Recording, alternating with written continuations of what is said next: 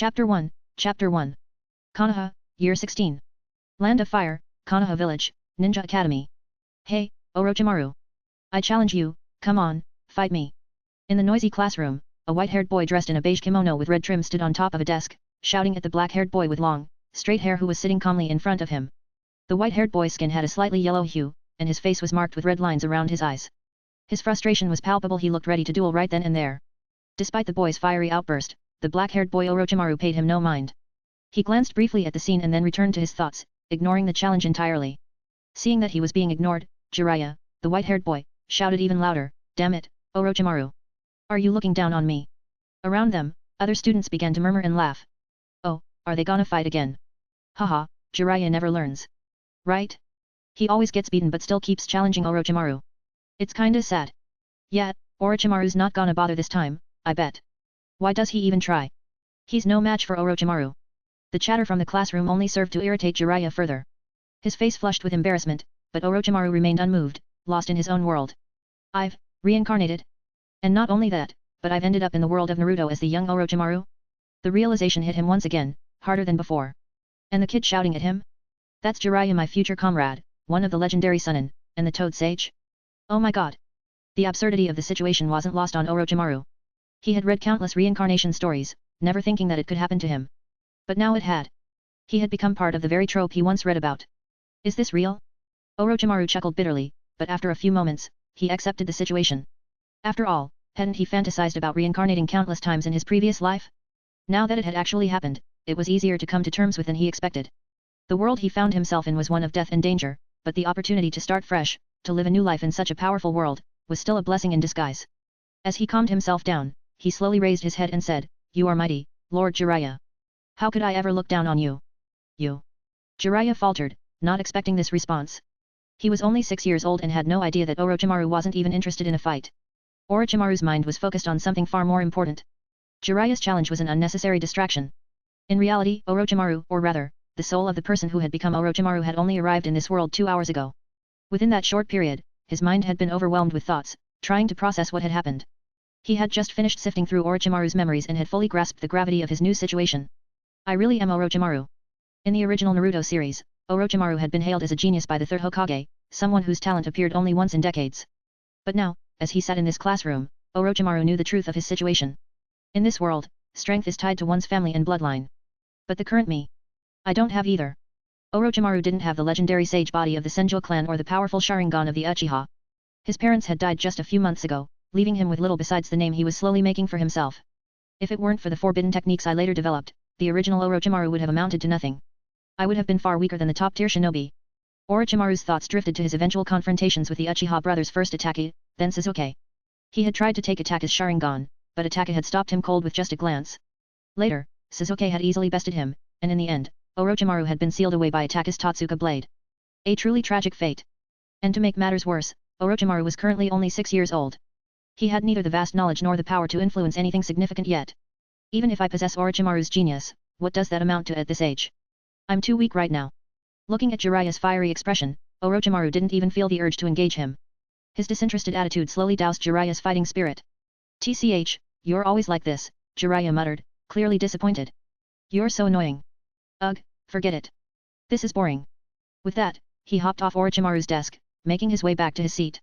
As he settled into his chair, he kicked his feet up onto his desk, trying to look as carefree as possible. Orochimaru ignored him completely. That's when a voice suddenly echoed in his mind, "Ding. Welcome to the Mad Scientist system." Orochimaru's eyes widened. He took a deep breath and asked inwardly, "Did you just say, system? What system?" "The Mad Scientist system, host," the voice replied cheerfully. "Mad Scientist system." Orochimaru was stunned. A system. The ultimate gift for any reincarnator. He had read enough web novels to know what this meant. Getting a system was essentially a cheat code for life. It could help you grow stronger, faster, and perhaps smarter than anyone else. With a system, one could soar to the heights of power. And now, Orochimaru had his own system. The thought alone was enough to make any reincarnator rejoice. After all, how could you even call yourself a proper reincarnator without a system to back you up? Chapter 2. A system focused on science. He pondered the possibilities. This could truly lead to groundbreaking advancements in the world of ninjas. In this world, even if someone like Pain could destroy a city with a mere thought, science might offer a way to challenge such overwhelming power. The possibilities began to stir within him. What if science could bridge the gap between bloodlines and chakra? Host, as the owner of the Mad Scientist system, you should firmly believe that science is the foundation of all life. It is the key to progress, capable of altering the very fabric of this world, the system declared with confidence. Orochimaru mulled over the idea. Can science truly compete with the power of the Otsutsuki bloodline? Can it create something as monumental as the moon, like the Sage of Six Paths did? His voice was cautious, yet tinged with intrigue. Host, such feats fall under the field of genetics. If the host dedicates time to studying genetics, those achievements can be within reach. Genetics. Orochimaru's golden eyes gleamed with interest. So you're saying science can give me the sage body? Certainly, the system confirmed without hesitation. Orochimaru's lips curled into a grin. The idea was tantalizing. If genetics truly held such potential, this system was a treasure trove waiting to be unlocked. Alright, tell me how to proceed. With that, Orochimaru began adjusting to his new reality, embracing his identity as Orochimaru in this world. His life in his previous world was a closed chapter. In his former life, he had been an ordinary college student, kind-hearted, decent, yet unremarkable. His mother had been his anchor after the loss of his father, and their simple life had been filled with the small joys of companionship, hobbies, and love. But fate had been cruel. One night, as he was out buying necessities, he was knocked unconscious by an unknown assailant. When he awoke, he found himself in a nightmare. A dead girl lay beside him, a bloody dagger in his hand, and every shred of evidence pointed to him as the killer. The trial that followed was swift, and the verdict 15 years in prison was inevitable. His mother, convinced of his innocence, fought tirelessly to clear his name. But tragedy struck again when she died in a car accident, leaving him alone and bitter. The settlement money meant nothing to him. The world had taken everything from him, and he realized the hard truth: without power, justice was an illusion. Years in prison hardened him, and by the time he was reincarnated, he had vowed to live without mercy. Strength and status would be his guiding principles. And now, in the body of Orochimaru, one of the most brilliant minds in the Naruto world, he had a chance to rewrite his destiny. The system interrupted his thoughts. The system has prepared a starter gift package for the host. Would you like to open it? Of course, there's always a starter gift package, Orochimaru thought, smirking. Open it. Congratulations, host, you've received 6 invisible flies. Congratulations, host, you've received 1 matching pair of invisible fly contact lenses. Congratulations, host, you've received 1 vial of basic genetic enhancement serum. Orochimaru raised an eyebrow as the items appeared in the system's inventory, ready for use. The invisible flies were reconnaissance tools, invisible to the naked eye and nearly undetectable, even by sensory ninjas. Paired with the contact lenses, they offered an unparalleled surveillance advantage, with a range of up to 5 kilometers. Not bad, Orochimaru thought. Such tools would undoubtedly prove invaluable in the future. Next, he examined the basic gene enhancement serum. This serum, does it strengthen the body? Orochimaru's grin widened as he realized its potential. Does this mean it can increase chakra reserves? Yes, host, the system confirmed. The basic gene enhancement serum enhances physical capabilities, including chakra reserves. Orochimaru's excitement grew. Though only 6 years old, his talent for ninjutsu was undeniable. With this serum, he could amplify his growth, laying a foundation far beyond that of any ordinary ninja. Chapter 3. He knew that in the world of Naruto, a ninja's power came from chakra, an energy formed by the perfect fusion of life energy and spiritual energy. Let's set spiritual energy aside for now. First, let's talk about life energy. Life energy generally referred to a person's physical constitution. The stronger a person's body, the more chakra they could generate, and the faster they could recover after using techniques, both of which were massive advantages in combat. Take, for example, the Senju and Uzumaki clans in this world. Due to their naturally robust bodies, even children from these clans had more chakra than the average ninja. This meant they could spam powerful techniques in battle without worrying about running out of chakra. How could an ordinary ninja ever compete with that? So, after seeing the instructions for using the basic gene enhancement serum, Orochimaru quickly understood its function, and he found himself growing a bit more interested in the system. In this world, for ordinary ninjas, there were very few ways to drastically increase their chakra reserves. Aside from becoming a Jinhyuriki, the only viable option was to transplant cells from the first Hokage, Hashirama Senju. But this system could accomplish something similar, enhancing a ninja's chakra reserves with just a vial of the basic genetic enhancement serum. That was nothing short of miraculous. After a brief period of reflection, Orochimaru had more or less figured it out. So, I get it now. Besides the free newbie gift pack, I'll have to research future technological products on my own, right? Orochimaru asked, already familiar with the standard process of systems from the countless novels he'd read. Yes, host, the system replied dutifully. Well, just the fact that I got a second chance at life is a jackpot already, Orochimaru muttered to himself, starting to come to terms with his situation. Alright, let's take a look at my status panel first. The system responded immediately, and the status panel appeared before him. Host, Orochimaru.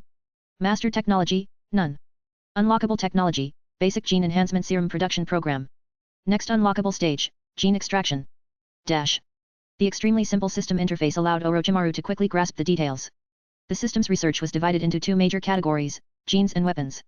Genes, of course, pertain to the various genetic enhancements and modifications a person could make to their body cells, bloodlines, physical constitution, and overall genetic makeup. Weapons, on the other hand, referred to modern offensive technologies that could be used in battle. For example, the system hinted at advanced creations like Mecha Naruto or the small rockets and heat-seeking missiles that Pain had used during his assault on Konoha. For now, only these categories were visible. Many other technologies remained locked, but they would be revealed as Orochimaru completed his research. Once the first scientific research project was completed, the next project would unlock automatically. Interestingly, based on Orochimaru's thought process, the system had automatically prioritized genetic research projects first. Once 3 genetic experiments were successfully completed, the system would unlock the next stage weapon research. Additionally, the system featured a mall, filled with various auxiliary technological products like invisible flies, genetic analyzers, mineral detectors, smart mining machines, and more. These products could be obtained using technology points, which were earned by completing scientific research projects. For example, successfully completing the basic gene enhancement serum experiment would grant 5,000 technology points, while a smart mining machine only cost 1,000 technology points. Alright, let's unlock the basic genetic enhancement serum production program. Ding! Basic gene enhancement serum production program has been successfully unlocked. Congratulations to the host for acquiring the basic gene enhancement serum production process. Congratulations to the host for obtaining the right to use raw materials for the basic gene enhancement serum. Congratulations to the host for acquiring the main experimental equipment for the basic gene enhancement serum. Note: completing a successful scientific research project will automatically unlock the next research project, gene extraction. Gene extraction: extract genes from any species through scientific methods. Suddenly, countless experimental techniques and methods flooded Orochimaru's mind. The system had embedded the knowledge directly into his brain. He now knew everything he needed to create the basic gene enhancement serum, step by step. Meanwhile, his system warehouse was stocked with several key pieces of experimental equipment, including microscopes, DNA extraction machines, and DNA quality control machines. Next to the warehouse, there was also a button to receive a free set of raw materials. Orochimaru wasn't in a rush to claim them just yet, but he noted that the materials included various plants and herbs, some of which he recognized from this world, while others seemed completely foreign to him. His status panel had also been updated. Mastered technology, basic gene enhancement serum. Unlockable technology, none. Next unlockable stage, gene extraction. Seeing all this new information, Orochimaru quickly dived into planning his research. According to the system, each time he unlocked a new scientific research skill, he would receive a corresponding set of raw materials and experimental equipment for free. However, there was a catch: there was only one set of equipment and raw materials per project, so he needed to be precise and careful with his experiments. If he failed, he would have to earn technology points by completing smaller tasks to purchase more materials. And if he succeeded, he would move on to even more advanced projects. They just pour the theory into your brain and expect you to practice on your own? Haha, this is going to be interesting. Chapter 4, Chapter 4. Class is starting. Class is starting. While Orochimaru was deep in thought, immersed in his mental conversation with the system, a ninja wearing a Chunin vest and bandages wrapped around his legs walked into the classroom, signaling the start of the day's lesson. This was Aizawa-sensei, the homeroom teacher for Orochimaru's class. Students, open your textbooks. Today, we'll be discussing the application of the transformation jutsu. Hearing Aizawa-sensei's voice, Orochimaru snapped back to reality, reminding himself that this was Naruto's world, not a science fiction universe where technological marvels reign supreme. For a moment, he had almost confused the two worlds, his new reality melding with the strange technology from the system. Orochimaru quickly calmed himself, deciding to temporarily push aside his thoughts about the system and focus on the class. But it didn't take long, only about 10 minutes into the lecture before he found himself zoning out again. It wasn't because he couldn't understand the material, it was quite the opposite. Orochimaru already knew all of this far too well. The basic teachings at the Ninja Academy felt second nature to him, as if they had always been part of his consciousness. The application of the 3 basic techniques, the clone jutsu, the substitution jutsu, and the transformation jutsu, were all ingrained in him, fresh in his mind as though he had been practicing them for years. It seems I fully inherited all of Orochimaru's abilities, he thought, reflecting on the knowledge and memories that had seamlessly become his own. The Ninja Academy primarily taught basic knowledge, things like chakra extraction, the 3 fundamental jutsu, and theoretical lessons on ninja combat. But for someone like Orochimaru, who had inherited both talent and knowledge, this was all rudimentary. His parents, though deceased, had been powerful ninjas in their time, leaving him a solid foundation to build upon. The only obstacle right now was his age. At 6 years old, his chakra reserves were naturally limited, making it difficult to perform higher-level techniques. He was reminded of Sasuke Uchiha from the original series, who could perform the fireball jutsu at 12, something that even Kakashi had found impressive. However, 6-year-old Orochimaru's chakra levels were about average compared to his peers. But now, with his enhanced memories and the potential of the mad scientist system, Orochimaru knew his ceiling was much higher than that of most shinobi. Even though he hadn't fully tested the extent of his abilities yet, he was confident that he was already stronger than most genin his age. Aizawa-sensei continued with the lecture, the transformation jutsu allows you to disguise yourself as another person or object, creating confusion for the enemy. I've already explained the principles behind this technique, so there's no need to repeat myself. He scanned the classroom, his gaze eventually settling on Orochimaru. I'll need one of you to demonstrate the transformation jutsu for the class. Most of the students in the class were 6 years old, meaning only a few had fully mastered the technique. Naturally, Aizawa-sensei turned to Orochimaru. Orochimaru-kun, would you mind giving us a demonstration? Orochimaru blinked, brought back to full attention as his name was called. He stood up from his seat, calm as always.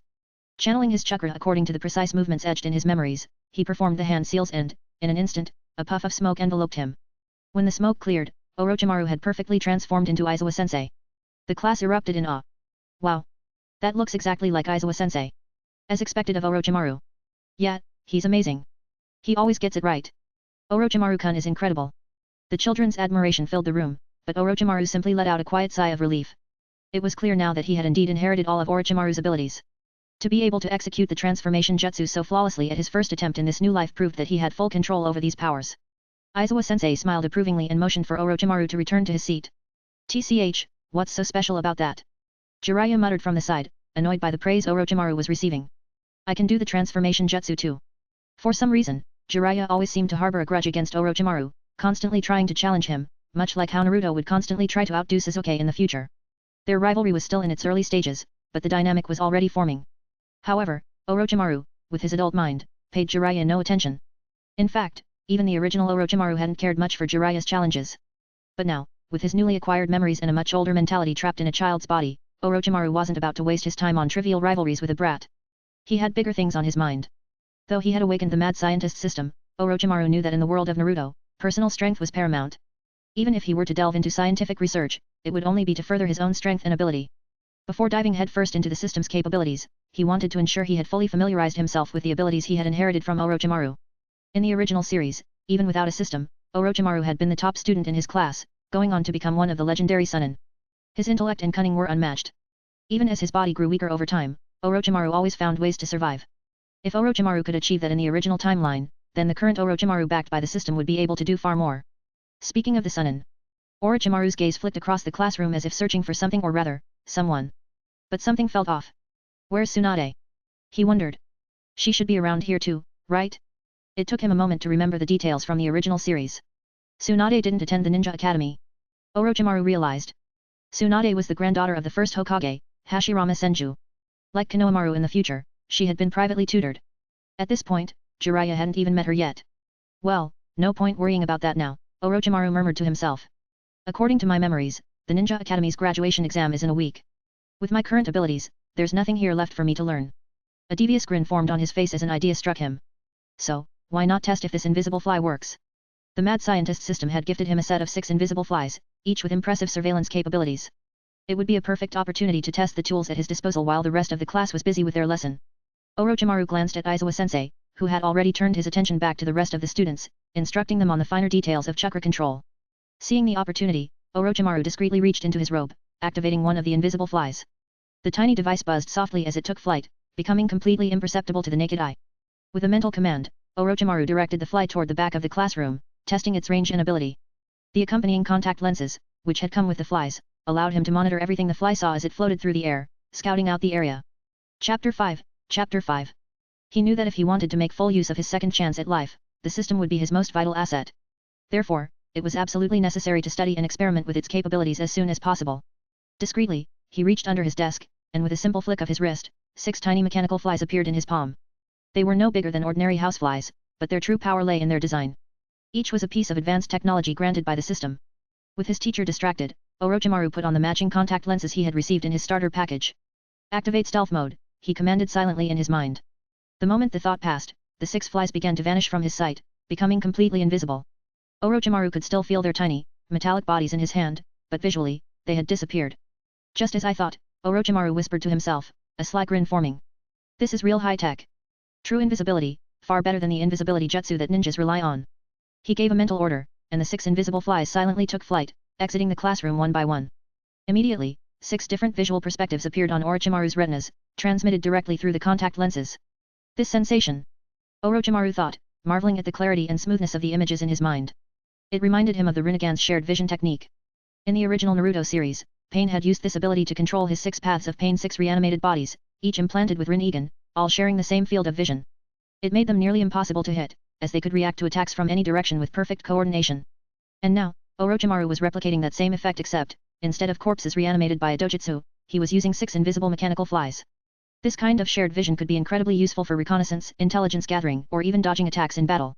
Feeling a growing sense of excitement at the potential of the system, Orochimaru's interest in technology skyrocketed. Even in a world that relied on chakra, this level of advanced technology had undeniable advantages. The 6 flies were likely on par, if not superior, to the bug detection abilities of the Aberme clan. More impressively, their surveillance capabilities weren't dependent on chakra, meaning they could go unnoticed by even the most skilled sensor-type ninjas.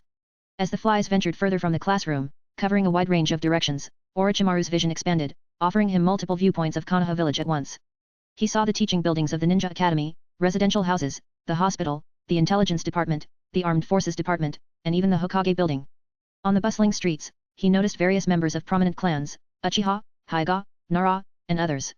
None of them seemed to notice the tiny, invisible scouts floating above them, capturing every detail. Amazing! Orochimaru thought, his golden eyes narrowing in satisfaction. The most remarkable feature of these flies was that they were powered by a black tech battery that absorbed ambient light.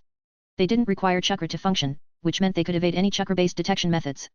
No one in Konoha, not even the most powerful sensor ninja, would be able to detect them. However, there was one small drawback. Controlling 6 different visual feeds simultaneously was mentally taxing. It was difficult to focus on all the different perspectives at once, especially while maintaining the subtlety needed to avoid suspicion from his classmates or teachers. Still, Orochimaru mused, the potential here is undeniable. If used wisely, this technology could make me far more dangerous than anyone realizes. He understood that, like any form of scientific research, developing advanced technology required substantial resources. In the original timeline, Orochimaru had been one of the legendary Chunin and a personal disciple of the third Hokage. He had access to significant funding, equipment, and even the backing of Danzo and his secretive root organization. But right now, Orochimaru was just a 6-year-old child. He had no powerful allies, no significant income, and aside from the starter equipment provided by the system, he was practically broke. Scientific research required more than just knowledge and skill, it needed money. Even simple items like beakers, test tubes, alcohol lamps, and other basic lab tools would be costly. It's going to be a long road. Orochimaru sighed inwardly. He had the system's tools and the knowledge, but building up his research capabilities from scratch was going to take time. Still, time was something he had in abundance. He was patient. After all, power couldn't be achieved overnight. Time passed, and soon enough, school was over for the day. Orochimaru silently retrieved his scout flies, commanding them to return to his system inventory. Ignoring the chatter of his classmates, he left the academy and made his way back to his residence. His home was located in a relatively remote part of the village. It was a large house, much bigger than Naruto's humble apartment in the original series, but its size didn't reflect wealth. It had a somber atmosphere, and Orochimaru could feel the weight of the emptiness left behind by his parents' deaths. They had been powerful shinobi, but now they were gone, and he was left to fend for himself. After rummaging through various drawers and cabinets, Orochimaru managed to scrape together a mere 5,000 Ry. This is pitiful, he thought, shaking his head. And after the graduation exam in a week, I won't even be receiving the village's subsidy anymore. 5,000 Ry can't accomplish anything. I need to make money first. He paused. No, before that. I should use the basic gene enhancement serum I got from the starter package first. With the thought, he accessed his system's inventory, summoning a glass vial that resembled a small test tube. Inside the vial was a light green liquid, faintly glowing in the dim light of his room. This is real. Orochimaru thought, staring at the vial. Everything from the system, including the equipment and tools, was stored in the system's peculiar inventory known as the system warehouse. It was unique in that it could only store non-living objects, unlike the space-time abilities of Uchiha Obito, who could store living creatures in his personal dimension. However, it was far more convenient than the space scrolls most ninjas used to carry supplies. He held the vial for a moment, feeling the cool glass in his hand. This serum will strengthen my body, increase my chakra reserves. It was the perfect first step. Orochimaru was young and had time on his side, but the faster he could increase his power, the more secure his future would be. Without further hesitation, he uncorked the vial and downed the liquid in one gulp. Chapter 6. The technology tree in this world is indeed a bit crooked.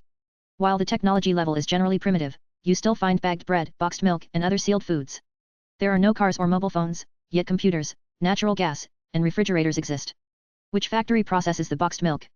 Are computers and refrigerators manufactured in some hidden electrical appliance factory? There are too many inconsistencies and unexplained elements about how things work here. But right now, Orochimaru wasn't concerned about such things. At this point, regardless of which world he was in, he had no family left. The only thing he could rely on, aside from himself, was this system. So, without further hesitation, he drank the bottle of the basic gene enhancement serum in one go. The serum had a faintly sweet taste, nothing unbearable or strange. After drinking it, however, Orochimaru didn't feel any immediate effects. Could this stuff be a dud? It can't be, right? No sooner had he spoken those words than a strange warmth began spreading from his stomach, gradually flowing through his entire body. There wasn't any of the pain he'd half expected. Instead, the sensation was warm and indescribably pleasant. Almost, too warm. Sweat began forming on Orochimaru's white forehead, and his skin was secreting grey-black impurities at a visible speed. About 10 minutes passed before the heat finally subsided, and the secretion of black impurities stopped. Orochimaru's entire body was now covered in sticky black gunk, yet despite the mess, he felt incredibly refreshed and energized. Without wasting time, he headed straight to the bathroom to take a bath, and afterward, he felt even more revitalized. Sitting cross-legged as per the method in his memory, he began to extract chakra, checking how much more his body could store. Well, it seemed to have increased by at least 50%. His mind was clearer, too, and he could feel that both his physical and mental energies had significantly improved. What's the significance of a 50% increase in chakra? You see, although Orochimaru didn't originally have a huge amount of chakra, he definitely had more than most. For a ninja without a special bloodline, Orochimaru's chakra reserves were considered above average. He couldn't compare to people like Jiraiya or the Raikage, but his reserves were much higher than those of someone like Kakashi. And now, with this 50% increase, Orochimaru was far beyond his peers. At this age, he could easily cast 3 or 4 C-rank ninjutsu without exhausting himself. When it comes to chakra reserves, there's something important to understand. While a ninja's chakra does tend to increase as they grow older, it's primarily tied to their physical constitution. For some people, no matter how old they get, if their bodies aren't suited for it, their chakra reserves won't increase much at all. Moreover, as people age, their chakra naturally starts to decline. Look at Kakashi from the original series. Even though he grew up to become a Jonin, his chakra reserves were still no match for Naruto's, who had just graduated from the Ninja Academy. Or consider the third Hokage. In his prime, he was hailed as a god of shinobi, but by the time he was old, he could only manage a couple of shadow clones. So, it's clear your physique directly determines your chakra reserves. But back to the matter at hand. After being physically reborn through the gene-enhancing liquid, Orochimaru stood in front of the mirror in his home. The reflection showed a boy with pale skin, long flowing hair, and striking features. A strange feeling welled up inside him. He smiled slightly, and the boy in the mirror smiled back. After a moment, Orochimaru took a deep breath. Handsome, sure. But these golden, snake-like pupils are pretty unsettling, hehe.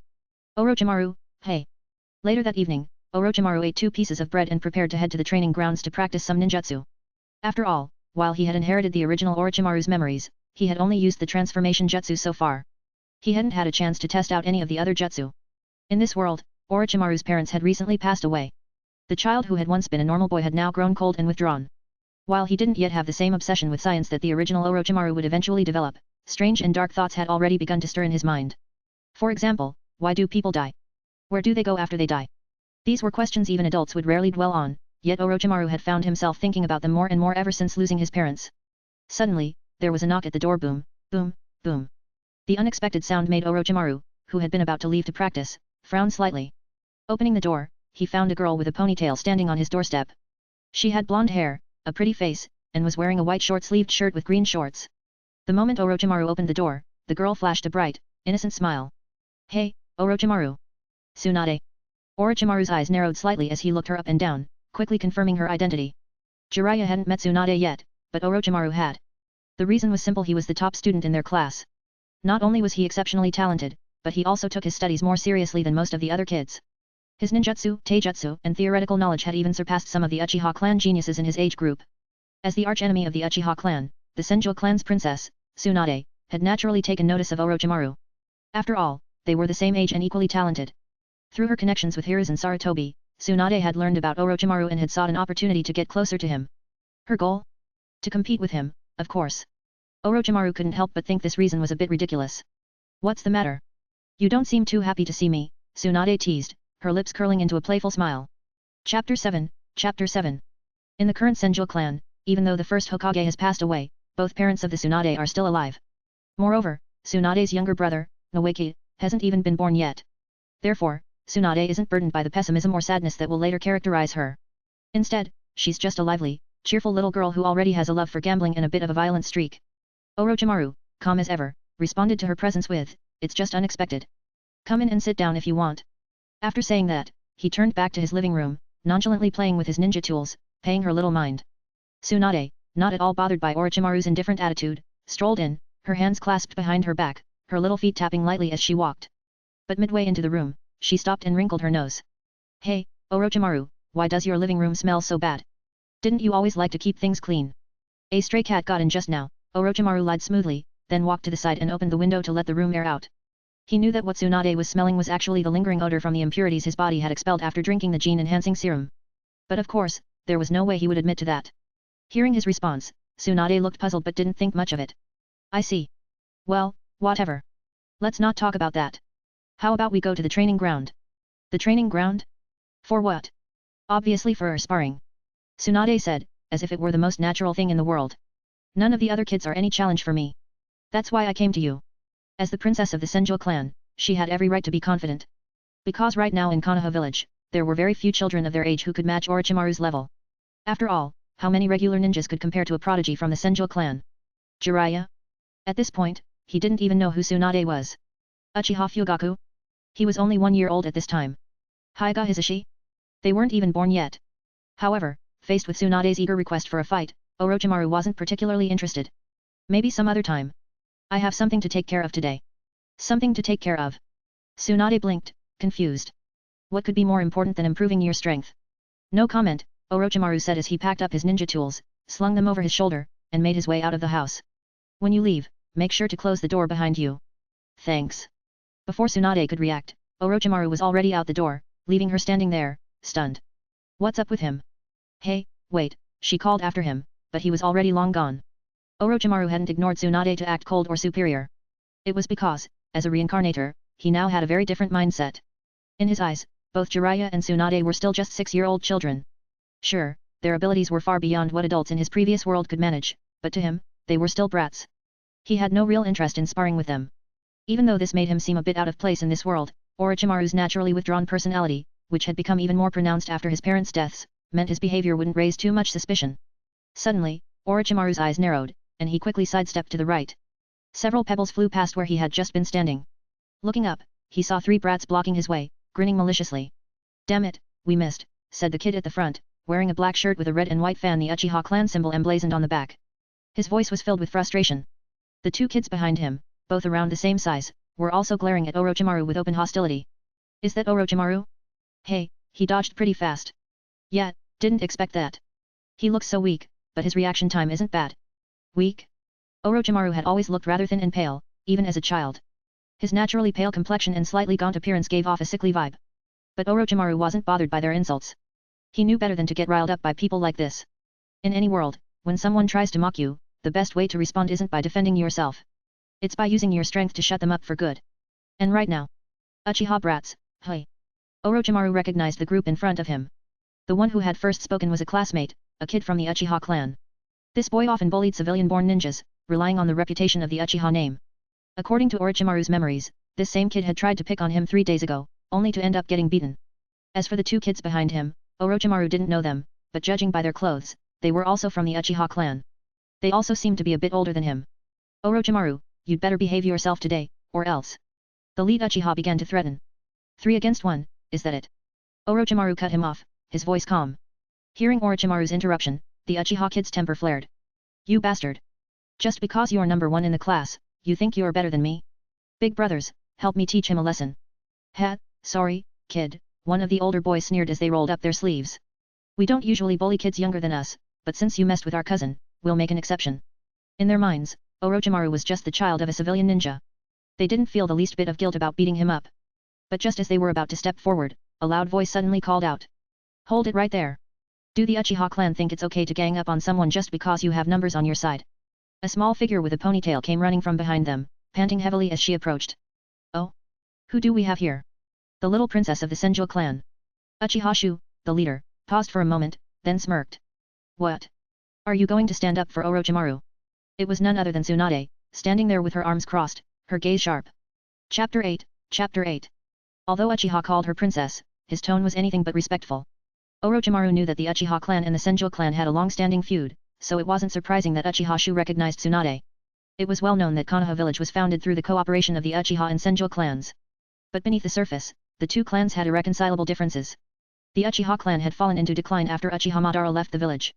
Later, when the first Hokage, Senjo Hashirama, passed away, his brother, the second Hokage, Senjo Tobirama, came to power and further suppressed the Uchiha clan. Because of this, the Uchiha clan had always harbored deep dissatisfaction with the Senjo-led Hokage lineage. But dissatisfaction aside, with the second Hokage still alive, the Uchiha clan had no choice but to swallow their grievances and endure. However, children didn't have the same level of restraint. So, it was normal for Uchiha Shu to be rude. TCH, you alone aren't even worth my effort. Tsunade shot back confidently. I just can't stand watching a bunch of you gang up on someone. What's wrong with the many bullying the few?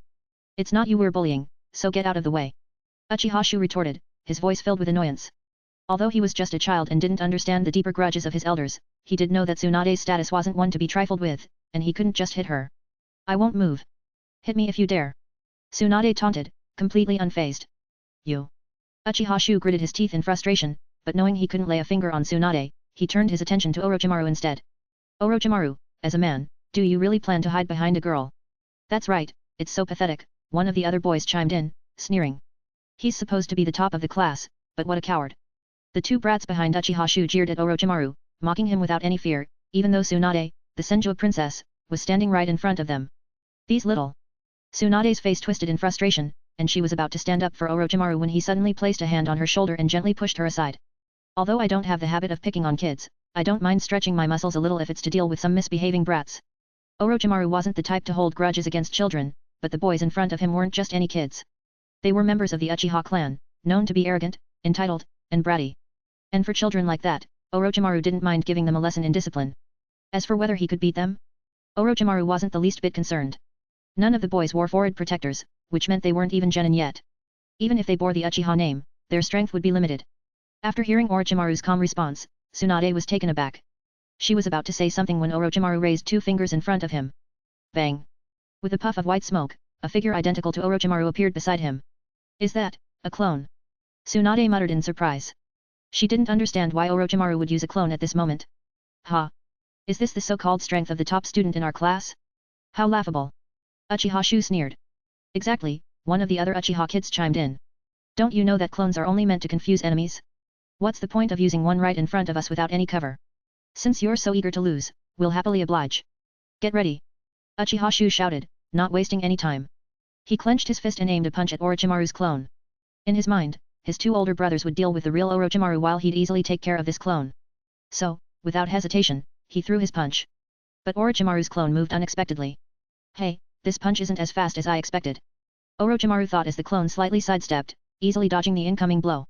The clone then slowly raised its hand. Smack! With a loud slap to the back of Uchiha Shu's head, the force from his own punch sent him tumbling forward onto the ground.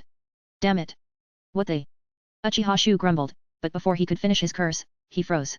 The other two Uchiha boys, who had been about to step forward, were also stunned.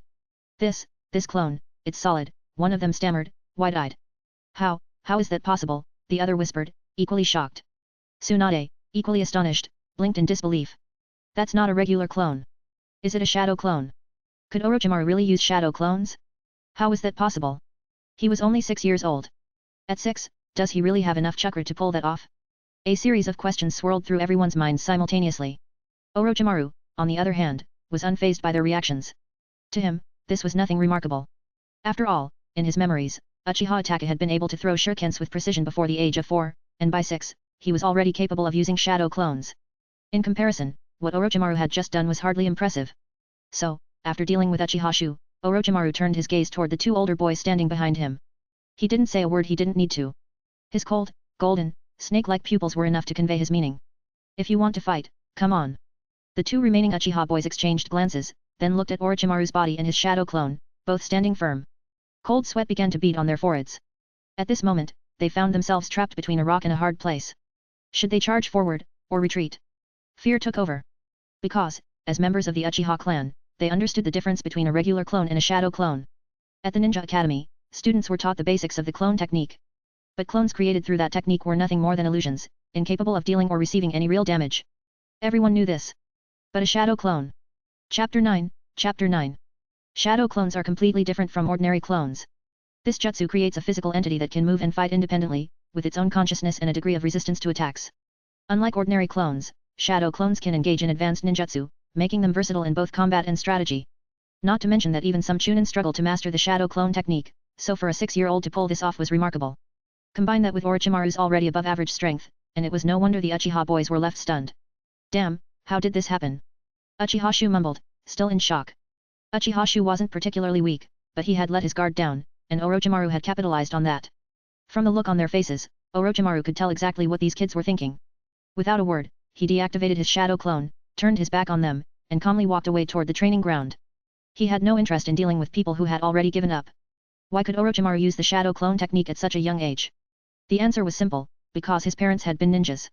The shadow clone wasn't as restricted as the multi-shadow clone jutsu, a forbidden technique that only a handful of people could use due to its extreme chakra consumption. On the other hand, the shadow clone jutsu was relatively common. Plenty of experienced ninjas, even those specializing in traps and tactics, could master it. Thus, it made perfect sense that Orochimaru's parents would have passed this knowledge on to him. So, Orochimaru mastering it wasn't some extraordinary feat, but rather a natural consequence of his upbringing. That said, shadow clones divide the user's chakra equally between the original and the clone. Because the clone is chakra-based, it doesn't respond as well as the original body, which is why Orochimaru seldom used it. Even if he could create a shadow clone, maintaining it for too long would drain his energy quickly. When it came to chakra control, Orochimaru wasn't quite as skilled as Uchiha Itachi, who had the natural advantage of the Uchiha bloodline. After all, the Uchiha clan possessed an innate reservoir of spiritual energy, even before awakening the Sharingan, giving them a natural edge in chakra manipulation compared to ordinary ninjas. However, now that Orochimaru had used the primary gene enhancement fluid, his physical and spiritual energy had both surged, allowing him to close the gap in talent. Except for the absence of the Sharingan, in every other aspect, Orochimaru was now on par with Itachi. So, there was nothing odd about him using the shadow clone technique on a whim. In his previous life, Orochimaru had often fantasized about being able to use this technique, and now that he could, he naturally wanted to try it out. As Orochimaru strode away, Tsunade, finally snapping out of her shock, ignored the Uchiha brats and chased after him. Dash. Meanwhile, atop a tall building in Konoha village, 3 armored ninjas stood on the roof, observing the scene in the streets below through the sunlight, looking dumbfounded. A shadow clone at his age? That's impressive. Sarutobi, this Orochimaru is a real prodigy, one of them said, unable to hide his amazement. Haha, it's truly remarkable. I've never seen anyone use a shadow clone at the age of 6, another chimed in, still in awe. Among this year's students, aside from Tsunade, I'd say Orochimaru is probably the most outstanding one, right? One asked, turning to their companion. Haha, that might not necessarily be true. Hiruzen responded with a knowing smile. Yes, this was Sarutobi Hiruzen, the man who would one day become the 3rd Hokage. But right now, he was only 24, a young and promising shinobi in Konoha. Standing beside him were Uchiha Kagami and Shimura Danzo, both equally young and full of potential. Hearing the conversation, Danzo remained silent, his gaze fixed in the direction where Orochimaru had walked off, deep in thought. It was currently the 16th year of Konoha.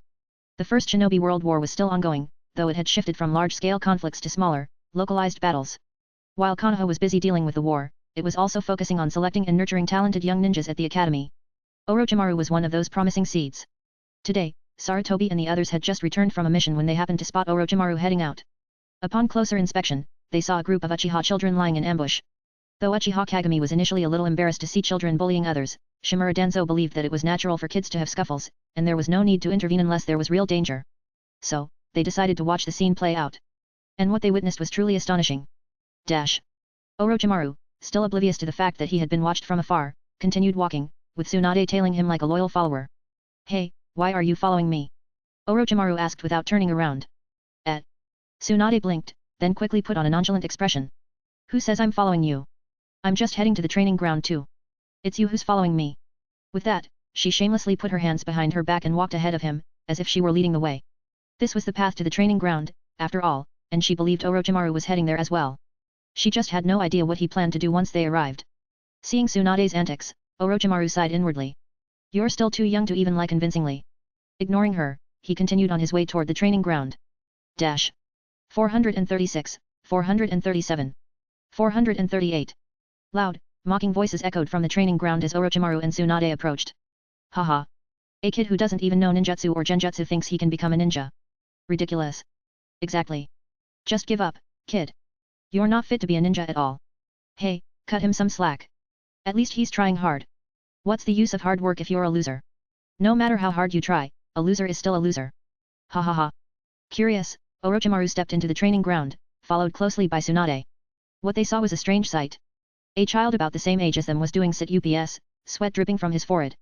He wore a green jumpsuit and a red scarf, his distinctive bowl-cut hairstyle making him stand out. Surrounding him were several other kids, all of them jeering and ridiculing him.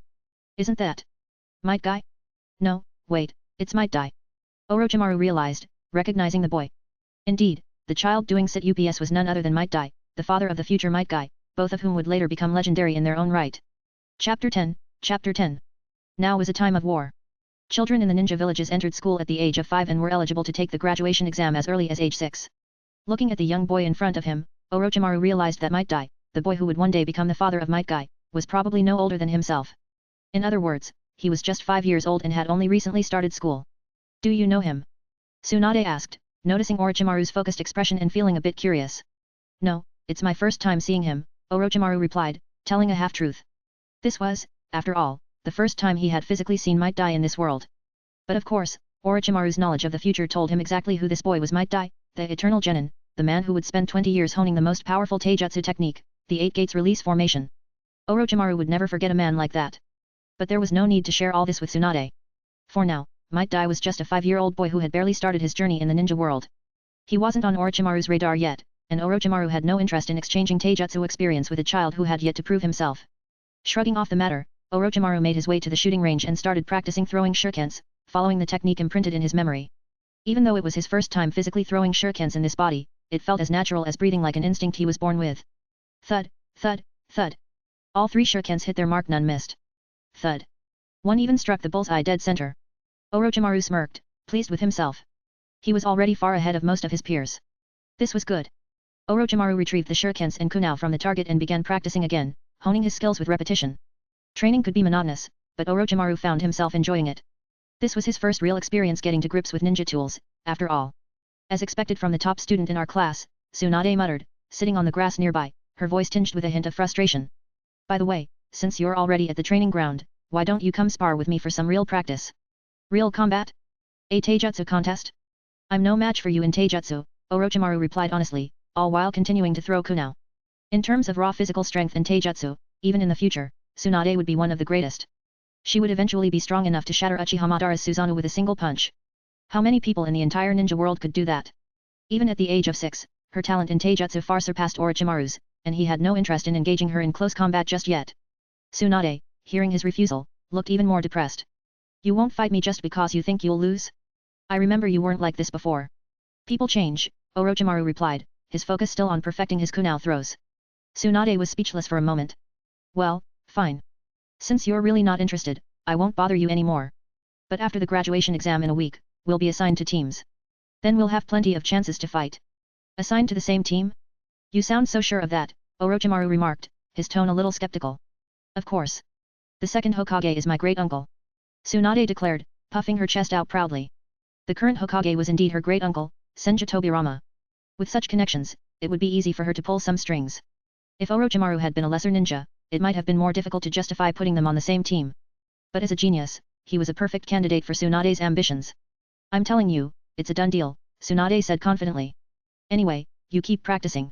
I won't disturb you anymore. Bye.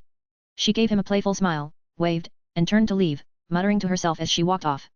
He's definitely the kind of man Tsunade likes. A genius who works even harder than everyone else. She didn't try to keep her voice down, as if she wanted Orochimaru to hear her on purpose. Upon hearing her muttering, Orochimaru's eyes narrowed slightly. Teasing men at the age of 6? Kids in this world really are unnaturally precocious, Orochimaru murmured to himself with a sigh. In truth, Orochimaru wasn't surprised at all by Tsunade's straightforward attitude. According to the memories he had inherited, Tsunade had expressed her admiration for him more than once in the past. Of course, her admiration was purely for his talent. It wasn't romantic, not at their age. They were just children, after all, and they didn't really understand such feelings. Their interactions were limited and superficial. But Orochimaru's soul was that of an adult, so he didn't care about these childish games. For him, the most important thing now was familiarizing himself with his abilities and improving his strength. Now that fate had granted him a second chance at life, he was determined not to waste it. He was Orochimaru now, and living the same, pitiful life as in his previous incarnation was simply not an option. If he wanted to rise above, he would need to surpass even the Orochimaru of the original timeline. His goal was simple: master his abilities as quickly as possible, graduate, and then secure the resources he needed to continue his research on the primary gene enhancement fluid. Once he made progress with that, further research would become much easier. And with his growing strength and scientific knowledge, he would climb the ranks, advancing relentlessly. Eventually, he would become so powerful that he could trample anyone who dared stand in his way. With that thought in mind, Orochimaru grabbed a kunai and continued his training with renewed vigor. He performed the hand seals quickly, his hands a blur of motion. Wind release, great breakthrough. A gust of wind shot forward, but it wasn't strong enough. The distance and cutting power were lacking, and too much chakra was wasted. Again. Wind release, great breakthrough. This time, it was better, but still not perfect. Again. Orochimaru, completely absorbed in his training, didn't notice that Tsunade hadn't gone far after all. She had hidden herself behind a pillar in the distance, watching Orochimaru silently, lost in thought. Chapter 11. Chapter 11. Time passed swiftly as Orochimaru continued his relentless training. Before he knew it, midnight had come. Deciding to balance work and rest, Orochimaru packed up and headed home for some well-deserved sleep. The next morning, Orochimaru made his way to a local grocery store. Without hesitation, he walked in and approached the counter. 5 chakra paper strips. That'll be 500 RY. Thanks, the fat shopkeeper replied with a friendly smile. Orochimaru handed over the banknotes without batting an eye. 500 RY was quite a sum, each chakra test strip costing 100 RY, but in this world, everything related to ninjas was notoriously expensive. Orochimaru was already well aware of this. For example, an ordinary shuriken cost around 300 RY, and a kunai could set you back 1000 RY. Given that, a chakra paper strip costing 100 RY was still within a reasonable range. As Orochimaru thought of ninja tools, he couldn't help but recall Tenten from the original timeline. Now that he thought about it, she was truly a wealthy person. She would casually toss around various ninja tools during battle. He couldn't fathom how Chunin could afford such a vast arsenal. But today, Orochimaru's focus wasn't on ninja tools. He had come to buy chakra paper strips for a very specific reason. Anyone familiar with the world of Naruto would recognize that these strips could be used to test the elemental nature of a ninja's chakra. Chakra attributes were divided into 7 categories: fire, wind, lightning, water, earth, yin, and yang. The chakra paper, however, could only measure the first 5: fire, wind, lightning, water, and earth. The yin and yang attributes couldn't be detected by these strips. The process was simple: inject a small amount of chakra into the test strip, and depending on the reaction, the user could determine their chakra nature. Fire, the paper will ignite and turn to ash. Wind, the paper will split in 2. Lightning, the paper will wrinkle. Water, the paper will become damp. Earth, the paper will crumble. In Orochimaru's inherited memories, aside from the 3 basic jutsu, clone jutsu, substitution jutsu, and transformation jutsu, he also possessed knowledge of the shadow clone jutsu and the wind release, great breakthrough technique. However, he was unsure whether he possessed any other chakra attributes aside from wind. Testing his chakra was the first step to figuring out which elements he could wield, and in turn, plan his training accordingly. He was fully aware that in the ninja world, the 5-element ninjutsu wasn't necessarily the most practical in battle. Most elemental jutsus were medium to long-range techniques that required hand seals to perform. Given the fast pace of ninja combat, it was common for an opponent to counter your ninjutsu before you could complete the seals. However, elemental ninjutsu were like nuclear weapons in battle. They were not always used, but when your enemy employed them, you needed to be able to respond in kind. Otherwise, you would be at a significant disadvantage. For now, Orochimaru thought it wise to master the basics of the 5-element ninjutsu before delving into the more advanced snake-related jutsus he would eventually develop. He found a quiet spot in the village and, with the chakra test strips in hand, prepared to determine his chakra nature. Meanwhile, in the Hokage's office of Konoha village, the second Hokage, Senju Tobirama, was engrossed in handling military affairs. His silver hair and piercing red eyes gave him a formidable presence, and he wore the traditional robes befitting his esteemed position. Standing respectfully before him were Sarutobi Hiruzen and Shimura Danzo, both dressed in their black combat uniforms. You two performed admirably on this last mission, the second Hokage said, his voice stern but approving. The sniper mission was a success, and the pressure on the border has eased significantly. I expect a period of truce to follow. Tobirama paused, his expression softening slightly. You don't need to take on any more missions for now. Stay in the village. The academy will be holding graduation exams soon, and you'll both serve as mentor Jainin for the new graduates. Yes, sensei. Hiruzen and Danzo replied in unison, bowing slightly. Despite Danzo's usual manipulative and scheming nature, he had nothing but respect for Tobirama.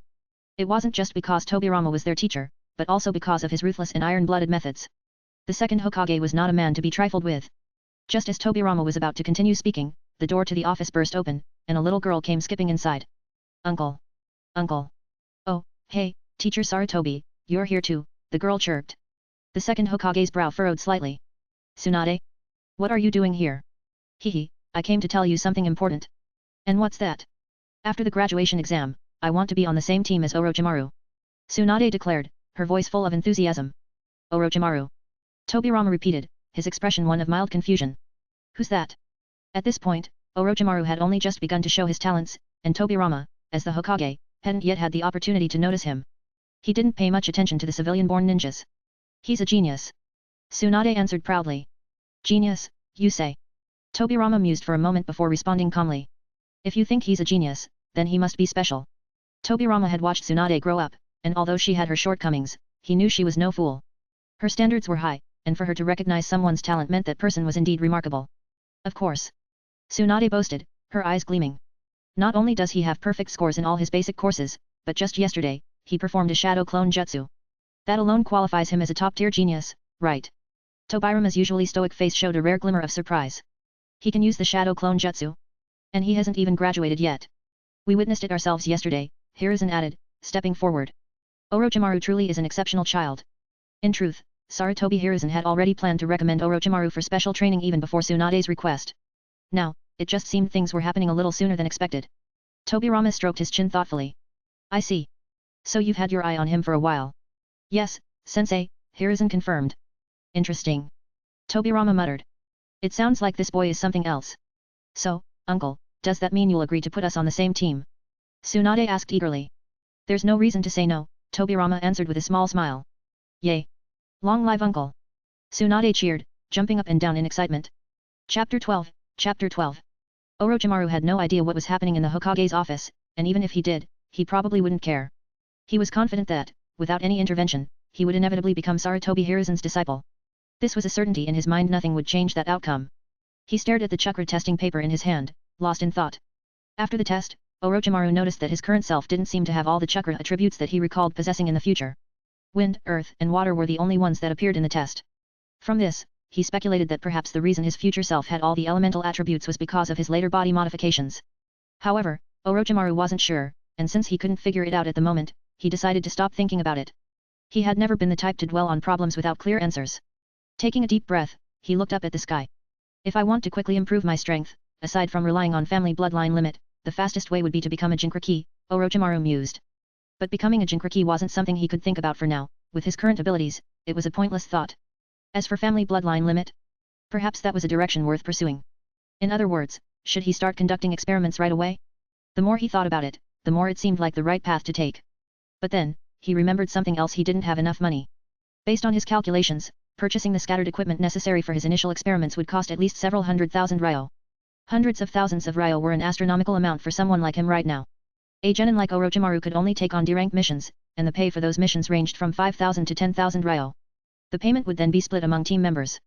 After getting his share, Orochimaru would only have around 2 to 3,000 ryo for himself. After covering daily expenses, how many months would it take to save up enough for his experiments? His eyes narrowed slightly. He had never expected that in this world, where strength was the ultimate measure, he would be troubled by something as mundane as money. He had briefly considered selling the enhancement serum he'd received from the system, which could increase chakra by 50%. That would surely fetch a high price. But after some thought, he realized that selling the serum was far too risky. Not only was he unsure if the liquid actually worked on others, but even if it did, how could he explain where it came from? The ninjas of Konoha were no fools. They would likely interrogate him until they forced the truth out, and how would he handle that? He certainly didn't want to go from being the experimenter to becoming the subject of experiments. No, it was better to take things one step at a time. For now, his focus should be on passing the graduation exam and using the time afterward to familiarize himself with the experimental process. With this in mind, Orochimaru returned to his residence and began simulating experiments using the knowledge stored in his mind. School?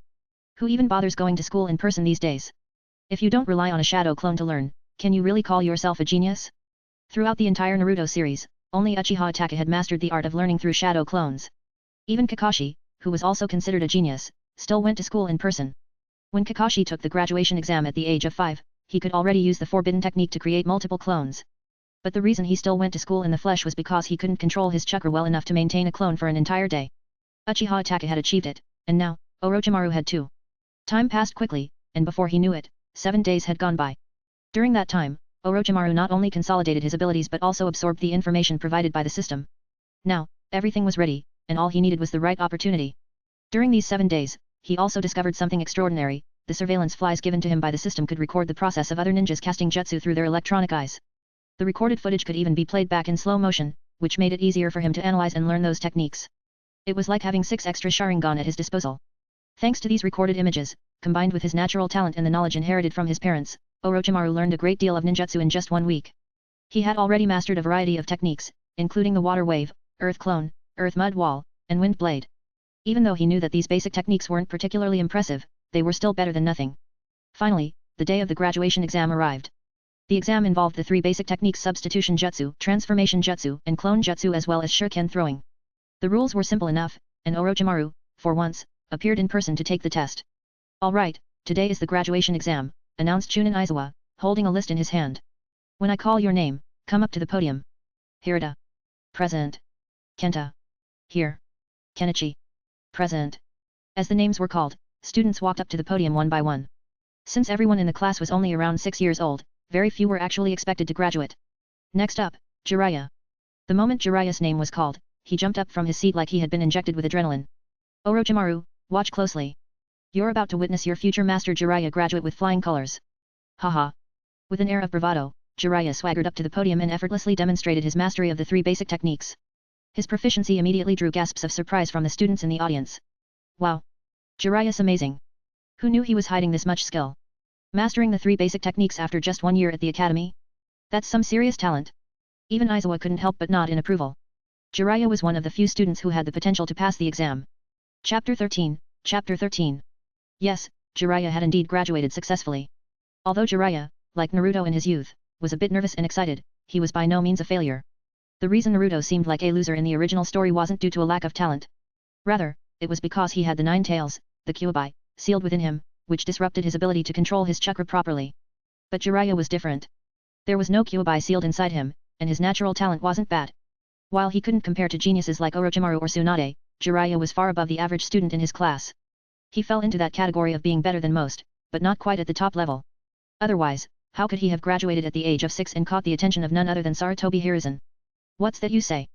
Konoha traditionally pairs the top student with the worst one to balance the teams? That's nonsense. That reasoning might apply to other teams, but when it comes to the legendary trio of Chunin, absolutely not.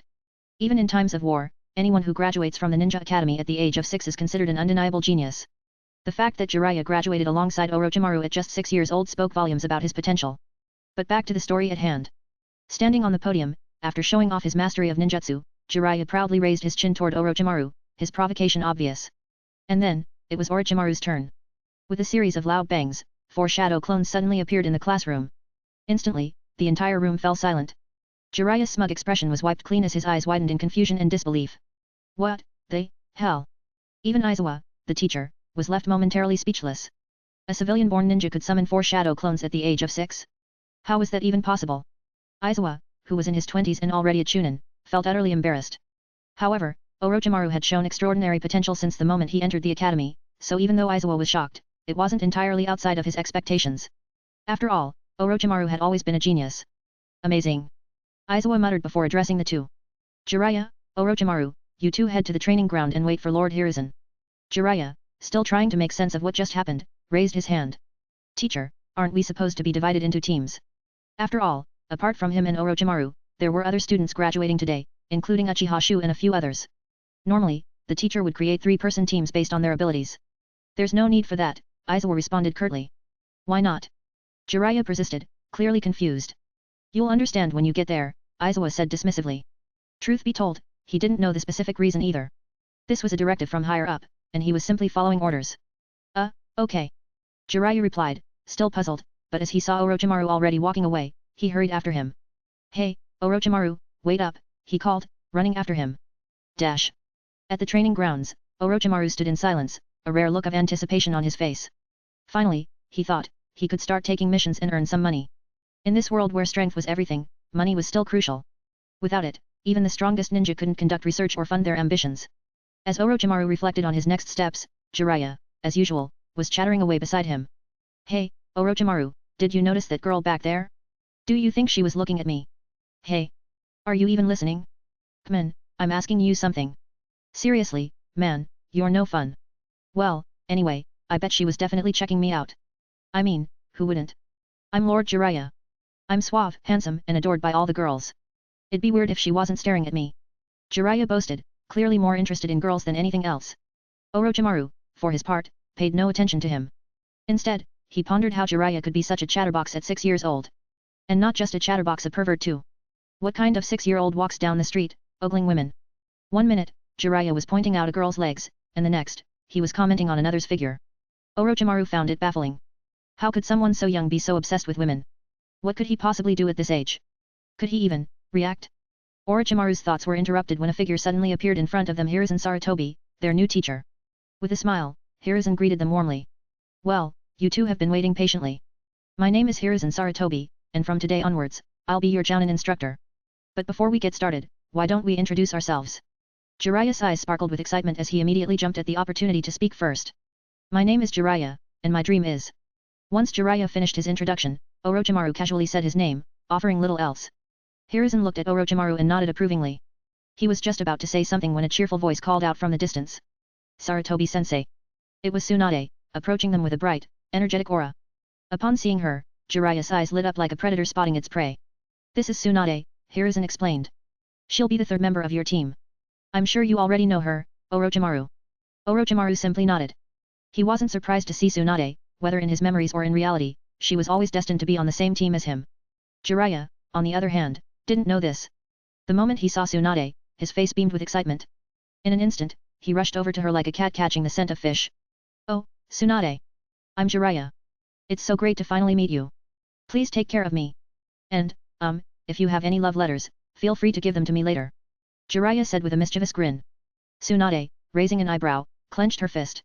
Before Jiraiya could process what was happening, she swung at him with all her might. Don't joke around with me like that, she shouted. Bang. Jiraiya flew through the air, crashing several meters away. That punch was Tsunade's special welcome gift for him. Orochimaru watched the scene unfold and was quietly impressed by Tsunade's raw strength. He had known from his memories that she possessed monstrous physical power, but seeing it in action at such a young age was still shocking. Tsunade was only 6 years old, and yet she had just sent Jiraiya, who was bigger than her, flying with a single punch. Incredible. Chapter 14. Jiraiya came back with a swollen face, and Orochimaru shot a quick glance at the two of them. As expected, I'm an adult now. I can't play these childish games with them anymore, Orochimaru thought. Compared to this lively, chaotic scene, he much preferred being alone. He couldn't quite tell whether this was his original personality or if it was influenced by the original Orochimaru's demeanor. Damn it, girl. What kind of monster are you? Jiraiya grumbled, rubbing his swollen face, clearly irritated. Humph. Tsunade responded with a dismissive snort. All right, let's not escalate things any further, Hiruzen interjected, stepping in to settle the matter. This is your first day getting to know each other, and you'll be working together for a long time, so let's focus on building your friendship. Hiruzen's authoritative tone immediately diffused the situation. We're all meeting for the first time today, and I need to get a sense of your abilities, Hiruzen continued once the dust had settled. He then pulled out 2 small bells from his pouch. These bells are key to your task. You'll need to snatch these 2 bells from me, he explained, holding them up for everyone to see. Seeing the bells and hearing the explanation, Orochimaru's eyes narrowed slightly. So, the legendary Chunin were tested with the same bell exercise back then? 2 bells. Orochimaru said calmly. That means. Yes, Hiruzen confirmed, smiling slightly. Someone will be left without a bell and won't get lunch. Not only that, but they'll be tied to the wooden stakes over there and will have to watch the others eat. So it was indeed the bell test. Perfect, Orochimaru thought. This will be a good opportunity to test the fruits of my training over the past few days. Next to him, Jiraiya's mischievous grin returned. He quickly turned to Tsunade, full of excitement. Hey, Tsunade, how about this? If I grab one of the bells, will you go on a date with me? Tsunade didn't even hesitate. If you don't get a bell, you'd better stay far away from me, she replied nonchalantly, knowing full well Jiraiya didn't stand a chance. Jiraiya's grin widened even more. Alright, it's a deal. His confidence was sky high, not like Naruto or Obito, who had bravado but hid insecurity underneath. Jiraiya was genuinely convinced of his own strength. Hiruzen, observing Jiraiya's enthusiastic attitude, couldn't help but chuckle. Alright then. I'll turn around and count to 10. When I'm done, be prepared to fight. The clock starts now. With that, Hiruzen tied the bells to his waist and turned around. Whoosh. In an instant, all 3 of them vanished from sight. Orochimaru quickly found a hiding spot, his mind racing. He knew that ever since he transmigrated into this world, everything had changed. He couldn't rely solely on his knowledge of the Naruto storyline because his very presence could create unpredictable butterfly effects. He needed to adapt to the current situation and form his own judgments, rather than blindly relying on memory. He barely even remembered how Naruto's Team 7 originally passed the bell test, much less how the future Chunin did it. But one thing he did know, Hiruzen was incredibly powerful. Ridiculously so. If they wanted to seize the bells, they'd have to outsmart him. With that in mind, Orochimaru flicked his wrist, sending a small fly-shaped surveillance drone into the air. Soon, Hiruzen's every move appeared in Orochimaru's vision. Jiraiya, that idiot, Orochimaru muttered under his breath. In the middle of the training field, Jiraiya had already fallen for one of Hiruzen's most basic traps.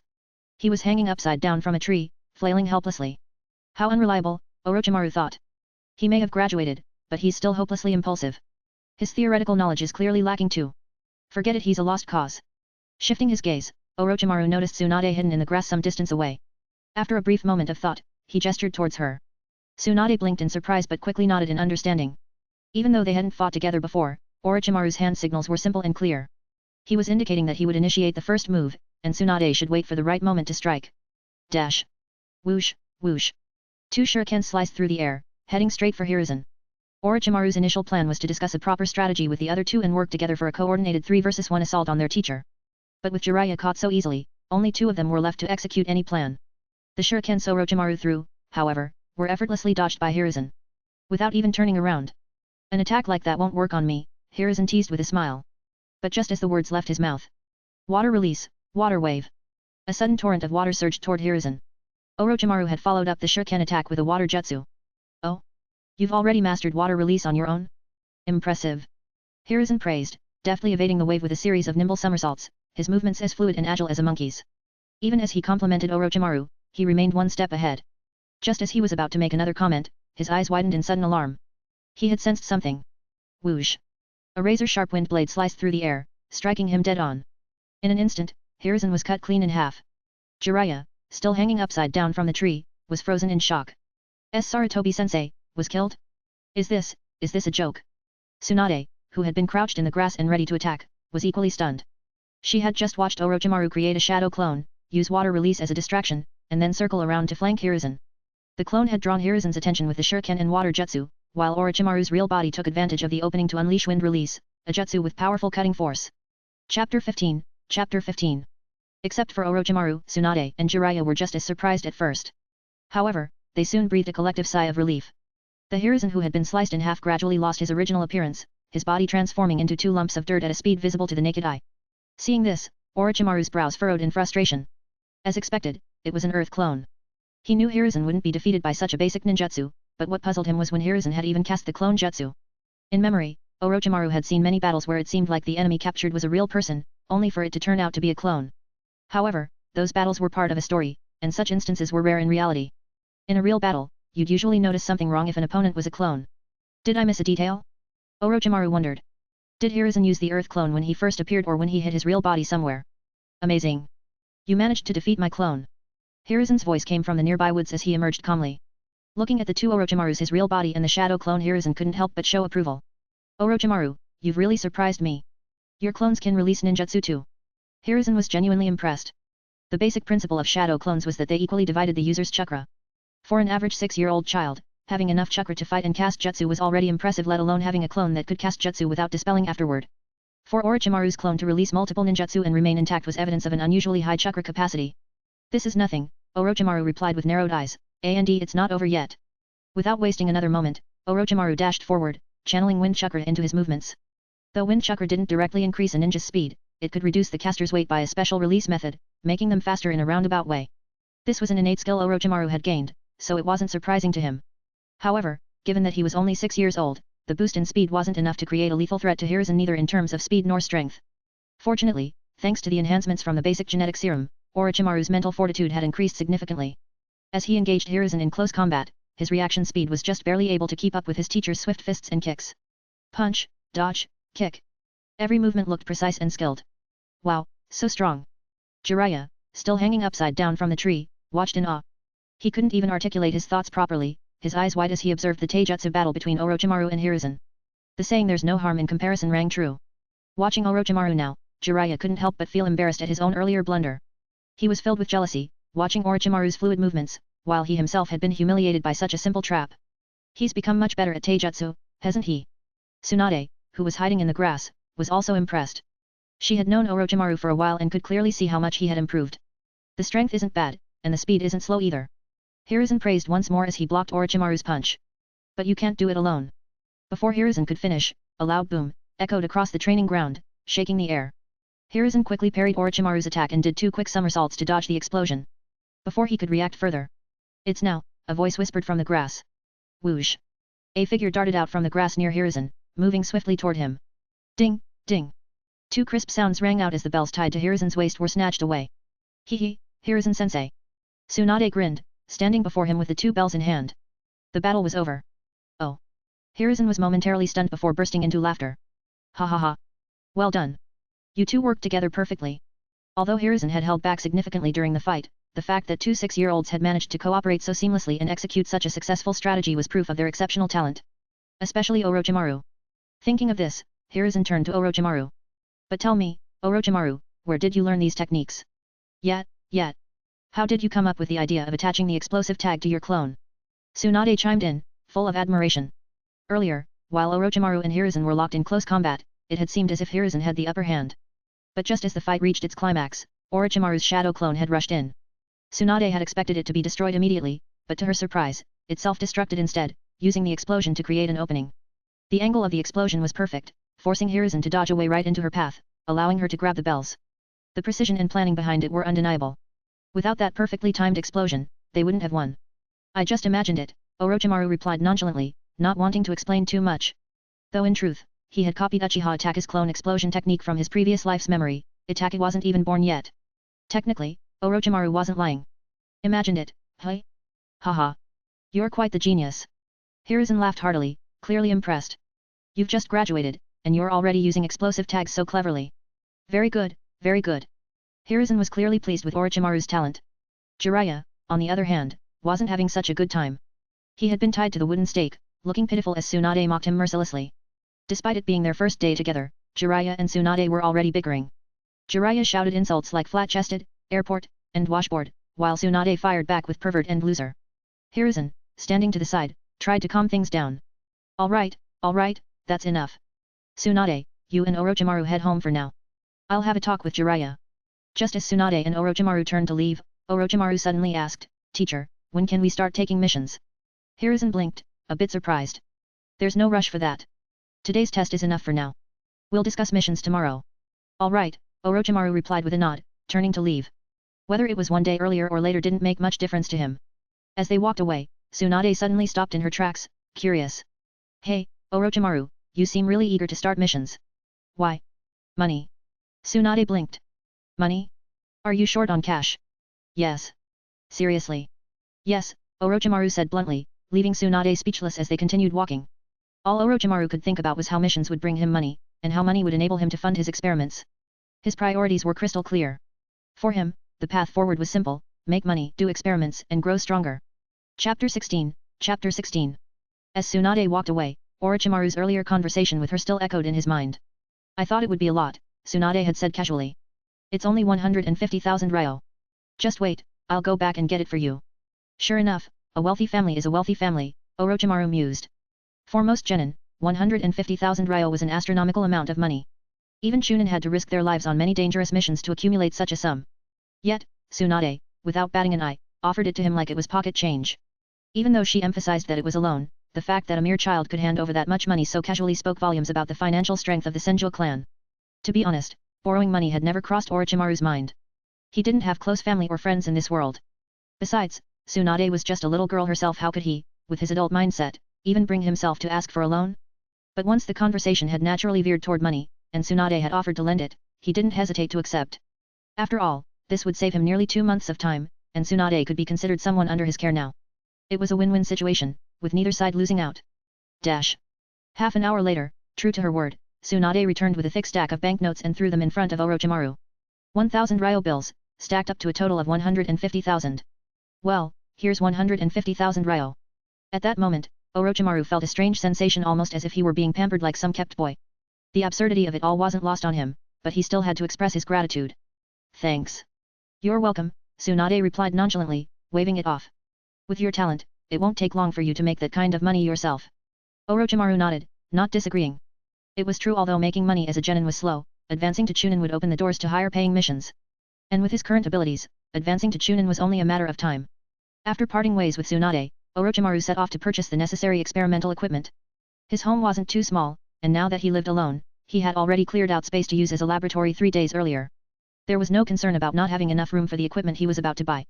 Typically, setting up an ordinary laboratory would require many large machines, and the average private home wouldn't suffice for such large-scale experiments. But for the first experiment, creating the basic genetic enhancement serum, the process was relatively simple. The main challenge lay in obtaining rare ingredients, while large, complex equipment wasn't needed. So, for now, Orochimaru's home would suffice. By the time Orochimaru had bought all the necessary materials, it was already evening. The streets were busy with people coming and going, but he remained focused, carrying bags of supplies and equipment back to his home. Despite the lateness of the hour, sleep was the last thing on his mind. He had gone over the experimental steps countless times in his head and couldn't wait to begin. After meticulously setting up all the equipment, Orochimaru finally began the first real experiment of his life, creating the basic gene enhancement serum. He followed the steps that were engraved in his mind, moving with precision. At first, he thought his strong theoretical knowledge would make the process simple. But reality soon proved otherwise. Alright, first, heat this herb slightly. Wait, why is it turning mushy? Let's try again. This fire seems too weak now. Okay, this time should be fine. Wait, too much material again. The harsh truth of scientific research was dawning on Orochimaru's successful experiments required countless trials and errors. Every step had to be precise. Every failure contributed to a deeper understanding of the process. Still, Orochimaru wasn't one to give up easily. He had almost memorized all the theoretical aspects, so there was no reason he couldn't figure it out with enough practice. And so, his long journey of trial and error scientific research began in earnest. Day by day, time passed. Orochimaru gradually grew more accustomed to life in Konoha village. The day after his graduation, Hiruzen Sarutobi officially gave him, Tsunade, and Jiraiya their Konoha forward protectors. At the age of 6, they were now officially genin. During the day, Orochimaru followed Sarutobi on D-rank and C-rank missions, learning various combat techniques and honing his skills. At night, he devoted himself to his experiments. He balanced his schedule with strict discipline, ensuring he went to bed at midnight and woke up at 7 am sharp. Now that he had become Orochimaru, he had no intention of slacking off like an idle otaku. Finally, half a year later, late one night, Orochimaru stood in his dimly lit lab, holding up a test tube filled with light green liquid. A satisfied smile tugged at his lips. It should be successful this time. System, check if the serum is qualified. Ding. Beginning analysis. Testing complete. Basic gene enhancement serum, purity, 92%, exceeding the 90% standard. Final verdict, the basic gene enhancement serum has been successfully produced. Next technology available, gene extraction. Would you like to unlock it? Unlock it, Orochimaru said without hesitation. The effectiveness of the gene enhancement solution was determined by its purity. Only serum with a purity of 90% or higher could fully exert their effects. Though Orochimaru wasn't aiming for perfection 100% purity, he knew that the benefits wouldn't significantly increase past 90%, so this result was more than satisfactory. Ding. Gene extraction technology successfully unlocked. Congratulations, host, you've acquired. Another set of experimental equipment appeared in his storage, though this time there wasn't as much as during the first experiment. The new tools were small and specialized. Orochimaru checked the new scientific data. The next area of research was gene fusion. Gene fusion, the process of combining two or more genes to enhance an existing species or create a new one. Chapter 17, Gene fusion? Fusing two or more genes together. As Orochimaru pondered over the concept, his eyes narrowed slightly. This ability sounds impressive, he thought, but without diving deeper into the specifics, he couldn't yet assess its true usefulness. He spent the next 2 hours scheming through the information related to the gene extraction technique. Well, this ability is quite interesting as well, he noted. It contained detailed methods for extracting various genes from living things. Orochimaru nodded to himself, satisfied. Exchange for the genetic detector. The exchange is successful. 1,000 technology points have been consumed. In a flash, a palm-sized gadget appeared in Orochimaru's storage. It resembled a small wireless camera, compact and easily concealable. Orochimaru glanced at his attribute panel, noticing a few changes. Host, Orochimaru.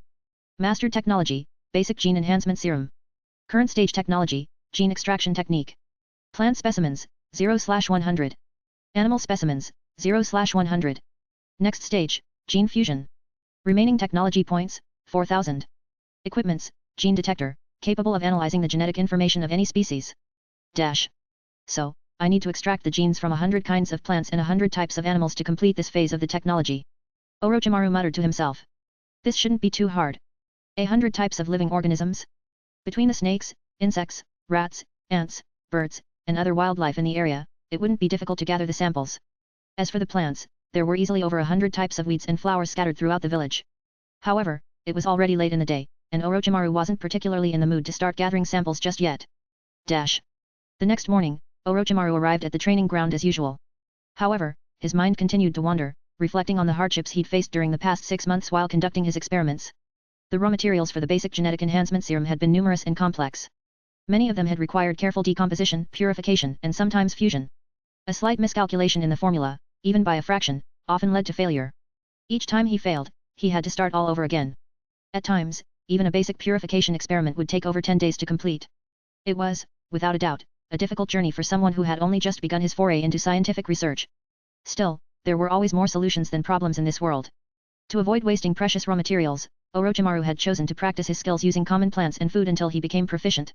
Once he felt confident, he moved on to using the proper ingredients. Along the way, he'd also frequented Konoha's library, purchasing and reading numerous books related to his work. It had taken him half a year to finally complete what was considered a simple experiment. But simplicity was only in comparison to veteran scientists, people with decades of experience. For a beginner like Orochimaru, it had been anything but easy. As he strolled along the road to the training ground, Orochimaru's eyes drifted to the weeds growing along the roadside. An idea sparked in his mind. The genetic detector he had exchanged for was tucked away on the inside of his arm, concealed under the sleeve of his robe. Pulling out a small test tube, he plucked a random weed and began the analysis. Ding! A mountain weed specimen has been detected. However, the specimen is too low level to provide any energy for fusion. As expected, collecting random weeds works toward completing the task, Orochimaru thought. Ding! Plantain specimen detected. This specimen is too low level to provide any energy for fusion. Ding! Analyzing. He continued picking up various plants as he walked, testing them with the gene detector. After collecting samples from more than 10 species, he had already gathered several plant genes. Of course, the genetic detector repeatedly informed him that these plants weren't powerful enough to provide energy after fusion, which piqued his curiosity. System, can these plants still be fused, despite their low energy potential? He asked. Yes, host. How does the fusion process work? Please unlock the next technology. The next technology. Orochimaru glanced at the label on his interface that read Gene Fusion. I see. Gene extraction involved collecting samples from animals and plants, then extracting their genes through various methods such as decomposition, heating, or burning. But gene fusion, this would allow him to combine the extracted genes, creating something new. A sudden thought crossed his mind. If I can fuse animal and plant genes, shouldn't human genes also be capable of fusion? His eyes gleamed with excitement at the idea. The cells of the first Hokage. Orochimaru's mind raced. If he could obtain the cells of Hashirama Senju, the first Hokage, who had the legendary wood release, gene fusion could open up unprecedented possibilities. His hands clenched at the thought. Dash. Hey, Orochimaru. Good morning, a voice called out. Snapping out of his thoughts, Orochimaru looked up and saw Tsunade waving at him from a distance. He had arrived at the training ground without even realizing it. Tsunade had become a familiar presence in his life over the past half year. After being assigned to the same team, they had spent a considerable amount of time training together. Orochimaru's indifferent demeanor had faded slightly over time, and he now regarded her with a certain familiarity. Morning, Orochimaru replied with a nod, acknowledging her greeting. You seem to be in a good mood today. Tsunade said with a smile, noticing his relaxed expression. She walked closer to him and added, by the way, I've noticed that every time we finish training, you rush off somewhere. Do you have something important to do? I'll explain later, Orochimaru replied calmly, not offering much in the way of details. These advanced technologies were powerful, and given his current age, it wasn't the right time to reveal them. He preferred to keep his work a secret for now. Tsunade blinked, slightly taken aback by his nonchalant response. A faint blush crept up her cheeks. It seems like you are really in a good mood today.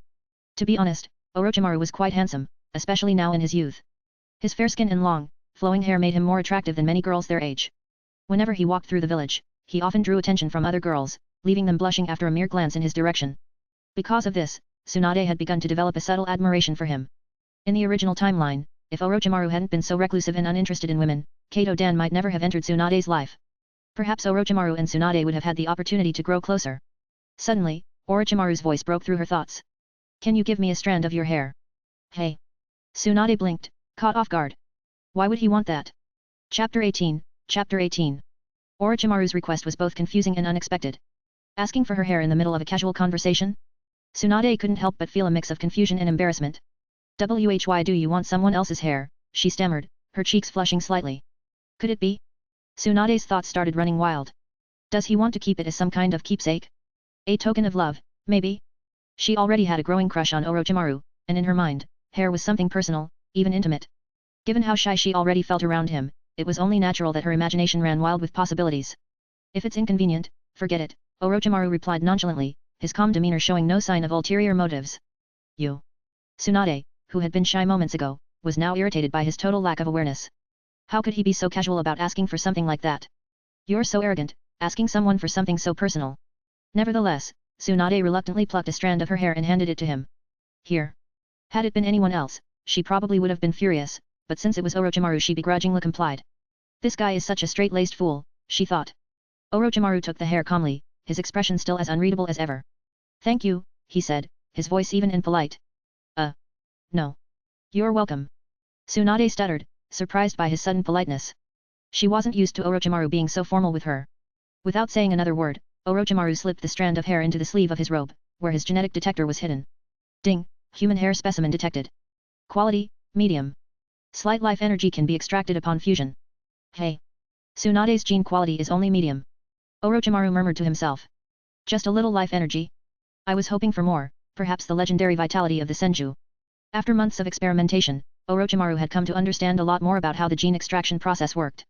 While hair could offer some genetic material, it wasn't as accurate or potent as samples taken from flesh and blood.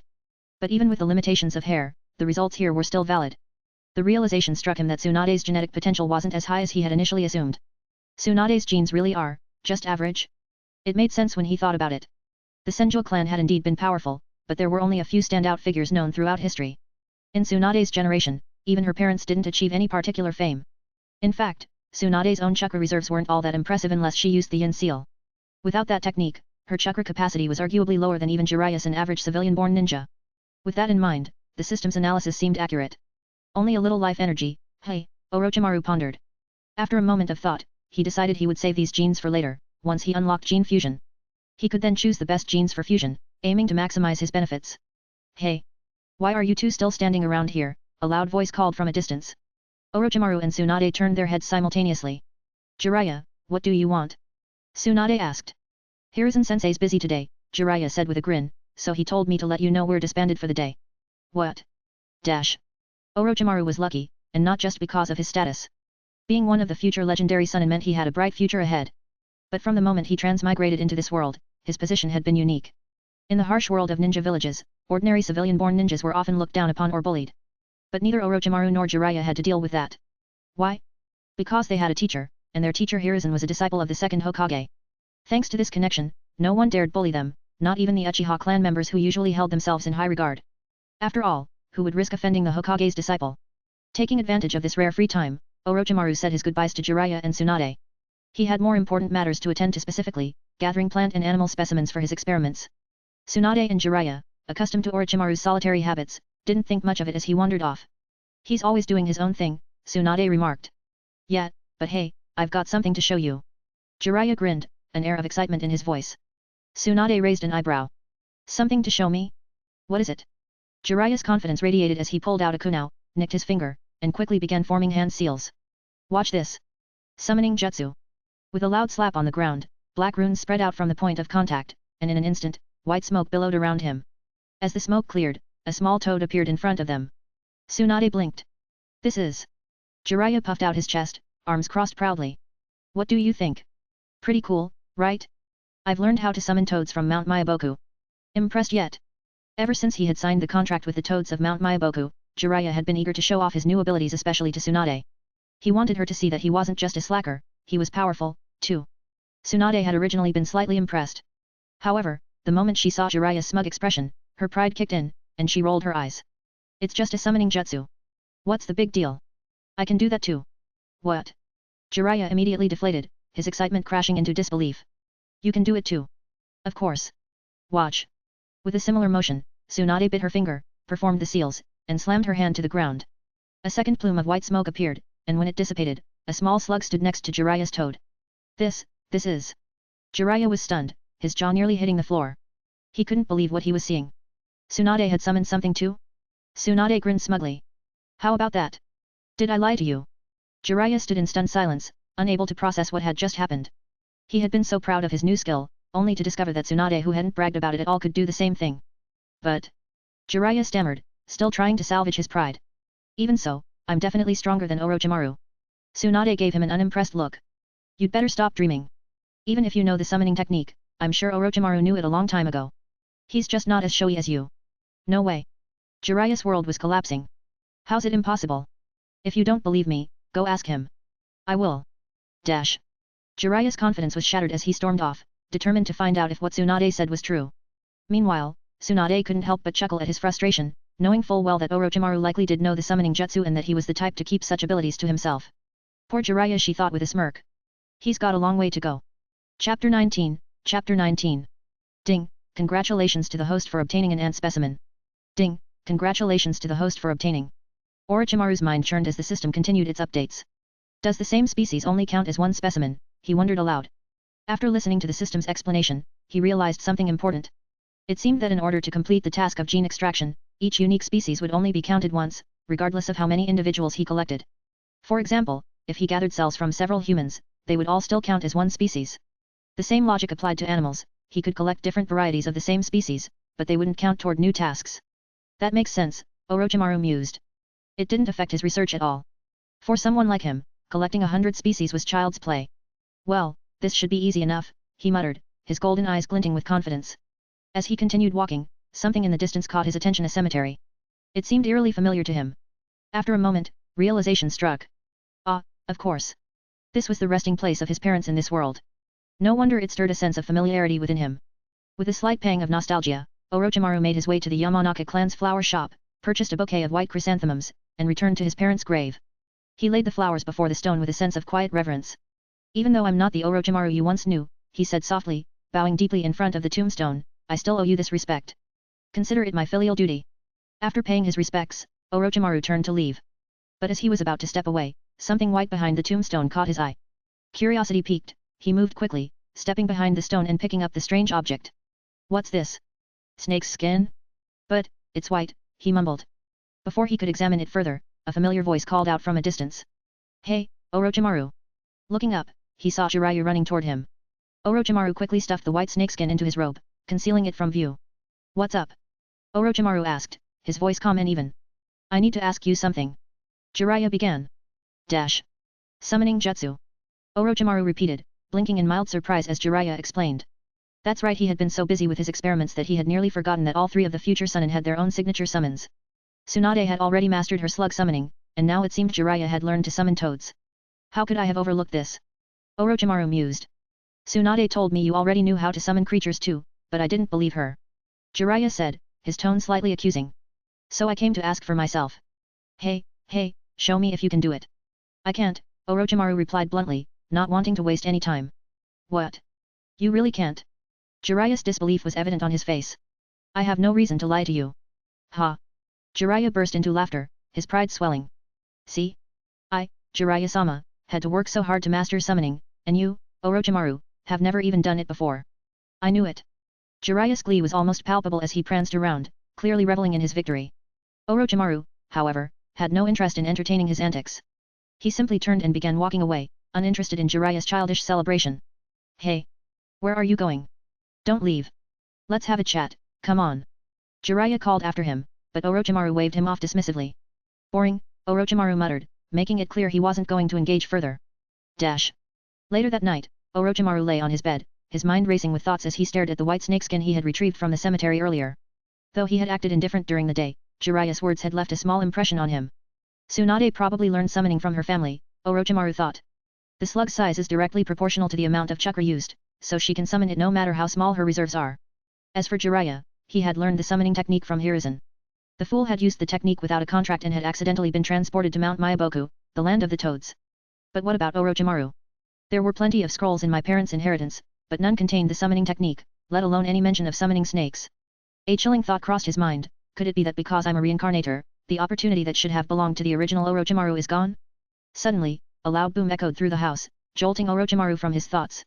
What was that? He muttered, quickly sitting up. Another thud followed soon after. This time, Orochimaru pinpointed the source of the noise. It was coming from the living room. In a few quick steps, he made his way out of his room and into the hallway, his senses sharp as he approached the living room. Boom. The sound rang out again. Orochimaru's golden eyes scanned the room, searching for the source. It's coming from under the floor. Is something hitting the floor from below? A sudden thought struck him.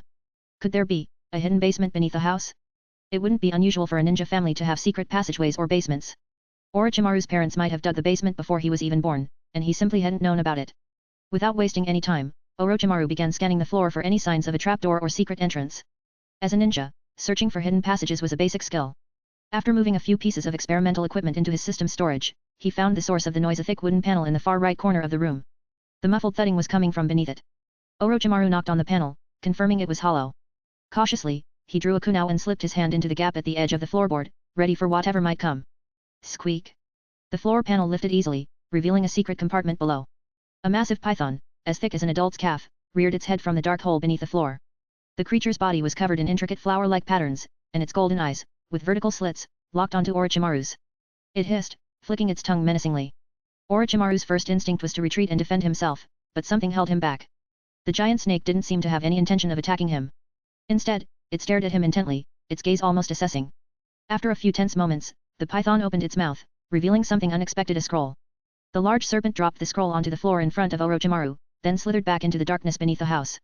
Orochimaru's eyes narrowed as he bent down and picked up the scroll, feeling its weight in his hands. A summoning scroll? He wondered. As he slowly unrolled it, the truth became clear. Chapter 20, Chapter 20. The unexpected joy from Orochimaru discovering the white python overwhelmed him momentarily. His instincts, however, did not lead him to attack. Instead, his first thought was to step back. Why attack a snake when I should be one of them? He mused. If he attacked this snake, how could he expect to forge a bond with them later? Luckily, the flower-patterned python didn't seem hostile, but Orochimaru remained cautious. After all, sudden kindness from a snake wasn't something to be taken lightly. Glancing at the scroll the python had dropped, he quickly formulated a plan. While keeping a wary eye on the snake, he reached for the scroll. Upon inspecting it, he found that the scroll itself wasn't particularly unique, save for what it recorded the origin of this snake. Was this snake raised by my parents? Orochimaru thought aloud, his golden eyes narrowing. Could it be that they implanted a spiritual mark in its subconscious, so it wouldn't attack me? His gaze returned to the massive snake. Orochimaru was well aware that each of the Chunin had their own signature summon creatures. Jiraiya had the toads of Mount Myoboku, Tsunade had her slugs from Shikotsu Forest, and he, Orochimaru, would eventually summon the snakes of Rika Cave. But this snake in front of him? It wasn't speaking, unlike the high-level toads or the intelligent slug Tsunade summoned. Most snakes from Rika Cave didn't have the gift of speech unless they were particularly special. It can't speak? Orochimaru thought, pondering the situation. So how did the original Orochimaru control these snakes? His mind worked through the possible explanations. Do I need to sign a summoning contract first? Orochimaru muttered. That makes sense, but how do I go about signing the contract? Do I need to visit Rika Cave? Just as these thoughts were crossing his mind, the flower-patterned python reacted. Bah! The python hissed and gestured toward the basement, seemingly asking him to follow.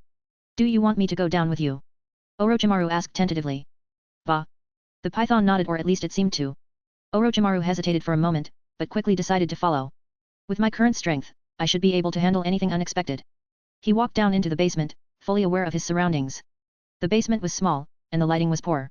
Realizing the darkness would hinder him, Orochimaru quickly returned upstairs to fetch a candle. Once lit, the soft glow of the flame illuminated the space, revealing two objects sitting before him. One was an intricately detailed scroll, and the other was a long iron box. Dash. Orochimaru sat cross-legged in his living room, the two items placed beside him. Behind him, the flower-patterned python coiled quietly, its tongue flickering in and out as it watched him obediently. The creature's docile nature surprised Orochimaru. It seemed surprisingly loyal and calm in his presence, an unexpected contrast to the snake's usual aggressive reputation. This snake is unusually well-behaved, Orochimaru thought, though he quickly pushed those thoughts aside. There were more pressing matters at hand. He turned his attention to the two objects in front of him. Even with all his experiments and experiences, he couldn't help but marvel at what he had found. So my father had a summoning contract with the snakes of Rika Cave too? Orochimaru's mind raced. It seemed that this python had been summoned by his father to guard these two treasures. Orochimaru recalled that in the basement, there had been a tunnel leading out of Konoha village, allowing the python to leave to hunt for food. That explained how the creature had survived in hiding for so long.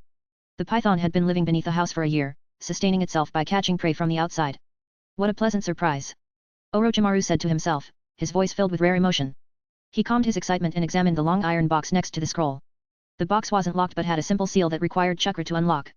Orochimaru channeled a bit of chakra into the seal, and soon the box creaked open. Inside the box was a shining silver sword, its blade gleaming in the dim candlelight.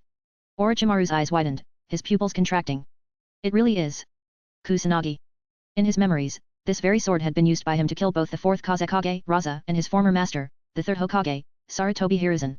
While the Kusanagi sword wasn't a divine artifact, it was incredibly sharp and could extend, shorten, and transform it while making it a formidable weapon.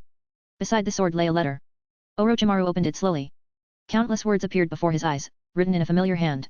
Boy, if you're reading this, it means I'm no longer in this world. There was no doubt this was a letter left behind by Orochimaru's father. The letter explained how his father had obtained the sword by chance. Before heading to the battlefield, he had a premonition that he might not survive. Fearing that the sword would fall into enemy hands, he hid it away in the basement, entrusting it to the care of the python. The letter warned Orochimaru of the sword's immense value and power, advising him to only use it once he was strong enough. His father cautioned him never to display the Kusanagi in front of others until he was capable of wielding it effectively. So that's why Orochimaru in the original timeline always kept this sword inside his body. Orochimaru chuckled darkly. He remembered vividly how the original Orochimaru would summon the Kusanagi by having a snake regurgitate it from his mouth, a sight that was as bizarre as it was unsettling. Disgusting, Orochimaru thought with a grimace.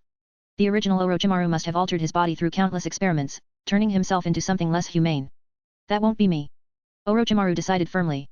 He had no intention of becoming a grotesque snake-human hybrid. His experiments would be different. Placing the Kusanagi sword to the side, he picked up the scroll. As expected, it was a summoning contract. His father's name was written at the top, marking him as a summoner of Rika Cave. According to the instructions on the contract, Orochimaru would need to sign his name on the bottom and then leave a bloody handprint to finalize the agreement. It was a simple process, one that he had been familiar with from his knowledge of the original story. Without hesitation, Orochimaru followed the instructions. He pricked his finger, signed his name, and placed a blood-stained handprint on the scroll. As the blood seeped into the scroll, Orochimaru felt a sudden shift within his mind. Something foreign yet familiar embedded itself into his consciousness, a connection to Rika Cave and its serpentine inhabitants. Suddenly, a voice echoed in his mind. Master, please issue your command. Orochimaru blinked in surprise. The voice belonged to the flower-patterned python coiled behind him. So, after signing the contract, I can communicate with these snakes telepathically? Chapter 21, Chapter 21. The python took the contract scroll, and with a puff of white smoke, disappeared from Orochimaru's room. Orochimaru looked down at the snakeskin in his hand, murmuring to himself, I felt the aura of this white snakeskin, and couldn't resist coming up from the basement? How fascinating! Could this snakeskin have belonged to the White Snake Sage?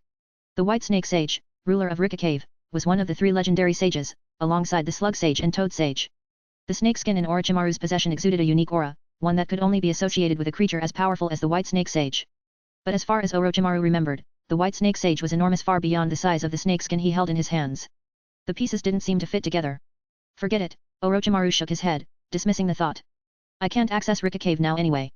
Thinking too much won't lead to answers. With no clear direction to investigate the mystery, Orochimaru decided to shelve the matter for now. After all, Rika Cave was a sacred and hidden place accessible only to those who knew its location. Unlike the toads of Mount Myaboku, the snakes of Rika Cave couldn't use reverse summoning techniques to bring others to their domain.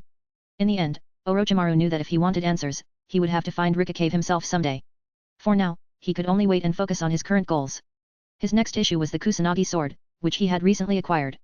While he wasn't particularly skilled in swordsmanship, Orochimaru recognized the sword's immense value as a weapon. He had obtained it and didn't intend to just hand it over to someone else for free. However, a new problem arose: where to store it. The idea of storing it inside his body, like the original Orochimaru did, crossed his mind. But he quickly dismissed the thought. Keeping a sword inside his body felt both unsightly and unnecessary at this point in time. The Kusanagi sword wasn't as critical to him now as it might have been later in his life. Sealing it in a scroll was an option. But scrolls were external objects. If lost, the Kusanagi sword would be lost too. This was clearly not an ideal solution. Then, he considered placing it in the system warehouse. This option seemed promising.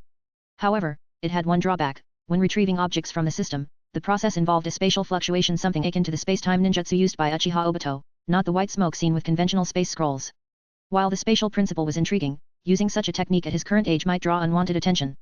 People might become suspicious if a 6-year-old was suddenly able to access another dimension.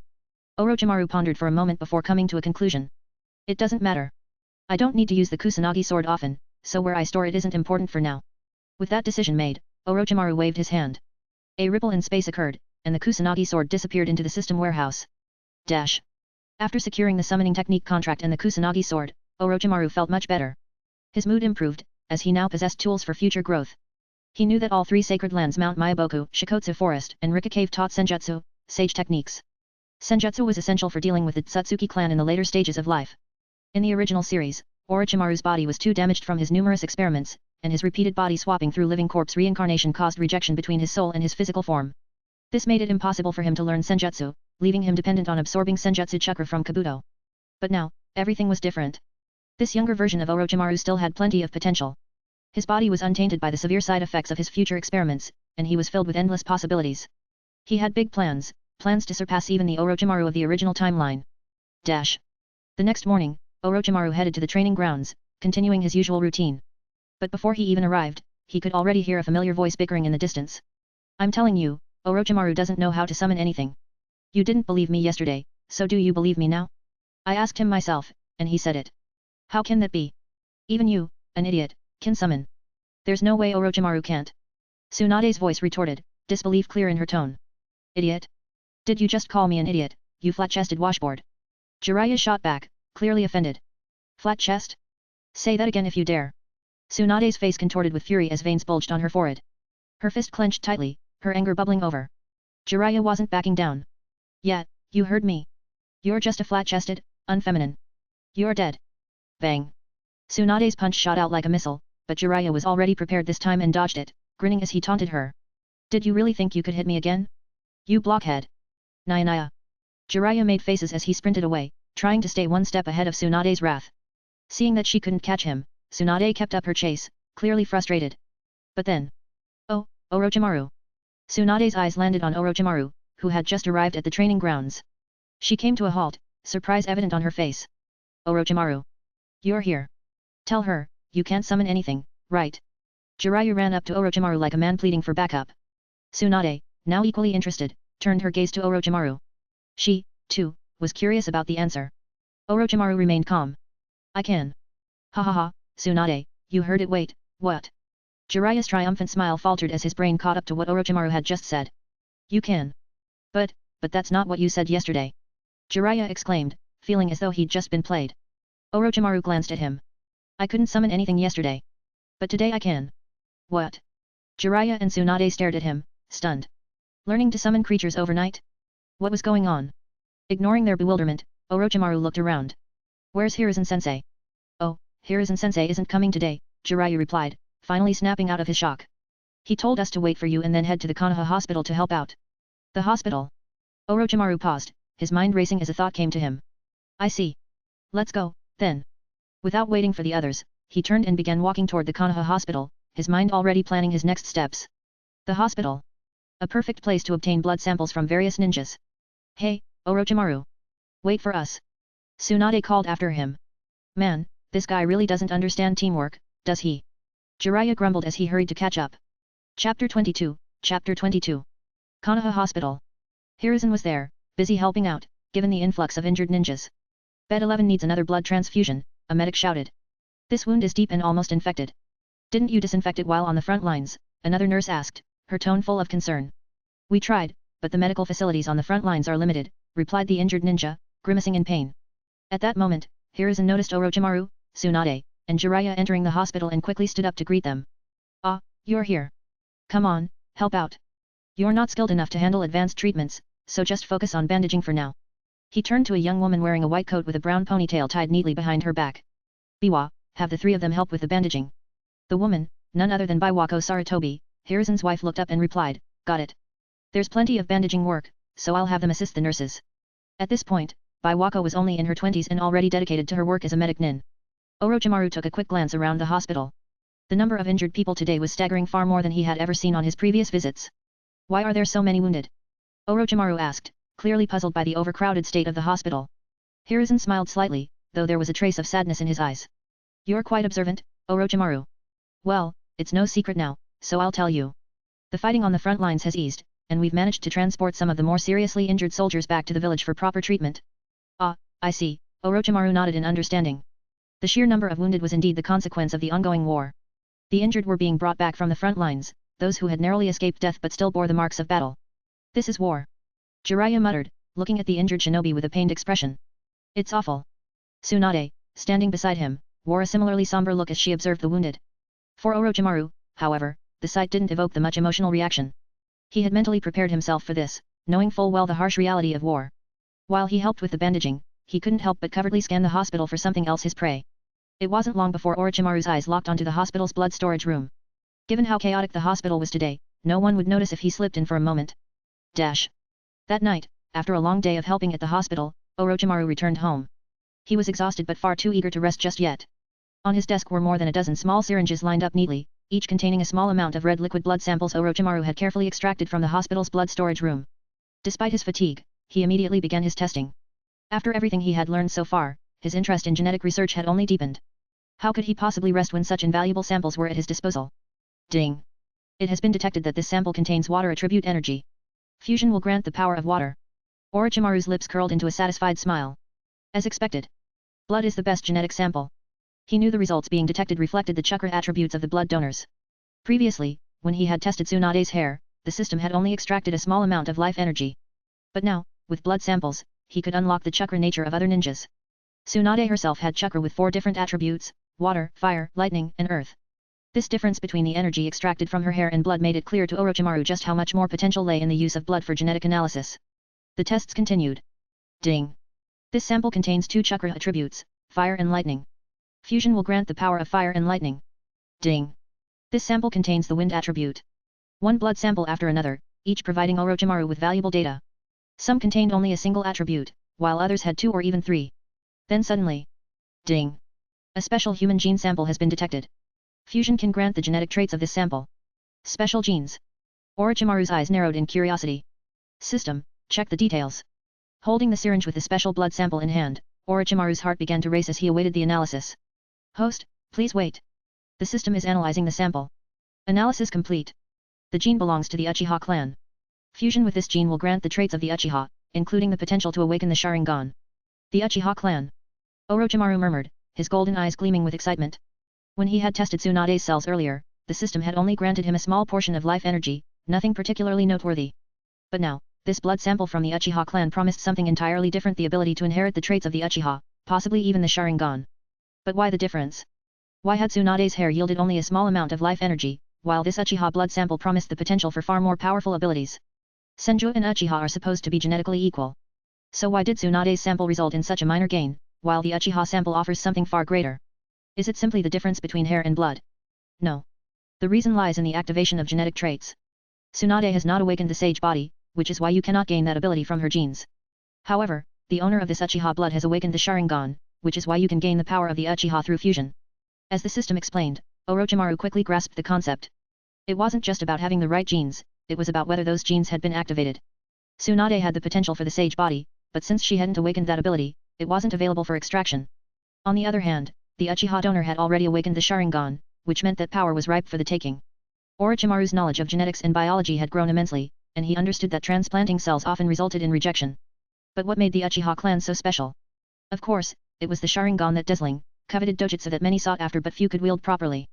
The spiritual energy within the Sharingan was so potent that most people couldn't handle it. Only those with Uchiha blood could fully control the power of the Sharingan. Those like Kakashi, who had a transplanted Sharingan, couldn't activate or deactivate it at will. But now, if Orochimaru could successfully fuse this Uchiha gene into himself, he would not just transplant the Sharingan, he would awaken it as if he were born with Uchiha blood. 7 days later, the gene extraction task was complete, and the system had unlocked new data, the gene fusion process, as well as something called gene fusion fluid. With this new information, Orochimaru's suspicions were confirmed, he could now fuse the genes of others and gain their powers. This process was far more advanced than the crude cell transplants seen in the original series. It wasn't just about inserting cells from one person into another's body. It was about true fusion, extracting the genetic material of one individual, processing it, and then merging it with another person's genetic code using the gene fusion fluid. In other words, Orochimaru could now combine the traits of two different beings into one. If he mastered this technique, he could gain the power of anyone's bloodline. He could fuse Uchiha genes to awaken the Sharingan.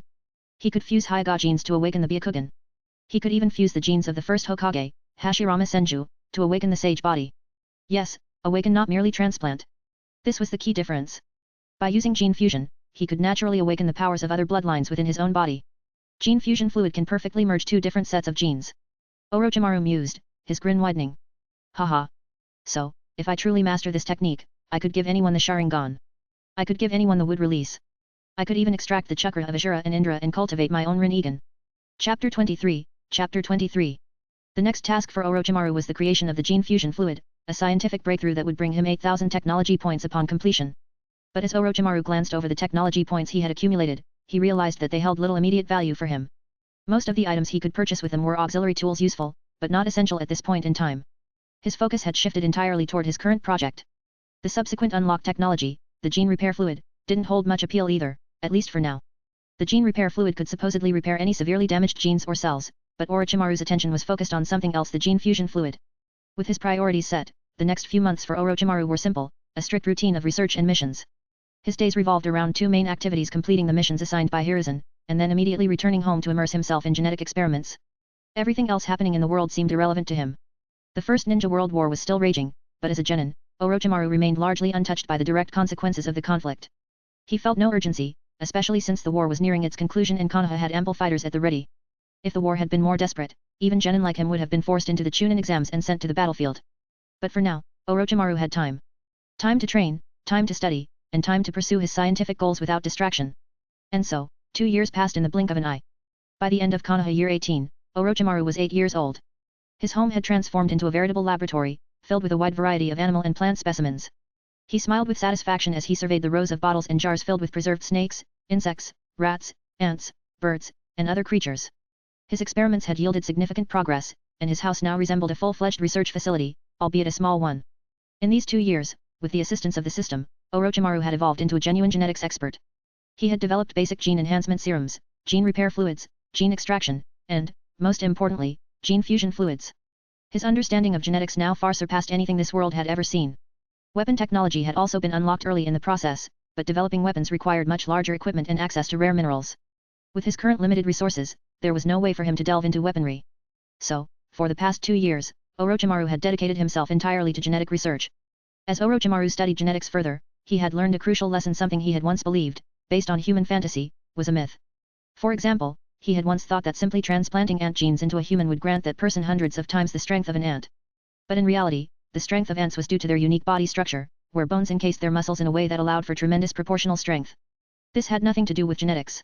Human and ant body structures were fundamentally different, and ant genes couldn't be utilized in the way he had once imagined. Moreover, Orochimaru had learned that while the gene enhancement serum was incredibly potent upon first use, its effects diminished with each subsequent dose. Even improving quality of the basic genetic enhancement serum to higher levels would only result in marginal improvements, nothing that could compare to the natural strength and resilience of a Senju clan member's cells. As he reviewed his stockpile of genetic drugs in the system warehouse, Orochimaru frowned slightly. It seems, it's time to strike a deal with Konoha. For a while now, Orochimaru had been working on the gene fusion fluid, but his research had hit a bottleneck due to insufficient blood samples. After nearly a year and a half of trial and error, he had finally succeeded in developing the first gene fusion fluid. Yet, even that was not enough to propel his research forward. He needed more inspiration, more samples.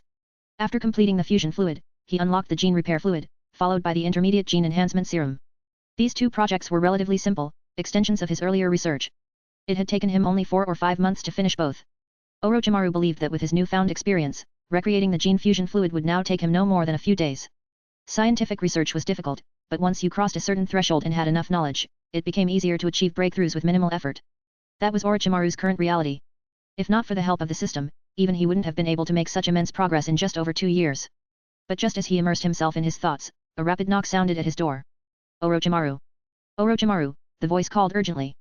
Orochimaru sighed, walking to the door. He opened it to find Jiraiya standing outside, his usual hyperactive energy practically radiating off him. Why are you yelling? Orochimaru asked, slightly irritated. I challenge you. Come on, let's go to the training ground. Jiraiya pointed enthusiastically in the direction of the training ground. Without waiting for Orochimaru's response, Jiraiya grabbed him by the arm, trying to pull him along. Challenge. Orochimaru raised an eyebrow and smoothly pulled his hand out of Jiraiya's grip. No.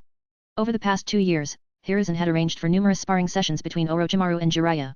Each time, Jiraiya had been utterly outmatched, failing to land even a single decisive blow on Orochimaru. As a result, Orochimaru had grown tired of these one-sided fights. After all, continually beating an opponent who couldn't challenge him was boring. Hey. I learned a new move this time. I can definitely beat you now. Jiraiya said with a mischievous grin, clearly excited by the idea. And once I defeat you, Tsunade will have to become my girlfriend. Just thinking about it gets me all fired up. Keep dreaming, Orochimaru replied flatly, pouring cold water on Jiraiya's fantasy. Even if you win, Tsunade still won't be interested in you. Orochimaru wasn't just speaking from memory. After spending so much time with Jiraiya and Tsunade, he had come to understand Tsunade's taste in men. Tsunade's 2 main criteria for a partner were simple, strength and looks. As the princess of the Senju clan, it was only natural that Tsunade would have high standards. She herself possessed immense strength, and while her beauty was undeniable, she had every right to be selective. Jiraiya? He had decent strength, but his looks, well, they left a lot to be desired. Strength alone isn't enough, Jiraiya. Even if you manage to improve, that face of yours isn't going to win her over, Orochimaru said with a hint of amusement. Jiraiya frowned, his confidence deflating for a moment before his usual bravado returned. TCH, what do you know? Just wait and see. I'll get her to notice me, no matter what. Orochimaru sighed inwardly. He knew how determined Jiraiya could be, but he also knew that some things weren't going to change no matter how hard Jiraiya tried. Chapter 24, Chapter 24. Orochimaru's sharp words hit Jiraiya hard, but Jiraiya was notoriously thick-skinned. He wasn't going to let Orochimaru's comments knock him down so easily. How do you know it's impossible if you don't try? I believe that if I persist, I'll be able to win her over one day. Jiraiya said, his voice filled with stubborn optimism. Then, he quickly changed the subject. So, are we going to fight or not? Orochimaru didn't hesitate for even a second. Not interested. His refusal was blunt and definitive. Orochimaru had more important things to do. He had no time to waste on Jiraiya's silly challenges. His days were filled with experiments and advancing his knowledge, not indulging Jiraiya's fantasies. Jiraiya looked deflated. He had trained for days, hoping to test out his new techniques, but here was Orochimaru, shutting him down with zero interest. It felt like throwing a punch into cotton, no resistance, no impact. Just utterly frustrating. You. Just as Jiraiya was about to argue further, something caught his eye. His gaze wandered toward Orochimaru's open door, and his expression quickly changed to one of curiosity. Hey, Orochimaru, what's going on in your house? Jiraiya's attention was completely diverted now. He noticed the various glass jars, test tubes, and other experimental equipment scattered around the room. Whoa, what are all these? Seriously, what are you doing in here? This wasn't the first time Jiraiya had been to Orochimaru's house, but he'd never really been inside before, nor had he seen what Orochimaru was up to. Usually, Orochimaru kept the door shut tight and ensured no one could peek in. But this time, perhaps by accident, or maybe just because Orochimaru was no longer trying to hide it, the door was open, revealing what looked like a laboratory inside. Though all the advanced scientific equipment provided by the system was neatly stored away, the standard Konoha-grade tools and supplies were enough to leave Jiraiya stunned. Bottles filled with strange liquids, jars containing mysterious specimens, and piles of books were neatly arranged around the room. Jiraiya's jaw dropped. At only 8 years old, the sight of so much scientific equipment was dazzling. These are all yours. Of course, Orochimaru answered flatly. What the heck are you doing with all this stuff? Jiraiya asked, still in shock. Improving my strength, Orochimaru responded matter-of-factly. Improving your strength? Jiraiya blinked, then let out a laugh. What kind of nonsense is that? Everyone knows the way to get stronger is by training every day, not playing with bottles and jars. What could this possibly do? Orochimaru gave him a withering look. With your intelligence, I wouldn't be able to explain it. Orochimaru. Jiraiya. What are you? Hey? What's this? At that moment, Tsunade suddenly appeared, dropping down from the roof and walking straight through the open door. She looked around the room, her eyes widening with surprise. She had seen many things in her young life, but this was unexpected. Tsunade hadn't known that Orochimaru was conducting research. She looked at the various bottles and jars, her curiosity piqued. Her eyes then drifted to a pile of genetics books sitting on the nearby table. Without thinking, Tsunade grabbed one of the books, flipping through a few pages. This is amazing. You actually understand all this? I didn't understand it at first, Orochimaru replied calmly, but now I do. When he had first started his research, Orochimaru had indeed been confused by much of the scientific jargon. It had taken him half a year just to develop his first batch of primary gene enhancement fluid. Now, after 2 years of intense study and practice, he could make multiple batches in just a few days. Wait, you started studying this stuff a long time ago. Tsunade quickly grasped onto what Orochimaru had just said. Orochimaru nodded slightly. With 2 years of rigorous training under his belt, Orochimaru's strength had grown significantly. He no longer felt the need to hide his activities from Tsunade or Jiraiya. Besides, Konoha already had medics and scientists researching similar fields, so his work didn't seem too outlandish. What set Orochimaru apart, though, was the fact that his research, guided by the system, was far more advanced than anything Konoha's researchers could dream of. Tsunade was stunned. A memory came rushing back 2.5 years ago, shortly after they had graduated from the academy. Orochimaru had borrowed some money from her. At the time, she hadn't thought much of it since Orochimaru had repaid her so quickly. Now, though, she realized he had probably used that money to fund these experiments. Oh my god, this is incredible. You were only 6 years old back then, and you were already researching all of this. Tsunade's mind raced, trying to process how a child one of her peers, no less could have been doing such advanced research at such a young age. She couldn't help but wonder, was this because Orochimaru had lost his parents? Was his obsession with science a way of coping with that loss? Tsunade's empathy kicked in, and she immediately began to rationalize Orochimaru's actions. As expected of you, Orochimaru. You're incredible, she said with genuine admiration in her voice.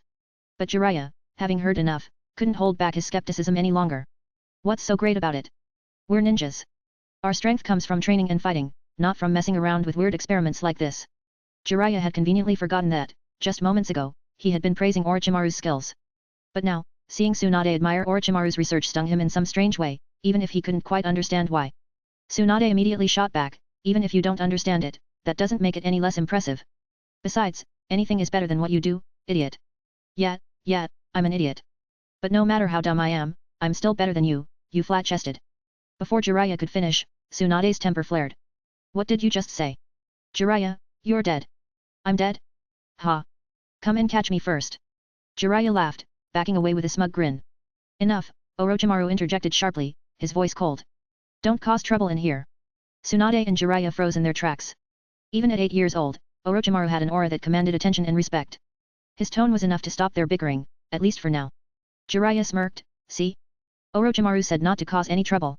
So stop picking fights with me, Tsunade. Tsunade, still seething, looked ready to throw another punch, but she held back, glancing at Orochimaru instead. Orochimaru, sensing the tension, decided to change the subject. Tsunade, Orochimaru said, I have to go see Hiruzen-sensei. Want to come with me? Of course, she replied quickly, seizing the opportunity to leave. The trio set off toward the Hokage's office. When they arrived at the Hokage building, Hiruzen greeted them almost immediately. He had a serious expression on his face. You came at just the right time, Hiruzen said. Based on your good performance in the village, I've decided that it's time for you to be deployed to the front lines. You'll get some real-world experience on the battlefield. Orochimaru's eyes narrowed slightly. Go back and prepare yourselves. We'll be leaving in an hour, Hiruzen added, his tone leaving no room for argument. Hearing this, Orochimaru knew immediately that his plans would have to be postponed. The battlefield awaited. Chapter 25, Chapter 25. The First Ninja War, despite being called a war, was more like two villages locked in a prolonged battle of attrition, Konoha versus Kumogakuer, and Kirigakuer versus Uegakuer. Compared to the large-scale conflicts that would occur in the future, this war was relatively monotonous. Still, the fighting dragged on for years, and Orochimaru couldn't quite understand how these small forces, with only a few thousand on each side, could sustain such a lengthy conflict. Are they really that cautious, dragging things out for years? Orochimaru mused to himself, though he quickly dismissed the thought. It wasn't his place to question the strategies of warlords or generals from centuries past. He originally had plans of his own plans to exchange a weakened version of the basic gene-enhancing fluid he had recently developed in exchange for Konoha's support in furthering his scientific research. He also had hopes of gaining access to the remains of the first Hokage, Senju Hashirama, whose cells were of great interest to him. But with the sudden arrival of a mission, those plans had to be put on hold. An hour later, fully armed, Orochimaru stood at the entrance of Konoha village alongside Tsunade and Jiraiya. All three were dressed in standard ninja gear, forehead protectors, ninja uniforms, weapon pouches, scrolls, leg wraps, and ninja shoes. This wasn't their first mission, but until now, their tasks had been mundane D-rank missions like picking up garbage, weeding fields, catching cats, and delivering letters. On rare occasions, they had gone on missions outside the village, but those were just to deal with local bandits, hardly a challenge for any of them. In fact, they had never even encountered a true wandering ninja, much less an enemy of notable strength. The bandits they did fight were weak, the kind of scum that even Naruto's shadow clones could defeat in seconds later in the timeline. But this mission was different. When Orochimaru, Tsunade, and Jiraiya arrived at the entrance of Konoha, they found Hiruzen already waiting for them. He, too, was fully armed, wearing black battle armor that gave him a commanding presence. Despite his serious appearance, there was a glint of pride in his eyes as he looked at his three students. Hiruzen couldn't help but feel a sense of satisfaction, especially when it came to Orochimaru. The boy's natural talent and dedication made him a prodigy, one that Hiruzen was proud to call his disciple. Let's go, Hiruzen said simply. There were no inspiring speeches or fiery words. Just those simple words to kick off the mission. As they traveled, Hiruzen briefed them on the details of the mission. According to his information, the second Hokage, Senju Tobirama, had already returned to the front lines with a force of seasoned ninjas. The enemy cloud ninjas from Kumogakuer had begun to retreat. With the most intense fighting over, the battlefield was now less dangerous. Still, Hiruzen wanted his students to experience the reality of war. They were the future of Konoha, and he had a duty to prepare them for what was to come. He wanted them to see firsthand just how brutal the battlefield could be. As they moved swiftly through the forest, the four of them jumped from tree to tree, moving like shadows through the foliage. The scenery on both sides blurred as they sped toward the front lines. Finally! Jiraiya said with excitement, barely able to contain himself. We're going to the battlefield. I bet we're the youngest ones out there, hey. Indeed, at barely 9 years old, the three of them were quite young to be deployed to a battlefield during the First Ninja World War.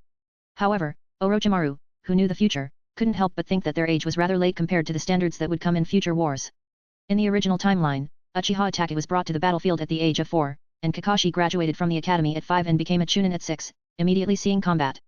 Compared to those prodigies, Orochimaru, Tsunade, and Jiraiya's age didn't seem particularly early at all. The closer they got to the front lines, the more signs of battle they encountered. They arrived at the northeastern defense line of the Land of Fire, and immediately, the devastation of war was apparent. Trees were splintered and swayed ominously, and rocks were shattered into fragments. The ground was littered with kunai, shuriken, and broken ninja swords, signs of the intense battles that had taken place there. If one looked closely, they could even spot corpses that hadn't yet been removed. This is war. Jiraiya muttered, his voice much quieter now. His earlier excitement was completely gone, replaced by an uneasy silence as he took in the carnage around him. The sight of the corpses, their eyes wide open, their faces twisted in pain, was enough to unsettle even Tsunade. She had trained to become a strong kunoichi, but no amount of training could prepare a person for the horrors of war. Both she and Jiraiya had grown up in a peaceful village, and this was their first real taste of the battlefield. Orochimaru, however, remained calm. Whether it was because of the mental fortitude he had developed in his previous life or because he had mentally prepared himself for what he knew was inevitable, he wasn't shaken by the scene before him. In fact, he felt a strange detachment. This wasn't the first time he had seen death, and it certainly wouldn't be the last.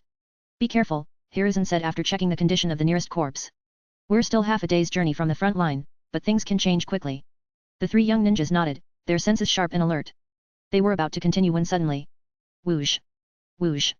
Whoosh! 6 figures appeared out of nowhere, surrounding them. The sound of shuriken cutting through the air filled the clearing. Jiraiya and Tsunade were startled, quickly assuming defensive positions. Orochimaru narrowed his eyes, observing the 6 figures that had surrounded them. He focused on the forehead protectors they wore. One of our own. Orochimaru murmured under his breath. In the chaos of battle, identifying friend from foe was crucial. The forward protector was the first line of identification. Even if an enemy used transformation jutsu, they wouldn't attack someone wearing the same village's protector unless they were absolutely sure. The leader of the group, a ninja wearing sunglasses, stepped forward. "Is that you, Hiruzen-sama?" the man asked. Hiruzen smiled slightly. "Ah, Aberame Takia. It's good to see you." Hearing their leader's name called, the other 5 ninjas visibly relaxed. They lowered their weapons and dispersed slightly, allowing the tension in the air to ease. Identity confirmed. "Stand down," Takia ordered his men. Orochimaru, watching all this unfold, realized just how tense and dangerous the battlefield really was. It was much more rigorous than he had imagined. Even in seemingly safe territory, trust was something fragile and easily broken. This was the reality of war, a reality they would soon face firsthand. Chapter 26. Chapter 26. The primary function of a forward protector isn't actually to protect the forward. Its main use is to distinguish the ninja's allegiance on the battlefield. After all, even within the same village, many ninjas may not know each other personally. And during the chaos of battle, who has time to closely inspect every face?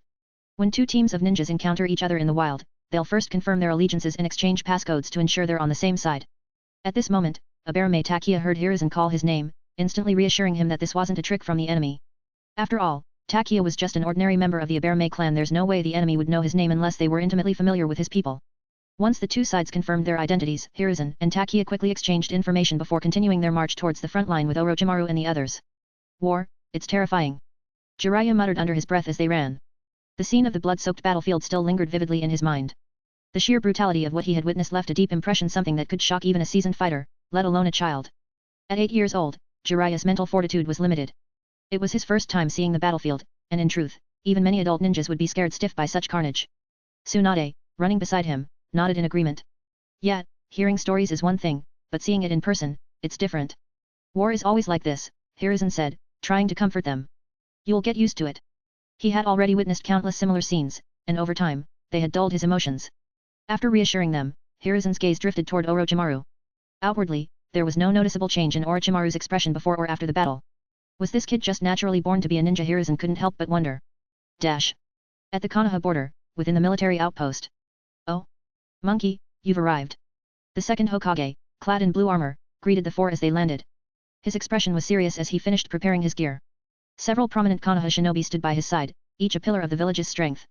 Among them were the rotund Akimichi Tofu, Uchiha Kagami wearing his clan's emblem, and Danzo, with a noticeable scar etched on his chin. This wasn't Orochimaru's first time seeing these individuals, but he had never been so close to them before. Now that he had a chance to examine them up close, he could feel the immense strength radiating from these veterans. However, it was the second Hokage that stood out the most. Even though he wasn't intentionally exuding his power, Orochimaru could still feel the overwhelming aura he possessed. Hiruzen nodded at his teacher, the second Hokage. "Sensei, I've brought them to the battlefield." Before the second Hokage could respond, Danzo interrupted with a sharp retort. "Hiruzen, what are you doing bringing children here? Do you know where you are?"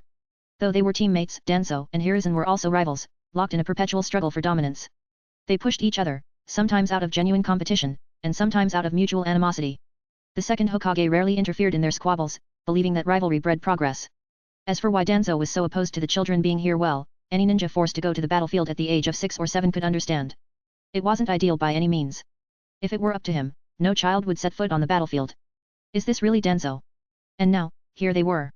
"Haha, don't worry so much, Danzo," Hiruzen responded with a hearty laugh, a stark contrast to the cold and calculating demeanor of his future self. "These kids are more capable than you think. I'm sure nothing will go wrong." Danzo scoffed, clearly unconvinced. "You'll regret it when something does happen." "Enough," the second Hokage interrupted. "What's done is done. Let's focus on the task at hand." His gaze shifted to Orochimaru, who felt the weight of the Hokage's stare. "Hiruzen, I'm leading the main force to strike at their vanguard.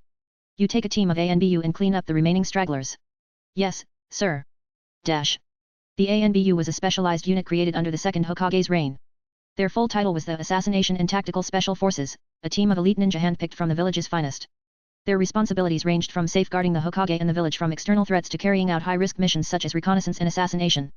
The tasks were often dangerous, and sometimes mundane, such as guarding high-priority captives. Due to the sensitive nature of their missions, ANBU members always operated wearing white animal masks to conceal their identities, with all mission details kept highly classified. The ANBU reported directly to the Hokage, and orders were issued through the squad leader, who would then lead the team to execute their objectives. For now, Hiruzen had been temporarily entrusted with command over one such 5-man ANBU squad. The team, all clad in dark uniforms and animal masks, consisted of 4 men and 1 woman. Including Hiruzen and Orochimaru, the group now totaled 9. Their mission was to locate and eliminate Kumo ninjas, who, like themselves, were operating in small tactical squads. Hiruzen-sama, one of the masked ANBU spoke up hesitantly, are you sure bringing these children along is wise decision? Chapter 27, Chapter 27. Hiruzen-sama, are you sure it's a wise decision to bring these children here? As they moved stealthily through the dense jungle, one of the ANBU members glanced over at Orochimaru and the others, his voice full of doubt. The ANBU squad was directly affiliated with the Hokage and usually handled highly specialized tasks, so they didn't often cross paths with others. They knew of Tsunade being a member of the prestigious Senjo clan, but they had no idea who Jiraiya and Orochimaru were. On the battlefield, age wasn't the only concern. What truly mattered was whether someone had the strength to hold their own in a fight. Would these children be able to keep up, or worse, would they become liabilities in the heat of battle? Tsunade, being a Senjo and a direct descendant of both the first and second Hokage, was an exception. Even if her strength wasn't fully developed, no one could completely disregard her potential. But Jiraiya and Orochimaru? They were clearly from civilian backgrounds. How much combat ability could children of commoners really possess? Eagle, don't underestimate them, Sarutobi Hiruzen said with a slight smile, understanding the ANBU captain's skepticism. If a fight breaks out, you might be surprised. You could end up being no match for them. ANBU members each had code names, and this captain's was Eagle. Eagle's eyes narrowed in dissatisfaction at Sarutobi's words. With all due respect, Hiruzen-sama, I know they're your disciples, but don't you think that's a bit much? That's right, they're just kids, one of the other ANBU chimed in. I mean, it's not like they've seen real battle yet, another added. Several ANBU members immediately voiced their agreement, their dismissive tones making it clear they didn't think much of Jiraiya and Orochimaru. After all, no matter how talented these two civilian children might be, what could they really do at just 8 years old? Even prodigies from prominent clans wouldn't be expected to match the skills of trained ANBU members. To them, it was laughable that these kids were even here. Sarutobi, however, only chuckled lightly. Eagle, Fox. After all your years as ninja, surely you've realized by now that geniuses do exist in this world, right? Geniuses? Eagle scoffed, his skepticism palpable. Maybe, but no matter how much talent they have, there's still a limit to what children can do. They can't be that powerful. Isn't that the truth? Another ANBU muttered in agreement. Before the conversation could continue, Tsunade and Jiraiya, having overheard everything, couldn't hold back their frustration any longer. Hey, uncles from ANBU, don't look down on us like that. Jiraiya snapped. That's right. We're stronger than you think. Tsunade added, her eyes narrowing in defiance. The three young ninjas had always been exceptionally talented. Even though they were still young, their skills already surpassed many of their peers. In fact, they had the raw potential to surpass many experienced Chunin. For context, Chunin were the most common rank of ninja in every village. Even among the ANBU, there were numerous standout Chunin. Sarutobi's claim wasn't an exaggeration, the only thing these three lacked was experience in real battlefield conditions. Haha, the kids sure are confident, aren't they? One of the ANBU said with a mocking grin. Yeah, let's see if they're still so bold when they're face to face with an enemy. Hope they don't wet their pants, another laughed. Ha ha ha. You. Before Tsunade could fire back, Orochimaru, who had remained quiet up to this point, suddenly interrupted in a cold, calm voice. Everyone, stop. There are enemies ahead. At once, the entire group went silent, and all eyes turned to Orochimaru. Even Hiruzen was surprised. Sarutobi raised his hand, signaling everyone to halt. Orochimaru, what is it? There are enemies up ahead, Orochimaru repeated, his voice steady. One of the female ANBU, the squad's designated sensory ninja, was visibly confused. Enemies? Kid, don't make things up. I'm the censor here, and I haven't sensed any weight. She froze mid-sentence as her expression changed. Oh no. There are enemies. Everyone, get ready. Whoosh whoosh whoosh. In an instant, the group of 9 turned into blurs, swiftly moving to find cover amidst the thick foliage. As they settled into their positions, hidden behind trees and rocks, many of the ANBU cast sidelong glances at Orochimaru, their expressions no longer filled with skepticism but rather with a glint of recognition. Hiruzen, Tsunade, and Jiraiya were less surprised, knowing that Orochimaru possessed an innate sense for danger, but the ANBU members were dumbstruck.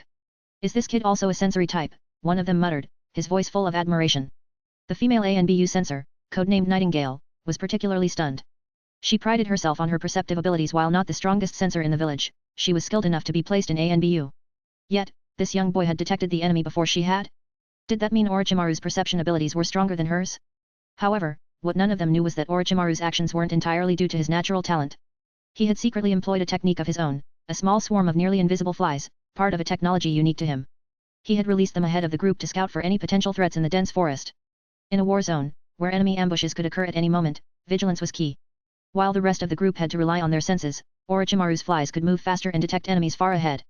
That's how he had managed to pinpoint the enemy's location before even Nightingale could. Swish. Before anyone could dwell too long on the matter, 3 figures suddenly appeared from the trees ahead, dashing through the undergrowth. As they stepped into view, the sunlight glinted off the metal of their forehead protectors, which bore the unmistakable symbol of the village hidden in the clouds, Kumogakuer. Chapter 28, Chapter 28. Konoha Border, Kumo Ninja Village Defense Line. In the dense jungle, a group of about a dozen swift and agile figures darted through the undergrowth with practiced ease. Among the group, both men and women were easily recognizable by their dark skin and the sophisticated ninja swords strapped to their backs. Their attire and demeanor marked them as the elites of the Kumo Ninja Village. Damn it, what is the Raikage thinking, compromising with Konoha like this? One of the men suddenly grumbled, his tone dripping with dissatisfaction. Judging by his voice, it was clear that he was not pleased with their leader's decision. Exactly. After all this time and fighting, how can a mere agreement erase the hatred between us? I agree. Those Konoha ninjas deserve to die, another added angrily, his voice full of venom. Several other ninjas in the team nodded in agreement, their expressions dark. Enough. The man leading the group, a ninja named Shai, interrupted with a stern voice. I know some of you lost family to Konoha, but Raikage-sama gave us orders, and we must follow them. TCH, I know, one of them grumbled, but before we leave, we're going to have one last bit of fun on this battlefield. That's right. We can at least kill a few more Konoha dogs before we retreat. Exactly. I hope we meet some. Hold on. Shai, now crouched on a tree branch, raised his hand abruptly, signaling the group to stop. Everyone immediately halted in their tracks, their movements disciplined and silent. What's wrong, Captain Shai? One of the ninjas behind him asked. With a wicked grin, Shai responded, it seems we've found ourselves a little mouse. Oh. The ninja who had spoken returned the grin. Kai, sense anything? The ninja named Kai, a wiry man, nodded and knelt to the ground, placing 2 fingers lightly on the soil. He closed his eyes, concentrating deeply. How many can you sense? Shai asked, his voice tense with anticipation. 9 people, Kai answered confidently, his eyes still closed. It was clear that Kai was the team's sensory ninja, and in the dense forest where visibility was limited, it was often these perception-based abilities that determined victory in battle. By identifying the number and positioning of enemies, a proper strategy could be devised. Only 9. Shai smirked, glancing at his own group of 12. Seems like we've got the advantage. I'll take 2 of you with me to lure them out.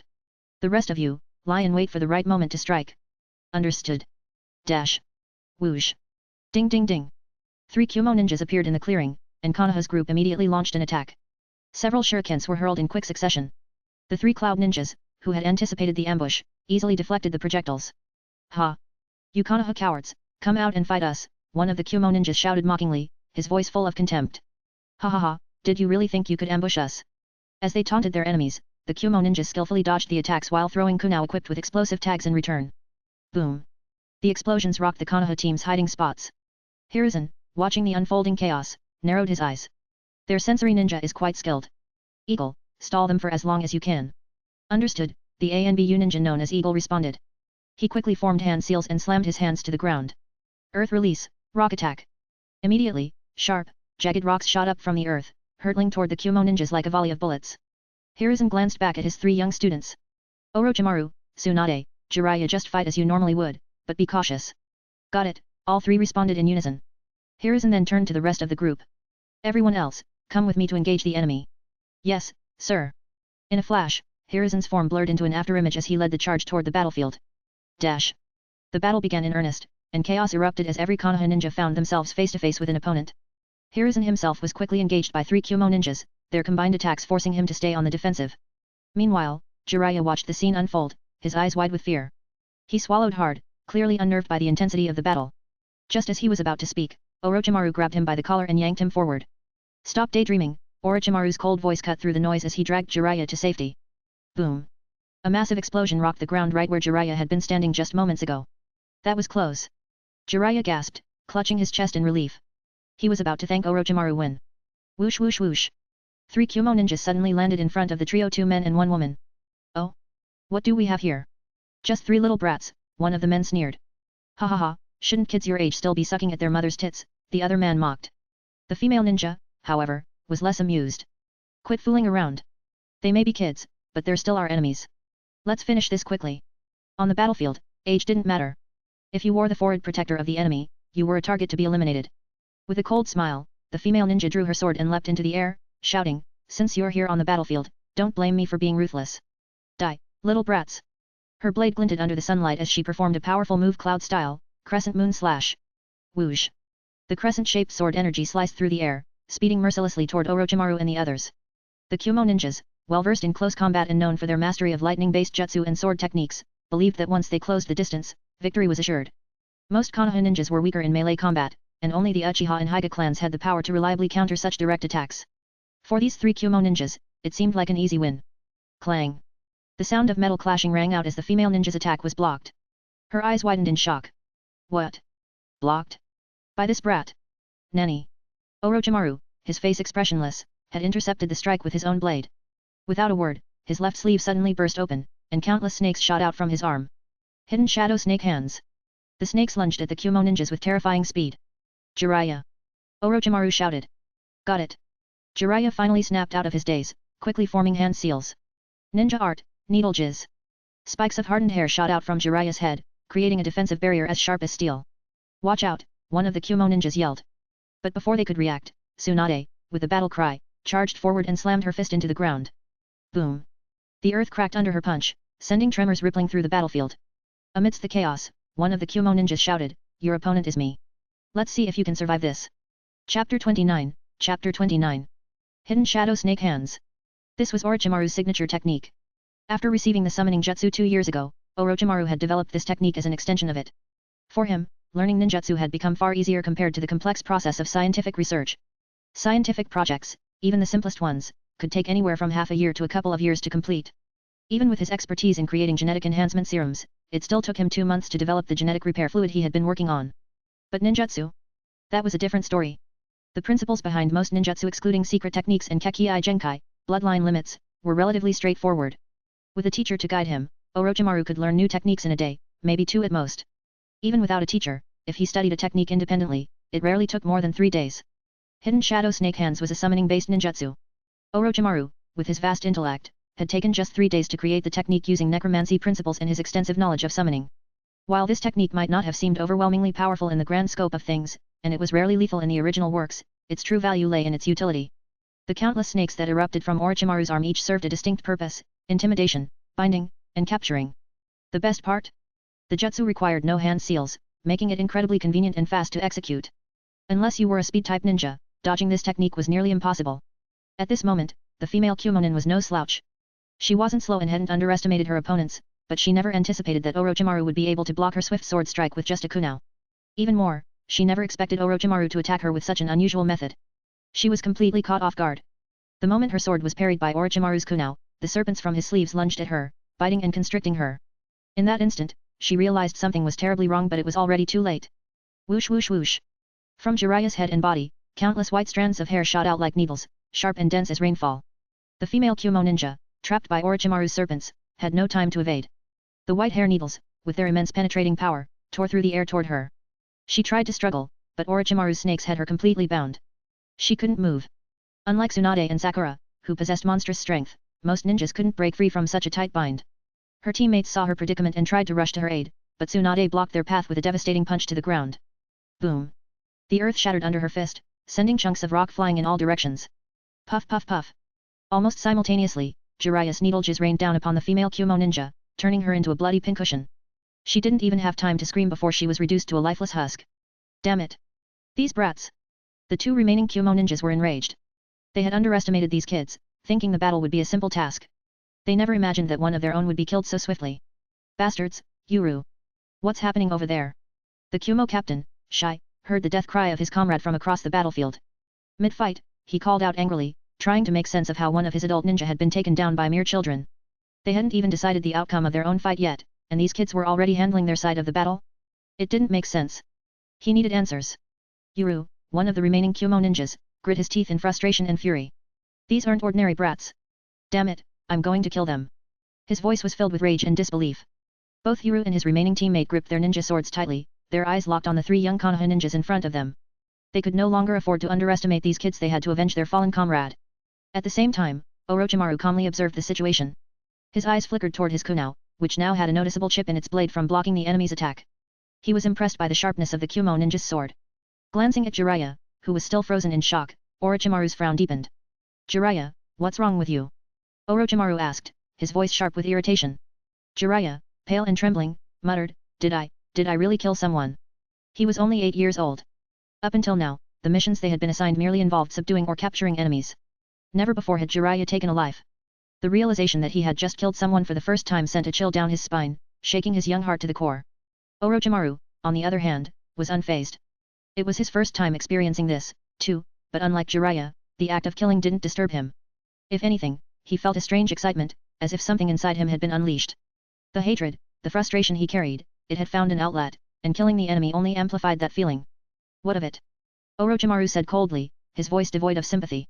If you don't kill them, they'll kill you. Didn't you undergo mental training for this?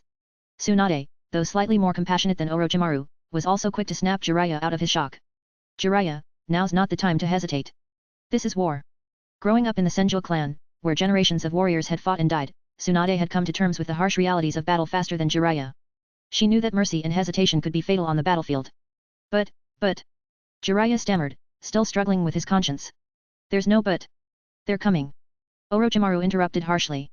The two remaining Kumo ninjas, enraged by their comrade's death, were already charging at them with their swords drawn, ready for revenge. The three young Konoha ninjas quickly fell back, trying to maintain some distance as the Kumo ninjas pressed forward. Meanwhile, the battle around them was becoming more intense. Elsewhere on the battlefield, other ninjas were beginning to suffer casualties. Earth release, earth flow river. The ground beneath one of the Kumo ninjas suddenly turned soft and slippery, forming a river of mud that dragged him down. Before he could react, his legs were caught in the mire, making it impossible for him to escape. Cloud style, downward slash. In another part of the battlefield, a Konoha ANBU ninja was struck by a Kumo ninja's blade, a deep gash opening across his chest. Blood splattered as the ninja grunted in pain, stumbling backward. Shuriken, kunai, and explosive tags flew through the air, detonating across the forest as the sounds of battle filled the entire area. Hiruzen, after quickly dispatching one of the Kumo ninjas, glanced over at the three children who were still engaged in a fierce fight with their opponents. His eyes narrowed with concern as he noticed that the two remaining Kumo ninjas seemed to be gaining the upper hand. Orochimaru. Now's your chance, use it. He shouted, signaling to his student. Orochimaru's eyes gleamed with understanding. Without hesitation, he flicked his wrist, pulling out a kunai with an explosive tag attached to it and hurling it toward the enemy. Boom. The explosion forced the two Kumo ninjas to retreat, momentarily creating a gap between them and the young Konoha ninjas. Whoosh whoosh whoosh. Orochimaru, Tsunade, and Jiraiya immediately regrouped, standing back to back. Without a word, they bit their thumbs, drawing blood, and began forming hand seals in perfect synchrony. Boar dog bird monkey ram. Summoning jutsu. In unison, they slammed their palms onto the ground. Bang. Bang. Bang.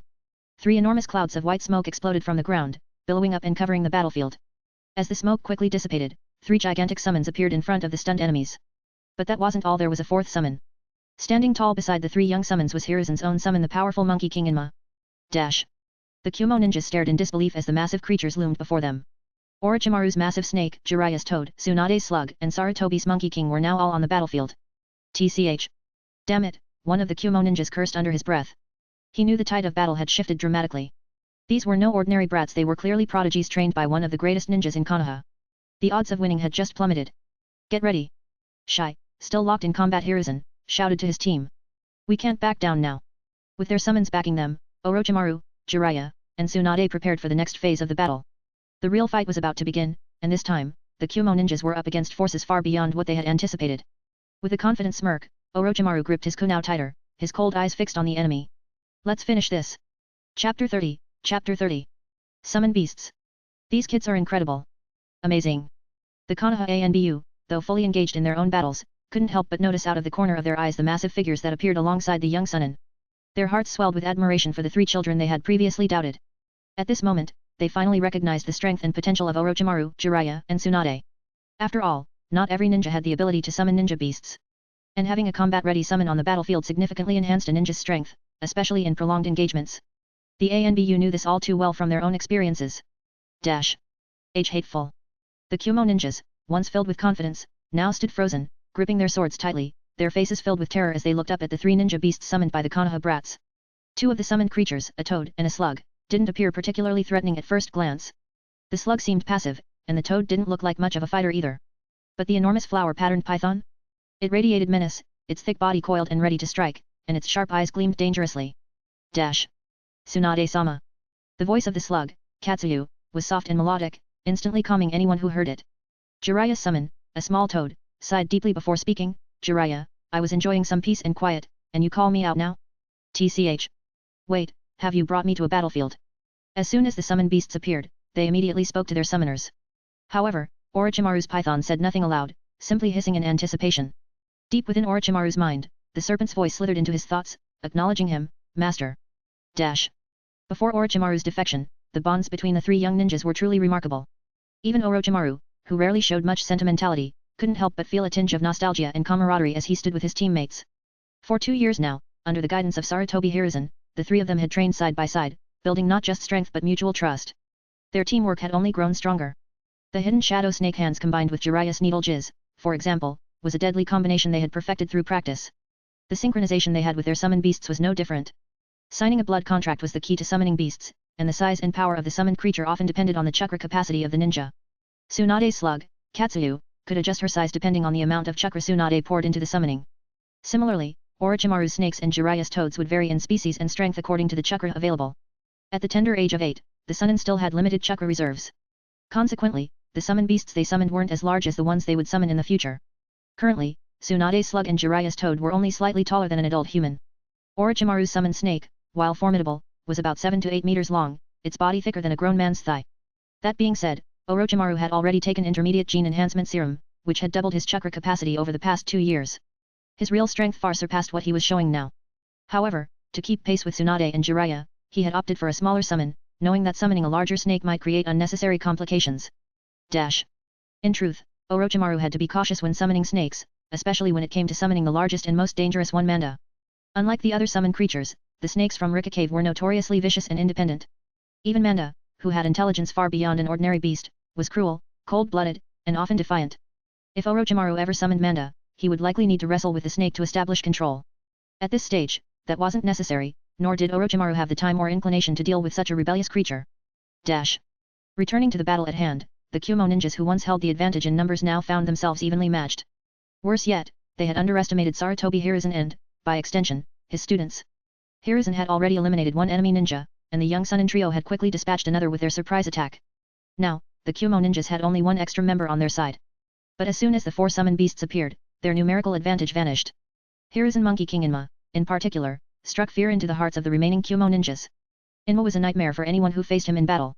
His immense strength and sharp claws could tear through even the strongest defenses and, as the Kumo ninjas quickly learned, he could grab their ninja swords directly with his powerful hands. Ding ding! Bang bang! Tsunade, get out of the way! Orochimaru shouted. Got it! Tsunade responded instantly, pushing off the ground with her toes and leaping back gracefully, giving Orochimaru and Jiraiya space to move. The two boys quickly formed hand seals, preparing to launch a combined attack on the Kumo ninjas now entangled with the summon beasts. Fire release, flame bullet. Wind release, great breakthrough. Fire and wind combined in perfect harmony, the wind fanning the flames into a massive inferno that surged toward the remaining Kumo ninja. Whoosh! The fire roared across the battlefield like a wildfire, consuming everything in its path. Within moments, screams echoed from the flames as the Kumo ninjas were caught in the searing heat. Shuriken, kunao, explosive tags, and the roars of summoned beasts filled the battlefield with a cacophony of sound and fury. The overwhelming difference in power between the Konoha ninjas and their Kumo opponents became painfully clear as the fight drew to a close. White-haired ape. Damn it! You're Hiruzen Sarutobi. The Kumo Jainin Shai, after witnessing the white-haired furred monkey King Inma and recognizing Hiruzen's combat prowess, finally realized who he was up against. His voice trembled with anger and fear. The image of Hiruzen had been imprinted deeply into the minds of the Kumo ninjas from previous battles. But it wasn't just Hiruzen himself, it was the fearsome white-haired ape that haunted them most. Hiruzen, his face calm but resolute, glanced at the remaining Kumo ninjas and spoke softly, "This war should have ended long ago.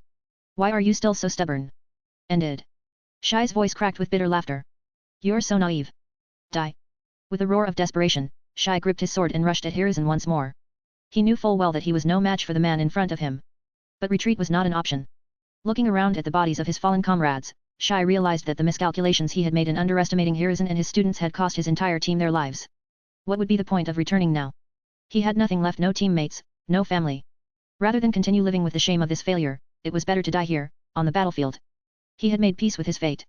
Ninjas should die on the battlefield. Whoosh! With a single swift motion, Hiruzen's kunao pierced Shai's heart from behind, gleaming with cold finality as it delivered the killing blow. The battle was over. Chapter 31, Chapter 31. Bang, bang, bang. As the last Kumo ninja hit the ground, the 4 summoned beasts disappeared in clouds of white smoke, leaving the battlefield eerily silent once again. The once tranquil forest was now a chaotic mess, the earth torn and scarred, trees uprooted and the ground littered with debris, an all too familiar scene in the aftermath of a battle. The Konoha ANBU quickly moved in to assess the battlefield, checking for any signs of lingering danger. "You kids did an amazing job," one of the ANBU members approached the trio, his voice filled with admiration. "To think that these were just children, children who had shown such combat proficiency and teamwork on their first real battlefield experience. It was simply unbelievable. Orochimaru, Jiraiya, Tsunade, you really are something special. Where? No way. Jiraiya stammered awkwardly, his face flushed with embarrassment. Tsunade and Orochimaru handled the compliment calmly, but Jiraiya couldn't help feeling ashamed. He had panicked the most during the battle. If Orochimaru hadn't been there to pull him out of danger, he likely would have been seriously injured or worse. Still, Jiraiya was no coward. He had managed to hold his ground after that initial panic, but he couldn't shake the feeling that he was still lagging behind his teammates. Meanwhile, Orochimaru ignored the praise and the small talk. His gaze shifted to the Kumo ninjas who had been incapacitated but were still alive, groaning on the ground. A strange, inexplicable feeling surged within him. He gripped his kunai tightly and began walking toward the injured Kumo ninjas. Hey, Orochimaru! What are you doing? Jiraiya shouted, his voice laced with concern. Thud. Without answering, Orochimaru slashed one of the downed Kumo ninjas across the neck, blood spilling out as the enemy ninja's life quickly faded away. Jiraiya's eyes widened in shock. Tsunade also flinched, a trace of unease flickering across her face. This was different. Although they were enemies, these Kumo ninjas had already lost the ability to fight. Was there really a need to kill them in cold blood? Hiruzen, watching from a distance, noticed Orochimaru's actions. He raised an eyebrow, momentarily surprised, but quickly returned to his usual expression. This was war, after all. Such actions weren't uncommon. Only the ANBU captain, Eagle, showed a more pronounced reaction. Behind his mask, a cold smirk formed. This kid, he's perfect for ANBU. Shaking his head, Eagle called over one of his uninjured subordinates. Together, they moved across the battlefield, mercilessly finishing off the rest of the incapacitated Kumo ninjas. It was ANBU's job to clean up loose ends, and this was no different. Hiruzen didn't stop them. He wasn't soft-hearted as the future might suggest. During his prime, Hiruzen was an elite Jonin, having killed countless enemies. Sparing incapacitated foes? That was simply not an option in war.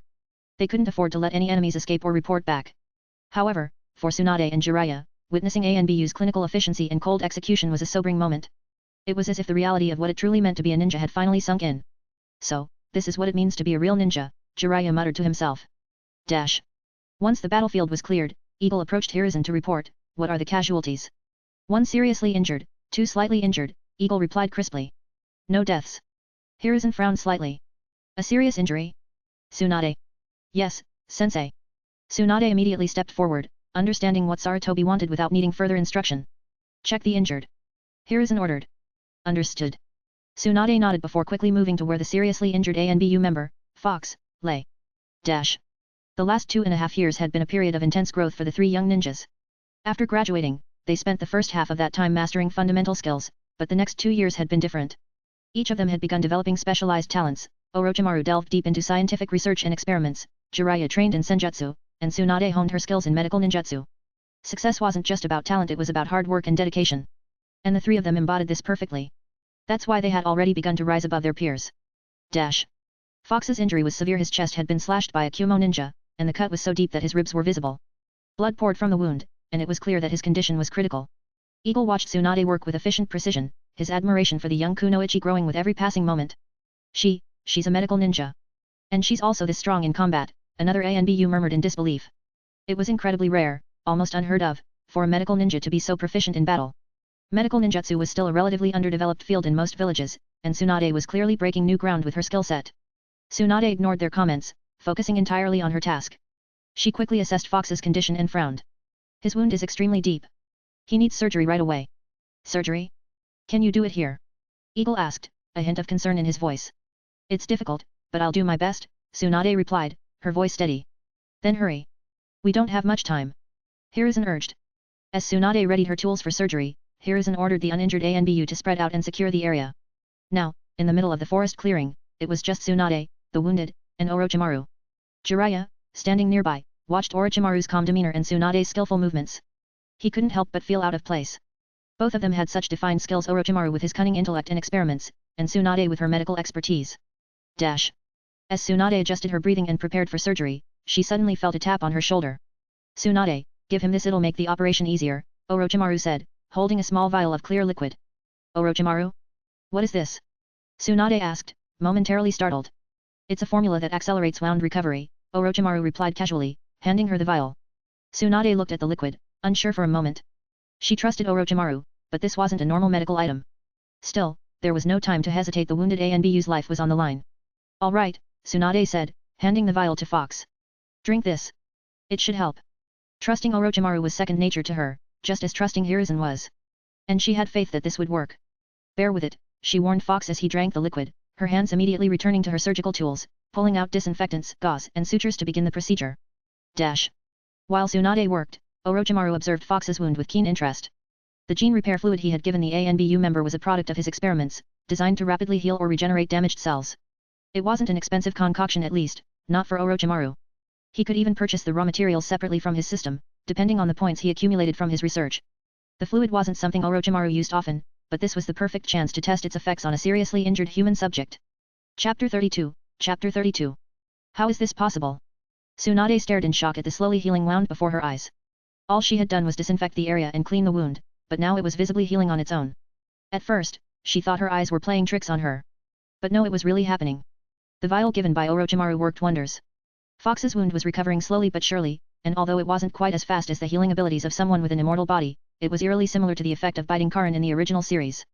Others, hearing Tsunade's exclamation, quickly gathered around. What's wrong, Tsunade?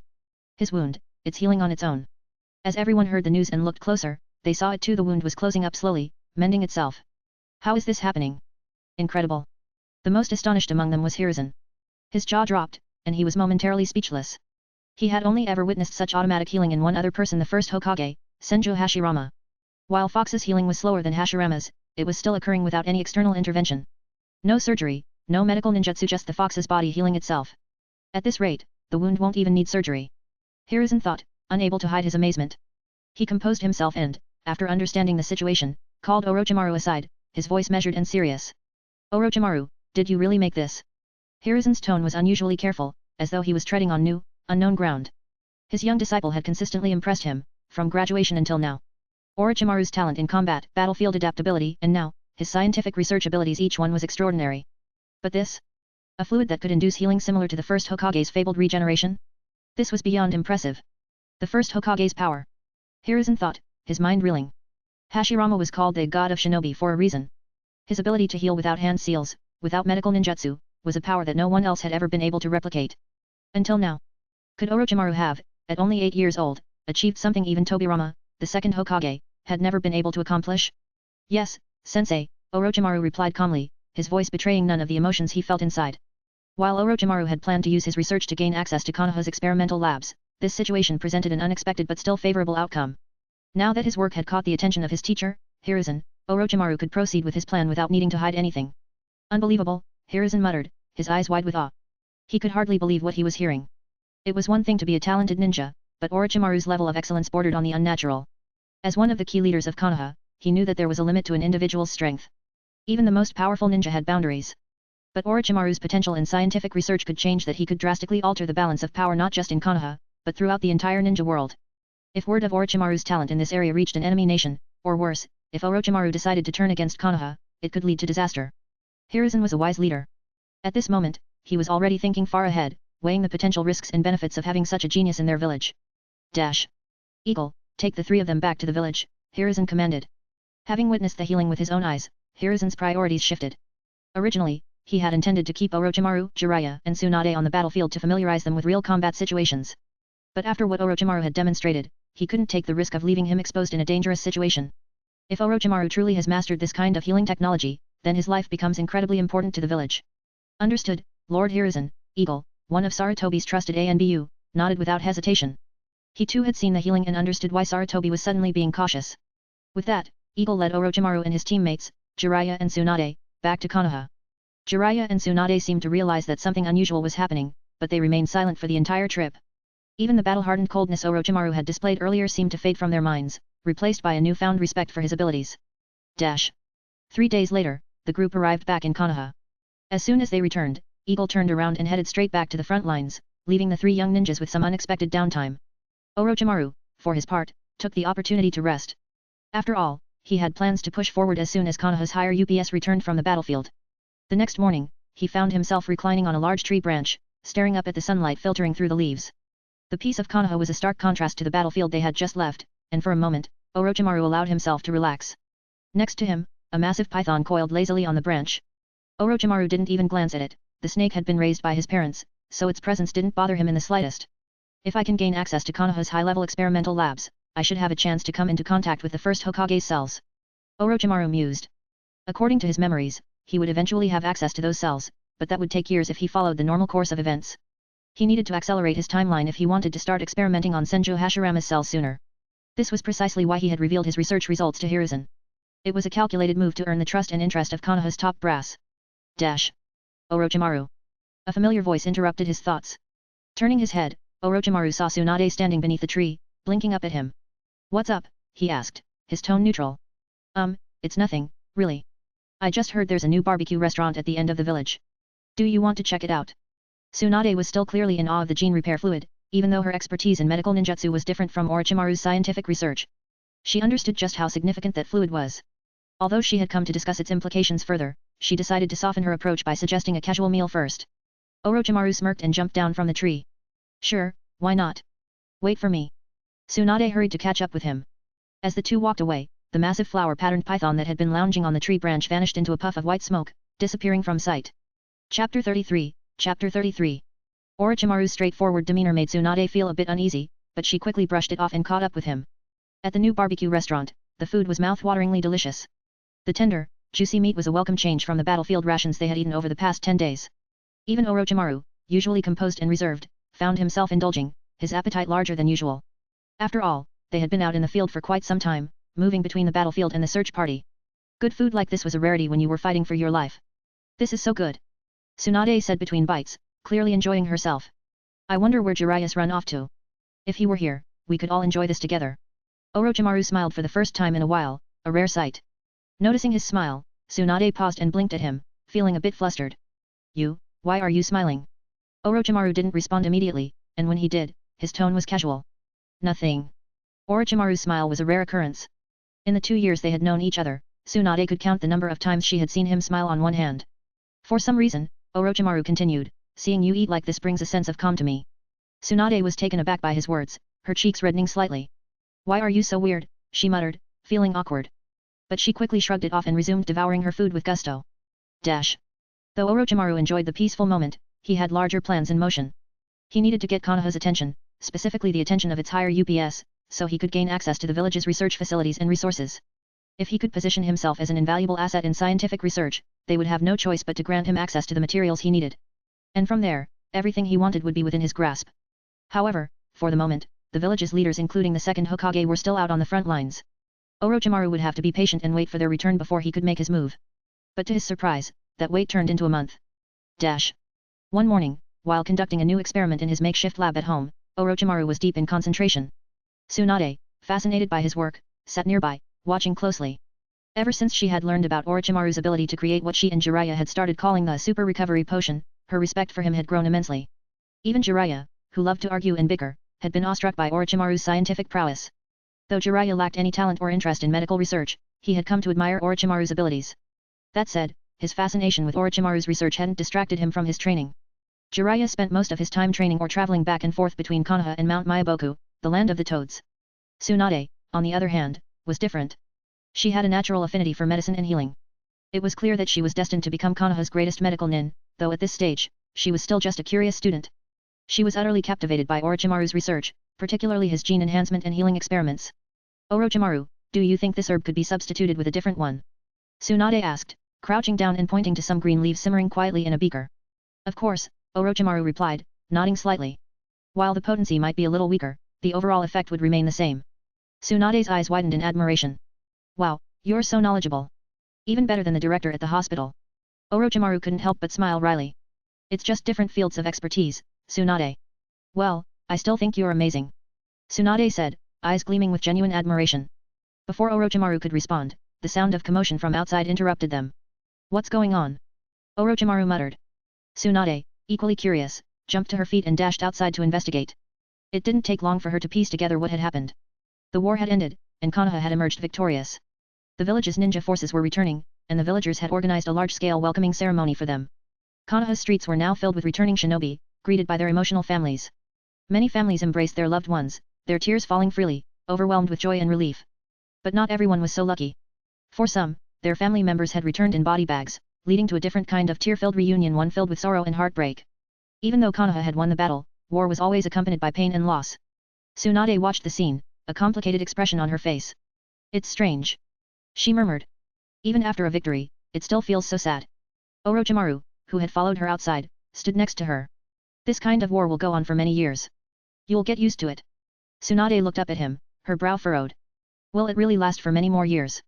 Orochimaru nodded without hesitation. Of course. You didn't think that the end of this war would suddenly bring peace to the world, did you? He spoke with such calm certainty, but the truth in his words weighed heavily on Tsunade. In his mind, Orochimaru could already picture the endless conflicts to come, the second great ninja war, the third, and even the fourth. Corpses would continue to pile up in every war, and peace would always remain elusive. Tsunade remained silent, still processing his words when Orochimaru suddenly spoke again, his voice low. Strange. Why hasn't the second Hokage returned yet? Tsunade snapped out of her thoughts, blinking in confusion. That's true. Not only hasn't my granduncle returned, but Hiruzen-sensei is missing too. Her concern rising, she ran up to a nearby ninja who had just returned. Sayama-senpai. The man turned at the sound of her voice, his expression brightening. Ah, little Tsunade. What can I do for you? Do you know where Lord Hokage is? Didn't he come back with the rest of the troops? Oh, the second Hokage. Sayama paused, then smiled. Lord Hokage and several other higher UPS went to the border to sign an alliance agreement with the Land of Lightning. They'll be back in 2 days. Oh, I see. Thank you, Sayama-senpai. Tsunade replied cheerfully, her initial worry fading.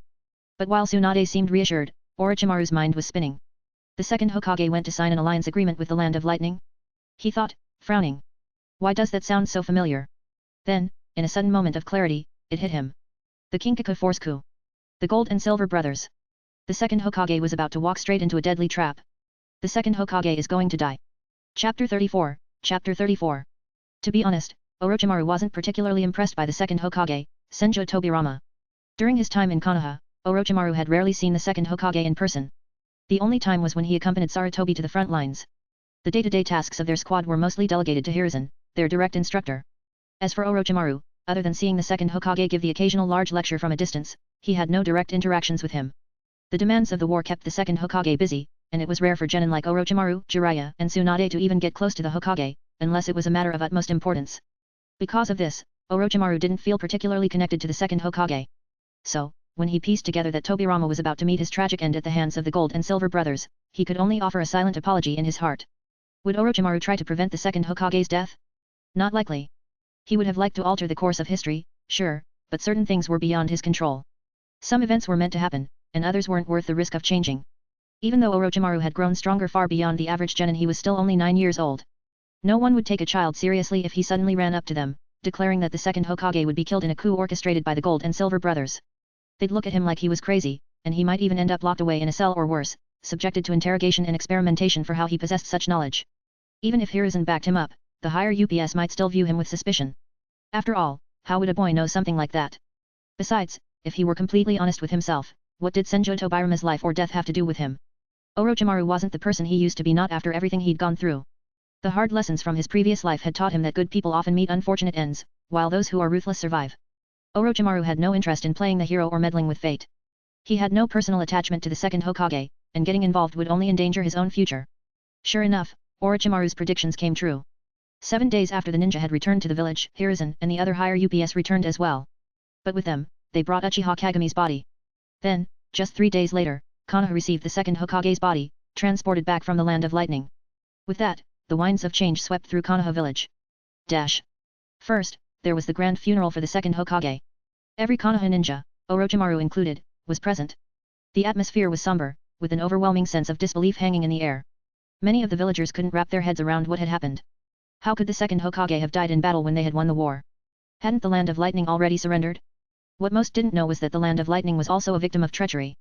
Their second Raikage had also perished during the negotiations, a result of the coup led by the Gold and Silver Brothers. Next came the official appointment of Hiruzen as the third Hokage. The second Hokage had named him his successor in the final moments of his life, making it clear who would carry on the mantle of leadership in Konoha. However, despite the second Hokage's dying wish, Hiruzen's ascension to the position of Hokage was not without opposition. Within Konoha, power struggles simmered beneath the surface. Many were dissatisfied with Hiruzen becoming the next Hokage. Among those who harbored resentment was none other than Shimura Danzo, Hiruzen's longtime friend and rival. Danzo had always dreamed of becoming Hokage himself. Ever since their days as students, he and Hiruzen had been locked in fierce competition. But now, due to a single order given by the second Hokage before his death, Danzo's hopes were crushed. He had no chance of claiming the title of Hokage as long as Hiruzen was alive. And it wasn't just Danzo who was disgruntled. The Uchiha clan, one of the founding clans of Konoha, was also deeply dissatisfied. The village had been built through the combined efforts of Senju Hashirama and Uchiha Madara, yet not a single Uchiha had ever been named Hokage. They could understand the first Hokage being a Senju since Hashirama and Madara had fought side by side to create the village. The second Hokage's position was also accepted, given his bloodline as the younger brother of Hashirama. But Hiruzen? He had no such lineage. He wasn't a Senju or an Uchiha.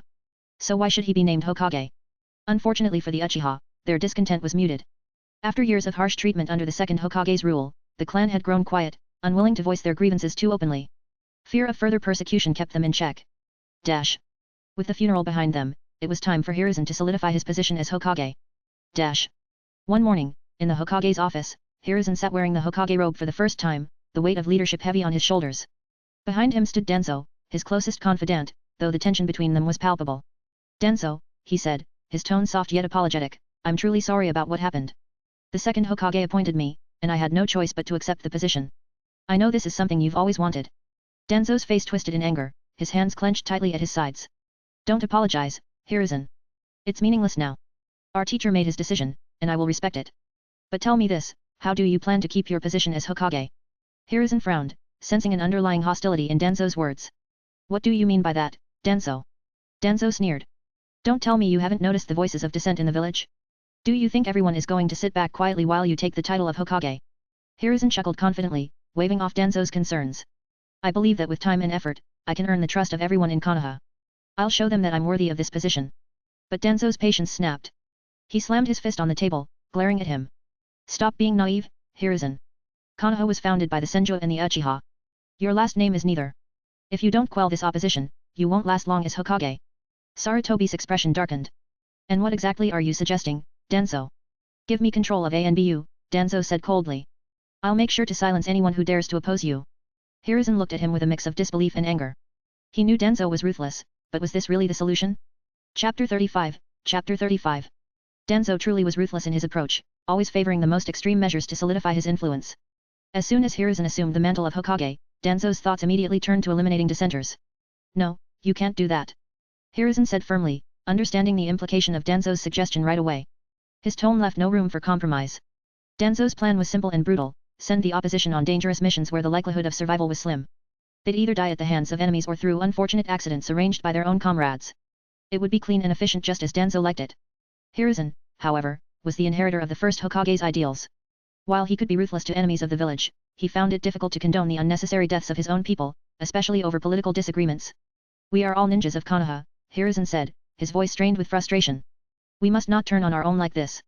Danzo, unfazed by Hiruzen's moral objections, calmly replied, Hiruzen, you are not suited for this position.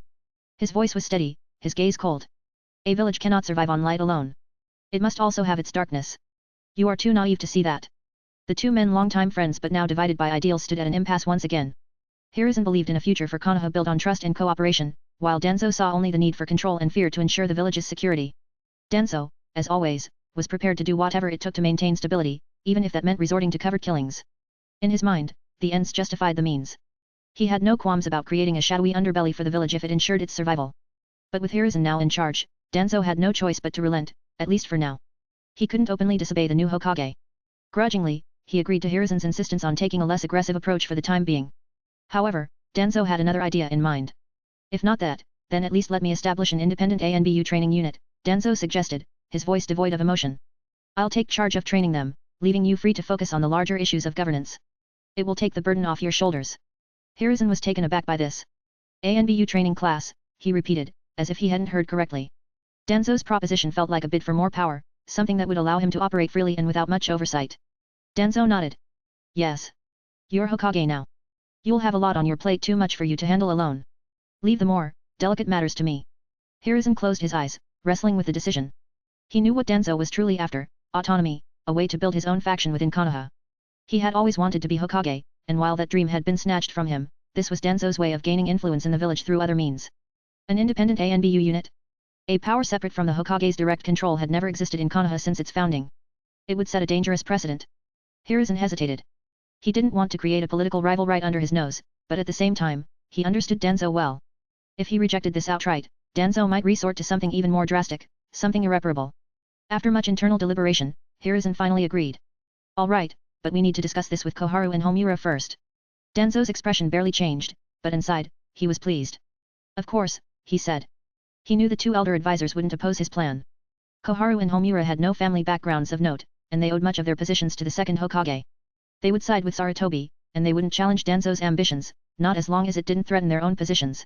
Thus, Root, an ANBU unit independent of the Hokage's regime, was formed under Danzo's command. Its purpose would remain secret, known only to a select few. Meanwhile, in front of Orochimaru's house. Orochimaru. Tsunade's voice broke the silence. What is it? Orochimaru responded, his tone indifferent. Will you take a walk with me? Orochimaru paused for a moment, then nodded. All right. The two of them strolled down the streets of Konoha, the midday sun casting long shadows behind them. Orochimaru wore his usual white robe adorned with Megatama symbols, while Tsunade was dressed in green, with short sleeves and shorts, her waist tied with a blue sash. After a moment of silence, Tsunade spoke again, her voice filled with a strange melancholy. When do you think this war will end? Her question was out of the blue, catching Orochimaru off guard. But as he glanced at her, he saw the sadness in her eyes. She had seen so much loss on the battlefield, and it had clearly weighed on her mind. I don't know, Orochimaru replied honestly. But I do know one way to end all wars. Tsunade looked at him in surprise. She hadn't expected a real answer, much less from someone as young as Orochimaru. Oh? What's that? Without missing a beat, Orochimaru's reply was cold and direct. Unification. Unification.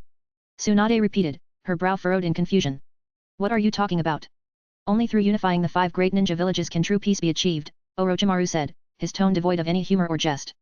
Tsunade blinked, stunned by the seriousness in his voice. You're joking, right? The 5 great villages have been at each other's throats for years. You think unifying them is possible? Orochimaru shrugged. It's not easy. But it's not impossible. Tsunade shook her head in disbelief. You sound like a madman. Orochimaru didn't respond. Instead, he changed the subject, his tone casual. Forget it. Let's go get some roasted chicken. I'll treat you. The abrupt shift in conversation threw Tsunade off. Hey? How did you know I like roasted chicken? I've seen you sneaking off to buy it by yourself more than a few times, Orochimaru said, a slight smirk playing on his lips. Tsunade flushed, embarrassed. I didn't think you noticed. It's hard not to. Tsunade laughed, the somber mood lightening. I didn't think you paid attention to other people, Orochimaru. Orochimaru shrugged nonchalantly. Nothing special. And if I remember correctly, Jiraiya asked you to eat with him plenty of times. Ugh, I'd never go with that big pervert. Tsunade exclaimed with a scoff. He doesn't know how to behave. Besides, someone like you is far more tolerable. Orochimaru raised an eyebrow. Is that so? Tsunade smirked playfully. Of course. If I had to pick between you and him, well, let's just say you'd make a better boyfriend. Orochimaru muttered, seemingly uninterested. Tsunade blushed again, though she tried to hide it. I'm just saying, when we grow up, maybe. Maybe, Orochimaru replied vaguely. But let's see what the future holds. Tsunade's face brightened, but she quickly tried to play it off. So you agree, hey? Orochimaru simply gave her a small, mysterious smile and continued walking, leaving her to wonder what exactly he meant by that. Chapter 36, Chapter 36. Facing Tsunade's direct question, Orochimaru was momentarily caught off guard. If both of them were adults, perhaps he might have flirted back or even indulged in his darker thoughts. But now, he was still a child, and no matter how advanced his intellect or how strengthened his physique was, that didn't change his age. At least, not in ways that mattered for this situation. He gave Tsunade a casual, dismissive response and changed the subject quickly. Together, they arrived at the village's well-known grilled chicken restaurant. Hey, look at that, Tsunade muttered as they entered the shop. As soon as they stepped inside, they spotted an acquaintance. Oh? Orochimaru? Tsunade? Haha. What brings you here? Come, come. Join me. A young man with white hair, dressed in a white outfit, stood up from his table and waved enthusiastically at them. Hiriko? You're eating here alone? Orochimaru asked as they approached. Tsunade chimed in after him, where's Jiraiya? Didn't he come? Hiriko laughed and replied, that guy? He's off doing some special training as usual, right? Yeah, probably off somewhere trying to perfect that weird technique of his, Tsunade said with a casual shrug. While the three of them Orochimaru, Jiraiya, and Tsunade were usually together for missions, their individual pursuits often kept them apart. Jiraiya was busy mastering sage techniques, something that had once been a closely guarded secret but had since become something of an open secret among their circle. Hiriko smiled. Well, I'm not eating alone. I came here with Dai. He just stepped out for a moment. As if on cue, a young man wearing bright green tights emerged from the restroom and walked over to their table. He was none other than Might Dai. Now, let me introduce you properly, Hiriko said, turning to the man in green. This is Might Dai, a fellow shinobi. Orochimaru was momentarily taken aback. Of course, no introduction was necessary, he already knew might die. But what surprised him was the connection between Hiriko and Dai. The two seemed like such an unlikely pair. But then again, maybe it wasn't that surprising after all.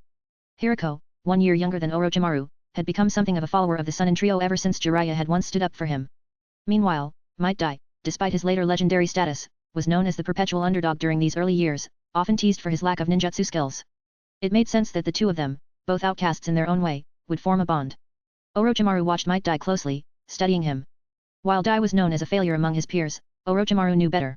This was the man who would one day master the 8 gates and push his body beyond its limits to protect those he loved. His legacy would be passed on to his son, Might Dai, who would become one of Konoha's most formidable shinobi. Nice to meet you both. Might Dai said, bowing respectfully. I've heard a lot about you both, please teach me. Tsunade, clearly a bit flustered by Dai's intense respect, scratched the back of her head awkwardly. You don't have to be so formal. We're all comrades in the same village. Thank you, Tsunade-sama. Might Dai responded earnestly, making her even more uncomfortable. Orochimaru, on the other hand, remained silent, observing the interaction. This party is something special. 2 dead last, and 2 geniuses. 2 types of people who would normally never come together, but due to various circumstances, they've ended up sitting together by chance. However, Orochimaru, who knows the storyline, naturally won't underestimate these 2 dead last. Might Dai, the founder of the 8 Gates released formation. On the other hand, Hiriko was unwilling to remain mediocre. In order to catch up with the Chunin, he developed a forbidden technique called Chimera Jutsu. This forbidden technique allows him to fuse ninjas or summoned beasts with his own body, and it can even integrate Kekii Genkai. It can be said that this is extremely similar to Orochimaru's genetic fusion. Although his Chimera technique is fundamentally different from Orochimaru's genetic fusion, the fact that he can achieve this on his own is undeniably impressive. When Orochimaru first encountered Hiriko, he had already added him to his list of potential experimental subjects. He just hadn't decided yet whether Hiriko should be his test subject or his subordinate. Of course, no matter which it is, now is not the time. After a lively meal, during which Hiriko insisted on paying the bill, the 4 of them left the restaurant together. As Hiriko and Might Dai waved goodbye and walked off, Tsunade nudged Orochimaru with her elbow. Hey, Orochimaru, she began. That guy in green, why do I feel like I've seen him somewhere before? We all live in the same village, Tsunade. It's not strange to run into familiar faces, Orochimaru replied casually. No. I mean, he seemed familiar in a different way. Tsunade frowned, trying to remember where she had seen Might Dai before. Orochimaru raised his hand to respond, but just as he was about to speak. Whoosh!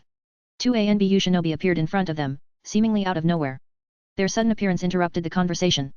Orochimaru, you've been summoned by the Hokage, one of the masked shinobi said, his voice monotone yet urgent. Orochimaru smirked slightly, feeling a sense of satisfaction. Looks like they've finally decided to acknowledge me, he muttered under his breath. Tsunade raised an eyebrow, confused. What's going on? Orochimaru waved her off. Don't worry. I've been expecting this. With that, he followed the ANBU toward the Hokage's office. Chapter 37, Chapter 37. Hokage Conference Room.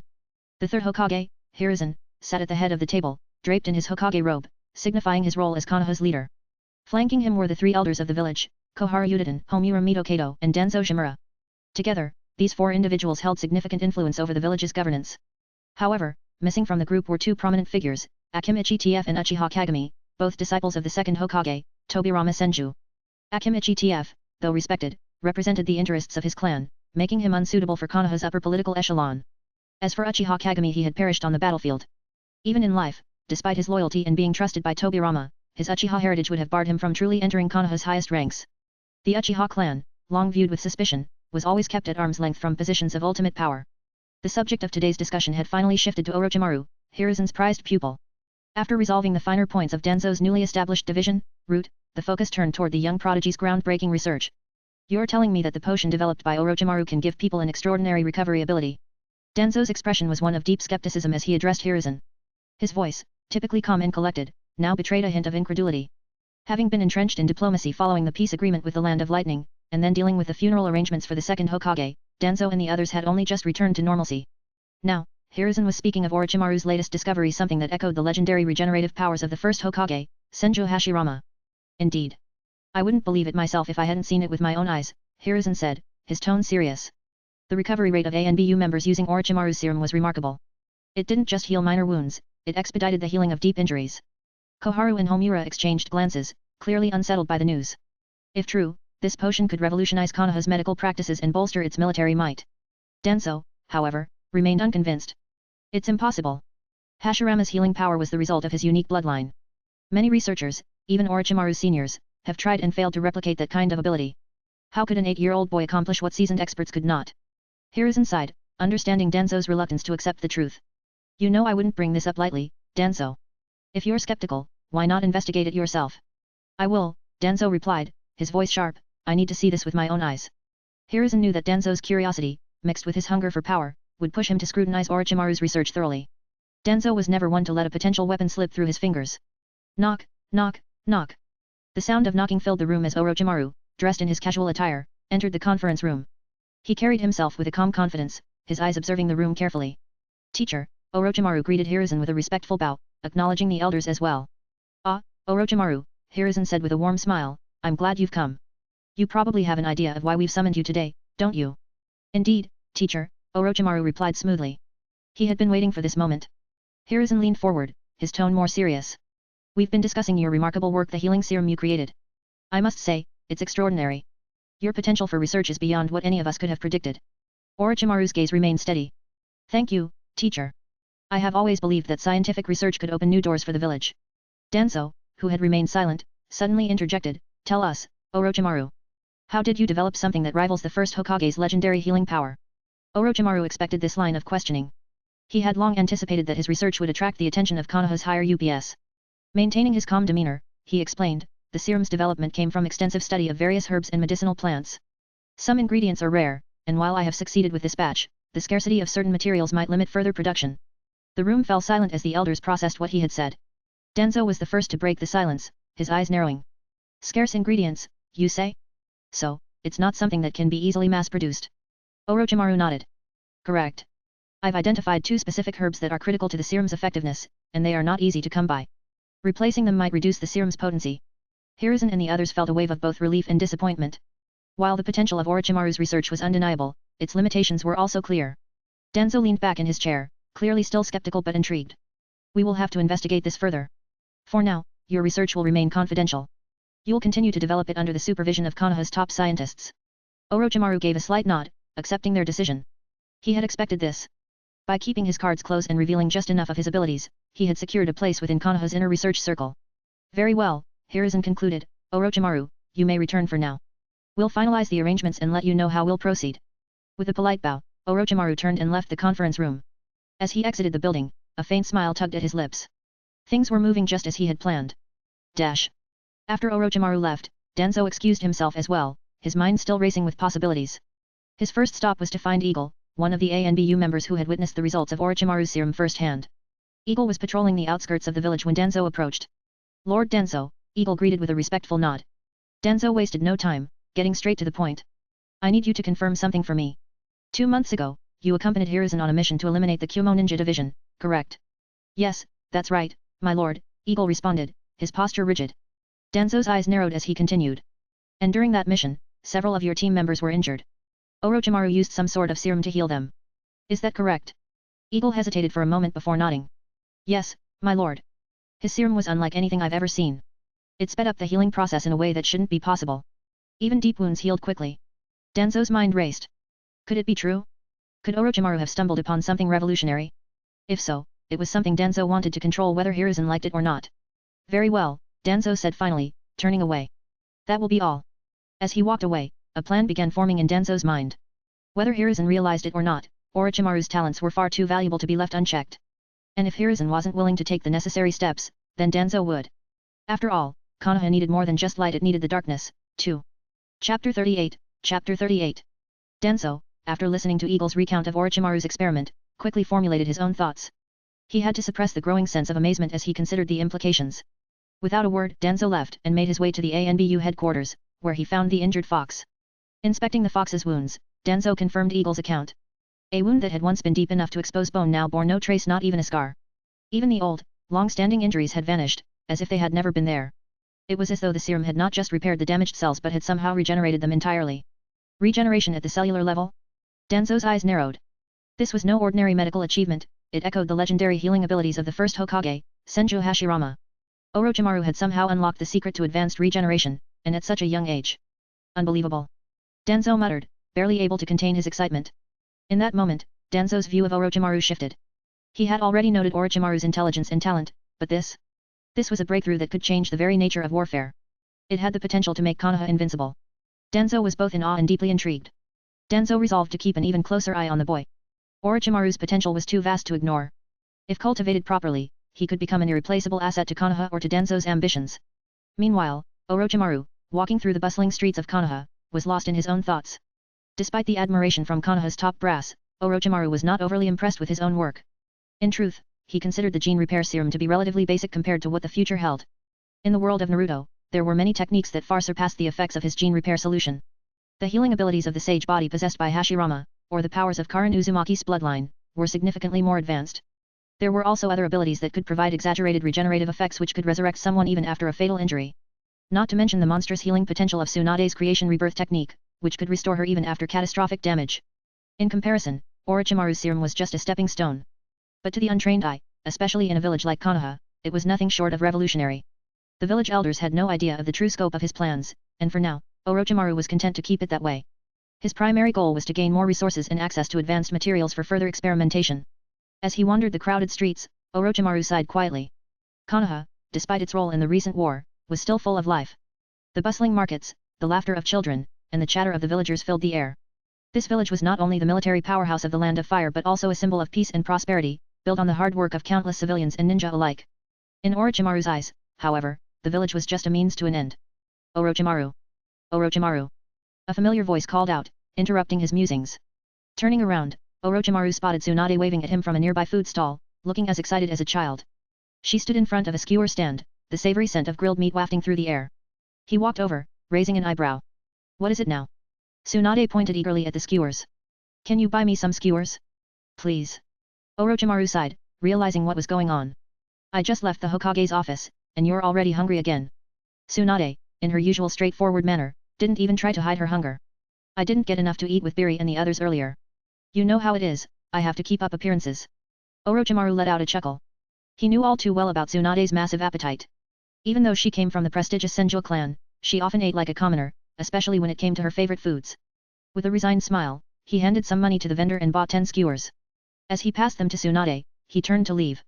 Hey, wait up! Tsunade called after him, running to catch up. Aren't you going to eat some too? I'm heading to the training grounds to practice ninjutsu, Orochimaru replied, brushing off her offer. You can eat without me. Tsunade grinned, clearly enjoying her meal. Then I'll come too. Let's go. Dash. At the training grounds, Jiraiya lay on the grass, completely spent from his own training. He stared up at the sky, his brow furrowed in frustration. Why am I working so hard? Jiraiya muttered to himself. Every ninja needed a reason to fight: money, power, love, or something more personal. But Jiraiya, at that moment, was struggling to find his own motivation. Suddenly, the memory of Tsunade's casual dismissal came to mind. She had told him, more than once, that Orochimaru would make a better boyfriend than him. The words echoed in his mind, stinging more than any punch or kick. Tsunade, she really likes Orochimaru. Jiraiya clenched his fists, a look of realization crossing his face. Then the answer is simple. He leaped up, his face lighting up with determination. I'll become the strongest ninja. I'll make Tsunade and every other girl admire me. Just as he was about to dive back into training, he noticed something in the distance: Orochimaru and Tsunade walking toward him, side by side.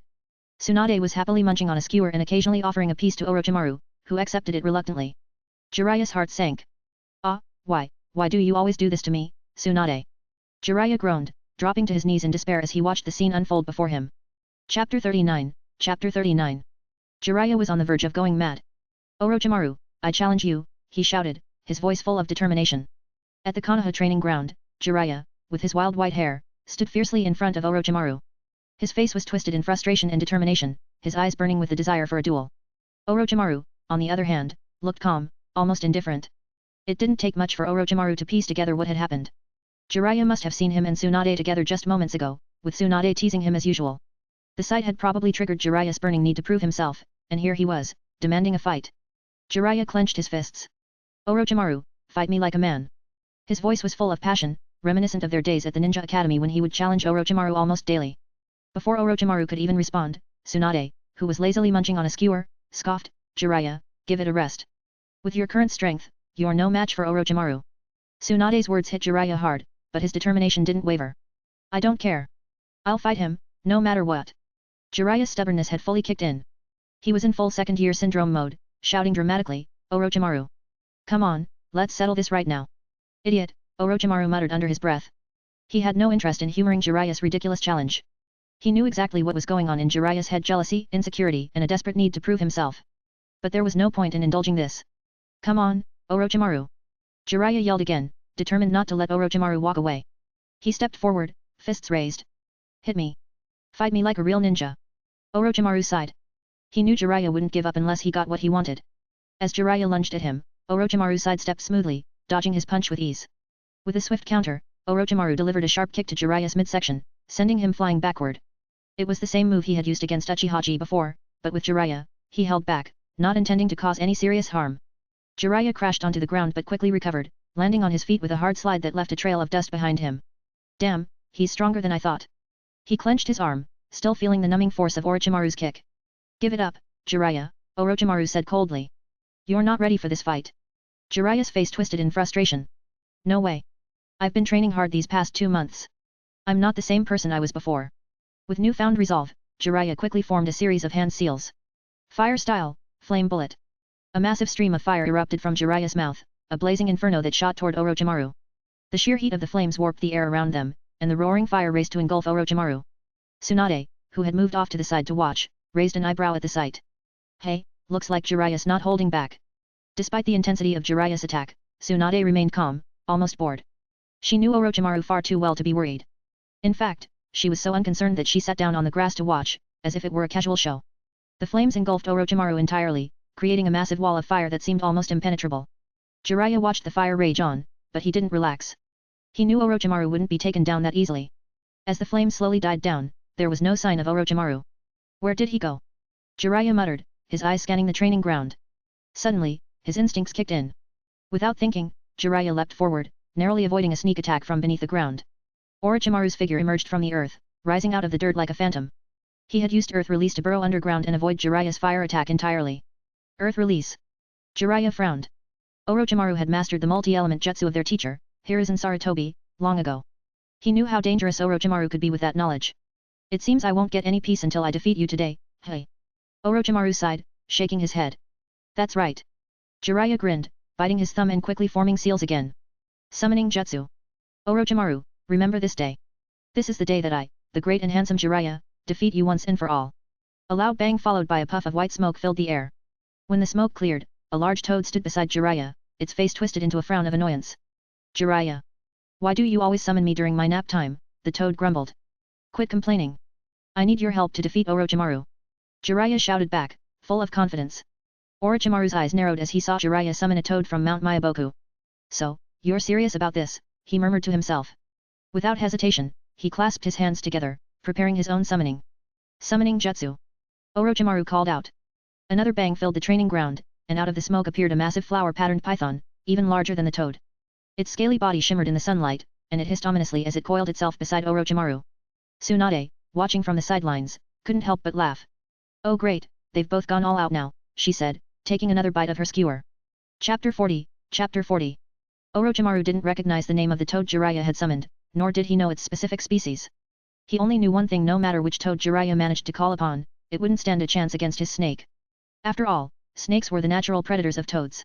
Unless Jiraiya could somehow summon the two great sage toads, Fukasaku and Shima, from Mount Myoboku, no matter what toad he summoned, it would only get beaten.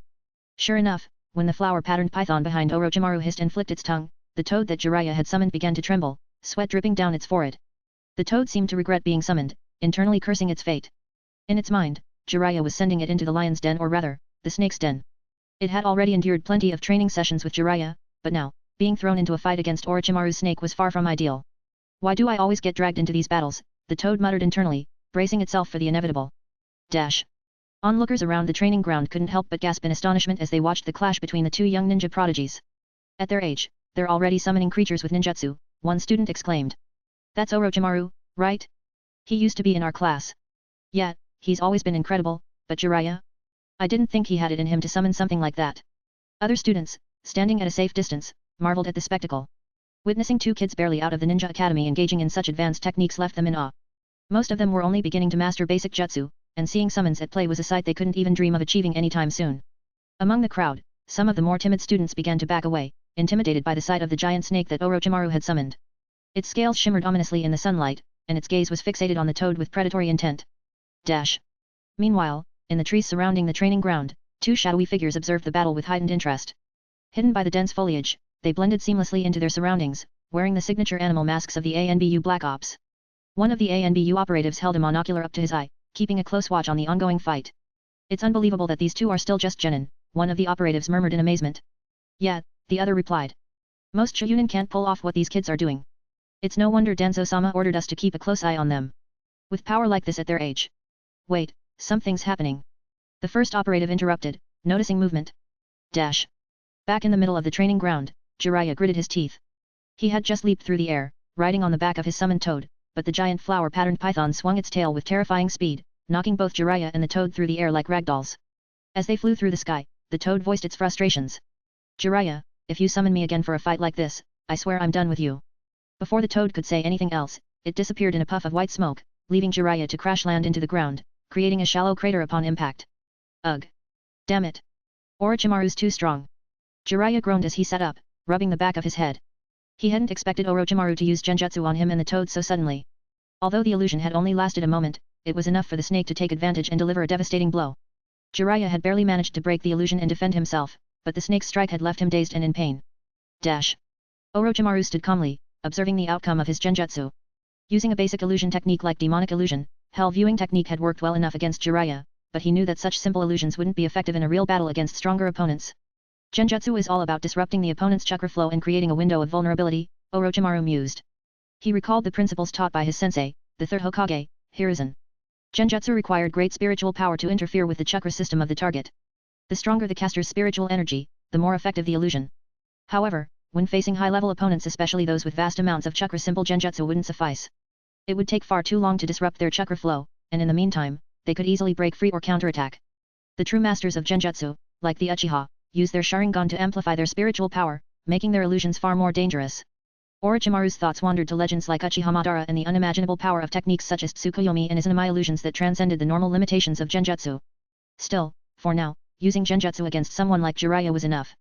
Alright, you can go back now, Orochimaru whispered to the snake in his mind. The python flicked its tongue before vanishing in a puff of white smoke, leaving Orochimaru standing alone in the middle of the training ground. As the snake disappeared, an idea sparked in Orochimaru's mind. Since I've already signed the blood contract with the snakes of Rika Cave, most of them obey me unconditionally. Could I use my genetic research to create a more powerful snake? A snake even stronger than Manda? Perhaps something 100 times more formidable. He could already picture it, a snake with monstrous strength, one that could surpass even the greatest summons in the ninja world. System, is there any genetic technology that allows me to create a custom-made summoning beast? Orochimaru asked in his mind, his curiosity piqued. Yes, host, the system replied. Really? What is it? Biological genetic evolution fluid, the system answered. Chapter 41, Chapter 41. The system's answer was simple and straightforward. As long as Orochimaru continued to experiment, all scientific research materials would be provided from the shop. There was no need for him to develop everything from scratch. Orochimaru realized this was like being handed down the results of predecessors' hard work, enabling him to take a significant shortcut on the road of scientific research. Without this support, even with his deep knowledge of genetics, creating any groundbreaking genetic solutions would have been extremely difficult. Just look at the experts of this world, even developing a single genetic enhancement fluid could easily take a lifetime. Orochimaru. What exactly did you just do? Tsunade, who had been munching on the two remaining skewers in her hand, was a bit lost in thought. She still hadn't fully grasped what had happened during the battle earlier. The fight between Orochimaru and Jiraiya had seemed intense, but she had failed to understand the crucial moment. Why hadn't the toad moved when the snake attacked it? Wasn't this different from how such battles normally played out? Orochimaru casually replied, oh, that? I just used an illusion. An illusion. Tsunade was caught off guard. Then, as the realization hit, she quickly recovered. Wait, since when did you start using illusions in battle? I've always been able to use them, Orochimaru said calmly. I just never saw the need. I figured I'd give it a try this time, on a whim. In the original timeline, although Orochimaru was famously defeated by Itachi's genjutsu, his own abilities in illusion were not to be underestimated. Otherwise, how would he have managed to terrify the three kids of Team 7 with just a glance? His prowess in genjutsu was considerable, it was just that when facing prodigies with advanced techniques like Sharingan, the gap became evident. But with no Sharingan or prodigious Uchiha around, Orochimaru's mastery over genjutsu was more than sufficient to be a formidable weapon. Tsunade was left speechless for a moment. So, you used Jiraiya as a practice dummy, she asked, incredulous. Meanwhile, Jiraiya, who had crashed into the ground and was still lying there, groaned miserably. He had finally honed his skills, formed a partnership with his toad, and was all set to showcase his abilities against Orochimaru. Yet, before he could even unleash his technique, he was taken down with a genjutsu? It was beyond frustrating. Ah! I still can't beat that snake-like guy, Orochimaru.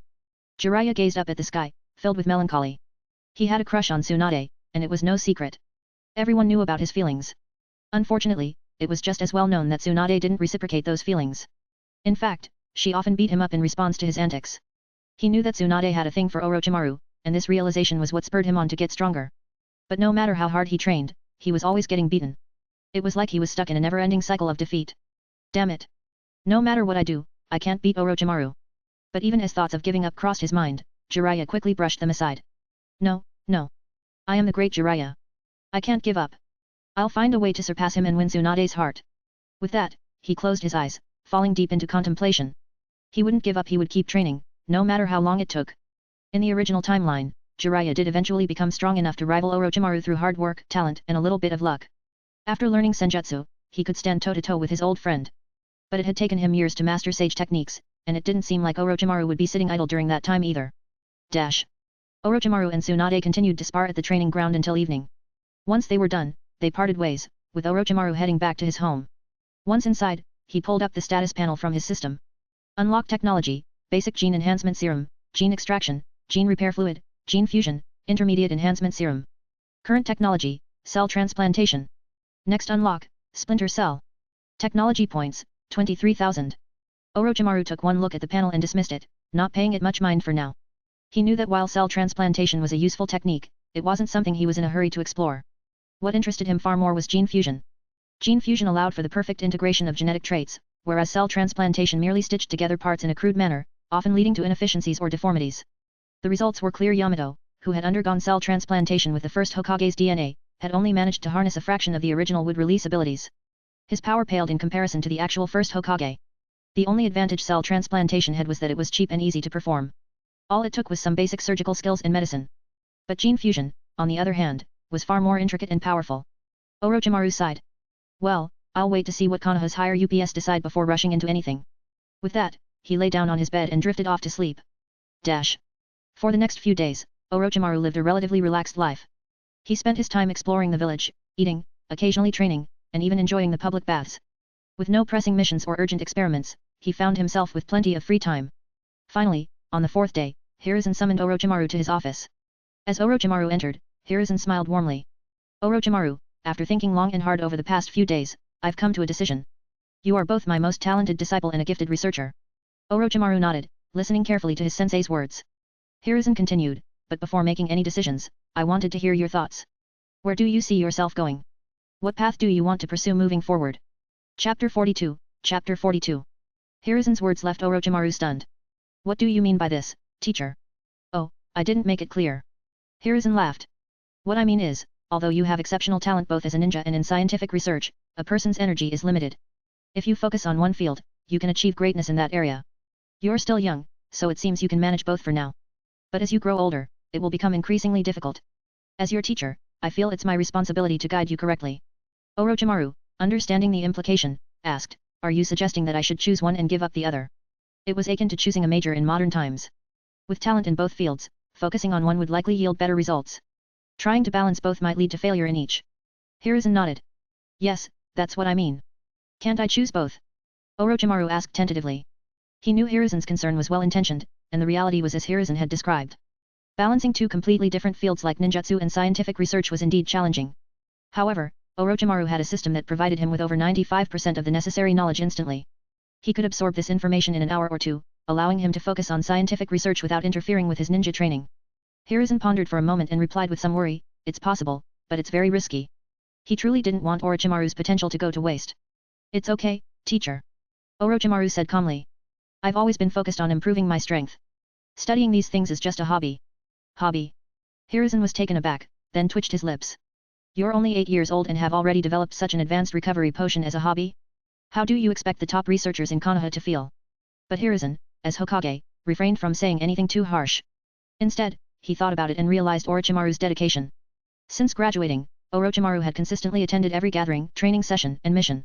Each time, he performed exceptionally well. Could it be that he was indeed managing to make these breakthroughs in his spare time? In awe, Hiruzen took a deep breath and praised him, it's astonishing. Well, now that you've made your decision, I will support you no matter what. He then knocked on his desk, and an ANBU agent wearing an animal mask appeared holding a money box. The ANBU handed the box to Sarutobi Hiruzen and then disappeared. Hiruzen pushed the money box towards Orochimaru. Here are 2 million ryo. Though it's less than what your scientific research results are worth, take it for now.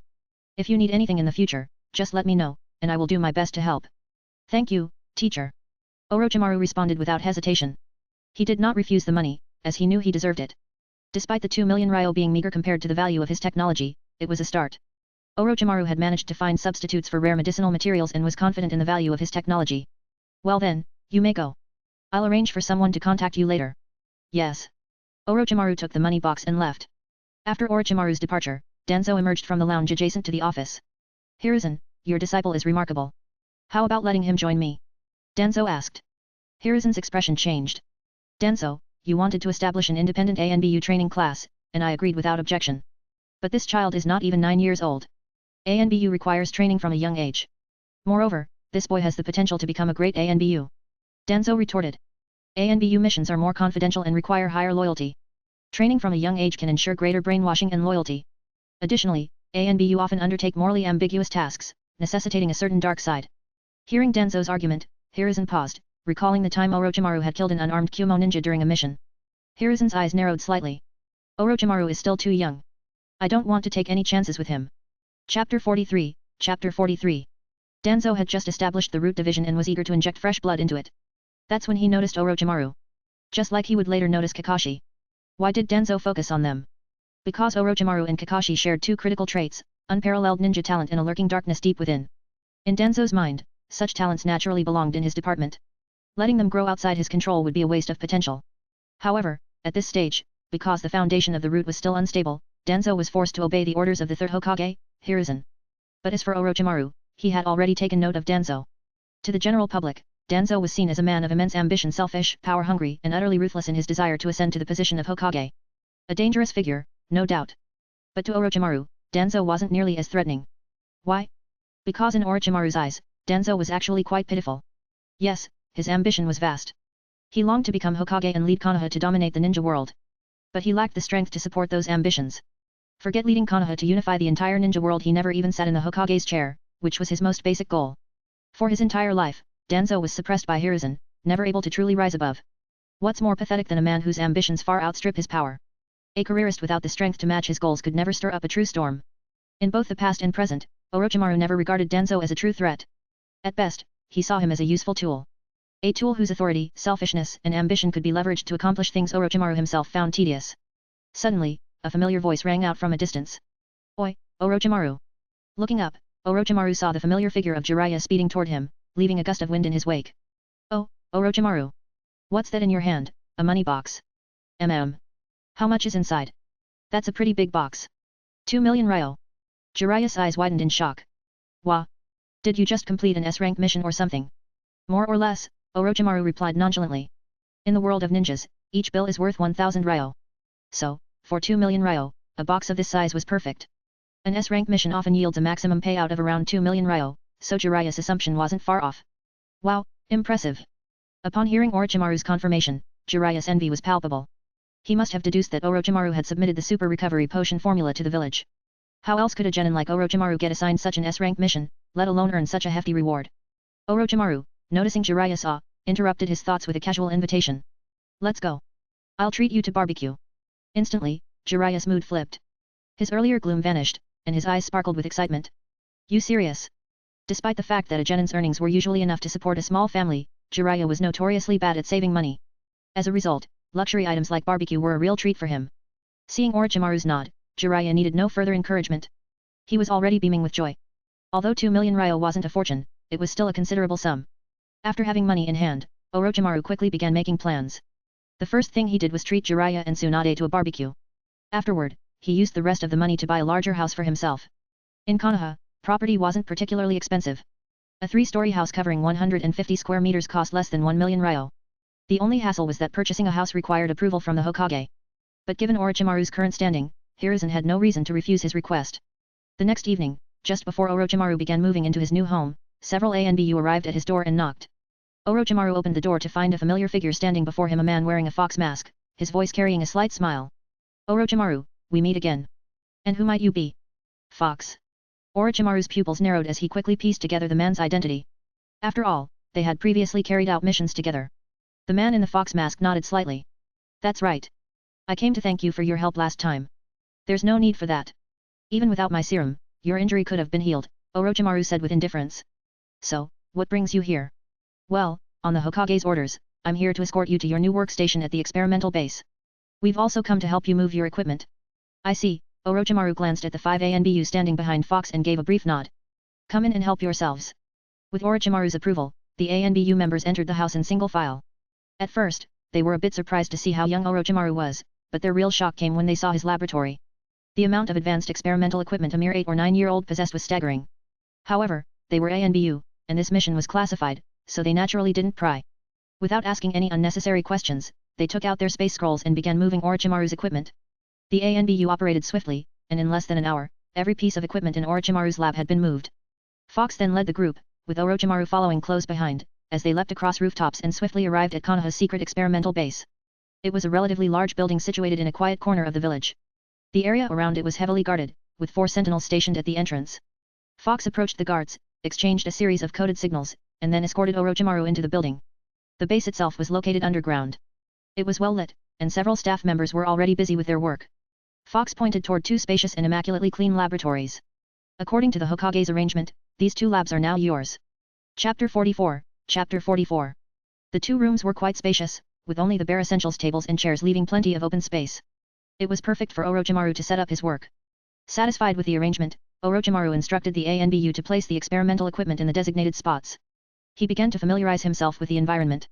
The basement had about 8 or 9 rooms, but there weren't many staff members, just 4 or 5 researchers. When they saw Orochimaru, their reactions were predictable. They stared at the young boy standing before them, clearly surprised. The one arriving today is just a child. Incredible. Hey, kid, what's your name? One of the researchers asked, raising his chin at Orochimaru dismissively. Orochimaru, he replied, his tone calm and unbothered. The researcher didn't seem to care much and waved him off. All right then, take a look around if you want. Seeing that the researchers were preoccupied, Orochimaru didn't bother them further. He stood back and quietly observed their work. The researchers appeared to be dissecting a corpse. Judging by the forehead protector they had removed and placed nearby, the body belonged to a Kumo ninja.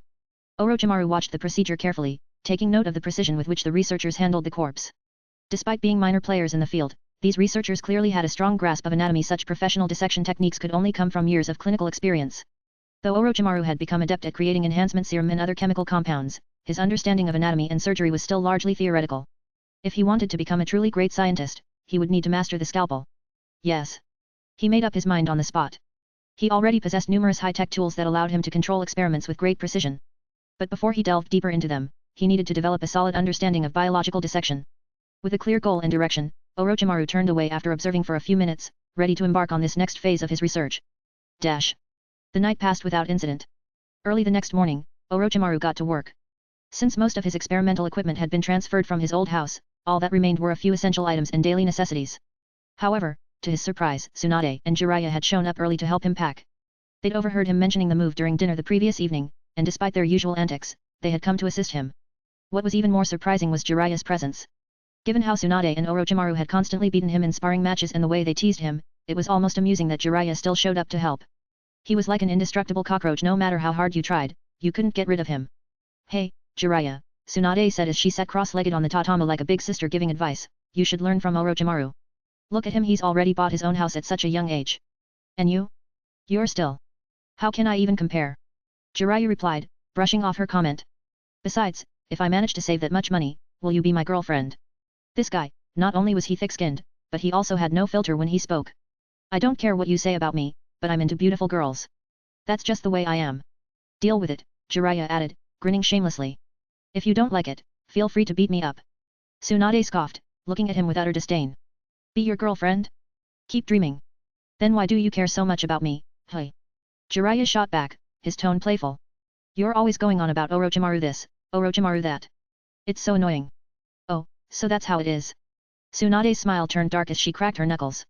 You think I care, hey? Orochimaru. Orochimaru raised an eyebrow, already sensing what was about to happen. You're not planning to come back to this old house, right? Tsunade asked sweetly. No, Orochimaru replied with a hint of amusement, this place is too old and cramped. I won't be back here. Good. Tsunade's expression changed instantly as she loomed over Jiraiya. In that case, I won't have to hold back. Wait. What are you going to do? Jiraiya stammered, suddenly realizing the grave mistake he'd made. Cold sweat dripped down his forehead as he instinctively took a step back. Go to hell. Tsunade's figure blurred as she disappeared from her spot and reappeared directly in front of Jiraiya, her fist already cocked back. Boom. Tsunade's punch sent Jiraiya flying with such force that he smashed through the wooden wall of Orochimaru's old house, crashing through it with a loud crack. His screams echoed in the distance as he disappeared into the air, his voice growing fainter and fainter. Tsunade dusted off her hands, completely unbothered by the destruction. She turned to Orochimaru with a bright, innocent smile. Oops, sorry. I didn't mean to break your house. But since you're not planning to keep it, you don't mind, right? Orochimaru stared at the gaping hole Jiraiya had left in his wall, then at Tsunade's cheerful face. A small, rare smile tugged at the corner of his lips. For a moment, he couldn't help but feel a twinge of amusement. Not at all, he replied, casting a quick glance at the distant sky where Jiraiya had vanished. I'll just consider it an early farewell to this place. Still, in his mind, Orochimaru silently mourned for Jiraiya. That poor guy. He never learned when to keep his mouth shut. Chapter 45, Chapter 45. But, if you think about it carefully, Jiraiya kind of deserved what he got. I mean, you know Tsunade is a violent person, yet you keep messing with her? Time and time again? It's like he's got a death wish or something. This wasn't the first time. It definitely wouldn't be the last either. Honestly, he was just asking for it. Time passed, and Orochimaru had nearly finished packing up his belongings. Jiraiya eventually returned, limping back into the house through the large hole in the wall with a huge lump on his head. Man, Orochimaru, you're so not cool. You just stood there and let her beat me up. Jiraiya complained, rubbing the knot on his head with a pout. He looked genuinely hurt, both emotionally and physically. He had thought he was safe in Orochimaru's home. After all, Tsunade usually restrained herself when they were in Orochimaru's territory. She liked him, after all, and she rarely got violent around him. That's why Jiraiya had felt so confident in provoking her today. But Orochimaru had unexpectedly cooperated with Tsunade, saying that he wasn't coming back to this house anymore, giving her the green light to go all out. She used the body flicker technique, Orochimaru said casually, not even bothering to look at Jiraiya. His meaning was clear: Tsunade's attack was too fast to stop. Of course, Jiraiya didn't believe that for a second. What are you talking about? Your body flicker technique is way faster than hers. You did this on purpose. So what if he did? Tsunade cut in with a smirk. Orochimaru is my boyfriend now. Why would he help a perverted creep like you? B-boy, friend. Jiraiya was floored, his eyes wide with shock. Had Tsunade and Orochimaru really gotten together? When did this happen? And why didn't he know? Suddenly, a rush of emotions flooded his heart, and a sense of overwhelming sadness threatened to spill over. It was like his entire world had come crashing down around him. Tsunade's words had caught even Orochimaru off guard. When had he agreed to that? He hadn't, obviously. She was just messing with Jiraiya to get under his skin. Still, Orochimaru glanced at her out of the corner of his eye, slightly amused. Tsunade, always the troublemaker. Jiraiya, however, completely bought the lie.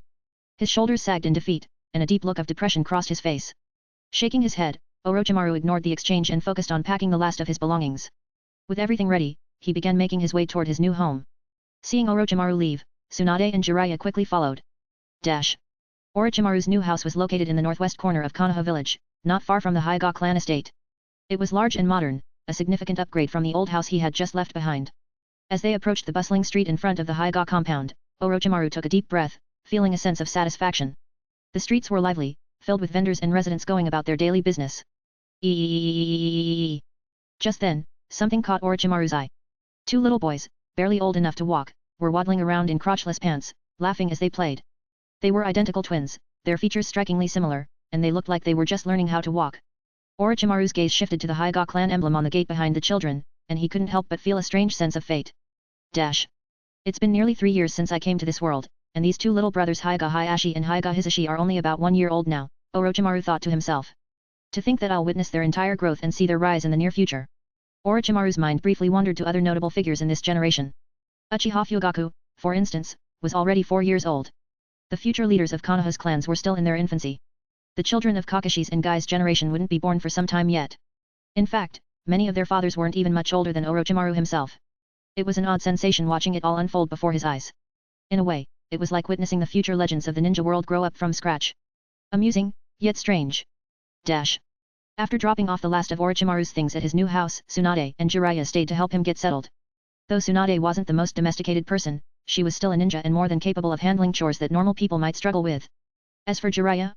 Well, despite being constantly beaten and teased by the other two, his thick skin and resilient spirit never wavered. He had a heart like a forest, vast, patient, and enduring. That was part of his charm. Though Jiraiya had been on the receiving end of most of the abuse, he had long accepted that Orochimaru was his rival. Defeating Orochimaru had become his driving force, his obsession. As a result, he never took the teasing too personally and always came back stronger. So, despite the earlier outburst, the three spent the rest of the day together, helping Orochimaru organize his new home. It was a rare moment of camaraderie, one that hinted at the deep bonds they shared, even if it wasn't always obvious. By nightfall, Jiraiya and Tsunade left. Orochimaru was finally alone in his spacious, bright new house. He stretched out, enjoying the solitude for the first time that day. Walking over to a large mirror, Orochimaru gazed at his reflection. His long, flowing hair, pale skin, and sharp features stared back at him. His lips curled into a small, self-satisfied smirk. As expected of the Sharingan, Orochimaru muttered softly, his gaze narrowing. In the mirror, his golden, slit-like pupils suddenly began to change. The brilliant gold darkened, shifting into a deep, eerie scarlet. Around his pupils, 3 tomo spun, evenly spaced, giving his eyes an almost otherworldly appearance. The Sharingan. Orochimaru took a deep breath, his scarlet eyes gleaming for a moment before he shut them. When he opened his eyes again, the red had vanished, replaced by his natural golden eyes. If anyone else had seen this transformation, they would have been shocked beyond belief. After all, the Sharingan was a Kekii Genkai, a bloodline limit unique to the Uchiha clan. How could someone from an ordinary ninja family like Orochimaru possess it? But the truth was far more twisted. Yes, this was the Sharingan, the Uchiha clan's signature ability, awakened in Orochimaru's body. It wasn't the result of a transplant. No, Orochimaru had gone far beyond that. Through his gene fusion experiments, Orochimaru had extracted the genetic material of several Uchiha clan members who had awakened the Sharingan from the hospital and successfully fused those genes into his own body. Unlike conventional transplants that required powerful emotions to awaken the eye, Orochimaru had bypassed those limitations. His Sharingan was fully awakened, and even more impressive, it was already at the 3 tomo level, the pinnacle of the standard Sharingan. For the ninja world, this would be an unfathomable achievement, an impossible feat. But for Orochimaru? It had been done with ease. Chapter 46, Chapter 46. According to Orochimaru's research, the reason the Uchiha clan is prone to being warlike and arrogant lies within their genetic structure. Their genes contain a special power that is triggered by heightened emotional state and spiritual energy. This stimulation manifests as their famed Sharingan, which is essentially a physical representation of their immense spiritual power. However, there's a catch. The mental energy tied to the Sharingan is so vast and powerful that even modern Uchiha bodies struggle to contain it. Any significant emotional or external stimulation can easily cause mental instability. The extent of this instability varies, ranging from becoming excessively combative and prideful at best, to outright madness at worst. Because their bodies aren't strong enough to suppress the overwhelming spiritual power of the Sharingan, many Uchiha end up acting irrationally. This could explain why Tobirama Senju, the second Hokage, once called the Uchiha the clan of evil. Still, Orochimaru, with his knowledge of the plot, understands that the Sharingan isn't inherently evil. The source of its power traces back to something much older and more complex, the chakra fruit of the God Tree. According to legend, the God Tree is the 10 Tails, a monstrous entity that serves as the source of all chakra. Kagaya Tsutsuki, the progenitor of chakra, consumed the chakra fruit of the God Tree, which caused a drastic shift in her personality and granted her overwhelming power. The chakra fruit's energy merged with her body, and these abilities were passed down to her descendants. Orochimaru's analysis and knowledge of the show deduced that Kagaya's power is divided into 3 distinct aspects. Her own power, the Byakugan, an ocular jutsu passed primarily to the Hyuga clan. The God Tree's power, the Sage's body, representing physical energy and durability. And finally, the chakra fruit's power, the 9 tomo Rain Sharingan, which represents spiritual energy and advanced ocular jutsu, like the Sharingan and Rinnegan. Initially, these 3 powers were unified in Kagaya. But as her bloodline spread through generations, the powers split, becoming less concentrated. Orochimaru focused primarily on the powers of the God Tree and the chakra fruit. If the God Tree represents the root of chakra and physical energy, then the chakra fruit is the source of immense spiritual power, the force behind the Sharingan and Rinnegan. Kagaya had 2 sons, Hamura and Hago Romo, the sage of 6 paths. Each inherited a portion of her power. Hamura received Kagaya's Byakugan, which was passed down to the Hyuga clan. Hago Romo inherited both the sage's body and ocular powers, which he passed on to his sons, Asura and Indra. From this point, their powers began to diverge. Asura inherited Hagoromo's physical energy, granting him a strong body and vast chakra reserves. His descendants became the Senjo clan. Indra, on the other hand, inherited the eye power, passing down the Sharingan to his descendants, the Uchiha clan. This divergence in power created a fundamental difference between the 2 bloodlines. Asura's descendants, the Senju, were unaffected by the mental strain that accompanied the Sharingan. Their chakra and physical energy granted them strong, stable minds with a natural inclination toward kindness and cooperation. Indra's descendants, however, inherited the immense mental power of the Sharingan. With it came a tendency toward extreme emotions. The greater their spiritual power, the greater their potential for instability. This explains why so many Uchiha become obsessed with power, often spiraling into madness when faced with loss or failure. For example, Indra, Hagoromo's eldest son, became consumed by a lust for power, even going as far as killing his own kin. Madara Uchiha sought the infinite Tsukuyomi after his younger brother's death.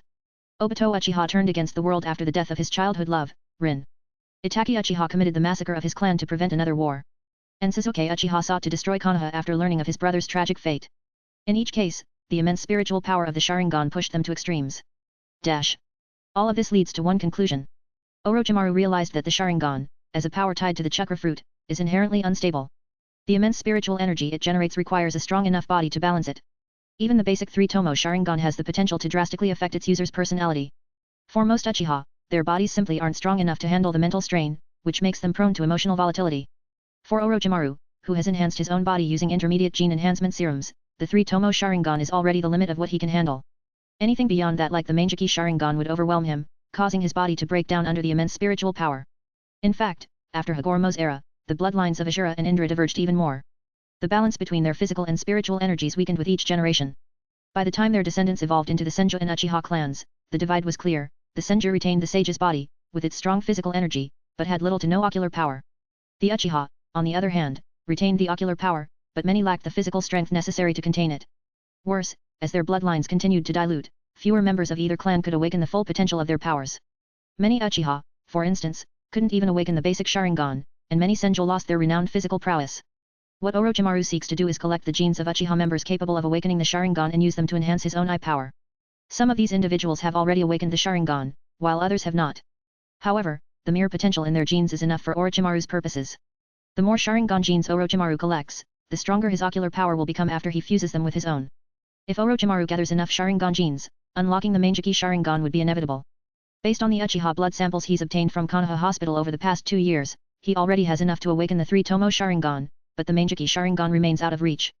Mainly due to one key issue, the Mangekyo Sharingan being too hard to awaken, and many of the Uchiha who had awakened their Mangekyou Sharingan didn't leave blood samples behind in hospitals. Even if Orochimaru could access their genes, his current body isn't strong enough to handle the immense power of the Mangekyou Sharingan. For now, Orochimaru will have to be patient, continuing his research until his body can withstand the next level of Sharingan power.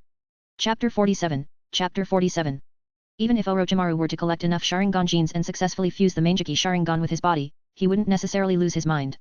However, there would certainly be mental side effects. The intense spiritual power required to wield the Mangekyou would undoubtedly affect his psyche. When using the advanced abilities of the Mangekyou Sharingan, the body is put under incredible strain. Over time, side effects such as myopia, eye bleeding, and severe physical pain are almost guaranteed. The sheer power of the ocular jutsu overloads the body's capacity to manage the strain, leading to these complications. Some might wonder, if a body is strong enough, does that mean using the Mangekyou Sharingan would have no side effects? The answer is yes. With a strong enough body, the side effects can be minimized or even eliminated. Take Uchiha Obito, for example. After transplanting the cells of the first Hokage, and later integrating White Zetsu's body, he was able to use his Mangekyou Sharingan freely, without suffering from common side effects. He didn't experience bleeding eyes, myopia, or body pain, despite constantly using powerful techniques like Kamui. Orochimaru hypothesized that after using an advanced genetic enhancement serum, he, too, would be able to use the Mangekyou Sharingan without those physical side effects. Moreover, if he managed to fuse the cells of the first Hokage into his body, it would even be possible for him to use the Rinnegan without difficulty. To Orochimaru, the Rinnegan was far more advanced than the Mangekyou Sharingan, at least a full level above it in terms of power and capability. Obito, despite having the first Hokage's cells, struggled when it came to the Rinnegan. It was clear that simply integrating Hashirama's cells wasn't enough to fully master it. Even with the strength of those cells, the Rinnegan was too much for his body to handle comfortably. Using a pair of Rinnegan? That was an entirely different challenge. To control both eyes of the Rinnegan, a ninja would need the physique of someone from the Uzumaki or Senju clans, those with an exceptionally strong life force and chakra reserves. Just transplanting Hashirama's cells wasn't enough. But then, there was Uchiha Madara. He didn't have the natural physique of an Uzumaki or a Senju, yet he could wield both Rinnegan eyes without difficulty. Why? Because he was the reincarnation of Indra, possessing the chakra of Hagoromo's eldest son. Madara's lineage gave him direct access to the power of the Sage of Six Paths, making his situation unique. Orochimaru pondered over these things. I'll only know for sure once I obtain an experiment with the first Hokage's cells, he thought. Hashirama's DNA was the key to unlocking the true potential of the Mangekyou and, eventually, the Rinnegan. Satisfied with his conclusions, Orochimaru stopped thinking about it for the time being. He closed his eyes and quickly fell into a deep sleep. The First Shinobi World War officially ended following the deaths of the second Hokage and the second Raikage. Their sacrifices led to the rise of Hiruzen Sarutobi as the third Hokage, marking the end of the conflict. Since the coup that killed the second Hokage was instigated by Kinkaku and Ginkaku, two rogue shinobi, it was deemed unrelated to the Land of Lightning. As such, the peace-loving Konoha didn't pursue further retaliation. With Hiruzen now in power and Danzo establishing his secretive organization, Root, Konoha entered a period of formal development and recovery. Year 20 of Konoha's calendar. 4 months had passed since Orochimaru moved into his new home. In total, it had been 3 years since Orochimaru arrived in this world. Another beautiful, colorful morning broke over Konoha village. The sunlight crept through the curtains, gently waking the village to a fresh new day. In the Hokage's office, the third Hokage sat at his desk, hands resting on his chin as he looked thoughtfully at the 3 young shinobi standing before him: Orochimaru, Tsunade, and Jiraiya. As their teacher, Hiruzen felt a deep responsibility to guide them, but now that he was Hokage, he had other duties that kept him from teaching them as closely as he once had. He could no longer run around with his students, personally completing missions and offering on-the-job instruction. Still, Hiruzen made sure his students had access to resources that most civilian ninjas did not, ensuring they were equipped for success. But accompanying them on missions? That was no longer possible. After all, it wasn't as if the Hokage could just run around with his students in peacetime. Today, however, Hiruzen had called the 3 of them to discuss their future missions. Among the 3, Jiraiya was a bit careless and prone to outrageous behavior. Tsunade had a fiery temper and could easily lose control in unexpected situations. Only Orochimaru was consistently calm and collected. As Hiruzen thought about these things, he finally spoke. Orochimaru, from today onward, you will be the captain of this team. What? Tsunade was taken aback, but it was Jiraiya who exclaimed in disbelief. Why? Jiraiya demanded. Why is Orochimaru the captain? I can do it too. I mean, look at me. Jiraiya-sama is handsome, skilled, and more than qualified to lead this team. Hiruzen smiled slightly but said nothing. Tsunade, however, scoffed and rolled her eyes. Jiraiya, do you even know your own abilities? Tsunade shot back, not holding back her criticism. What do you have over Orochimaru? Is it your strength? Your resilience? Your judgment? Oh, wait, maybe it's your perversion that's superior. Tsunade, that's not fair. Jiraiya protested angrily. Don't look down on me. Isn't it true, though? Tsunade teased, giving him a sly smile. Big pervert. The 2 were moments away from bickering again when Hiruzen raised his hand to silence them. Enough. Among the 3 of you, Orochimaru is the most suitable to be the captain. From today forward, he will lead your missions. Knock knock knock. Before Hiruzen could finish, someone knocked on the office door. Come in, he said. The door opened, and a middle-aged man wearing glasses and a white coat rushed in, visibly excited. Hokage-sama. The experiment was successful. The experiment was successful, the man exclaimed, his voice full of enthusiasm. However, as soon as he spotted Orochimaru, he paused, his excitement briefly fading. Ah, teacher, you're here too. Teacher. Tsunade and Jiraiya blinked in confusion, staring at the man. Did he just call Orochimaru, teacher? This was unexpected. What was going on? Orochimaru remained calm, unfazed by the strange looks. Don't mind me. Continue with your report. Yes, of course, teacher. The man in the white coat nodded and turned back to Hiruzen. Hokage-sama, the recovery potion experiment, it was a success. Success. Hiruzen's eyes sharpened with interest. Explain in detail. Yes, Hokage-sama. Based on the research given by Orochimaru-sensei, I began developing the recovery potion 3 months ago. I'm happy to report that we have finally achieved a breakthrough. Chapter 48, Chapter 48. The man in the white coat was passionately recounting the experimental process from the past few months with great enthusiasm. He was Harano, a medical ninja from Konoha Hospital with extensive expertise. After receiving an order from above, he had been working closely with Orochimaru to learn the production of the genetic repair fluid, which was called the recovery potion by them. Throughout the process, Harano had been astounded by Orochimaru's extraordinary talent and deep insights into genetics. Every now and then, with just a few suggestions or adjustments, Orochimaru would enlighten him, leaving him in awe of the young genius. Before long, Harano couldn't resist the temptation and officially became Orochimaru's disciple. It might sound unbelievable for a middle-aged man in his 40s to apprentice under a boy who wasn't even 10 yet, but it was the truth. Orochimaru, though, played along, pretending to study with Harano for a short while before passing him an improvised, incomplete formula and production process of the genetic repair fluid. From that point on, Harano began to study independently, only seeking Orochimaru's guidance when he encountered issues he truly couldn't resolve. After 3 intense months, it was finally completed. Though it was a substitute, and its regenerative abilities were slightly inferior to the original, the difference was minimal. Upon hearing Harano's report, the third Hokage nodded in approval. How much does it cost to produce a recovery potion now? He asked. Harano hesitated slightly, then answered, well, around 50,000 RY. 50,000 RY. The third Hokage raised an eyebrow, surprised at first, then nodded again. That's certainly more expensive than the standard wound medicine, which costs only a few hundred RY, but considering its effects, it's worth every penny. Produce a batch for future use. Yes, sir. Harano replied, bowing. Then, I'll take my leave. Go ahead, the Hokage waved him off. Harano nodded, sparing a glance at Orochimaru before exiting. It wasn't until he had left the office that Tsunade and Jiraiya, who had remained silent throughout, snapped back to reality. Both were in shock. Even though they knew Orochimaru had improved the formula, they hadn't expected such astounding results. Orochimaru's scientific research abilities were, to put it mildly, extraordinary. More than anything, the thought that a 10-year-old boy had managed to become someone else's teacher was mind-boggling. Even after they left the Hokage's office, both Tsunade and Jiraiya still hadn't fully recovered from their shock. They had only one thought in mind: how is there such a massive gap between us? Jiraiya, especially, was overwhelmed by a growing sense of inferiority. It seemed like no matter what field they ventured into, he would never be able to surpass Orochimaru. As they walked, Jiraiya couldn't help but glance over at Orochimaru, who was walking calmly beside him. In that moment, it was as if a radiant halo had formed behind Orochimaru's head, shining so brightly that Jiraiya had to avert his gaze. That night, after completing his experiments, Orochimaru returned to his quarters alone, replaying the steps of the cell transplantation process in his mind. Cell transplantation was proving to be far more complicated than he had initially imagined. It required not only cell cultivation but also living organisms as experimental subjects. Since cell cultivation was a lengthy process and Orochimaru wasn't yet in a position to experiment on human subjects, he was currently limited to using mice. For now, his experiments remained in the cell culture phase. As a result, the research projects assigned to him by the system had not seen any significant breakthroughs. Knock, knock, knock. A sudden knock at the door pulled Orochimaru from his thoughts. He frowned but rose to open it. After all, this was Konoha. There weren't any enemies bold enough to approach him here.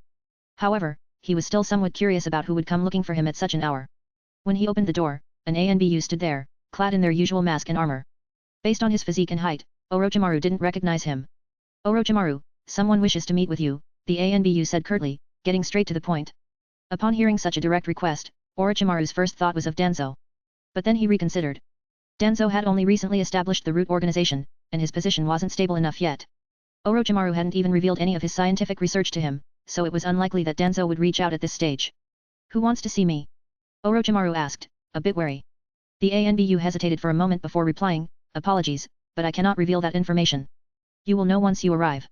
Orochimaru was taken aback. Someone had the authority to summon ANBU but couldn't reveal their identity? Was there another powerful figure in Konoha besides the third Hokage and Danzo? Very well, Orochimaru said calmly. Lead the way. Despite his curiosity, Orochimaru didn't feel threatened. In Konoha, no one would dare make a move against him. His value to the village was too high, even the slightest disturbance involving him could trigger a cascade of consequences. Nevertheless, Orochimaru remained on guard as he followed the ANBU through the village. They eventually arrived at a secluded mansion, not far from one of Konoha's secret research facilities, though it was noticeably smaller in scale. As they approached, Orochimaru quietly muttered to himself, 6 guards. What was that? The ANBU, not quite hearing him, glanced back in confusion. It's nothing, Orochimaru replied, masking his surprise. Though the mansion seemed ordinary on the surface, Orochimaru had detected 6 hidden ANBU stationed around the perimeter. Whoever lived here was clearly someone important. Orochimaru squinted, focusing his perception ability on the person inside the mansion. He immediately sensed a vast amount of chakra. Could it be her? Orochimaru wondered, a flicker of recognition crossing his mind. Curiosity piqued, he followed the ANBU further inside, his mind racing with possibilities. Chapter 49, Chapter 49. Orochimaru's perception ability was something he had only recently begun to study, using the unique characteristics of snakes to detect chakra in his surroundings. Though the range wasn't as extensive as the chakra perception of the canon Orochimaru, the accuracy was still quite remarkable for someone at his level. As such, he was able to sense the figures inside the hut and quickly piece together who they might be. Sure enough, the ANBU opened the door. A middle-aged woman in a white kimono, her hair styled in a double bun, appeared before Orochimaru. Despite being referred to as middle-aged, her appearance was more weathered, with the unmistakable signs of countless years etched into her face. The ANBU, without a word, gestured for Orochimaru to enter. He complied, stepping into the room. The ANBU then silently retreated and closed the door, leaving the two alone. As Orochimaru took in the sight before him, his suspicions were immediately confirmed. The emblem of the Senjo clan embroidered on the woman's robe, paired with her vibrant red hair, made her identity unmistakable. You wanted to see me? Orochimaru asked, though he already knew the answer. Yes, the woman replied calmly. And you are? Orochimaru feigned uncertainty, though he had already figured out who she was. Uzumaki Mito, she said, her voice soft but firm. The name Uzumaki Mito carried a weight far beyond its mere 4 syllables. As soon as it was uttered, even the third Hokage, Sarutobi Hiruzen, would have to show respect. It was no wonder she wielded such influence and had so many ANBU watching over her. Uzumaki Mito, the current Nine Tails Jinchuriki, the wife of Senjo Hashirama, the god of shinobi, and the true matriarch of the Senjo clan. Any one of these titles alone would be enough to shake the shinobi world. Orochimaru was genuinely surprised to be in her presence, but he didn't let that show. Adhering to proper decorum, he adjusted his robes and gave a slight bow. It is an honor to meet you, Mito-sama. Please forgive my rudeness, he said, his tone respectful. Ah, such a polite young man, Mito remarked, her demeanor warm and gentle. There was something about her a natural affinity that made her presence feel soothing, like a spring breeze. It was an inherent quality that some people simply possessed. Please, have a seat, she said, motioning to the chair beside her with a kind smile. Orochimaru nodded and took a seat, his mind already whirling with possibilities about why she had called him here. Though she had lived in Konoha for a long time, someone of her stature rarely made direct contact with others. Why him, of all people? Could it be that she was here on behalf of Tsunade? After all, beyond being the wife of the first Hokage, Uzumaki Mito was also Tsunade's grandmother. If she had sought him out for matters concerning Tsunade, it would make some sense. However, if the issue was related to Tsunade, surely Mito wouldn't need to intervene directly, right? Just as Orochimaru was lost in thought, Mito spoke again, interrupting his mental speculations. I've heard that you were the one who developed that powerful recovery potion, she said, her voice gentle but inquisitive. Orochimaru snapped out of his reverie and nodded. Yes, Mito-sama, I was involved in its development. Mito chuckled lightly. You don't have to be so formal. You're Tsunade's classmate, aren't you? You may call me Grandma Mito, just as she does. Orochimaru hesitated for a moment, internally conflicted. In his 2 lifetimes, he had never experienced the concept of having a grandmother. It felt strange, almost unnatural, to be asked to address someone this way. But after a moment's pause, he relented. Yes. Grandma Mito, Orochimaru finally managed, though the words felt foreign on his tongue. Mito smiled warmly. Orochimaru, you're a remarkable young man. Despite not coming from a great clan or having any significant family backing, you've become Hiruzen's disciple entirely on your own merits. I have high hopes for your future. Orochimaru remained silent, sensing that this conversation was about to delve into deeper waters. Sure enough, Mito paused briefly before continuing. Tsunade speaks highly of you, you know. She often mentions your talent and strength. After meeting you today, I can see that you are even more impressive than the rumors suggest. Her words hung in the air for a moment before she added, I'm sure you're wondering why I've called you here, aren't you? To be honest, yes, Orochimaru replied. I am curious. Mito smiled softly, her demeanor still calm. That's understandable. Anyone would be curious if they were summoned like this without explanation. But don't worry, it's nothing too serious. As I get older, I tend to ramble a bit, so I hope you don't mind. Not at all, Orochimaru said, though he remained on guard. Mito's expression grew thoughtful. I've brought you here today for one reason, really. I wanted to hear your thoughts on the future. My thoughts on the future? Orochimaru asked, puzzled. What exactly do you mean? I'm asking about your ideals, your dreams, Mito clarified, her tone slow and deliberate. She straightened her robe slightly as she spoke, keeping her gaze fixed on Orochimaru. My dreams. Orochimaru repeated, his eyes narrowing slightly. After a moment of contemplation, he replied, I wonder if bringing peace to the Shinobi World counts. Peace in the Shinobi World. Mito raised an eyebrow, clearly surprised by his response. But she didn't dismiss the notion. That's quite a lofty dream. And how do you plan to achieve that? Orochimaru remained composed, though internally he was treading carefully. I haven't fully figured that out yet, he lied, his voice smooth. But I intend to work toward that goal, step by step. In truth, Orochimaru was wary of why Uzumaki Mito had asked him such a question. He felt an instinctive need to be cautious in his responses. Deep down, though, he already had a plan. The unified theory he had mentioned to Tsunade wasn't just idle talk. As a reincarnator who had experienced a world without war, Orochimaru had little patience for the constant fighting that plagued the Shinobi world. Endless battles, life constantly hanging in the balance. What was the point of such a world? To him, the fleeting satisfaction of victory in combat could never compare to the peace and pleasures of a stable, unified world. In a time of peace, a person with strength or wealth could live a life full of meaning and color. But this world was different. This world was one of war. Orochimaru knew he couldn't change that, not yet, at least. The only option was to become stronger, powerful enough to shape the world according to his desires. And unifying the Shinobi world was one of the few ambitions that truly drove him. Chapter 50, Chapter 50. Through sheer force and deterrence, Orochimaru believed that all nations could be compelled to compromise, creating an era of peace and prosperity. While this idea might sound far-fetched to some, it was a genuine belief for Orochimaru. He saw it as not just a possibility but a future he could bring into reality. And, as he thought about it more, he realized there were 3 others in the original timeline who shared a similar vision. The first was Danzo. His goal had been the same, to bring order to the chaotic ninja world. However, his strength was insufficient to support his ambition. He hadn't even had the chance to start a concrete plan, let alone achieve success or failure. The second was Nagato, also known as Pain. Nagato aimed to capture the tailed beasts and use them to create the ultimate weapon, the 10 Tails, in order to intimidate the 5 great nations into submission. He had almost succeeded in his endeavor. Yet, in the end, his strength was still lacking, and he was defeated partly due to the protagonist's overwhelming influence and the infamous Talk no Jutsu. The third was Kaguya. She not only thought along these lines but also acted on them, successfully achieving her goal. Kaguya had subdued the entire world under her rule, and if not for the betrayal by her own children when she attempted to use humanity to cultivate the God Tree, the ninja world would still be under her dominion. War would never have broken out. In his past life, Orochimaru had been an ordinary person on Earth, powerless to change his situation. He lived a life of mediocrity, often at the mercy of others, without the means to pursue grand ambitions. But now, things were different. Now, he was Orochimaru, armed with both a system and talent. His circumstances had changed dramatically, and with them, his aspirations had grown exponentially. Of course, these ambitions were far off in the future. For now, they were plans he kept close to his chest, revealing them to no one, not even to Uzumaki Mito. When he had briefly mentioned his vision of unifying the world to Tsunade, it had been more of a whim than a true disclosure. Mito, meanwhile, listened to Orochimaru's words with a gentle smile and nodded approvingly. Talented, hardworking, and with a clear sense of direction. You're a good child. She chuckled softly. That girl, Tsunade, was right about you. Orochimaru's eyes narrowed slightly at the mention of Tsunade. Tsunade said something about me? He thought to himself. It seemed the butterfly effect was already starting to unfold. In the original timeline, Tsunade had a favorable opinion of him, but they were not close to the extent where she would speak of him to her family. But now. Mito's gaze softened as she looked at Orochimaru, clearly becoming more and more satisfied with him. She continued their conversation for another 10 minutes, asking about his studies and ambitions, before eventually excusing him, noting that it was late and further discussion could wait for another time. As Orochimaru left, Mito watched him go and nodded slightly. With talent, courage, and determination, Orochimaru, you will become a great ninja one day, she murmured to herself, though unbeknownst to her, she was misjudging the extent of his ambitions.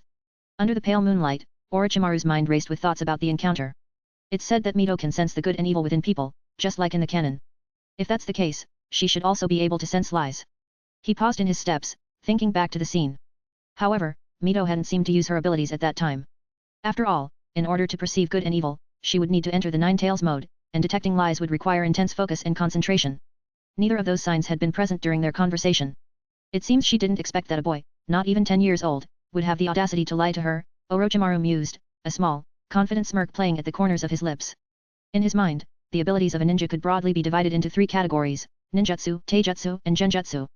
But when it came to true strength, taijutsu was limited to techniques like the 8 gates formation. Most other physical skills were hardly worth mentioning. The real power came from mystical techniques, forbidden jutsu, and the abilities derived from bloodline limits. Strength, speed, and the power of ninjutsu. After returning home, Orochimaru lay on his bed, his thoughts spinning rapidly. While the meeting with Mito had been unexpected, it didn't impact his current plans much. What mattered now was increasing his strength. Though he wasn't weak by any means, he knew that his current abilities were still far from enough. I'm half a scientist after all, Orochimaru thought to himself. I can't solely focus on physical strength. The path of raw power or the 8 gates formation isn't suitable for me. Speed, however, was another matter. What are the fastest techniques? He pondered. The Flying Thunder God technique? The 8 gates? Or perhaps the lightning release armor used by the ninja of the Hidden Cloud Village? The lightning release armor, much like the 8 gates, required immense physical strength to support it, so that was out of the question. That left the space-time technique, the Flying Thunder God. Yes, that would be a good option. A space-time jump, teleportation, it's a miraculous technique for both offense and escape. Orochimaru thought back to the Third Great Ninja War, where the 4th Hokage had used the Flying Thunder God technique to earn his legendary reputation. However, in the original timeline, Orochimaru had studied this technique and ultimately decided against learning it. The reason for that decision had never been fully clear, even to him. Could I learn it, though? The bigger issue was that the Flying Thunder God technique, along with many other forbidden jutsu, was locked away in the Scroll of Seals, a record of forbidden techniques passed down in Konoha. The version contained in the scroll was still incomplete. Orochimaru narrowed his eyes. It seems that in addition to the Flying Thunder God technique, the Scroll of Seals also contains the foundation for the Impure World Reincarnation technique that I need, doesn't it? Though the techniques in the scroll were imperfect, they would provide more than enough material for him to study and refine on his own. The real challenge, of course, was that with the 2nd Hokage dead, the 3rd Hokage, Hiruzen, would never allow Orochimaru access to the scroll. Forbidden techniques were strictly guarded. So, how do I go about this? Orochimaru mused, deep in thought. After a moment, he had the answer. Danzo. If the original Orochimaru had managed to gain access to these forbidden techniques by working with Danzo, then there was no reason he couldn't follow the same path. The more he thought about it, the more it made sense. All I have to do is manipulate Danzo into trusting me. Once I've gained his confidence, I can easily get my hands on the Scroll of Seals. Not only that, but once he'd gained access to the scroll, he could also obtain the cells of the 1st Hokage for his experiments. With a satisfied smile, Orochimaru nodded to himself, already planning his next steps. Chapter 51, Chapter 51. Early the next morning, Orochimaru, fully equipped and prepared, made his way to the Hokage's office. As the newly appointed leader of his team, he was now responsible for taking on missions on behalf of his squad. Being disciples of Hiruzen, the 3 of them Orochimaru, Tsunade, and Jiraiya had a lot of leeway when it came to missions. Their missions weren't mandatory. Orochimaru and his team would first be asked if they were available. If they wanted to take the mission, they could. If not, there was no pressure. In essence, their participation in missions was dependent on their own mood and availability. The reasons were clear. First, they were the Hokage's disciples, so naturally, they were given preferential treatment. But secondly, and more importantly, Orochimaru wasn't just any ninja, he was also one of the key researchers in Konoha's scientific development efforts. Konoha had many skilled ninja, but not many could contribute to scientific research like Orochimaru. So, the village gave him freedom in mission choices to allow him to focus on more important projects.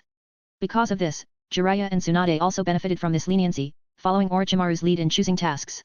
When Orochimaru entered the office, Hiruzen looked a bit surprised to see him. "You've just been appointed captain, and already you're eager to get started on missions?" Sarutobi asked, raising an eyebrow. "I'm tired of staying in the village and want to go out for a bit," Orochimaru replied casually. Although Orochimaru had a clear training plan, progress was slow. He knew that he was still too young to fully execute his long-term goals. If he wanted to win Danzo's trust and delve deeper into more controversial experiments, he needed to first master advanced techniques like cell transplantation. However, his research on cultivating cells was still in the early stages, and it would take time before any real progress was made. In the meantime, Orochimaru figured it would be good to familiarize himself with the world outside Konoha. Hearing this, Hiruzen chuckled softly. "It's true.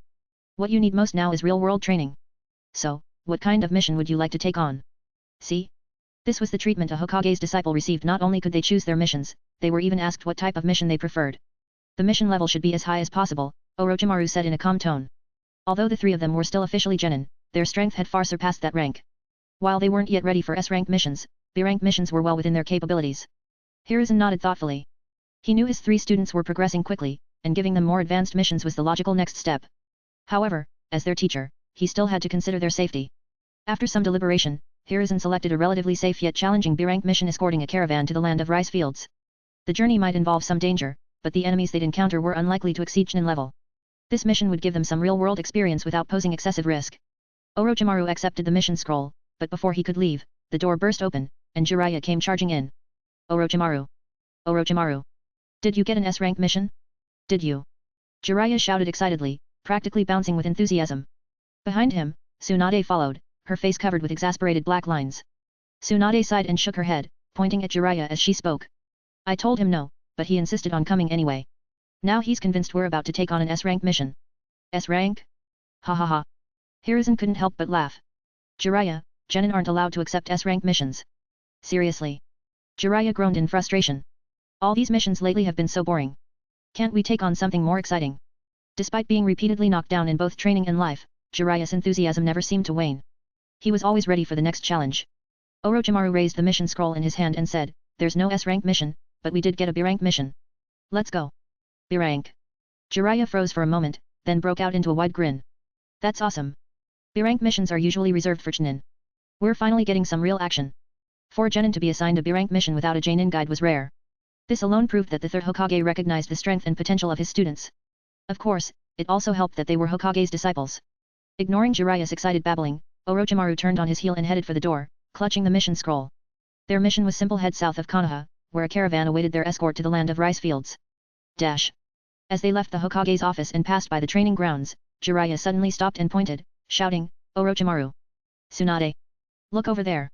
Curious, Orochimaru and Tsunade followed Jiraiya's gaze to see a group of boys, about their age, sparring. But one of the boys stood out, a white-haired boy wielding a short sword. He was incredibly skilled, effortlessly holding his ground against three opponents at once. "That guy, he's really strong!" Tsunade exclaimed, her eyes wide with surprise. Tsunade was a fierce fighter herself, and aside from Orochimaru, she had rarely encountered an opponent who could match her strength. But this boy was something else entirely. He was fighting 3-on-1, and from the looks of it, he wasn't even breaking a sweat. She glanced sideways at Orochimaru, wondering if even he could handle three opponents with such ease. "Hitaki Sakumo," Orochimaru murmured, narrowing his eyes as he watched the boy. "I almost forgot about him." Chapter 52, Chapter 52. The father of Kakashi Hitaki, the famous White Fang of Konoha, stood among his peers, wielding his short sword with incredible precision. Even at this young age, Hitaki Sakumo was showing signs of the immense power and skill that would one day earn him a place alongside the Chunin in terms of strength and reputation. Sakumo, being 1 year older than the Chunin, was already demonstrating the abilities that would soon make him a household name. As he sparred with three others, he moved with such speed that he hardly gave his opponents any time to react, let alone form hand seals. What incredible speed! This guy might even be on par with Orochimaru, Jiraiya muttered to himself as he watched, clearly impressed. The technique Sakumo was using was an advanced body flicker technique, one of the highest forms of taijutsu that allowed for near instantaneous movement. There were many variations of teleportation techniques, ranging from Flying Thunder God, the fastest space-time technique, to basic body flicker techniques, to those that used elemental chakra to achieve high-speed movement. Right now, Orochimaru, Tsunade, and Hatake Sakumo were all using a standard body flicker technique, which allowed them to burst forward at incredible speeds by focusing chakra into their legs. This type of movement wasn't continuous, as it required a large amount of chakra control, making it difficult to use repeatedly. However, when executed correctly, it was devastating in close-range combat, as the ninja appeared to vanish and reappear in an instant. Most ninja could perform some variation of the body flicker, but the speed and precision of the technique varied greatly depending on the user's chakra control and physical condition. As a rule of thumb, Jonin were naturally faster than Genin, due to their superior chakra control and experience. Orochimaru, having enhanced his body through his genetic enhancement and the awakening of the Sharingan, had become as fast as a Jonin, despite being a Genin by rank. What surprised him was that Hatake Sakumo, without any apparent modifications or enhancements, was already using the body flicker technique at a level comparable to his own. This guy is really strong. But, Orochimaru said under his breath. However, he trailed off, leaving his next thought unsaid. Jiraiya, sensing Orochimaru's hesitation, chimed in, but what? Are you jealous? Do you want to go up there and fight him? Go ahead. I, Jiraiya-sama, will be cheering you on. Orochimaru shook his head. I'm not that bored. We have a mission to focus on. Without waiting for a response, Orochimaru turned and began walking away, leaving both Jiraiya and Tsunade behind. Jiraiya, bewildered, shouted after him, hey! Don't just leave like that. As he watched Orochimaru leave without engaging Sakumo, Jiraiya was left utterly confused. In his mind, geniuses like Orochimaru should naturally want to challenge other geniuses. Where was the competitive spirit? Where was the legendary ninja pride? Why doesn't Orochimaru play by the usual rules? Jiraiya thought, frustration creeping in. Geniuses are supposed to be itching for a fight with each other, right?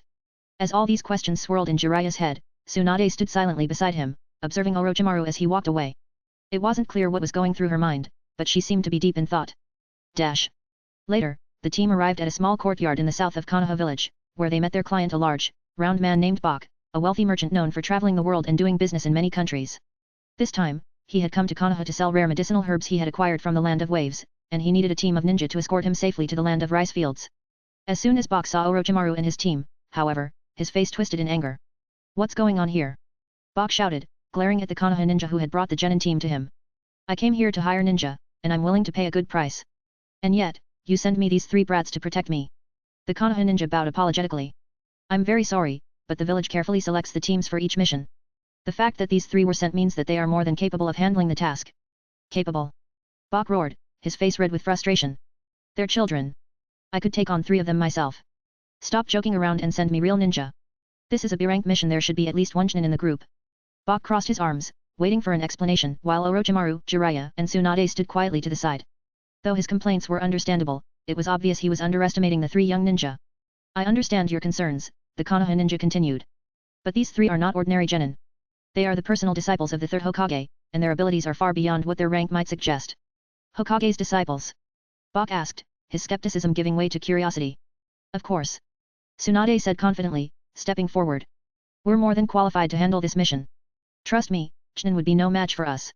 Bak squinted, still unsure, but clearly more interested now. You're really the Hokage's students? Absolutely, Jiraiya chimed in with his usual bravado. With us on the job, not only will we complete this B-rank mission, we could handle an S-rank mission if needed. Orochimaru glanced at Jiraiya, clearly uninterested in engaging in his friend's antics. He could understand Bak's hesitation. To the untrained eye, they were just kids, and the world outside the village was full of dangerous, experienced enemies. However, their training had more than prepared them for the task at hand. Still, Bak wasn't convinced so easily. I've heard a lot of promises from ninjas before, but when push comes to shove, it's my life that's on the line. Orochimaru, sensing that Bak needed further reassurance, spoke up. You're concerned about wandering ninjas, right? We've dealt with them before. You'll be safe under our protection. The merchant still looked conflicted, but he knew the reputation of the Hokage's disciples. With a reluctant sigh, he nodded. All right. But if anything goes wrong, I'm holding your village responsible. Chapter 53, Chapter 53. Bak led Orochimaru and the team to a small town just outside Konoha village, where the caravan of goods was waiting. There were 4 or 5 large carts loaded with various goods, and accompanying them were several hired hands and 5 or 6 warriors tasked with guarding the goods. These warriors were Bak's personal guards, responsible for his safety during his travels. Orochimaru quickly assessed the situation and could tell that the warriors weren't anything special. They were ordinary samurai, clearly lacking the ability to wield chakra. In this world, there were 2 types of samurai, those who could use chakra and those who couldn't. A samurai capable of using chakra was exponentially stronger than one who couldn't, and these men in front of him were definitely the latter. Facing such a low-level challenge, Orochimaru had no interest in involving himself. It was far beneath him. However, Jiraiya was a different story. His excitement was palpable, and the prospect of showing off his strength seemed to energize him. With Bok watching in surprise, Jiraiya single-handedly took on all 6 warriors. His sheer enthusiasm and reckless bravado were enough to carry him through the skirmish. In no time, the guards were lying on the ground, defeated and humiliated, while Jiraiya stood over them with a proud grin plastered across his face. How was that, hey? Didn't I tell you, uncle? I wasn't exaggerating. Jiraiya boasted, arms crossed, his chest puffed out in pride. It was clear he was reveling in the moment.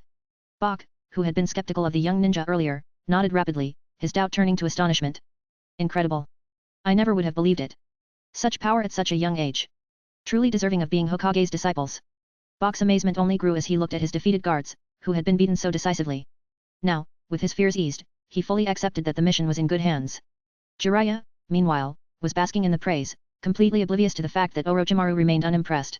Orochimaru had already shifted his attention to the mission scroll, checking their destination, the land of rice fields. The land of rice fields was a place that held special significance in Orochimaru's mind. In the original timeline, it was the very place where he would eventually establish the Sound Village, his personal stronghold after defecting from Konoha. Reflecting on his past life, Orochimaru couldn't help but wonder how his fate would unfold now that everything had changed. In the original story, he had gone down a dark path, leading him to join and then betray the Akatsuki, ultimately forming his own village of rogue ninja. But now, with his current knowledge and new circumstances, he wasn't sure what the future held. Still, Orochimaru wasn't one to dwell on what-ifs. There would be time to decide his fate later. For now, the only thing that mattered was the task at hand. With Bok now fully on board, the team finally set off toward the land of rice fields. Traveling from Konoha village to their destination would take about 3 days if they were moving at full ninja speed. However, given the presence of the caravan and ordinary civilians in the group, the journey would take twice as long, around 10 days to 2 weeks. Meanwhile, back in Konoha, the village was buzzing with excitement over a new development. Rumors had started to spread among the villagers and ninja alike. Hey, have you heard the news? One shinobi asked another as they walked through the streets of Konoha. Heard what? His friend replied. They say the village has developed a new type of recovery potion. Recovery potion? You mean like the blood increasing pills?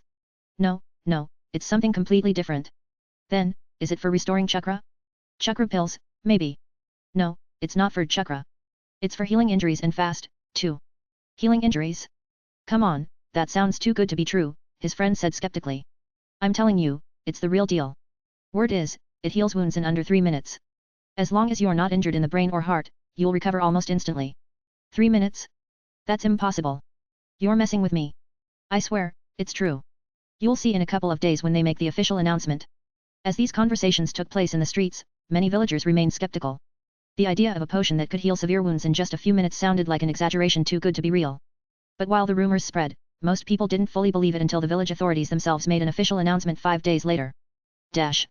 When the announcement finally came, it sent shockwaves throughout Konoha. From the highest ranks of the ninja to the lowest, the news spread like wildfire. The village has developed a new type of recovery potion capable of quickly healing severe injuries. If needed, you can purchase it at Konoha Hospital. Each team captain received the same orders and passed them down to their respective teams. As soon as the announcement was made, Konoha erupted into excitement. No way. Is this for real? One ninja asked, wide-eyed. It's unbelievable. I have to get my hands on one of those potions. I'm going to. I don't care what it costs. What? 60,000 ryo per dose? That's outrageous. Outrageous or not, I'm buying it. A potion that can heal in minutes is worth every penny. Despite the steep price of 60,000 ryo per dose, demand for the new recovery potion was through the roof. In a world where missions were life and death matters, having access to a potion that could quickly heal life-threatening injuries was nothing short of revolutionary. For many ninja, the cost didn't matter. Being able to recover from serious wounds in the middle of battle was a game-changer. In just a few days, Konoha went from skepticism to outright frenzy. The new recovery potion was the talk of the village, and every ninja in Konoha was scrambling to get their hands on it. This breakthrough wasn't just a victory for Konoha's medical researchers, it was a monumental leap in the village's military capabilities. Having this potion available on the battlefield would give Konoha's shinobi a massive edge in future conflicts. The entire village was brimming with excitement, and the effects of this development would soon ripple across the entire ninja world. Chapter 54. Once you're in that critical state during a battle, death is almost certain. But with this new recovery potion, combined with the blood increasing pills, the tides of battle could shift dramatically. As long as you're not fatally wounded, and can buy a few precious minutes, the combination of both can essentially bring you back to full strength. In a way, it's as if this potion gives you half an extra life. So, even if it costs 60,000 ryo, or even 600,000 ryo, it would be worth saving up for a spare dose. After all, when your life is on the line, no price is too high for a chance to stay alive. Of course, most of the ninja in Konoha have undergone psychological training and are loyal to the village. They trust that the village wouldn't deceive them about the potion's effectiveness. Still, there were some skeptics. The claims about the potion's speed and power seemed almost too good to be true, and while some were eager to believe, others took a more cautious, neutral stance, neither buying it immediately nor outright dismissing the rumors. However, their doubts wouldn't last for long. At Konoha Hospital, there were plenty of injured ninja who served as perfect test cases for the new potion. Under the watchful eyes of everyone, the potion was administered in front of a large audience. The results were nothing short of astonishing. Within 3 minutes, the potion began to take effect. Wounds started closing at a speed visible to the naked eye. Although it couldn't regenerate severed limbs, ordinary injuries and trauma healed rapidly.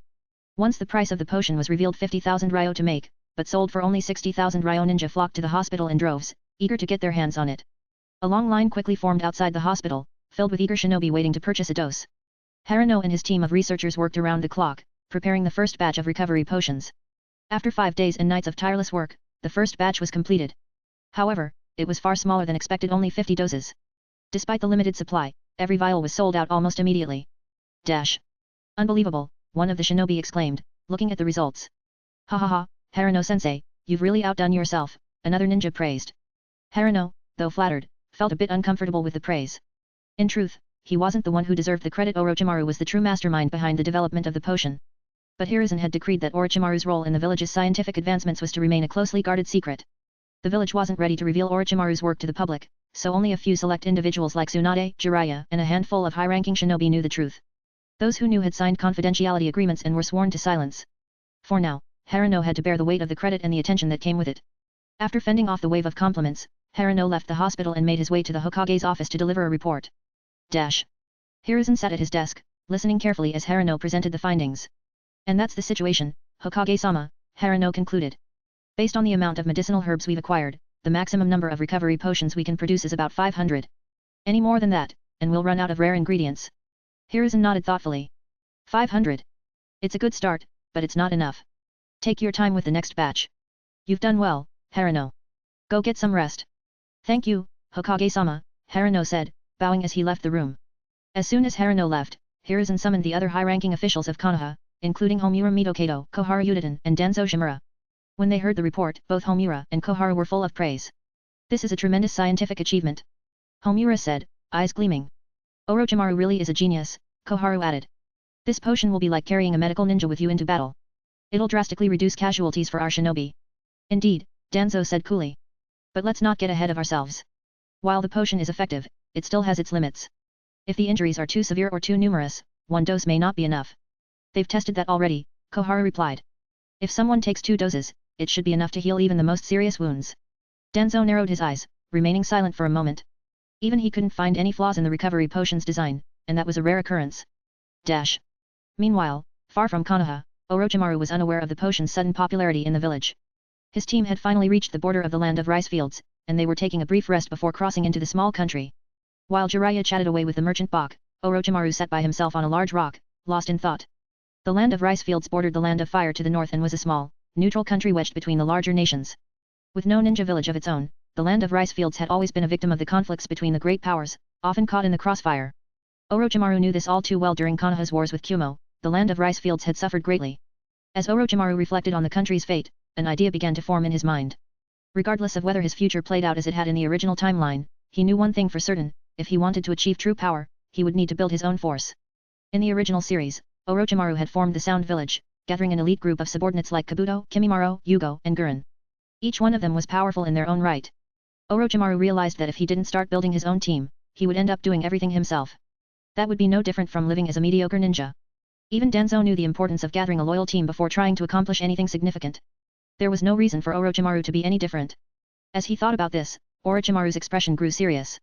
It's time to start preparing for the future, he muttered to himself. Just then, a voice interrupted his thoughts. Hey, Orochimaru, what are you thinking about? Tsunade asked, walking over to him. She had noticed him sitting off to the side, deep in thought. Orochimaru glanced at her, his mind still partially on his plans. Nothing much, he replied. Tsunade gave him a suspicious look. Really? You've seemed distracted this whole trip. Is it because of what Grandma Mito told you? Not at all, Orochimaru answered, pausing as something clicked in his mind. Wait, how do you know your grandmother came to see me? Tsunade's eyes widened slightly as she realized she'd said too much. She bit her lip, quickly trying to cover up her slip. Well, because she told me she was going to talk to you. Orochimaru raised an eyebrow but didn't press further. He had already guessed as much. Tsunade, relieved that Orochimaru didn't pry, smiled awkwardly and decided to change the subject. Hehe, speaking of which, what do you think about me being your girlfriend? She asked suddenly, trying to be playful but also somewhat serious. Orochimaru blinked, taken aback by the question. What? Tsunade's face turned slightly pink, but she maintained her composure, waiting for his response. For a moment, Orochimaru didn't know what to say. It seemed like Tsunade was half joking, but he also knew her well enough to realize she might not be entirely kidding. He couldn't help but chuckle softly to himself. Tsunade was many things, but subtle was not one of them. Chapter 55, Chapter 55. Looking at Tsunade's cute yet serious expression, Orochimaru couldn't help but feel amused and somewhat infected by her earnestness. It was hard to take her seriously, yet her straightforwardness was strangely endearing. Didn't I tell you? Wait until you've grown up, Orochimaru replied with a small smile, hoping that would end the conversation. But, I want to be your girlfriend now. Tsunade pouted, clearly not satisfied with his response. Orochimaru sighed. Do you even know what it means to be a girlfriend? Tsunade's face lit up with determination, but then she stopped, and a mischievous glint appeared in her eyes as she leaned closer. Of course I do, but wait a minute. Hey. You're not like that big pervert Jiraiya, are you? Don't tell me you're rejecting me because you don't like my flat chest. Orochimaru blinked in surprise. Even though he had grown used to Tsunade's blunt nature, her comment caught him off guard. For a moment, he was at a loss for words. It was one thing to be straightforward, but this was, a bit much. He glanced at her. She was still a child, almost 10 years old, with no signs of the physical development that would one day make her famous. Compared to other girls her age, she was indeed a bit behind. But Orochimaru, who knew the future, also knew that Tsunade's appearance would change drastically as she matured. In time, no one would dare to criticize her or even compete with her in this regard. You're thinking too much, Orochimaru replied dryly, attempting to steer the conversation back to normalcy. Tsunade's expression immediately brightened. I knew you weren't as shallow as Jiraiya. So, it's settled then, right?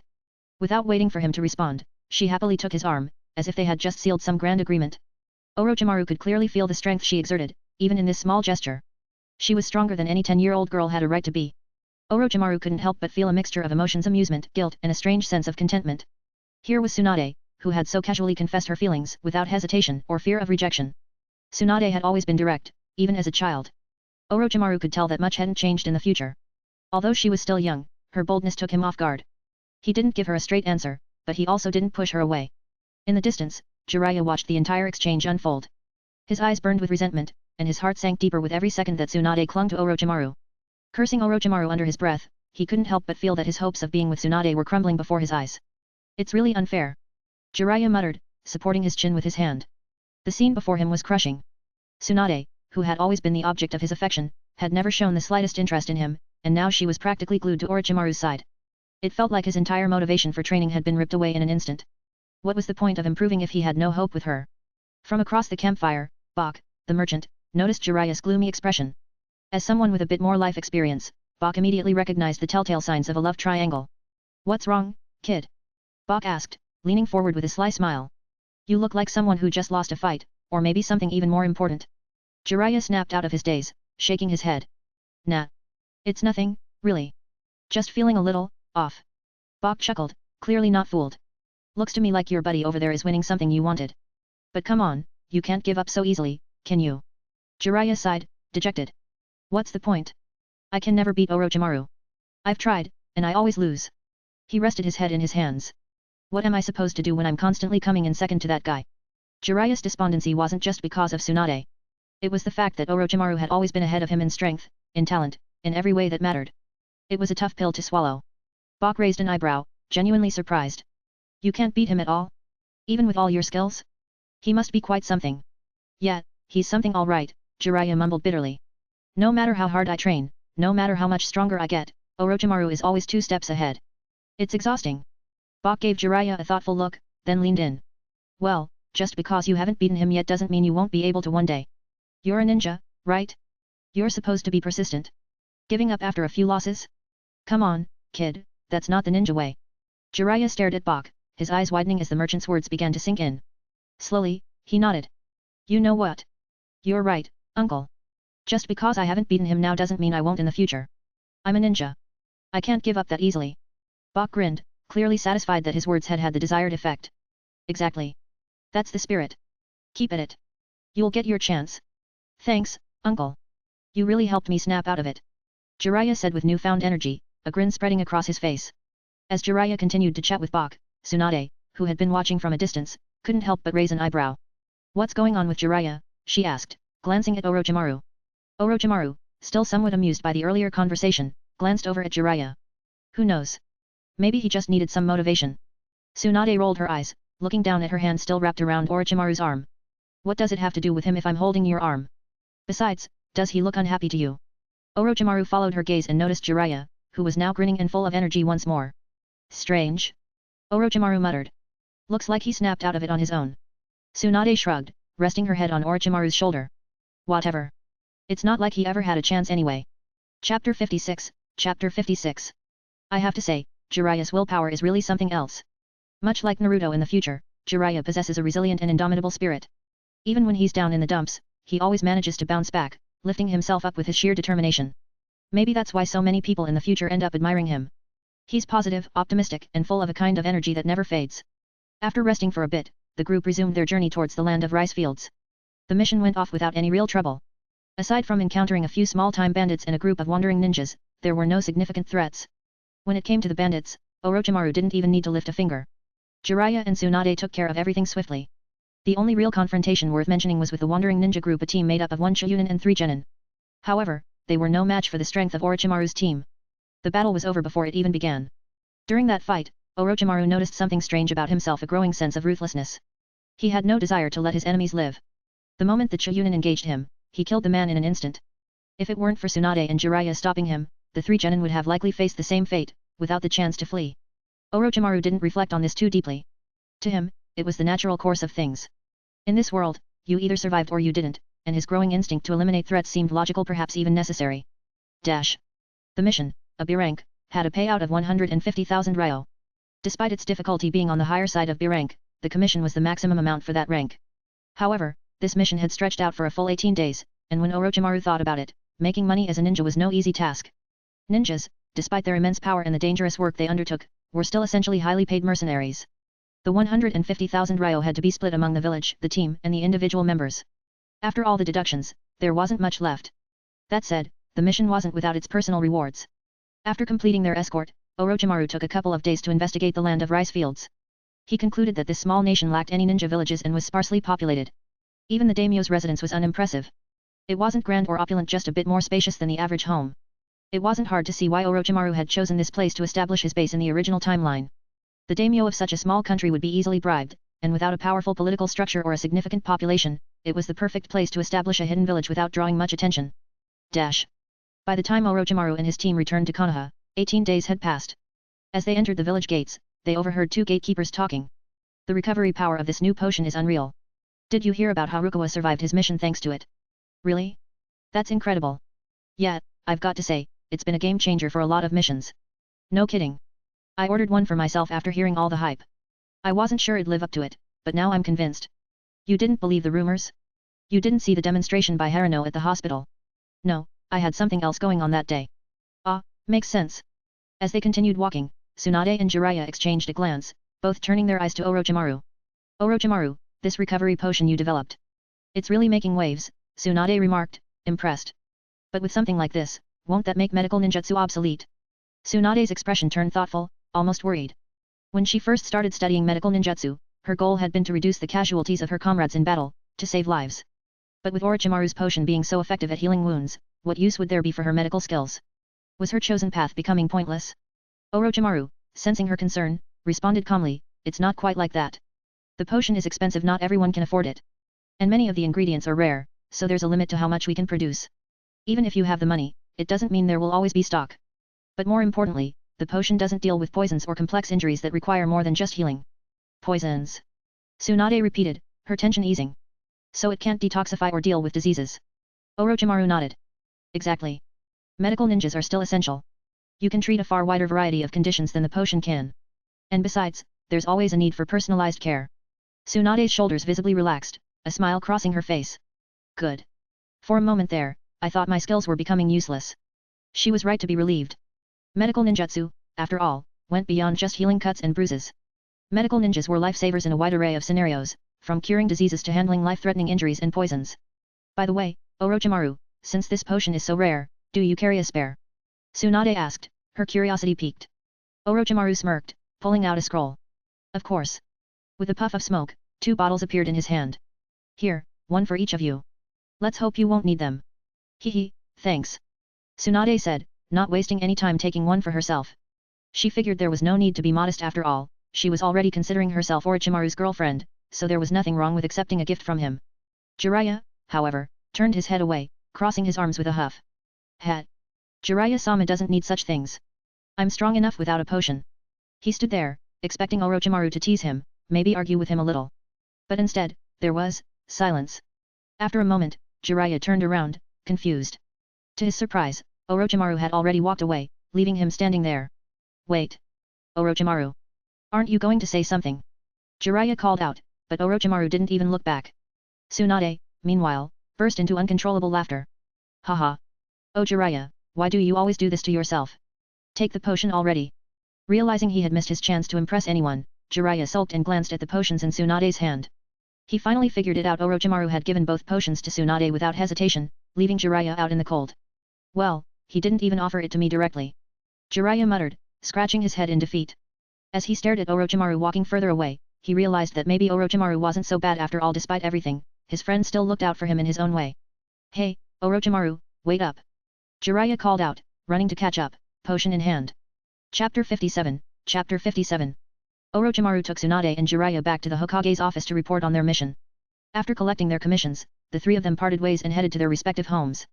Orochimaru, exhausted from the long mission, planned to rest as soon as he got back. He had just laid down, closing his eyes for a moment of peace, when Tsunade burst into his room, her excitement palpable.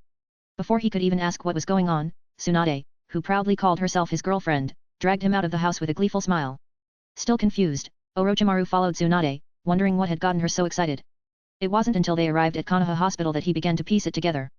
In the hospital's intensive care unit, Orochimaru was introduced to a new scene. A woman with long, dark green hair lay peacefully on a hospital bed. Her features and the calm expression on her face reminded him of what an adult Tsunade might look like. By her side sat a man, also with dark green hair, wearing a gentle smile. These were Tsunade's parents, a couple Orochimaru vaguely remembered seeing at the second Hokage's funeral. Tsunade's father's hair color stood out. It didn't match the typical Senju black hair of Hashirama or Tobirama. Orochimaru couldn't quite tell how pure the man's Senju bloodline was, but he put the thought aside. Seeing Tsunade walk in holding Orochimaru's hand, her father gave a knowing smile, though there was a hint of helplessness behind it. Clearly, Tsunade had spoken about Orochimaru before, but her father wasn't one to intervene in such matters. Tsunade, aware of how direct Orochimaru could be, introduced him to her parents with a quick nod and then hurried him over to the corner of the room. Orochimaru, come here. Tsunade called him excitedly. In the corner of the room, a small bed held a newborn baby. Orochimaru peered over, seeing a tiny figure wrapped in blankets, sleeping soundly. Look, Orochimaru! Tsunade exclaimed, her eyes sparkling with joy. This is my little brother. His name is Noeki. He was born just a few days ago. Orochimaru's eyes softened as he looked at the baby. So, Noeki, the younger brother Tsunade would later care for deeply, had finally been born. Isn't he adorable? Tsunade grinned, clearly thrilled to show off her newborn brother. Orochimaru nodded slowly, offering a small smile. Yeah, he's cute. In truth, Orochimaru didn't particularly care for babies. He wasn't someone who felt a special affection for children. Still, seeing Tsunade this happy made him play along. After all, this was Tsunade's family. Tsunade, however, was too caught up in her joy to notice Orochimaru's lukewarm response. Seeing him agree, she smiled even wider and continued to fawn over little Noeki. Meanwhile, back at the hospital reception, a conversation was unfolding between a white-haired boy and the hospital staff. Is there any way I can buy one of those new recovery potions? My friend is badly injured, the boy pleaded, his desperation clear. I'm sorry, but they've all been sold out. The production process is complicated, so only about 10 can be made per day. Right now, the soonest you can reserve one is in 2 weeks. 2 weeks? My friend needs it now. The boy's voice was filled with frustration and panic. Isn't there any other way? The hospital staff shook their heads sympathetically. I'm sorry, but these potions are in high demand. Most of the people who buy them are using them to treat severe injuries. You could try reserving one, but it won't be available for a while. The white-haired boy sighed in defeat. Hitaki Sakumo had hoped to save his injured companion, but it seemed like the potion wouldn't be available in time. Shoulders slumped, he turned away from the counter, walking toward the hospital exit. Before he could leave, though, a voice stopped him in his tracks. You need a recovery potion. Sakumo turned to see a pale-skinned boy around his age, dressed in ninja gear, with golden vertical pupils. The boy was looking at him curiously. Why yeah, Sakumo stammered. My friend's been seriously hurt, and I thought that potion would help. But I guess it's sold out everywhere. Without saying a word, the pale boy reached into his robe and pulled out a vial of the recovery potion. He handed it to Sakumo with an air of nonchalance. Here, take this. Sakumo's eyes widened. Wait, what? Why are you? You need it more than I do. Just take it. Sakumo stood there, stunned, before quickly fumbling for his wallet. I can't just take it for free. Here 60,000 ryo. The boy waved him off. Keep your money. I don't need it right now.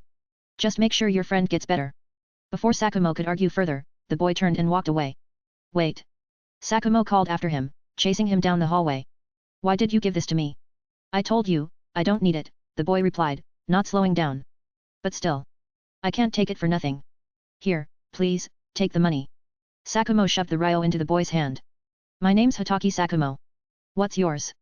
The pale boy paused, glancing at the money before pocketing it with a small smile. Orochimaru. Orochimaru, hey? I'll remember that. But I have to go now. My friend's waiting. Sakumo said before rushing back to the inpatient ward. Dash. Orochimaru stood there for a moment, watching Sakumo disappear down the hall, feeling the weight of the 60,000 ryo in his hand. Hitaki Sakumo. Orochimaru whispered to himself, a faint smirk appearing on his face. The encounter had been unexpected. After visiting Ueki, Orochimaru had overheard Sakumo's conversation with the staff. Deciding on the spot, Orochimaru had chosen to offer a favor, even if it might seem insignificant in the grand scheme of things. After all, who could predict how Sakumo's future would unfold now that Orochimaru was here, altering the course of history? As night fell and the sky grew dark, Orochimaru took a deep breath, looking out toward the village. His work here today was done. He had helped Sakumo, and even visited Ueki. With a shrug, Orochimaru turned and headed home, his thoughts already drifting toward what lay ahead. A good night's sleep was in order. Chapter 58, Chapter 58. Orochimaru had made significant scientific progress, at least by Konoha's standards. However, he wasn't ready to reveal all of his discoveries just yet. He preferred to keep the more significant results to himself, saving them for the right time or for his own future use. Occasionally, he'd share a minor invention, but nothing that could truly jeopardize his long-term plans. He knew that his destiny was uncertain. If he were to ever leave the village, he would need powerful tools to protect himself. His research had been slow, and the path to scientific breakthroughs was long and grueling. When he thought about how quickly someone like Naruto Uzumaki grew in power from a rookie genin to someone who could stand against a goddess like Kaguya in just 5 years, Orochimaru couldn't help but feel a bit frustrated. By comparison, Orochimaru had spent the past 3 years in Konoha, and while his progress was impressive, it was only scratching the surface of what he knew he could achieve. He understood that science and technology would eventually give him power far beyond that of any ninja. Still, the time required for such research, and the isolation that came with it, weighed heavily on him. He remembered that in the original story, during his later years, he had a loyal and capable subordinate Kabuto Yakushi who shared his passion for scientific research. But Kabuto wouldn't be born for at least another 20 years, so for now, Orochimaru was on his own. He knew he needed subordinates if he was to make significant progress. Someone to share the burden of research and carry out tasks for him. He spent hours that night pondering possible candidates, but by the time he reached the middle of the night, he had come to a disheartening conclusion: there was no one suitable. Some were skilled, but lacked the knowledge he needed. Others had the right status or potential, but their abilities fell short. In the end, Orochimaru decided he would have to wait. Timing, as always, was crucial. Dash. The next morning, Orochimaru made his way to the Hokage's office, ready to take on another mission. His experiments were currently in a phase where the cells were still growing, so he had some free time. He figured it would be useful to complete a few more missions, broaden his experience, and see more of the world beyond Konoha. However, when he arrived, Hiruzen had some unexpected news for him. Orochimaru, given your current abilities, only B-level and above missions are suitable for your growth. But to put your potential employers at ease, you'll need to pass a test. A test. Orochimaru's golden eyes narrowed slightly. The Chunin exam. Exactly. For Orochimaru and his team, C and D-level missions were of little interest. They were mostly menial tasks, far below their abilities. But higher-level missions often came with skeptical employers, people who doubted the capabilities of such young ninjas. Orochimaru recalled the trouble they'd had with Bak, the merchant who had doubted their skills due to their age. Hiruzen had taken that into account, deciding that it was time for Orochimaru, Tsunade, and Jiraiya to take the Chunin exam. Once they were promoted to Chunin and donned the official vest, no one would question their competence again. Understood, Orochimaru nodded. We'll take the exam. To him, the Chunin exam was merely a formality. Dash. After being in this world for so long, Orochimaru had come to understand that the Chunin exam was quite different from the one depicted in the original story. What most people knew was the politically motivated, inter-village version of the Chunin exam, a grand spectacle designed to showcase military power and foster relations between nations. That version only took place once every few years, and only invited participants from allied or neutral countries. The real Chunin exam, however, was much simpler. It was held every 6 months and was strictly an internal affair, only for Konoha's own ninjas. Any genin whose Jonin sensei deemed them ready could participate, regardless of age or background. Some, like Kakashi Hatake, were promoted at an extremely young age, while others, like Might Dai, remained genin well into their 30s or 40s. At the training grounds, when Jiraiya heard about the Chunin exam, he was bursting with excitement. Alright. Jiraiya-sama, will give it my all for the Chunin exam, he shouted enthusiastically. Tsunade rolled her eyes, her head full of frustration at Jiraiya's antics. That idiot is always so over-enthusiastic. Orochimaru watched Jiraiya with a contemplative look. He couldn't help but wonder where Jiraiya's boundless energy came from. Was it pure willpower, or did this guy have some kind of hidden stimulant? Chapter 59, Chapter 59. Although Konoha is enjoying a relatively peaceful period, the war only ended less than a year ago. Diplomacy with neighboring countries isn't as friendly or stable as it would be during more peaceful times, like in the 60th year of Konoha.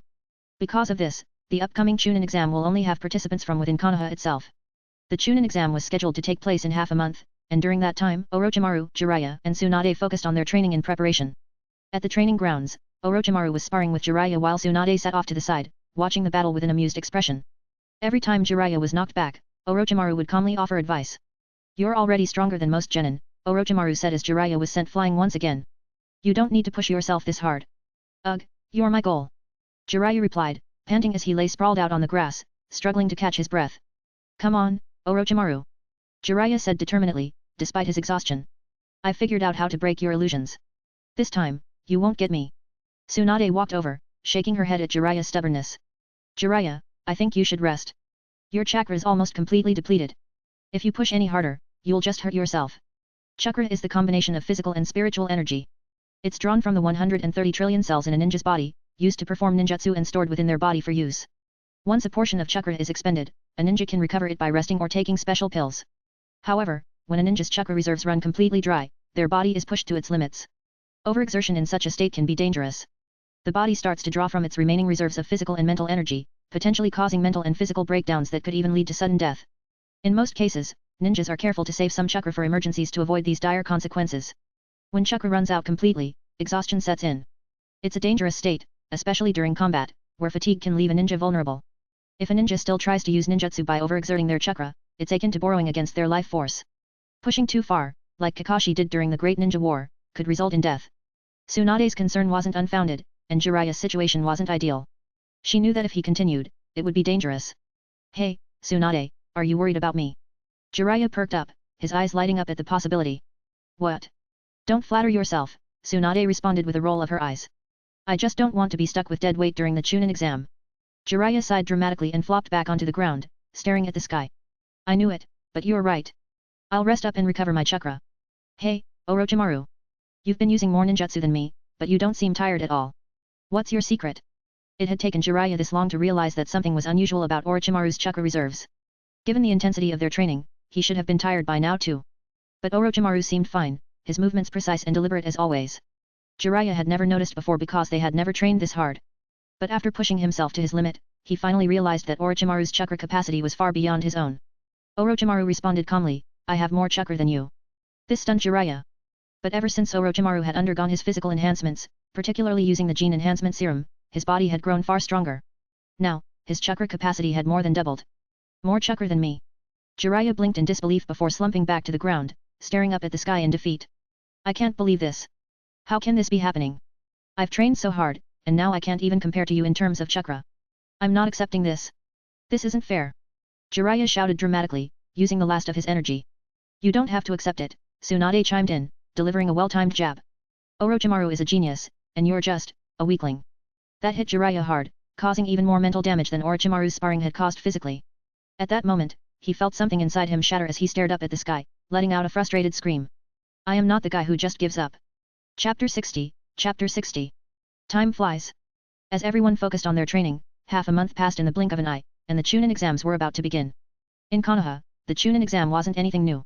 The villagers and ninjas had become quite used to it, since it happened twice a year like clockwork. Most of them had grown tired of watching the semi-annual selection process.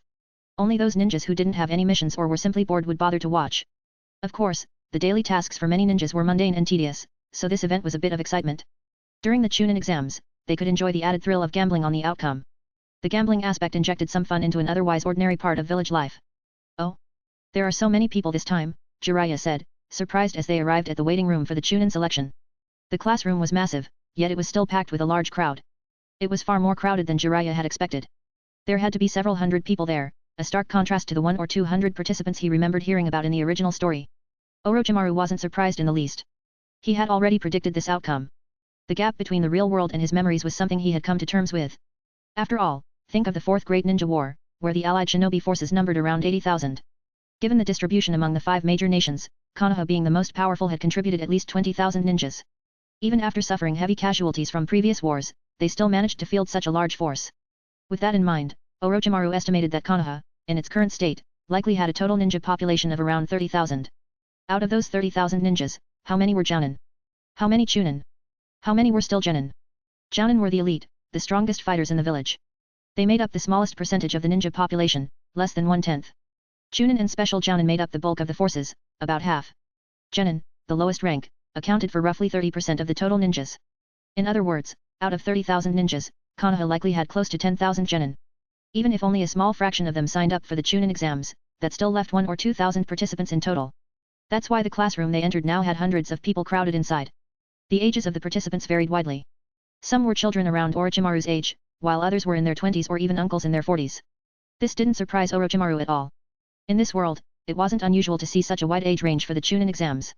After all, while every ninja might start out as a genin at the same age, not everyone advanced to Chunin at the same pace. For some, it took years. For others, like Kakashi in the future, it could happen at a very young age. For some unfortunate ninjas, they might remain genin their entire lives, unable to advance beyond that level, even into their 40s or 50s. The Chunin exams were a place where these gaps became especially visible. As Orochimaru, Jiraiya, and Tsunade entered the room, they drew attention from several participants.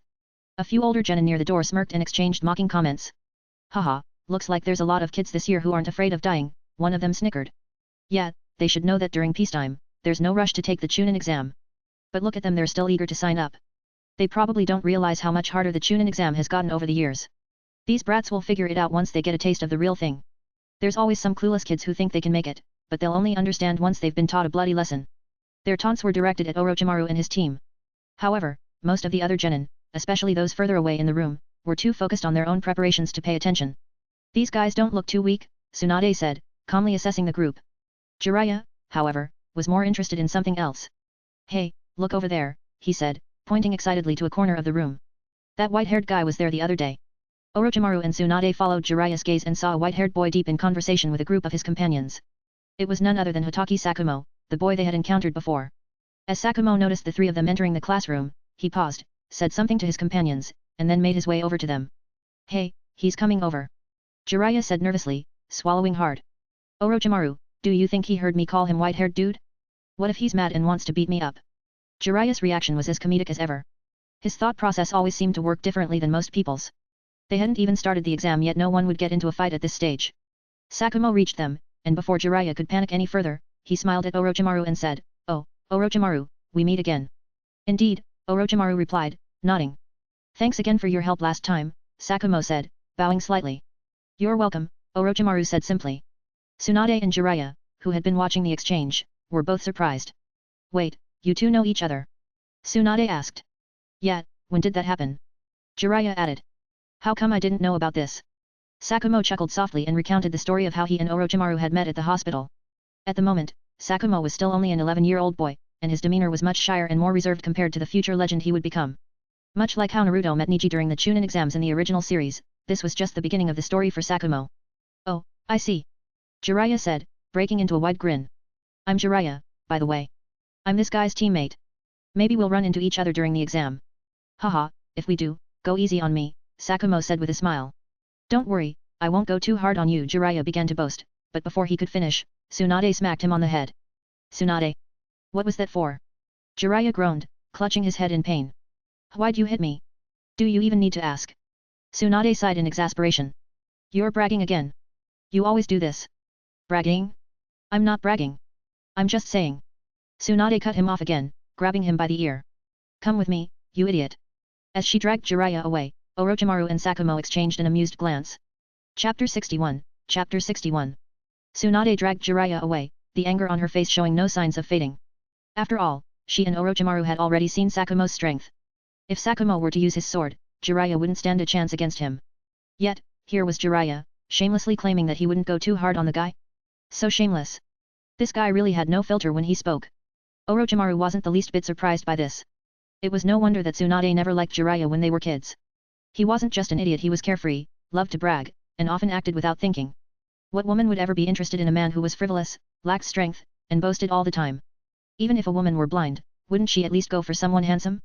In Tsunade's eyes, the only real advantage Jiraiya had was that he was always full of energy and constantly tried to improve himself. Beyond that, there wasn't much to say. Haha, Orochimaru, your friend is quite interesting. Sakumo chuckled, watching as Tsunade dragged Jiraiya away. He's always like that, Orochimaru replied, unfazed. Well, I won't take up any more of your time. My teammates are waiting for me. See you during the exam, Sakumo said with a friendly nod. Orochimaru gave a slight nod in return, watching as Sakumo walked back to his team. He noticed that Sakumo's teammates looked somewhat weak. Could it be that Sakumo was being held back by them? Damn it, Orochimaru's here too. In another corner of the classroom, a boy in a black shirt muttered unhappily.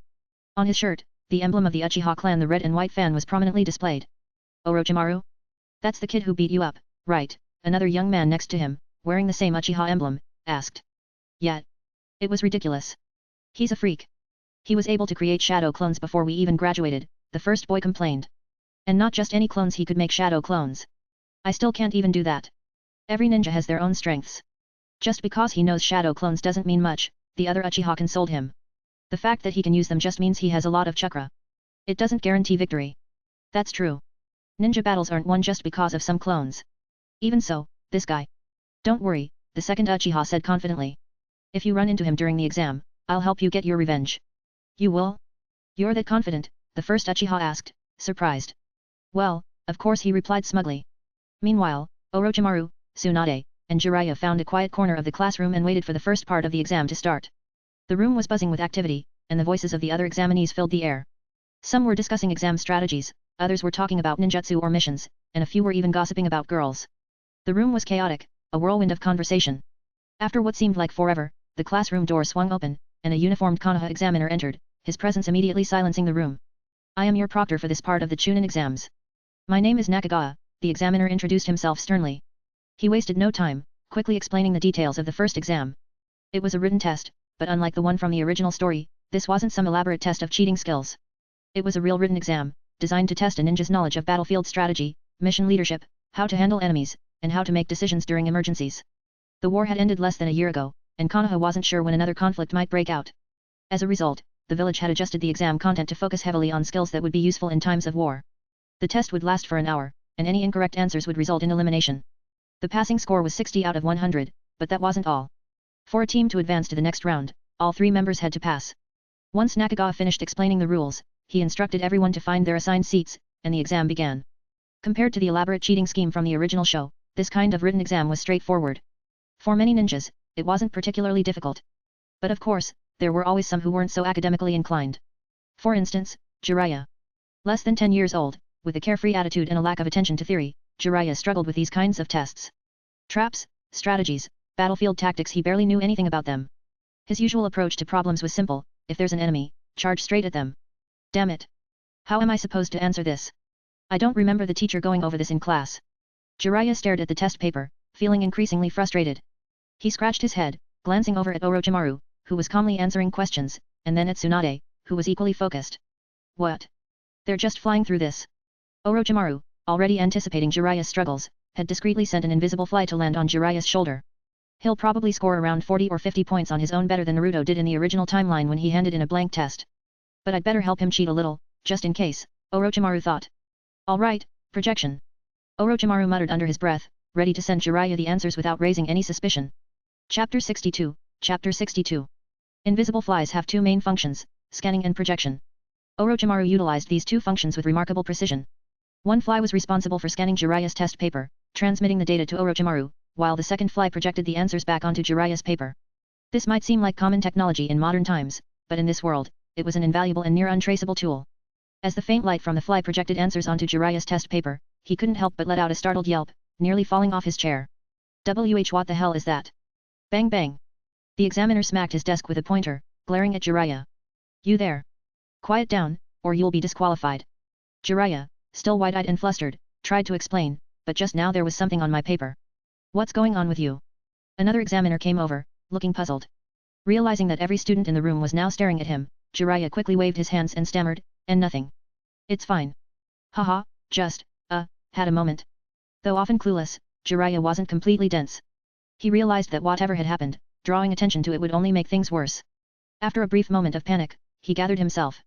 The examiner gave him one last suspicious look before walking away, and Jiraiya exhaled in relief. Whoever was helping him, they clearly had a plan in mind.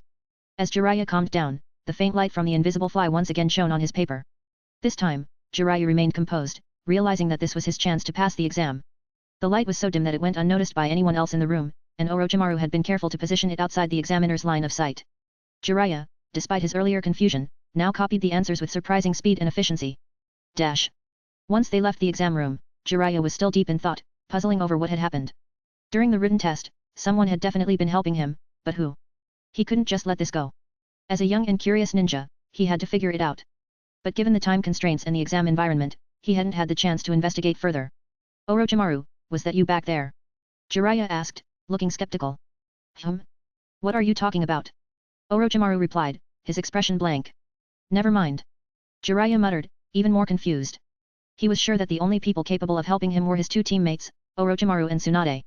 Tsunade was a medical ninjutsu specialist, and her skills weren't particularly suited to something like this. But Orochimaru? He was always experimenting with strange techniques and abilities. It had to be him. But the more he looked at Orochimaru's calm demeanor, the more confused he became. Was it really him? Seriously, was it you? Jiraiya pressed on. Orochimaru, seeing no point in continuing the charade, finally said, are you talking about giving you the answers? The bluntness of Orochimaru's statement caught Jiraiya off guard. His eyes widened in shock. So, it was you. How did you do it? Jiraiya exclaimed, utterly astonished. You just transmitted the answers onto my paper. What kind of ninjutsu is that? Before Orochimaru could answer, Tsunade appeared beside them, having overheard part of the conversation. What are you two whispering about? She asked suspiciously. Unable to contain his excitement, Jiraiya immediately filled Tsunade in on everything that had happened during the test, going into great detail about the mysterious answers appearing on his paper. Tsunade, equally astonished, turned to Orochimaru. That's incredible. I was worried Jiraiya would fail, but now. Orochimaru, how did you pull it off? Orochimaru, calm as ever, replied, it's just a little gadget I've been working on. Gadget? What kind of gadget? Tsunade asked, her curiosity piqued. How can something like that transmit answers? Yeah, Orochimaru. Show us how it works. Jiraiya added, his excitement growing. They were still kids, after all. Their curiosity was boundless. The idea of some new invention that could project answers during an exam was too tempting for them to ignore. Orochimaru smirked. All right, I'll show you, but you need to keep this a secret. Both Tsunade and Jiraiya nodded eagerly, promising to keep their mouths shut. Without hesitation, Orochimaru held out his hand, and there it was, a small, seemingly ordinary fly perched on his palm. Here. This is the gadget. Ew. That's just a fly. How gross. Tsunade recoiled, taking a step back. Jiraiya, on the other hand, squinted in disbelief. Come on, there's no way an ordinary fly could do that. This isn't just a normal fly, right? Orochimaru nodded. You're right. It's a new species I discovered. It can record what it sees and project it elsewhere. This, of course, was a half-truth. The invisible fly was a highly sophisticated mechanical device, but to any onlooker, it appeared completely natural. Orochimaru had planned for this scenario from the beginning. The fly was indistinguishable from a real insect unless examined up close. It can do that? Jiraiya asked, thoroughly impressed. That's amazing. Yeah, seriously, Orochimaru. You always come up with the weirdest, coolest things, Tsunade added, though she still kept her distance from the fly. How does it work? Jiraiya asked, still fascinated. Orochimaru casually explained the basics, demonstrating how the fly scanned the environment and projected images. He had crafted the story carefully. In a world filled with strange and unique abilities, such as the Yamanaka clan's mind control or the Aberame clan's insect manipulation, something like this could easily be passed off as a newly discovered creature. Both Jiraiya and Tsunade were fully convinced. Even seasoned ninjas had come across countless species of bugs, many with bizarre powers. A fly that could scan and project didn't seem out of the ordinary at all. Chapter 63, Chapter 63. It seemed that Orochimaru's conjecture was confirmed when Tsunade and Jiraiya simply stared at the flies in his hand, curiosity apparent on their faces without a trace of incomprehension or confusion. Amazing, there's really something like this. Tsunade remarked, her eyes wide in wonder. Yeah, it's incredible. Jiraiya added, equally astonished. It's nothing special, Orochimaru replied, casually retrieving the flies. I originally captured them for fun, but I didn't expect they'd come in handy during the exam. Really?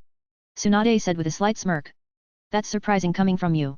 Not as surprising as Jiraiya needing your help, Tsunade teased, turning toward Jiraiya. If you paid more attention in class, you wouldn't have needed Orochimaru to bail you out. Hey, it's not my fault. I just can't focus during class. The teacher's too boring. Jiraiya grumbled, scratching his head in frustration. To him, falling asleep in class was beyond his control. Why couldn't anyone else see that? But, as expected of children, their interest in the flies waned quickly. Once the initial novelty wore off, neither Jiraiya nor Tsunade seemed particularly invested in understanding the deeper purpose behind Orochimaru's creation. In their eyes, scanning and projecting images or turning invisible might be fascinating for a moment, but not revolutionary. After all, in the world of ninja, invisibility wasn't unheard of. Many in the Konoha intelligence department used similar techniques to gather information, and animals with camouflage abilities were not uncommon. Even Jiraiya, as he matured, would eventually learn his own stealth techniques. So, once the excitement subsided, they moved on to other thoughts. Later that afternoon, the second part of the Chunin exam resumed. When the written test results were posted, hundreds of participants were eliminated. While it wasn't surprising that a few teams didn't make it, the sheer number of eliminations caught many off guard. Orochimaru couldn't help but notice two familiar names among the eliminated, Might Dai and Hiriko. Orochimaru was well aware of their potential or lack thereof. He knew Might Dai, the so-called eternal genin, would never rise above his current rank. As for Hiriko, though he had a unique talent, becoming a Chunin would be a long, difficult journey for him. At this point, Orochimaru couldn't think of a better way to describe Hiriko's participation in the exam other than just making up the numbers. But he didn't dwell on it too long. His own team had passed easily, and the focus now shifted to the next round. Orochimaru had expected the infamous Forest of Death test, where teams would battle for heaven and earth scrolls, but instead, they were presented with something entirely different. The second round of the exam will be a team battle. Orochimaru mused. Yeah, Tsunade confirmed. There are 2 rounds, and if you lose, you're eliminated. Only a quarter of the ninjas will make it to the final exam. Orochimaru narrowed his eyes and thought. This was different from what he remembered, but it made sense given the large number of participants. If the exam followed the format of the original series, the selection process would drag on forever.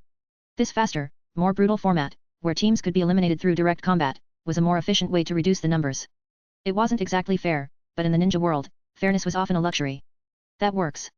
It'll save us time, Orochimaru commented. He was confident that his team could crush the competition. There was no need to worry. The second round of the Chunin exam took place across various training grounds and school arenas, each overseen by multiple examiners. Orochimaru's team was assigned to Group A, with Jiraiya volunteering to draw their lot. Ha ha ha. We're in Group A, and our examiner is Teacher Yura. Jiraiya announced, his usual enthusiasm bubbling to the surface. Teacher Yura. Tsunade echoed. That means we're at the training grounds. And so, the trio made their way to the training grounds. When they arrived, Orochimaru was unsurprised to find many familiar faces. Various clans were well represented, with members of the Higa, Aberame, Inyazuka, Uchiha, and the Inoshikacho trio all participating. As was typical in Konoha, the large clans had many members taking part in the Chunin exam, each hoping to carry on their family legacy. Though Orochimaru recognized many of the clan names, he didn't know the individuals themselves. To him, they were simply other competitors. Currently, a match was taking place on the field. One team, consisting of a pineapple-headed boy, a chubby red-haired boy, and a blonde-haired kid, faced off against 3 nameless Konoha ninjas. It didn't take long for the battle to turn in favor of the trio from the Nara, Akimichi, and Yamanaka clans. In a flash of seals and chakra, the Nara boy's shadow imitation technique captured his opponents, while the Akimichi boy used the multi-size jutsu to overwhelm them. The Yamanaka clan member finished things off by taking control of the last enemy with his mind transfer jutsu. Ugh! I can't move, one of the captured genin exclaimed in horror as his own kunai was turned against him by his teammate under the Yamanaka's control. The match is over, the examiner called, stepping in to stop the fight before it turned deadly. The winner is Group A, Team Nara, Akimichi, and Yamanaka. After the results were announced, the next match was called. The next match, Group A's Team Inyazuka vs Group B's Team Toranahook. Prepare yourselves. In a blur of motion, the Inyazuka Team 3 ninja and a large dog leapt onto the field, ready to fight. Chapter 64, Chapter 64. The 3 participants entering the field now were around the same age as the previous group, about 12 or 13 years old.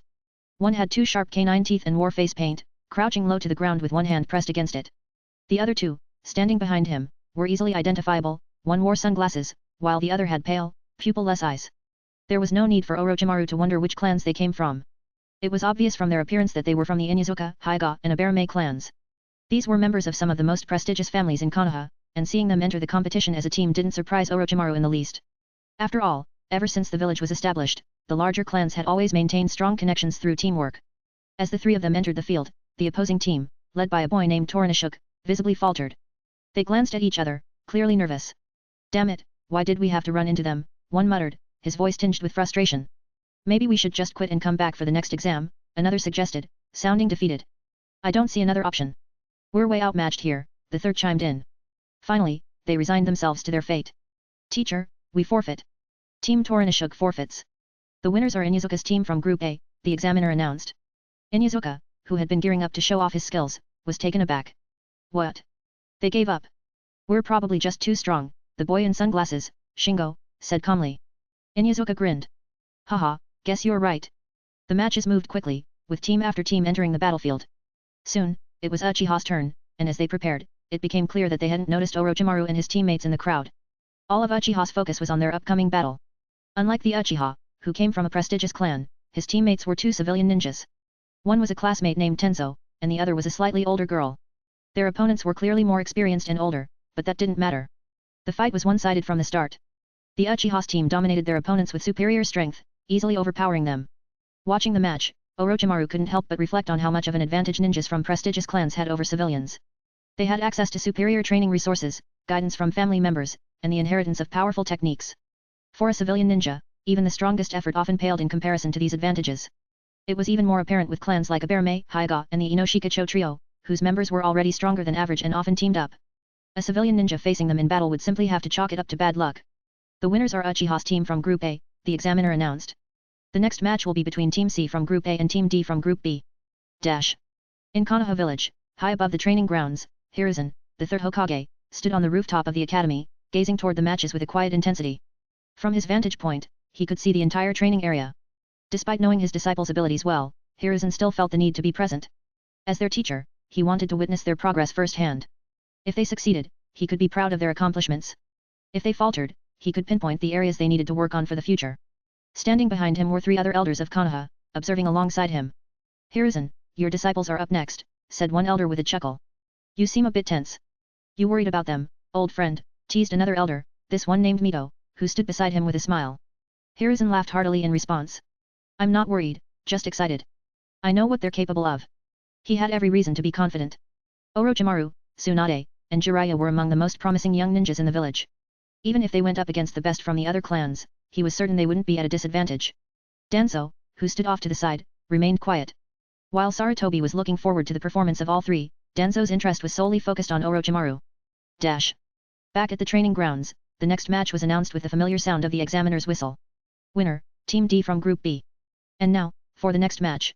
Team Orochimaru from Group A versus Team Seiasuke from Group B. Please prepare yourselves. Finally, it's our turn. Jiraiya exclaimed, pumping his fists with excitement. His whole body practically buzzed with energy. Tsunade, rolling her shoulders in preparation, seemed just as eager but with more control. One opponent each, let's wrap this up quickly, she said confidently, as Orochimaru led the way onto the battlefield. Chapter 65, Chapter 65. Orochimaru and his team gained their fame during the Second Shinobi World War.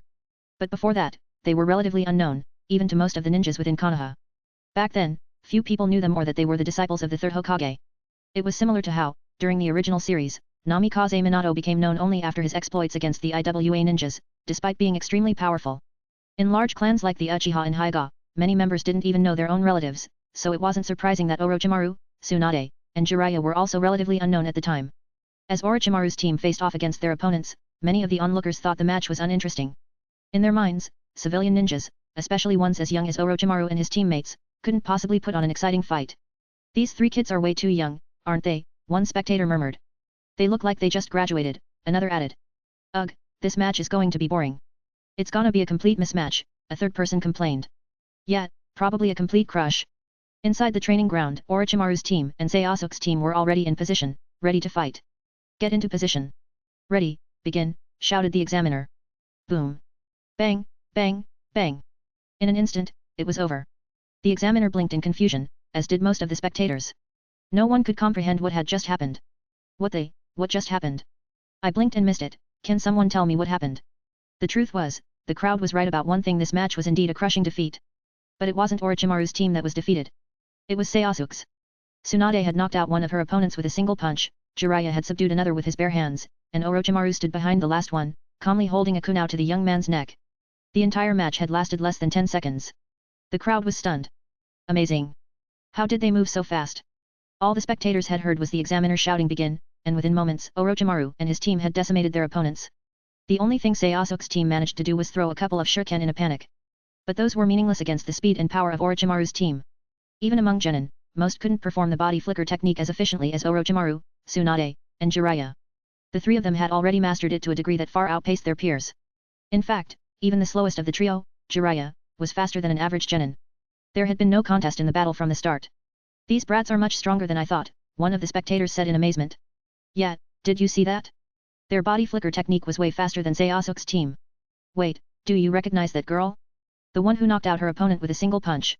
Hey? Who is she? She's from the Senjo clan. What? The Senjo clan? No wonder. Wait, how do you know this? I heard it from my dad once. Ah, that explains it. With the crushing victory, Orochimaru, Tsunade, and Jiraiya had caught the attention of some of the more experienced ninjas in the crowd, especially the teams from the large clans. It was clear to everyone that Orochimaru's team was not to be underestimated. The next day, the matches continued. This time, their opponents managed to last for about 30 seconds. But it was still a decisive victory for Orochimaru's team. By the third day, the team battle portion of the exam had concluded. Out of the initial 1 to 2,000 participants, only around 200 remained. That left about 80 teams moving on to the next stage of the exam. The remaining teams were taken to Konoha's infamous Forest of Death. The forest spanned a radius of 10 kilometers, with 44 locked entrances. A river bisected the area, and in the center stood a tower. The rules for this round were similar to the ones described in the original series. Each team was given either a heaven or earth scroll, and their goal was to survive for 5 days while collecting a matching scroll from another team. Once they had both scrolls, they had to reach the central tower safely. This portion of the exam was designed to test not just the team's combat abilities but also their survival skills and strategic thinking. As Orochimaru stared at the heaven scroll his team had been assigned, a smirk crept onto his face. In the original timeline, he had been the main antagonist of this very exam. How ironic that he was now just a participant. Orochimaru, what's the plan? Jiraiya asked, eager to jump into action. We'll just head straight in, Orochimaru replied calmly. What? You're just going to rush in? Isn't that going to lead to a lot of unnecessary fights? Jiraiya questioned, a little baffled by the strategy. It doesn't matter, Orochimaru answered, completely unfazed. The level of opponents here isn't worth wasting tactics on. Tsunade and Jiraiya exchanged glances, speechless. While Orochimaru's assessment was brutally honest, wasn't it a bit arrogant to disregard tactics altogether? Still, they had no time to argue, as the gates to the Forest of Death had already been opened. Whoosh, whoosh, whoosh. The ninjas dashed into the forest in groups. The 80 teams were split between the 44 gates, with a 10-minute interval between each team entering. Orochimaru's group was part of the second wave. Less than 5 minutes after entering the forest, they encountered another Konoha team that had entered earlier.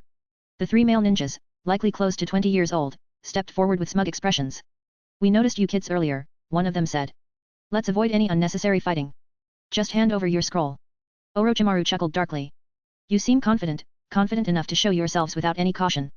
If we weren't confident in beating some brats like you, we wouldn't be here competing, now would we? One of the older ninjas sneered. I see. As soon as he finished speaking, Orochimaru's hands moved in a blur, forming seals. Boom. With a loud crash, the ground beneath one of the Konoha ninjas erupted, and a massive khaki-colored python shot out from the earth, swallowing the manhole before he even had time to react. Chapter 66, Chapter 66.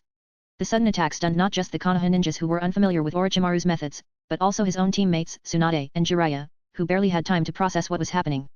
This is... what? Jiraiya muttered, eyes wide. A snake, a giant snake. Damn it, don't just stand there. We have to save him. Tsunade shouted, her voice trembling slightly, though she tried to stay composed. The giant python Orochimaru summoned was massive, thicker than a group of people linked arm in arm, and as large as the 2 snakes he would later use in the Forest of Death in the original series. Its blood-red tongue flickered, and its enormous, cold, vertical pupils sent chills down the spines of anyone who dared to meet its gaze. It was similar to the fear Sasuke had felt when encountering Orochimaru's snakes for the first time, paralyzing him in fear. But the 2 remaining Konoha ninjas were slightly older and more experienced than Sasuke had been, and, driven by their instinct to save their teammate, they charged toward the massive beast. However, despite their courage, their genin-level skills were no match for Orochimaru's serpent. The giant python reared its colossal head and then smashed it down with brutal force. Boom. One of the Konoha ninjas screamed as the earth trembled beneath the weight of the snake's attack. The ground cracked, debris flew into the air, and dust clouded the area, mingling with the echo of the impact and the cry of their companion. The deadly potential of the Chunin exams was never a joke. People often died during these exams, especially in the infamous Forest of Death. If not for the very real risk of death, there would be no point to the waiver that participants were required to sign beforehand. Death was an ever-present reality in the exams, separating those with the fortitude to become Chunin from those too weak to face the pressures of battle. Many genin never advanced because they lacked the resolve to confront life and death situations like this. Orochimaru understood this. But Tsunade and Jiraiya, still young and relatively inexperienced, hadn't fully accepted the brutal nature of the exams. Orochimaru, stop it! Tsunade yelled, her voice shaky as she saw what was unfolding before her eyes. What are you doing, Orochimaru? Just take the scroll and leave them alone. Jiraiya shouted, alarmed by the unnecessary violence. They were both only 10 years old, still innocent in many ways, and couldn't stand the sight of fellow Konoha ninjas being brutalized, even in an exam meant to push people to their limits. At their level, becoming a Chunin just means they'll die sooner on the battlefield. Orochimaru replied coldly, indifferent to the suffering of their opponents. But they're from our village. Tsunade argued, her voice desperate. Yeah, Orochimaru. They're our comrades. You can't just kill them. Jiraiya added, equally horrified. Orochimaru frowned slightly at Tsunade's protest. This is the Chunin exam, he said matter-of-factly, as though that excused the bloodshed. You can't do that. Even in the Chunin exams, there are limits. Tsunade cried, now grabbing his arm, her eyes welling up with tears. Please, stop this. Orochimaru paused, taken aback by Tsunade's reaction. Her trembling grip on his arm, her tear-filled eyes, and the way she was practically pleading with him caught him off guard. He hadn't expected her to react so emotionally. Fine, Orochimaru sighed after a moment, sounding slightly annoyed. He released his hold on the situation, walking over toward the giant python, which still loomed over the injured Konoha ninjas. The two remaining ninjas weren't dead. One had been severely injured by the python's headbutt, and the other was frozen in fear, unable to move. The one still holding a kunai was shaking so badly that he could barely keep a grip on his weapon. Orochimaru ignored them for now and turned to the giant snake. Open your mouth, he ordered. Hiss. The giant python, still under Orochimaru's command, obeyed. It opened its massive, gaping maw, revealing its sharp fangs dripping with saliva. Orochimaru extended his arm, and from his sleeve, smaller pythons slithered out, entering the larger snake's mouth to retrieve the swallowed ninja. Moments later, the unconscious Konoha ninja, covered in saliva and trembling uncontrollably, was dragged out of the python's throat by the smaller snakes. He was alive but in a state of shock. With a dismissive wave of his hand, the khaki-colored python dissolved into a puff of white smoke, disappearing from sight. Whoosh! At that same moment, Tsunade and Jiraiya rushed over to check on the injured ninja. Tsunade knelt down beside the Konoha ninja, quickly assessing his condition. Tsunade, how is he? Jiraiya asked, still shaken by what had just transpired. After a brief examination, Tsunade breathed a sigh of relief. He'll live. It's not life-threatening. That's a relief, Jiraiya muttered as he collapsed to the ground, the adrenaline finally wearing off. Damn it, Orochimaru, why are you so bloodthirsty?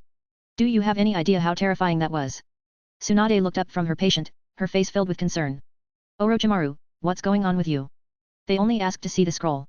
Why did you try to kill them? Orochimaru, who had been watching the scene with an unreadable expression, suddenly frowned, his mind whirling. They're right, he realized. They didn't provoke me enough to justify trying to kill them. So why did I feel such bloodlust? For a brief moment, Orochimaru was disturbed by his own actions. Normally, he was methodical and detached, but this time, it was as if something inside him had snapped. Could it be the Sharingan, he wondered. But he quickly dismissed the thought. With his strengthened body, he was confident that he could withstand the influence of the three Tomo Sharingan. It shouldn't have been powerful enough to affect him like this. Then what could it be? He clenched his fist. Is it possible, am I losing control? The idea that he could be losing control of his own mind, that some hidden impulse was driving him toward unnecessary violence, was deeply unsettling. I'm sorry, Orochimaru said quietly, his voice betraying a rare moment of vulnerability. He sat down on the ground, crossing his legs and closing his eyes. Orochimaru. Tsunade and Jiraiya exchanged puzzled looks. What was going on with him? Orochimaru was not the type to apologize easily, nor was he the type to lose control. Yet here he was, clearly disturbed by something they couldn't understand. I need to figure this out, Orochimaru said more to himself than to them. He had always been in control, ruthless, calculated, and intelligent.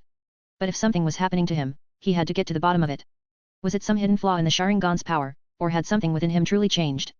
Orochimaru closed his eyes and entered his own consciousness. The space inside his mind was dark and eerie. Water dripped from the unseen ceiling, creating shallow pools at his feet. He could feel the oppressive weight of something lurking in the shadows, but it was difficult to pinpoint its source. He opened his eyes within the space of his consciousness, activating his Sharingan. As the world around him came into sharper focus. Chapter 67, Chapter 67. The Sharingan has a unique ability beyond its basic functions of enhanced perception, copying, and hypnosis. That ability is night vision. In dark environments, it can see far more clearly than ordinary eyes. As soon as Orochimaru activated his Sharingan, the space within his consciousness seemed to brighten significantly. However, this effect only applied to the immediate area around him. He proceeded slowly, his red eyes scanning every corner of the conscious space. The space seemed vast and desolate, with only the endless expanse of water beneath his feet reflecting the dim light. There was no nine-tail sealed inside him, so there was no iron cage or anything resembling one. Could I have guessed wrong? Orochimaru muttered to himself, growing uncertain as he observed the empty space around him. Yet, after a moment of reflection, he remained steadfast in his conviction. His mind wouldn't be influenced for no reason. Since there was interference, the Sharingan wasn't the cause. That meant something was indeed wrong within his consciousness space. It was similar to how Naruto had been influenced by the Nine Tails. Just as this thought crossed his mind, Orochimaru suddenly halted. He saw a shadowy figure. The figure was seated on a dark, indistinct step. Noticing Orochimaru's gaze upon him, the figure grinned. Ah, so you've noticed me so soon. The figure's voice was low, dripping with mockery. As I suspected. Orochimaru narrowed his eyes. Are you the original Orochimaru? No. No, the original will of Orochimaru is long gone. So then, are you another part of me? No. I'm not some mere other personality. Then, what are you? Orochimaru's voice grew colder. I am the darkness buried deep in your heart. The darkness in my heart. Orochimaru's eyes flashed with recognition, but his expression remained icy. Yes, I am you. I am the dark side of your soul, the part you can't escape. After speaking, the shadow slowly stood up, moving toward Orochimaru with a deliberate pace. As it approached, its form became clearer. It was a boy, identical in appearance and attire to Orochimaru. But there was one stark difference. While Orochimaru's Sharingan glowed with red pupils, this boy's eyes were pitch black, devoid of any light. Seeing this mirror image of himself, Orochimaru's brows furrowed. At that moment, he recalled a scene from Naruto's story, the time on Turtle Island when Naruto stood before the waterfall of truth, facing his darker self. This was exactly like that moment. Could this apparition be a manifestation of his own image? It's impressive that you managed to notice my presence so quickly. Orochimaru's expression remained indifferent as he asked, are you the reason I've been feeling so much bloodlust lately? Of course. Why deny it? You've sworn long ago never to be good, haven't you? Your goal is to conquer the ninja world, after all. So what if it is? So, what does the life and death of others matter to us? We should hate this world, wipe out all the shinobi, kill them all, every last one of them. But before the dark Orochimaru could finish, his voice was abruptly cut off. His eyes widened in shock as he felt the cold grip of a pale hand tightening around his throat, and a multitude of serpents coiling around his body, restricting his movements. Orochimaru's lips curled into a sneer as he strangled his doppelganger. You shouldn't exist in the first place. How is this possible? Why couldn't I anticipate your moves? I am you. That's where you're wrong. Orochimaru's grip tightened further. My darkness doesn't need to be concealed. I kill when I want to, and I certainly don't need you to teach me how. Although I don't know why you've appeared in my consciousness, one body only needs one mind. Now, disappear. With a final, forceful squeeze, Orochimaru crushed his other self's neck. Outside, Orochimaru's real body, seated in a meditative position, suddenly jolted, his brows knitting together as a look of pain crossed his face. Orochimaru, what's going on with you? Tsunade, who had been watching him, immediately rushed over, alarmed. Jiraiya, standing nearby on guard, was equally surprised and confused. What on earth was happening to him all of a sudden? Ha, ha. Orochimaru raised his hand, pressing it against his forehead as he panted heavily. I'm fine. It was hard to believe that after vanquishing his inner darkness, his spiritual power had retaliated against him. But, somehow, he felt much better now. It was a sensation that was hard to describe or even explain, but, it just felt great. Are you really all right? Tsunade asked, still worried. Orochimaru exhaled deeply, feeling the weight lifting from his mind, then responded nonchalantly, yeah, just a brief disorder in my chakra. A chakra disruption. Tsunade raised an eyebrow in surprise. Were you caught in some kind of genjutsu? I'm not sure, but it's irrelevant now. While speaking, Orochimaru's mind had mostly returned to normal, regaining about 70 to 80% of its clarity. We should focus on their scrolls. I already checked. They have the same heaven scroll as us, Jiraiya chimed in, finally breaking his silence. Orochimaru rose slowly, resting his hands on his knees, his face expressionless. The heaven scroll, huh? In that case, destroy it. Destroy it. Tsunade looked taken aback. But, if you do that, another team won't be able to complete the exam. What does that matter to us? Orochimaru replied coldly. Aren't you being a little too soft? The world of shinobi is inherently brutal. If they fail, it's simply because they weren't strong enough. Having dealt with his inner self, Orochimaru found his thoughts clearer than ever before. His murderous intent had receded, replaced with a heightened sense of clarity. Perhaps, you're right, Tsunade mused, her tone softening. To advance to Chunin, one should rely on their own strength, not the mercy of others. But... She paused, looking Orochimaru directly in the eye. Can you promise me one thing, Orochimaru? Please, stop killing people on sight. The way you were earlier, it was terrifying. Orochimaru met her gaze without flinching. Even in the world of shinobi, there are reasons for killing. On the battlefield, sure, there's justification. Assassination missions? Fine. But in everyday situations, you can't just kill without a reason. Tsunade's voice grew more resolute. Even in the Chunin exams, where we're fighting for scrolls, there's no need to kill. After all, we're from the same village, aren't we? Orochimaru inhaled deeply, considering her words for a moment. Don't worry. It won't happen again.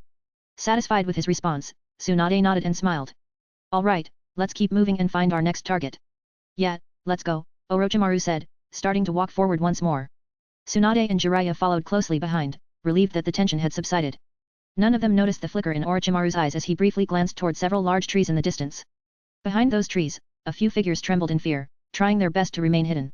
Chapter 68, Chapter 68. What's up with this guy? Behind a large tree, a young man with a pineapple-shaped haircut whispered in terror, his entire body trembling uncontrollably. He pressed his back firmly against the tree, trying to steady himself, but the fear was overwhelming. Behind two other trees stood two more figures, a chubby red-haired boy and a skinny blonde. Their expressions mirrored his own fear, their bodies stiff with terror. These three were none other than Inoshika CH, the team from Konoha consisting of members from the renowned Yamanaka, Nara, and Akimichi clans. After entering the forest, they found themselves uncomfortably close to Orochimaru's group. Out of sheer curiosity, they had approached the area after hearing the commotion caused by the giant snake. What they had witnessed next had shaken them to the core. They saw Orochimaru summoning a python with his hidden shadow snake hands technique, using it to retrieve a Konoha ninja swallowed whole. The sheer size and terror of the python had left an indelible mark on them, casting a shadow of dread over their hearts. They couldn't comprehend how a 10-year-old boy could possess so much chakra to summon such a massive creature. Horrifying. That guy. Yeah, there's no way we can compete with him. The red-haired Akimichi and the thin Yamanaka slumped to the ground, speaking one after the other. The fear in their voices was palpable. Though they were from notable families and considered talented, the Inoshika CH trio wasn't known for raw destructive power. Against a fearsome summoning beast like Orochimaru's, they were completely outmatched. If Orochimaru had turned his attention toward them, they would have no choice but to hand over their scroll and hope for mercy. Thank goodness he doesn't seem interested in us. Nara Shikefu, the boy with the pineapple haircut, breathed a sigh of relief. If he was, we'd be doomed. What now, Shikefu? The red-haired Akimichi asked, his voice trembling. We'll stay hidden here a little longer, wait for them to get further away. Seriously, though. What kind of monster has so much chakra for such a summoning technique? Who knows? Shikefu muttered quietly. Dash. Meanwhile, back with Orochimaru's group. After confirming that Orochimaru had fully recovered, Jiraiya turned his attention to the enormous python that had appeared earlier. How do you have so much more chakra than me, Orochimaru?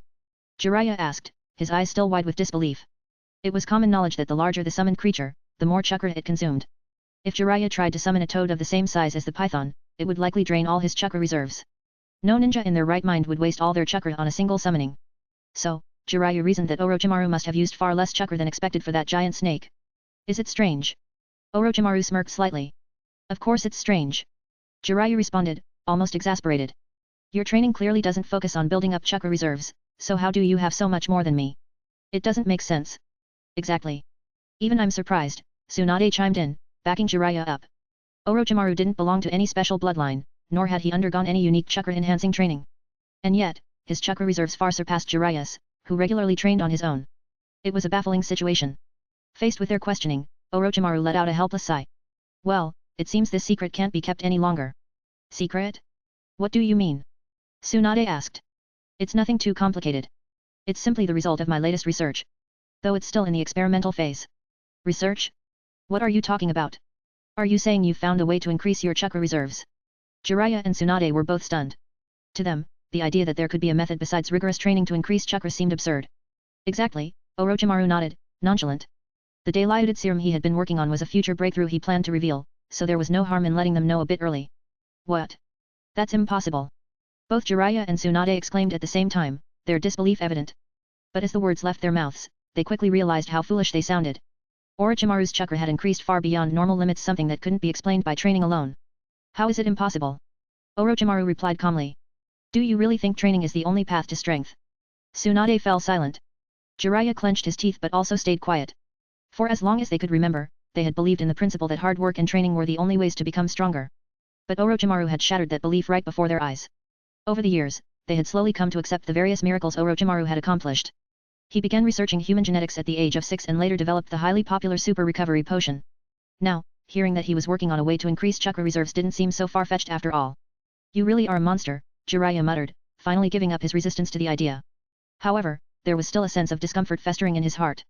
After all, the foundation of a ninja's strength had always been rigorous training and discipline. But now, Orochimaru was suggesting that scientific research could provide shortcuts to that power.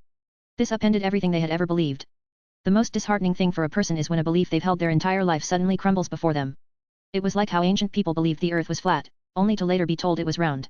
The collapse of such a belief would feel like the ground falling out from under their feet. And now, both Jiraiya and Tsunade were feeling that same collapse. Their deeply rooted belief that strength could only be earned through hard work was being questioned. Could it be possible that there really was another way to gain power? Would their entire understanding of the ninja world be turned upside down? Monster? Hat, Orochimaru chuckled softly, noticing the troubled expressions on their faces. This isn't that big of a deal. Besides, don't think of it as unfair. The world was never fair to begin with. For example, Tsunade, your abilities already surpassed others the moment you were born. And as time passes, that gap only widens. Is that fair to the other ninjas?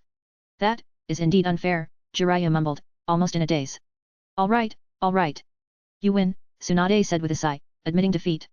But does this research of yours really have that great of an effect? Can it really change a person's physique and increase their chakra reserves? And what about side effects? At the mention of side effects, Jiraiya also grew more skeptical. It was well known that every powerful medicine came with equally powerful side effects. Could this new invention really be safe? Orochimaru answered calmly, I'll explain everything to you later. Hey? Why later? Tsunade asked, confused. Because we have company. Orochimaru said, his eyes narrowing as he sensed an approaching presence. Chapter 69. Company. Tsunade was stunned for a moment upon hearing Orochimaru's words, but quickly recovered and stood up, drawing a kunai along with Jiraiya. The two of them immediately took up defensive stances, ready for anything. Where's the enemy? Show yourself. Jiraiya-sama has already spotted you. Jiraiya yelled, his eyes scanning the surroundings with heightened vigilance. Orochimaru, noticing their reaction, chuckled softly. Don't worry. The enemy isn't here just yet. What? Tsunade groaned, relaxing her stance in exasperation. Can't you just say everything in one go? Yeah, you got us all worked up for nothing, Jiraiya added with a sigh. It was clear that this exam wasn't much of a challenge for the three of them. They didn't underestimate their enemies, but they only took things seriously when a worthy opponent appeared. Jiraiya, despite his usual carefree and idiotic behavior, was no fool when it mattered. He was just as dependable as anyone else in critical moments. Oh, by the way, Orochimaru, Tsunade suddenly remembered something. Didn't you say earlier there was a ninja team trailing behind us? She and Jiraiya had been so focused on Orochimaru's massive summoning jutsu earlier that they hadn't even noticed the presence of anyone nearby. Yes, Orochimaru confirmed, his expression unreadable. Tsunade raised an eyebrow. So, since you knew they were back there, why didn't you take their scroll? That seems pretty out of character for you. Want to know why? Orochimaru replied calmly. Tsunade nodded eagerly, curious about his reasoning. It's simple. I was in a good mood after dealing with something, so I decided to let them be. In a good mood. Tsunade's face turned dark with disbelief. What if you stay in a good mood all the time and no one shows up to challenge us? What if we fail the mission? Orochimaru smirked, not bothering to answer directly. Do you think that's possible? His response left Tsunade momentarily speechless. In this forest, filled with ambitious ninjas looking to pass the Chunin exams, it was impossible to avoid confrontation for long. Someone would always come looking for a fight. Jiraiya chuckled and shrugged. Tsunade, I've got to say, your question was a bit dumb. People always say big breasts mean a small brain, but how do you explain your flat chest being this brainless? You weren't always like this, were you? He rubbed his chin in mock contemplation, pretending to ponder the meaning of life. Tsunade's eyes immediately twitched with fury, her fists clenching as veins bulged on her forehead. Jiraiya, you're looking to die, aren't you? Whoa, calm down. Jiraiya waved his hands frantically as he backed away, realizing he had poked the bear. There's an enemy nearby, remember? Let's not cause a scene. But Tsunade wasn't having it. She stormed toward Jiraiya, ready to deliver a punishing blow. Just as Tsunade was about to strike, an unfamiliar voice suddenly rang out. Oh, is this the Chunin exam, or are you just playing house? Who's there? Tsunade stopped mid-charge, her frustration now directed at the unknown voice. Orochimaru stood up as well, a cold gleam in his eyes. A moment later. Whoosh. Whoosh. Three figures dropped from the trees, landing strategically on the ground to form a triangle around Orochimaru and his team. Seeing the three teenagers appear, Orochimaru remained completely unfazed. He had expected this. Every time he stopped to rest, he released a swarm of small invisible flies to monitor the surrounding area. Combined with his keen perception abilities, he had known about these three for a while now. The trio looked to be about 13 years old, and judging by the emblem on their clothes, the one leading them belonged to the Uchiha clan. So, you're Orochimaru, the lead Uchiha boy asked, his eyes narrowing as he sized him up. Orochimaru's response was nonchalant, almost dismissive. Do we really need introductions before fighting? Tsunade had to stifle a laugh at Orochimaru's bluntness, and even Jiraiya was momentarily caught off guard. This wasn't the Orochimaru they were used to. He usually wasn't one for banter. Uchiha Dan, the leader of the trio, frowned at Orochimaru's arrogance. You've got some nerve, kid. Do you even know who you're talking to? Uchiha Danen was a member of the prestigious Uchiha clan and was well aware of his own abilities. At 13, he was confident in his strength, even more so after hearing about Orochimaru's reputation. Dan's competitive spirit, typical of the Uchiha, flared up when he thought about how much praise Orochimaru had been receiving. Genius? Dan scoffed. No matter how talented Orochimaru might be, he wasn't from the Uchiha clan. To someone like Dan, no one could compare to the might of his own bloodline.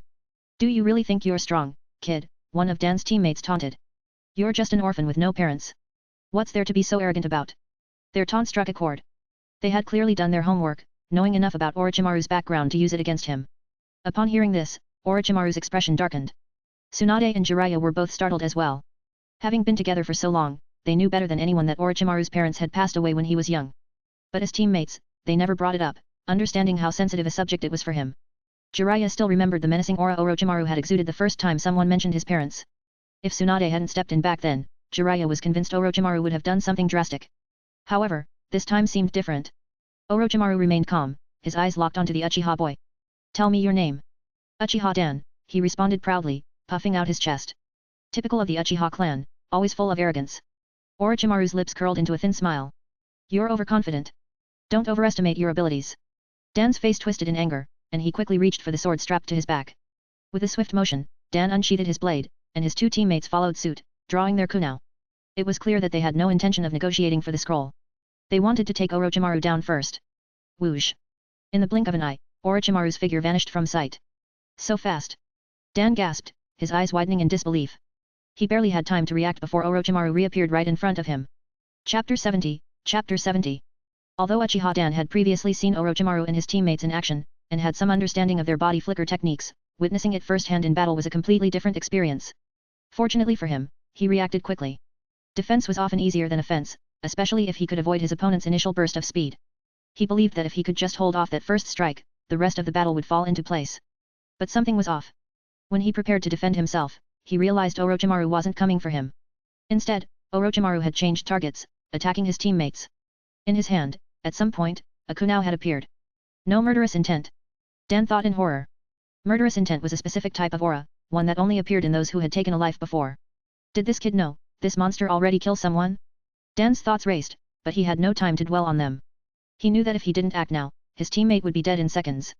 In Konoha village, killing a fellow ninja was tantamount to betraying the village, but the Chunin exam was different. Here, the rules were crueler. Fatalities were allowed. For Dan, it wasn't that he cared so much for his teammate's life, but he knew that if his teammate died, their team would be eliminated from the exam. He had to act. Whoosh! Dan quickly used his own teleportation technique, throwing himself between Orochimaru and his teammate at the last moment.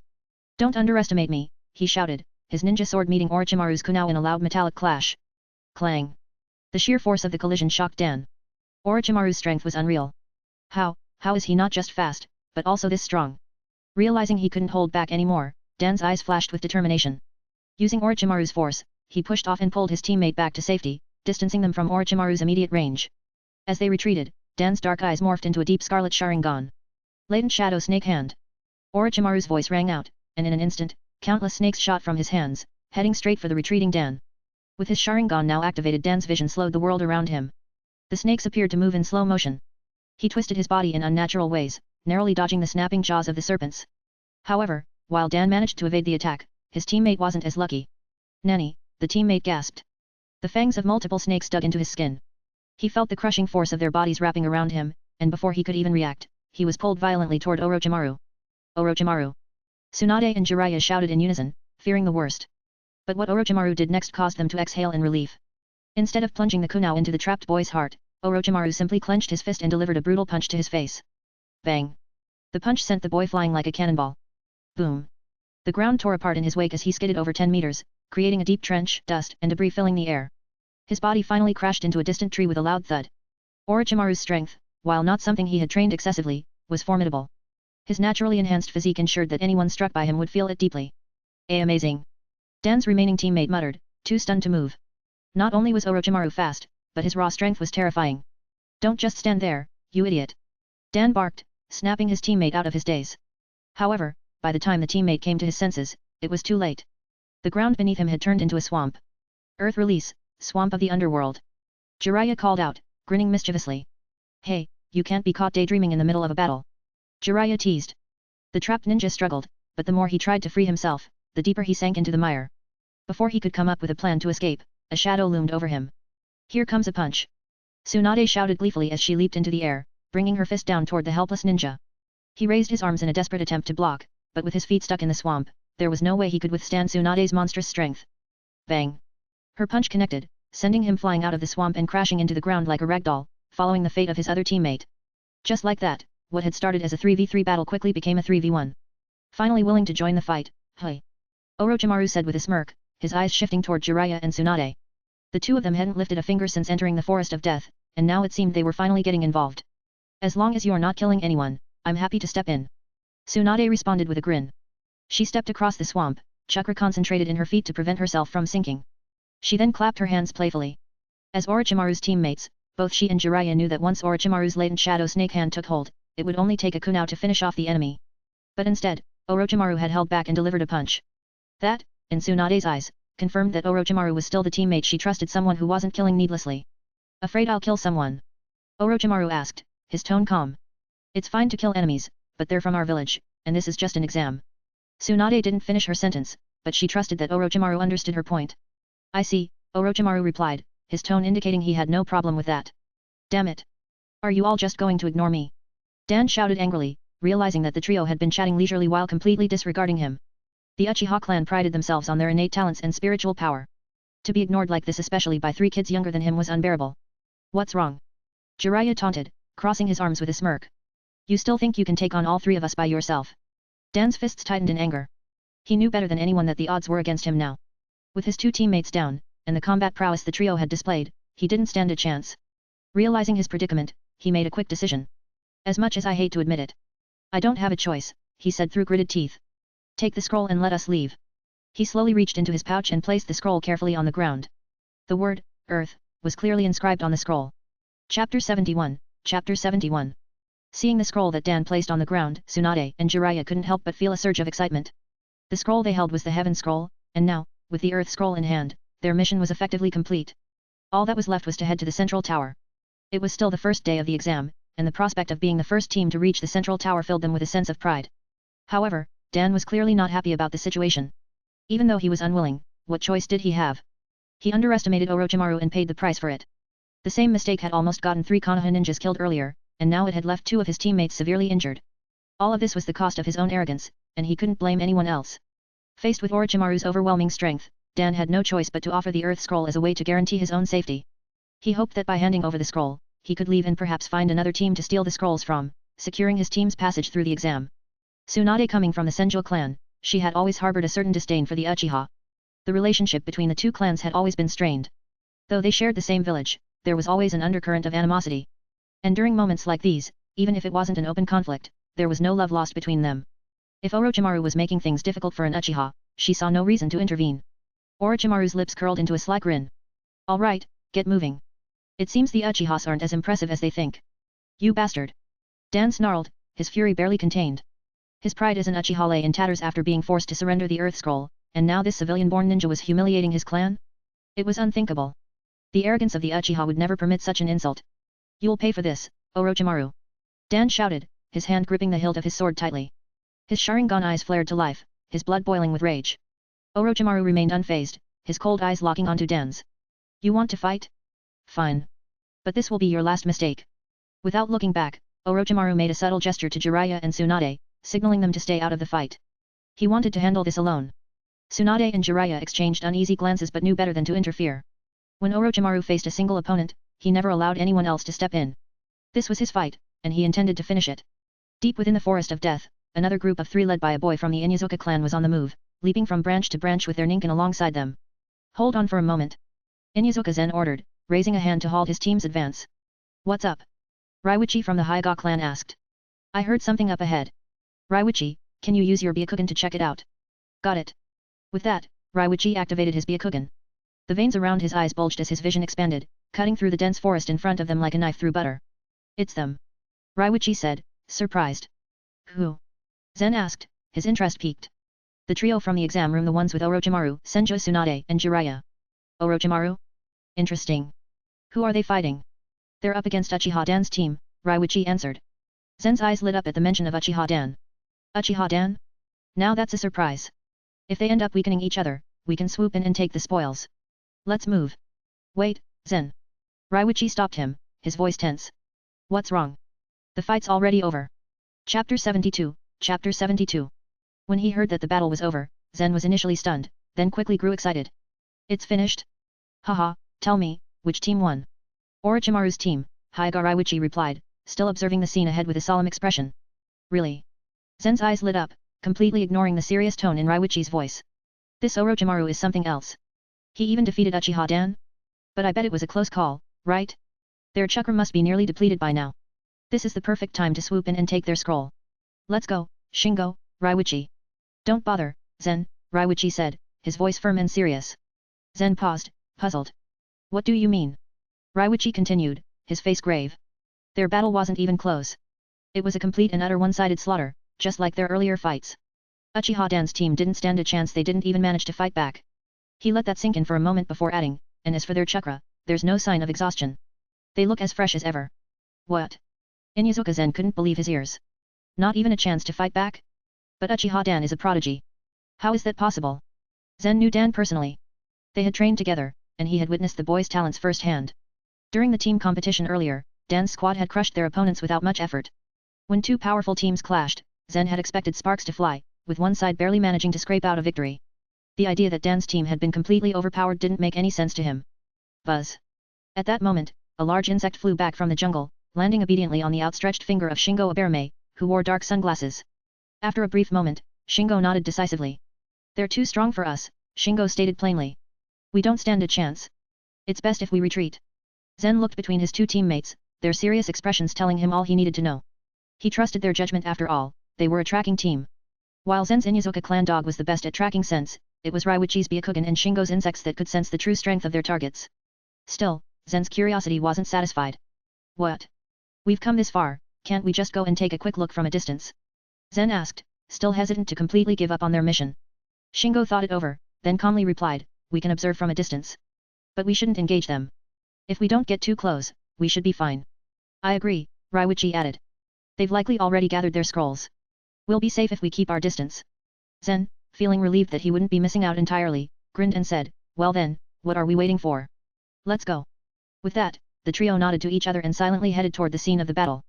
Dash. Meanwhile, Dan lay on the ground, clutching his chest in pain and confusion. He couldn't wrap his mind around what had just happened. He had seen Orochimaru's movements clearly, yet his body hadn't been able to react fast enough to avoid the attacks.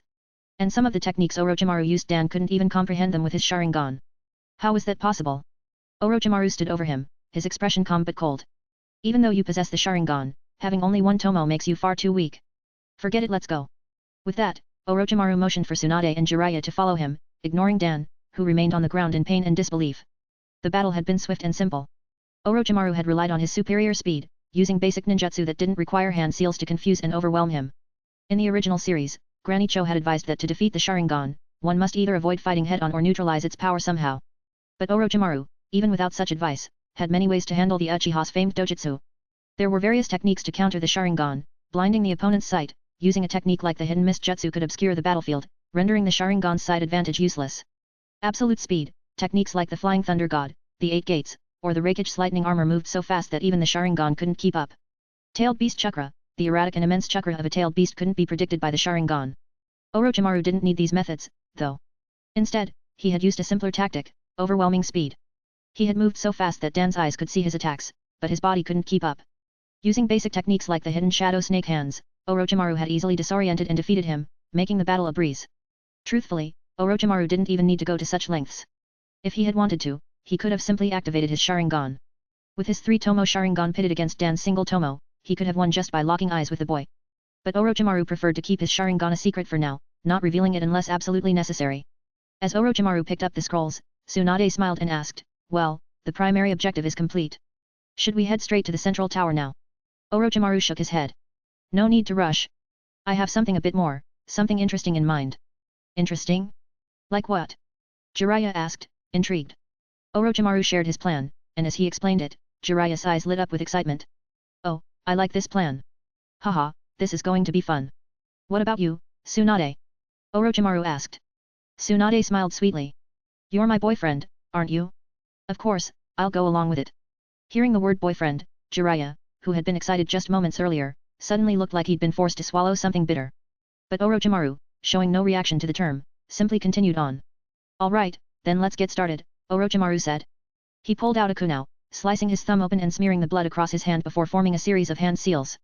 Boar, dog, bird, monkey, ram. Summoning jutsu. With a loud bang, a huge cloud of white smoke filled the clearing. As the smoke began to clear, the massive form of the giant python from earlier reappeared in front of them. The plan was now in motion. Chapter 73, Chapter 73. The giant python that Orochimaru had summoned was the same one from before, massive and terrifying. Its body was as thick as several people clasping hands together, and its eyes, bigger than a human head, gleamed with a predatory gleam.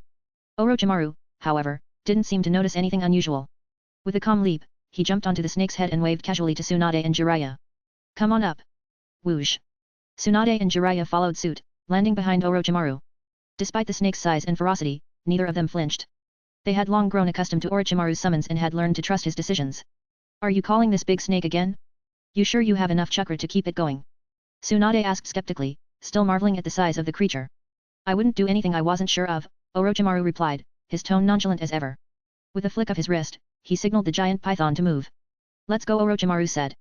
Yes, master, the giant python hissed in reply before slithering forward, crashing through the underbrush, uprooting trees and trampling down everything in its path as it moved deeper into the forest. From their hidden spot, Inyazuka Zen, Haigaraiwichi and Abarame Shingo watched the massive snake and its riders with wide-eyed disbelief.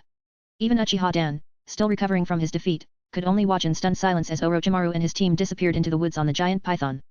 This is insane, Zen whispered, unable to tear his eyes away from the sight. How does he have this much chakra? The three of them exchanged glances, each seeing the same thing reflected in each other's eyes: fear. What kind of monster is he? Shingo muttered. Zen subconsciously glanced down at his own companion, the small yellow dog named Kiku. The Inyazuka clan were known for their bond with their canine companions, and the dogs they raised were battle-hardened and courageous. Yet now, Kiku was trembling uncontrollably at his feet, visibly terrified by the presence of Orochimaru's snake. Zen quickly bent down, patting Kiku's head to soothe him. It's okay, it's okay. Zen, take a look, Raiwichi suddenly said, his tone sharp. What's wrong? Look at the direction they're headed. Zen looked up, confused. Isn't that the way to the central tower? Raiwichi shook his head. No. The direction they're going in, it's not towards the central tower. Dash. Inside the tower at the center of the Forest of Death, the third Hokage stood on the lower floor, listening to the examiner's reports on the past few days of the Chunin selection exam. Surrounding him were a handful of Konoha Jounin, with ANBU members hidden in the shadows, ready to intervene at a moment's notice. Today is the fifth day, the Hokage mused aloud, his brow furrowing as he glanced at the 4 teams standing before him. Only 4 teams have completed their mission so far. The third Hokage found this odd. Of the 80 teams that had entered the Forest of Death, even if half were eliminated, there should still be at least 20 teams that had succeeded by now. Yet here stood only 4, and what was more concerning was that his own disciples Orochimaru, Tsunade, and Jiraiya were not among them. It didn't make sense. He knew better than anyone the strength of his students. For them not to have completed the mission yet was not only unusual, it was a little embarrassing, considering their potential. The Hokage's gaze swept across the 4 teams present. The first to arrive had been Hitaki Sakumo's team, who had reached the tower on the 2nd day. Following them, Zen's team had arrived on the 3rd day, and then Narashikaku team on the 4th day. Uchiha Dan's team had only just made it in that morning. The Hokage glanced over at the examiners. What about the other teams?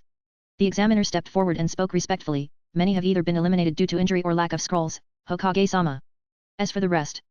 Boom. A sudden explosion shook the ground, interrupting the examiner mid-sentence. What was that? The Hokage snapped, his hand immediately resting on the hilt of his staff. Enemy attack, one of the Jounin called out, springing into action. Protect Lord Hokage, shouted another as 2 ANBU operatives appeared at the 3rd Hokage's side, weapons drawn. 2 more ANBU darted outside the tower to investigate the disturbance. The examiners quickly moved to shield the remaining candidates, urging them into defensive positions. Dash. Help me. Please, just save me. A Konoha ninja, his face streaked with dirt and panic, was fleeing desperately through the jungle. His clothes were torn, and his movements were frantic as he stumbled through the underbrush. Behind him, a giant python slithered after him, its enormous body crashing through the trees as it pursued him relentlessly. That's... The 2 ANBU who had rushed out of the tower door spotted the giant snake immediately, their eyes widening in disbelief. How is there such a monster in the Forest of Death? One of them asked, stunned. We need to take it down, the other ANBU said, already preparing to engage. Wait. Look closely at its head, the first ANBU warned, stopping his companion just in time. The second ANBU glanced up, eyes narrowing as he followed the warning. On top of the giant snake's head lay a figure, one they hadn't noticed at first. As the snake moved closer, it became clearer. Someone was riding the snake. The 2 ANBU operatives exchanged looks of shock, disbelief in their eyes. Chapter 74, Chapter 74. Ha ha ha, why are you running? If you hand over the scroll, everything will be fine. Jiraiya laughed, his voice carrying across the dense trees as his figure blurred in pursuit of the fleeing ninja. Damn it, are you kidding me? The panicked Genin cursed, sprinting through the underbrush. But it was too late. Whoosh. 2 kunai with explosive tags flew past him, embedding into the ground just ahead. The ninja barely had time to gasp before the blast threw him through the air. Boom. When the dust settled, the unfortunate ninja lay unconscious, and Jiraiya calmly dropped next to him, untying the scroll from the man's waist and adding it to his collection. With a smirk, he inspected his belt, now hanging heavy with 3 or 4 scrolls. Done. Oh wait, when did we get here? Jiraiya said, finally noticing the massive central tower looming ahead. His carefree expression shifted to confusion as he saw the third Hokage, ANBU, and several examiners standing in front of the tower, all of them staring at him and the giant python behind him in stunned silence. The 2 ANBU members who had rushed outside the tower just moments earlier were the most surprised of all. What's going on? Could they be the reason the other teams have failed to complete their missions? One of them muttered, still shocked at the sight of the enormous snake and the nonchalant boy riding it. Meanwhile, the third Hokage blinked in disbelief. He had just stepped out to address the examiners, only to be greeted by the sight of his young disciple casually riding a massive python through the forest of death. But after a few moments of surprise, he chuckled. Orochimaru, he mused, his eyes gleaming with a mixture of pride and curiosity. Has his chakra really grown strong enough to summon a beast of this size? Clearly, this snake wasn't a wild beast from the forest of death, it was a summoned creature. Unbeknownst to the others, Orochimaru, Tsunade, and Jiraiya could have completed their mission and reached the central tower on the first day. However, thanks to Orochimaru's suggestion, they decided to make things a bit more entertaining. The plan? Collect as many other team scrolls as possible within the 5-day exam period. With Orochimaru's strategic mind, Jiraiya's enthusiasm for any thrilling challenge, and Tsunade's mischievous agreement, the 3 of them embarked on an absolute rampage through the forest. Using Orochimaru's invisible flies for detection and the sheer intimidation factor of his summoned giant python, they minimized their chakra expenditure, only using it when absolutely necessary. Any team that dared resist quickly learned the consequences. Those who put up a fight were met with brute force, but in the end, resistance only resulted in defeat and occasionally a bit of pain. While teams like Sakumo's had entered the tower early, avoiding any confrontation with Orochimaru, others hadn't been so lucky. The Narashikefo team and Inyazuka Zen's team had guessed at Orochimaru's intentions and wisely hurried to secure a scroll and enter the tower as fast as possible. Meanwhile, Uchiha Dan's team had survived by sheer luck, managing to avoid Orochimaru's rampage throughout the exam. Now that the exams were nearing their conclusion, Orochimaru, Tsunade, and Jiraiya arrived at the tower, standing triumphantly before the third Hokage, ANBU, examiners, and the remaining teams. With a wave of his hand, Orochimaru dismissed his massive python, which disappeared in a puff of smoke. The 3 stood at the foot of the tower, their expressions telling vastly different stories. Orochimaru looked indifferent as always, Jiraiya's face was painted with pride, and Tsunade offered an awkward smile, unsure how to explain their actions. The third Hokage's lips twitched as his gaze shifted to the ground in front of them, where a pile of scrolls 50, maybe even 60 lay in a heap. The sheer number was staggering, far more than what was needed for the exam. They stole 50 or 60 scrolls. That means they robbed at least 10 teams a day.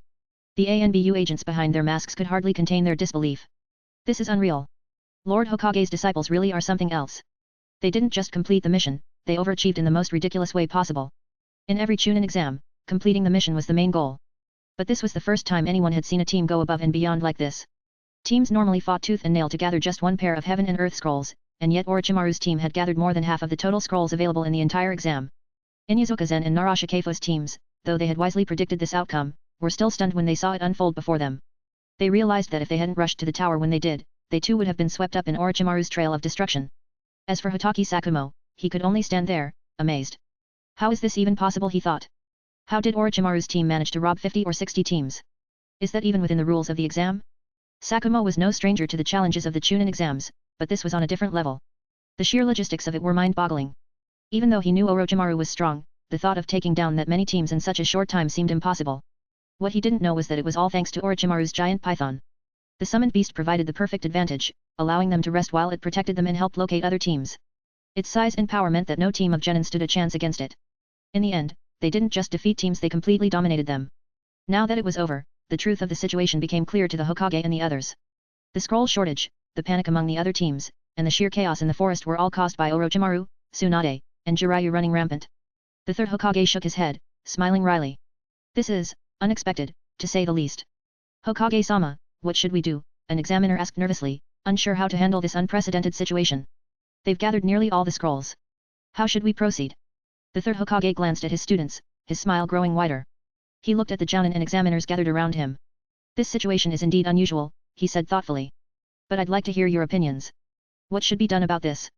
The examiner fidgeted, unsure of what to say. But after a brief pause, he spoke up. Well, I think they should be promoted to Chunin directly. There's no need for them to participate in the rest of the selections. The third Hokage nodded, considering the idea. After all, when students exceed all expectations, there's little point in continuing the formalities. Chapter 75, Chapter 75. The one who spoke was a jonin named Yusha, standing next to the third Hokage. Do we really need them to take the subsequent exams? Can't we just promote them directly? Indeed, what Orochimaru and his teammates accomplished was beyond impressive. Even someone of his own caliber couldn't have done better. So, he believed there was no harm in promoting them directly. It's truly incredible they managed to achieve such feats. I agree with Yusha, said another examiner, nodding in approval. As an examiner, he was fully aware that Orochimaru and his team were not just ordinary participants, they were disciples of the Hokage. Whether it was because of their extraordinary performance or their special status, he had no reason to object. The third Hokage looked around at the other Jonin. What about the rest of you? They exchanged glances, then nodded in agreement. Seconded. Seconded. No one had any objections to Orochimaru and his teammates' direct promotion. The Jonin, the examiners, and even their fellow participants like Sakumo all felt the same. Their performance was so extraordinary that no one could muster any resistance or dissatisfaction. Thus, with unanimous agreement, the Chunin exams ended for Orochimaru and his two teammates. They had successfully advanced to Chunin rank. However, the trio wasn't in any rush to leave. Instead, they went to the second floor of the central tower to rest and watch the remaining matches. Ah! Tsunade stretched lazily after reaching the second floor. I can't believe we're getting treated like this after such a tough fight. It's a bit surprising, honestly. It just shows how unbeatable the great Jiraiya-sama is. I'm simply too strong. Jiraiya boasted, grinning. Please, if we're talking about who contributed the most, it's obviously Orochimaru. What did you even do? Tsunade shot back, not holding back in her mockery. To be honest, with Orochimaru's skills and my beauty, we could have won even with a pig on our team. What? Are you calling me a pig? You said it yourself, not me. Damn it, you flat-chested woman. Jiraiya. You're asking for it. Let's see how you like my fists. Bang. Before Jiraiya could react, Tsunade had already knocked him flat with a powerful punch. Seeing the familiar scene unfold, Orochimaru could only shake his head, a faint smile playing on his lips. These two never seemed to run out of energy, even after spending 4 days straight in the forest of death. Somehow, they still had the stamina to argue and fight like this. Alright, Tsunade, enough. Let's sit down and rest, Orochimaru said calmly. Okay, Orochimaru. Tsunade immediately dropped her aggressive demeanor, her expression softening into a smile as she obediently took Orochimaru's arm. The sight of them together resembled that of a young couple.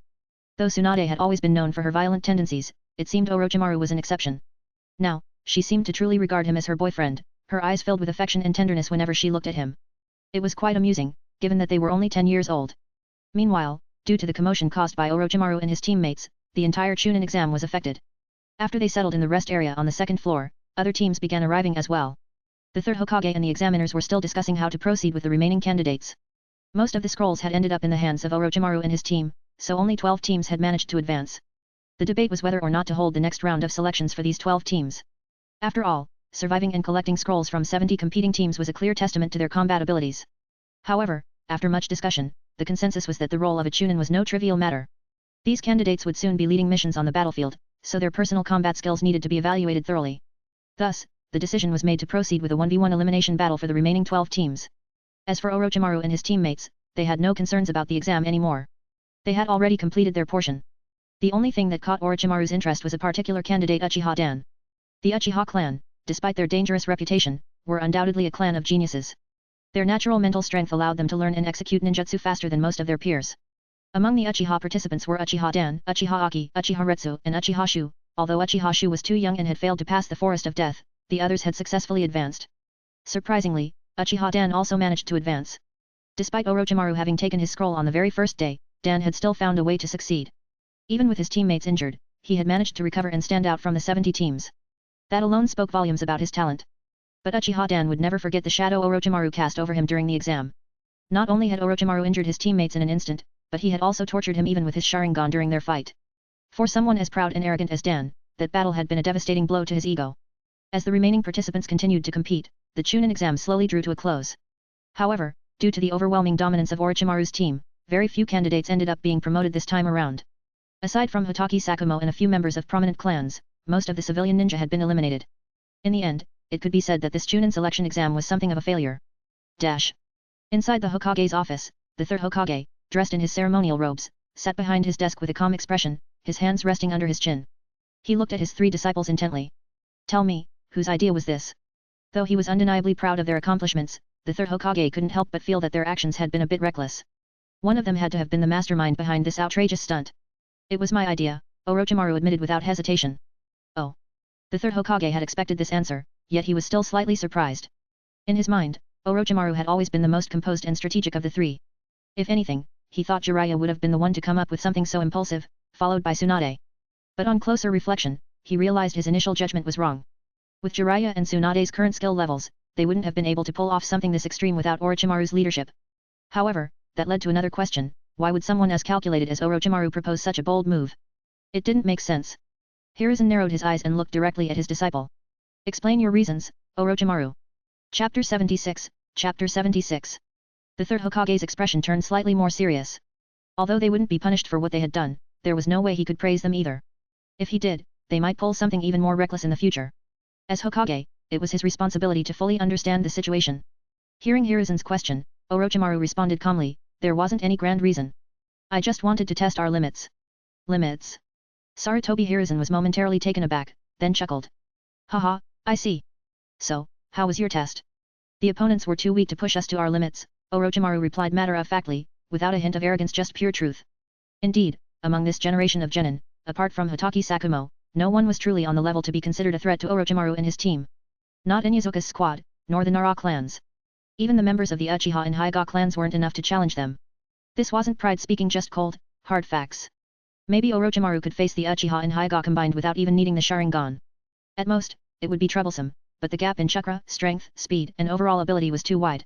Even with their special abilities, they wouldn't be able to make up for it. After all, not every genin from a prestigious clan could become one of Konoha's elite shinobi. The opponents were too weak, hey. Hiruzen mused, intrigued by Orochimaru's straightforward answer. Haha, for you, that's probably true. There aren't many genin in this exam who could truly challenge you. But on that note, there's something I've been meaning to ask you. Orochimaru, with your current chakra reserves, are you really able to summon a creature of that size? Yes, sensei, Orochimaru confirmed, his voice calm and confident. But as far as I remember, you've mainly focused on physical training. Hiruzen started, trailing off as he tried to piece things together. I'm aware of that, sensei, Orochimaru acknowledged. Before the third Hokage could probe further, Jiraiya, ever the talkative one, interjected eagerly. Teacher. I know the answer, he said, clearly excited to chime in. When Orochimaru revealed the serum to Jiraiya and Tsunade, he knew exactly what he was doing. The third Hokage raised an eyebrow. Oh? You know? Then tell me. This guy, Jiraiya began, pointing at Orochimaru, has been conducting some sort of experiment. It's similar to the super recovery potion he developed before, but this one's designed to increase the amount of chakra. But it's still in the experimental phase. Don't you think it's unfair, teacher? I work so hard, and here he is, messing with experiments. The third Hokage allowed Jiraiya to ramble, giving him permission to speak freely, while Orochimaru and Tsunade stood quietly by. They didn't feel the need to interrupt. After all, Jiraiya often enjoyed the sound of his own voice. As he continued, the more animated he became, until he started bragging about his own bravery in the Chunin exams. However, Hiruzen barely registered anything Jiraiya said after hearing the words increase the amount of chakra. Increase chakra? Was that even possible? A ninja's chakra capacity was typically determined by their training, physique, and innate abilities. Could Orochimaru have found a way to artificially enhance it? He had to be secretly practicing something on his own, right? But Orochimaru and Tsunade didn't seem the type to lie, and neither was Jiraiya, even if he was a bit of a loudmouth. This could be real. Thinking of this, Hiruzen made up his mind. Tsunade, Jiraiya, you two may leave for now. What? Jiraiya froze, clearly caught off guard by the sudden dismissal. But sensei, I haven't finished talking yet. Idiot. If the Hokage tells you to leave, then leave. Why are you still babbling? Tsunade grabbed Jiraiya by the collar and dragged him out of the room, her expression full of disdain. Clearly, she understood that the third Hokage wanted to speak privately with Orochimaru. How could Jiraiya be so dense at such a crucial moment? As the door closed behind them, Hiruzen turned his attention fully back to Orochimaru. Over the years, this disciple had surprised him time and time again. Recently, the shocks had only increased. First, Orochimaru developed a powerful recovery potion. Then, he dominated the Chunin exams, single-handedly defeating more than 50 teams. And now, he was conducting experiments to increase chakra reserves? Was this boy really only 10 years old?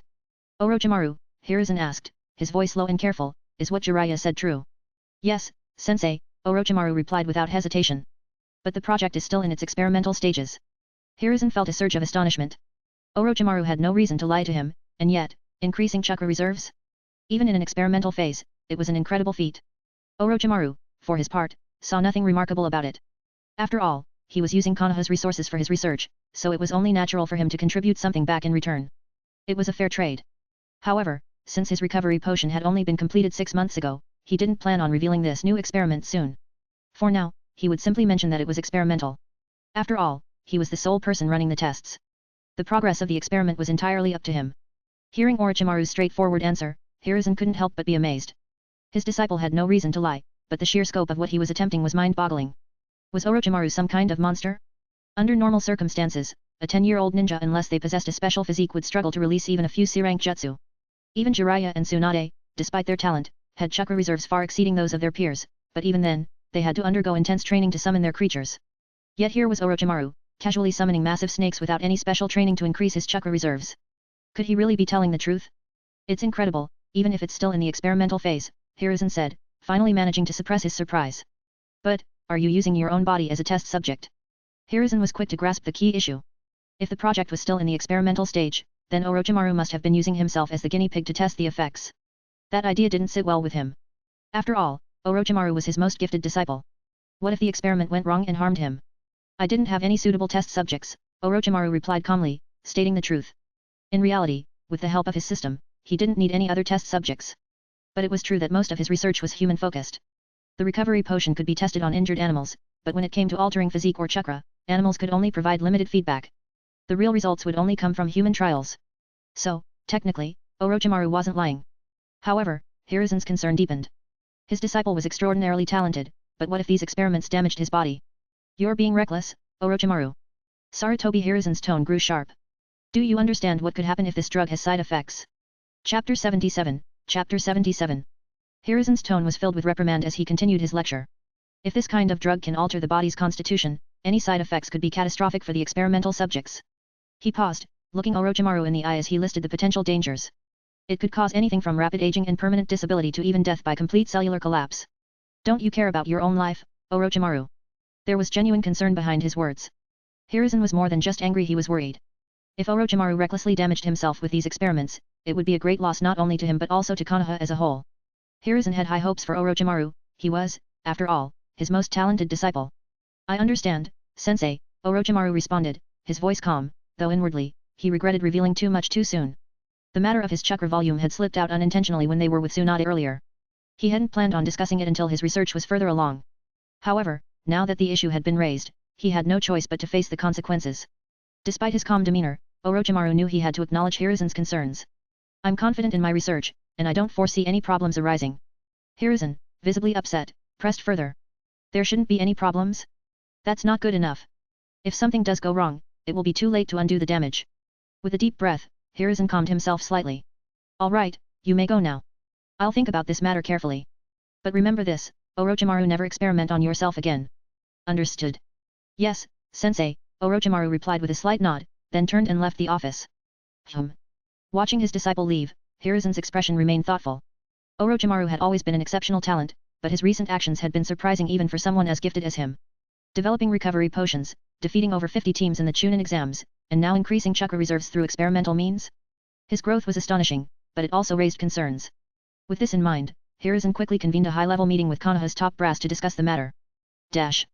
Elsewhere in Konoha Hospital, a middle-aged man stood by the bedside of his son, who was bandaged head to toe. Son, did you fail the Chunin selection exam? The man asked cautiously. The young man on the bed looked utterly defeated. Don't even bring it up, Dad. I encountered a monster during the exam. This huge snake came out of nowhere, summoned by some guy during a battle between my team and another. He stole both our scrolls. He clenched his fists in frustration. It's totally unfair.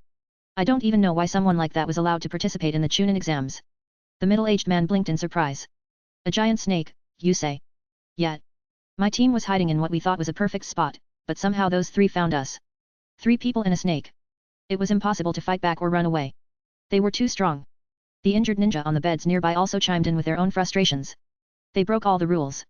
It's bad enough to steal one scroll, but they took both ours and the other team's. Completely ruthless. That snake was massive. It had thick skin and was ridiculously tough. There was nothing we could do to stop it. Yet, and with the snake on their side, those 3 were unbeatable in the jungle. No one stood a chance. The topic seemed to be on everyone's lips. Every Konoha ninja who had taken part in the Forest of Death during this exam was discussing the same name, Orochimaru. At Konoha's barbecue restaurant, 5 people gathered around a table, toasting and celebrating. Although they weren't drinking alcohol, the mood was lively. The group consisted of Orochimaru, Jiraiya, Tsunade, Hitaki Sakumo, and a young man named Hirako. Hitaki Sakumo, having successfully passed the Chunin exam, had met up with the others to celebrate, while Hirako had come specifically to congratulate Orochimaru and his team. Hirako, who hadn't yet studied forbidden arts, was a rather handsome young man, with silver white hair and gentle features. However, his eyes held a quiet envy toward Orochimaru and the others, a reflection of his deep-seated inferiority complex. T/N, I made some changes about Hiriko, I was calling him Biru before, reread chapter 36, sorry for the inconvenience. Orochimaru, I've known you were strong from the beginning, Sakumo said with a smile, but I didn't realize you were this strong. If I get the chance, I'd love to spar with you sometime. Orochimaru smiled faintly. There will be a chance. Jiraiya, grinning, interrupted, come on, we're here to celebrate. Let's not talk about fighting. Let's get more barbecue. Agreed. Tsunade said, already piling meat onto the grill. The sizzling sound of beef filled the air, and the group continued their light-hearted conversation. Despite his usual aloofness, Orochimaru found himself enjoying the atmosphere more than expected. Jiraiya's antics and Tsunade's sharp remarks helped create a lively environment. After eating their fill, the group talked about going to the bathhouse to relax. Sakumo politely excused himself, saying he had other matters to attend to, leaving the others to continue their evening without him. The three of them, Jiraiya, Orochimaru, and Tsunade, entered the bathhouse one by one. Tsunade, however, decided not to join them in the women's section since it was empty and she didn't feel like going alone. Instead, she waited outside. As he leaned back into the hot water, Orochimaru closed his eyes, enjoying the warmth. It was rare for him to feel truly relaxed, but there was no denying that a hot bath had its benefits. This does feel nice, he muttered to himself. Still, even as he enjoyed the moment, his mind wandered back to his experiments. It's time to start accumulating more funds, Orochimaru murmured. In this world, money was still a powerful tool. While missions helped with income, they weren't enough to fuel the kind of research he envisioned. Orochimaru understood that not everything could be solved through raw strength, sometimes, financial resources were far more effective. With a clear plan in mind, he began to think of ways to secure more resources for his future experiments. The next morning, Konoha held a small promotion ceremony for the ninja who had successfully advanced to Chunin. The event wasn't extravagant, just a simple gathering at the training grounds where Hiruzen gave a speech and handed out the Chunin vests and ninja uniforms. From that moment on, Orochimaru and his teammates were officially promoted to Chunin, and their journey of completing missions as higher-ranked shinobi had begun. Chapter 78, Chapter 78. In the 21st year of Konoha, Orochimaru successfully completed cell transplantation. In the 22nd year, he achieved cell division. By the 23rd year, Orochimaru developed the biological genetic evolution fluid. In just 3 years, Orochimaru had made breakthroughs in 3 cutting-edge technologies, all while completing missions that took him to various countries surrounding the Land of Fire. Although he hadn't explored every detail about these smaller nations, his travels gave him enough insight to understand their general structure and resources. During this period, Konoha was relatively peaceful. Orochimaru, Tsunade, and Jiraiya, Konoha's rising stars, had little to occupy them beyond the occasional mission. When they weren't out on assignments, they each focused on their respective areas of interest. For Orochimaru, it was scientific research. Tsunade immersed herself in medical ninjutsu, while Jiraiya delved into the mysteries of senjutsu. Occasionally, the three would get together to share a meal, chat, and relax. Tsunade, in particular, seemed to see these gatherings as something more, a chance to deepen her budding romance with Orochimaru. At least, in her mind, that's what it was. Whether Orochimaru shared that sentiment remained an open question. As for Orochimaru's research, cell transplantation and cell division weren't particularly groundbreaking abilities. In the original timeline, Orochimaru had long since mastered these skills. Cell transplantation was self-explanatory, allowing him to transfer cells between different subjects. Cell division, however, was more critical to his future ambitions. In simple terms, cell division is the process by which a single cell divides into 2, with the mother cell passing genetic material to the daughter cells. This principle laid the foundation for cloning technology, which would ultimately allow Orochimaru to extend his lifespan and even achieve resurrection. By splitting his own cells, injecting them with chakra, and sealing them into other people's bodies through a curse mark, he ensured that his essence could continue to live on, even after death. However, while cell division was a key step, it alone was insufficient for full cloning or resurrection. Orochimaru still needed additional technological advancements to bring these ideas to fruition. Fortunately, thanks to his system, he didn't need to reinvent the wheel. He could focus his efforts on more pressing experiments. His primary project now was the development of the biological genetic evolution fluid. This substance had similarities to gene fusion fluids but was far more advanced. In addition to enhancing a creature's basic abilities, it could also fuse special genes into its makeup, allowing for new, powerful evolutionary traits. Each dose of the fluid required a year to take full effect, meaning patience was crucial. Orochimaru had already injected himself with several doses, but now, it was time to test it on his summoned creatures. Standing on the open space atop the Hokage Rock, Orochimaru contemplated which of his summoned beasts to evolve. Although he hadn't yet visited Rika Cave to learn senjutsu or meet the White Snake Sage, he knew that evolving his current snake summon would be a worthwhile endeavor. Manda might be the obvious choice, Orochimaru mused to himself, but I haven't summoned him yet. I'll hold off on that evolution. Instead, he decided to focus on a smaller, more familiar snake. I'll start with this one and see where it leads. With that, Orochimaru made his decision. He pulled out a test tube filled with a light red fluid and began the summoning ritual. Bang! A puff of white smoke revealed a large flower python, as thick as an adult's calf, coiling before him. Master, the snake hissed, recognizing its summoner immediately. Yes. Orochimaru nodded. He lifted the test tube. Open your mouth. The flower-patterned python, having limited intelligence, obediently followed the command and opened wide. This particular snake had been with Orochimaru since childhood. His parents had raised it as a guardian of sorts, and it had once protected him from danger. Now, as a reward for its loyalty, Orochimaru decided it would be the first to receive the evolutionary fluid. He poured the entire contents of the test tube into the snake's mouth, ensuring not a drop was wasted. Within moments, the potion's effects began to spread through its body. Let the evolution begin, Orochimaru whispered. The python let out a cry of pain as the evolutionary fluid worked its way through its system. It thrashed wildly, slithering across the ground as if in a frenzy. Orochimaru watched calmly, knowing that this violent reaction was part of the process. After a while, the snake finally calmed down and coiled itself at Orochimaru's feet, quietly awaiting further changes. It seems it has adapted to the fluid. Now, it's just a matter of time before the transformation is complete, Orochimaru said, satisfied with the initial results. Orochimaru. Orochimaru. A familiar voice interrupted his thoughts. He looked up to see a young woman running toward him. It was Tsunade, now 13 years old. Though her body had started to show signs of development, the progress was slow, to say the least. Even the smallest bra struggled to fit her figure, much to her frustration. Tsunade had asked Orochimaru many times whether he minded her underwhelming growth. Each time, he patiently reassured her that it didn't bother him in the slightest. He knew that once Tsunade's development completed, she would grow into a woman whose beauty could captivate any man. Hearing his reassurances, Tsunade had long since decided that Orochimaru was the perfect boyfriend, handsome, powerful, and, most importantly, extremely talented. In her eyes, no one in Konoha could compare to him. Orochimaru, the teacher is looking for you. Tsunade said as she finally reached him, slightly out of breath. Do you know why? Orochimaru asked, his tone as calm as ever. It's something about the recovery potion, but I don't know the specifics, she replied. I see. Orochimaru glanced at the python, still in the midst of its transformation. I'll let it evolve slowly. Bang.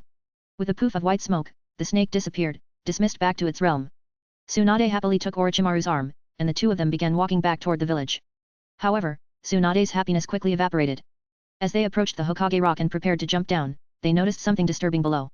From this angle, they could see several corpses laid out on the roof of the Hokage building. Around the bodies, a group of Konoha Jonin stood, speaking in hushed tones to the third Hokage, who looked somber. But what truly froze Tsunade in place was the appearance of the corpses. She couldn't believe her eyes. Her hand slipped from Orochimaru's arm as she broke into a run, sprinting toward the Hokage building. Tsunade. Orochimaru called after her, but she didn't stop. As Tsunade reached the rooftop, her worst fears were confirmed. The corpses before her were those of her family members. Seeing Tsunade's pained expression, the third Hokage hesitated for a moment before speaking, his voice filled with guilt. I'm sorry, Tsunade. Chapter 79, Chapter 79. When Orochimaru arrived at the Hokage building, he saw Tsunade collapsed on her knees, covering her tear-streaked face with her hands, sobbing uncontrollably. Orochimaru's gaze shifted from Tsunade to the 6 or 7 corpses laid out in body bags on the ground. The zippers on the bags were half open, revealing the faces of the deceased. Orochimaru's eyes narrowed as he recognized them immediately. The Senju clan. Among the 7 corpses, 4 were members of the Senju clan. 2 of them, to Orochimaru's dismay, were Tsunade's parents. This realization hit him harder than expected, and it led his mind to race with numerous thoughts. Orochimaru had long known that after the second Hokage's death, the Senju clan had been steadily declining. But this was different. After this incident, only Tsunade, her younger brother Noeki, and Uzumaki Mito, the widow of the first Hokage, remained. He had always wondered about the mysterious reduction of Senju members in recent years. During the early years of Hiruzen's tenure as Hokage, the Senju clan was still relatively robust, and Tsunade's parents were among the most notable. But now? It seemed as though the Senju had been disappearing one by one. Why was this happening? Orochimaru had once considered the possibility that the third Hokage was behind it. It wasn't unheard of for a ruler to eliminate powerful families that could threaten their position. After all, many within the Senju clan had been dissatisfied when the Hokage title passed to someone outside their lineage. But, Orochimaru knew his master well. Hiruzen, despite being pragmatic, didn't seem like the type to coldly eradicate a powerful family like the Senju, especially considering that the second Hokage, Tobirama, had been his teacher. Not to mention, the risks of such an action were too high. Even if Hiruzen wanted to eliminate the Senju clan, he would have faced immense backlash from loyalists within the village ANBU, Jonin, and other influential figures who respected the Senju legacy. Moreover, Danzo, as ruthless as he was, wouldn't take such a risk either. The second Hokage had been both Hiruzen's and Danzo's mentor, and no amount of ambition would lead them to dishonor him by wiping out his clan. Still, the question lingered: if it wasn't the third Hokage or Danzo, then who or what was behind the slow extinction of the Senju? As Orochimaru continued to piece things together in his mind, the third Hokage, who stood nearby, addressed the Konoha Jonin gathered around the bodies. Do we know who did this? Hiruzen asked, his voice carrying a weight of grief and authority. We don't know yet, one of the Jonin responded. By the time we arrived, they were already gone. There were no survivors. The third Hokage nodded grimly. I see. You are dismissed. Understood. The Jonin saluted respectfully and departed. Swish. Several ANBU operatives appeared behind the third Hokage, their presence as silent as shadows. Investigate, Hiruzen ordered, his voice colder than usual. Understood, the ANBU responded in unison before vanishing as quickly as they had appeared. Watching this exchange, Orochimaru quietly reaffirmed his initial suspicion Hiruzen hadn't orchestrated this. The shock and sorrow on the third Hokage's face were too genuine to be an act. After the ANBU departed, Hiruzen turned his gaze toward his distraught disciple. Tsunade. He began, his tone laced with sadness. We are shinobi. His words were meant as a reminder, a bitter truth that all ninja had to face. From the moment they chose this path, they had to accept that death was always looming over them. But no amount of training could truly prepare one for the death of loved ones. Though Hiruzen's intention was to console her in his own way, Tsunade was too consumed by grief to listen. She continued to sob, her hands covering her face, her world shattered by the sudden loss of her parents. 3 days later, Konoha's cemetery was draped in a somber atmosphere. 2 new tombstones stood amidst the sea of gravestones, bearing the names of Tsunade's parents. Tsunade knelt before the graves, her tears flowing freely as she wept for the lives that had been stolen from her. Orochimaru and Jiraiya stood silently by her side, offering no words of comfort. In the world of shinobi, death was all too common, and in situations like this, words often rang hollow. Orochimaru. Tsunade finally spoke, her voice fragile, barely above a whisper. I want to be alone for a while. Orochimaru didn't hesitate. Of course, he said softly. He glanced over at Jiraiya, who nodded in understanding. Together, they left Tsunade to her grief, giving her the space she needed to process the loss in her own way. As they walked away, Jiraiya couldn't help but ask, Orochimaru, are you really not going to stay and comfort her? Orochimaru's eyes remained fixed ahead. Comfort her? What could I possibly say to bring comfort? It's not something that happened to me. I have no right to try. Jiraiya blinked, taken aback by the logic. I guess that kind of makes sense. Just then, an ANBU appeared in front of them, bowing respectfully. Orochimaru, the Hokage is looking for you. Understood, Orochimaru replied without missing a beat. Let's go. In Konoha's secret laboratory, Orochimaru stood before the third Hokage, who was still visibly troubled by the recent deaths. Orochimaru, how is Tsunade holding up? Hiruzen asked, genuine concern in his voice. Orochimaru responded slowly, she's devastated, naturally. Losing both parents will take time to recover from. The third Hokage sighed, his face edged with sorrow. Let her take all the time she needs. I'll speak to her when the time is right. He paused before shifting the subject. I called you here to discuss the recovery potion. Is there any progress on solving the issue of it not being able to be used continuously? Orochimaru's expression remained neutral. There's no easy fix. The potion does stimulate cell regeneration, but the effect is weak. Human cells follow a natural replacement cycle, and until that cycle completes, the body can't withstand another dose of the potion's effects. Hiruzen nodded, disappointment crossing his features. I see. So, for now, it will remain limited in its use. That's correct, Orochimaru confirmed. We've reached the current limits of what the potion can do, but I'm continuing to explore other possibilities. With a heavy sigh, the third Hokage leaned back in his chair, deep in thought. Thank you, Orochimaru. We'll make do with what we have for now. Chapter 80, Chapter 80. Hiruzen nodded slightly, recalling the events that led up to this moment. A year ago, the recovery potion developed by Orochimaru had shown a peculiar limitation. Though it was remarkably effective, it could only be used twice within a year. After the second use, any subsequent dose would see drastically diminished effects. This wasn't exactly a drawback, but it was certainly a limitation. Hiruzen had hoped that Orochimaru would eventually overcome it, but at the time, Orochimaru mentioned he was working on something new and more powerful. With other pressing matters at hand, Hiruzen had refrained from pushing for immediate results. Instead, he tasked a ninja named Dan with testing it, but the effects remained unchanged. Recently, with all the chaos surrounding Tsunade's parents' deaths, the issue had been delayed. But now that things had somewhat settled, they had finally come to address the matter. Orochimaru's explanation today confirmed that there was no immediate solution. Nevertheless, the current results were still impressive. Being able to use the potion twice within a year was already an incredible achievement. Hiruzen had simply hoped for more. Teacher, if there's nothing else, Orochimaru said, ready to leave. Ah, there is one more thing, Hiruzen interrupted. The volunteer for the next drug test has been selected. Orochimaru raised an eyebrow slightly but said nothing. He knew what this meant. The village had chosen someone willing to put their life on the line for science, for the sake of Konoha's advancement. It wasn't uncommon, ninja were trained from a young age to serve their village, and many were willing to become test subjects if it meant Konoha would grow stronger. Their loyalty and willingness to sacrifice were both admirable and unsettling. Come in, Hiruzen called. The door opened, and an ANBU operative stepped inside. Orochimaru's eyes widened in mild surprise. He recognized this person. It was someone he had worked with before, though not closely. You're the volunteer this time? Orochimaru asked. Yes, the ANBU responded, his voice steady. Orochimaru tilted his head slightly. May I ask why you volunteered? Because I trust you, the ANBU said without hesitation.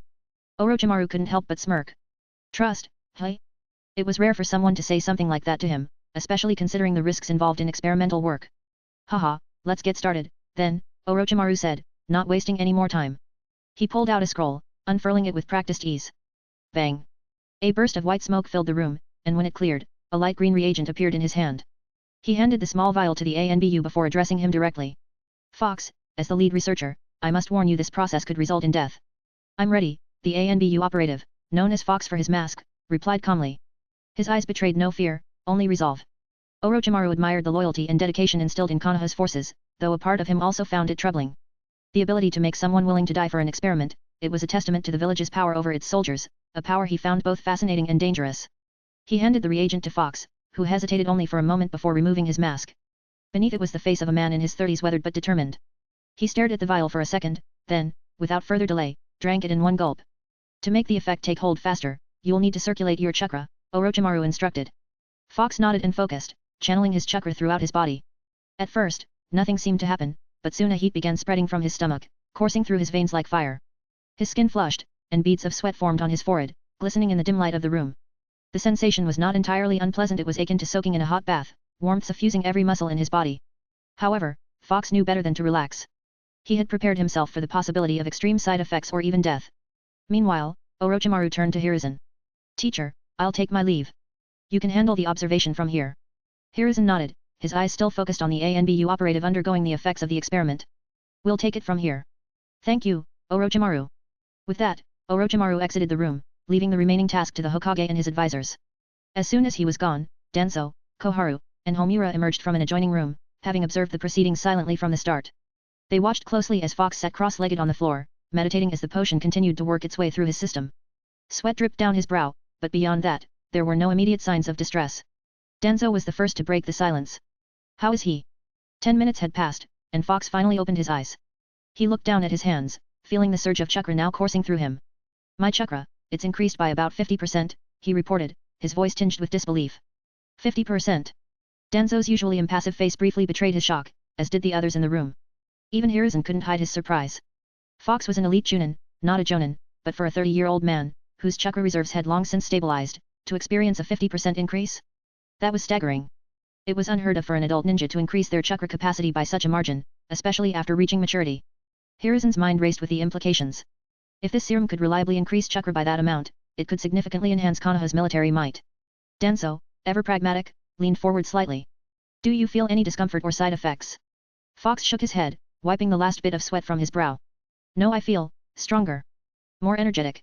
There's no pain, only the heat that spread through my body earlier. Danzo exhaled slowly, clearly still processing what this could mean. If this works on more than just one subject, Konoha's forces could become nearly unstoppable. Hiruzen, though equally impressed, wasn't quite ready to celebrate yet. We'll need more tests. This could be a unique case. Still, it's promising. Promising indeed, Danzo muttered, his eyes gleaming with ambition. Chapter 81, Chapter 81. Danzo, as a high-ranking official in Konoha, was no stranger to secret medicines that could temporarily enhance a ninja's combat abilities.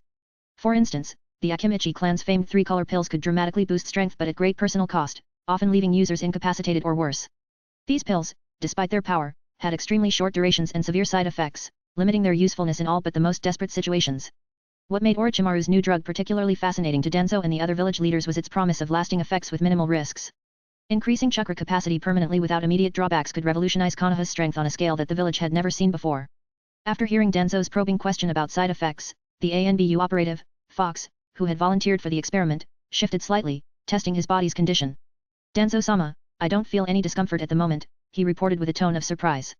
Danzo, narrowing his eyes, pressed further, and on the contrary. Fox, still moving his limbs and sensing his chakra flow, responded, on the contrary, I feel more energized. My body feels much stronger, as though the medicine has revitalized me.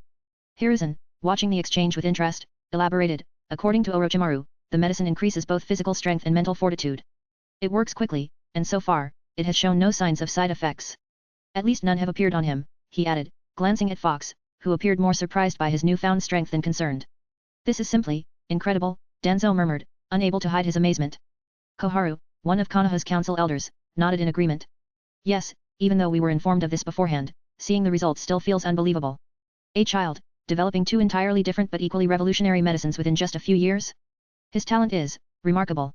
Homura, the third elder, who had been silent until now, chimed in. Perhaps, as Sarutobi suggested earlier, it was the loss of his parents that drove him to develop at such an unprecedented pace. Hiruzen sighed softly. That may be true, but even so, we must observe the serum's effects over time. If no side effects appear after extended use. He didn't finish the sentence, but everyone in the room knew what he meant. If the serum was truly free of dangerous consequences, the possibilities were limitless. They would mass-produce it, enhancing as many ninjas as possible, permanently boosting Konoha's combat capabilities. Permanent chakra enhancement was nothing short of a miracle in their eyes.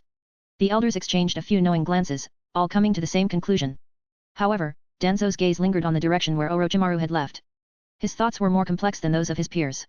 He trusted Orochimaru's abilities but was always wary of how immense talent could lead to ambition. Orochimaru could become more than a mere asset to Konoha, he could become a threat.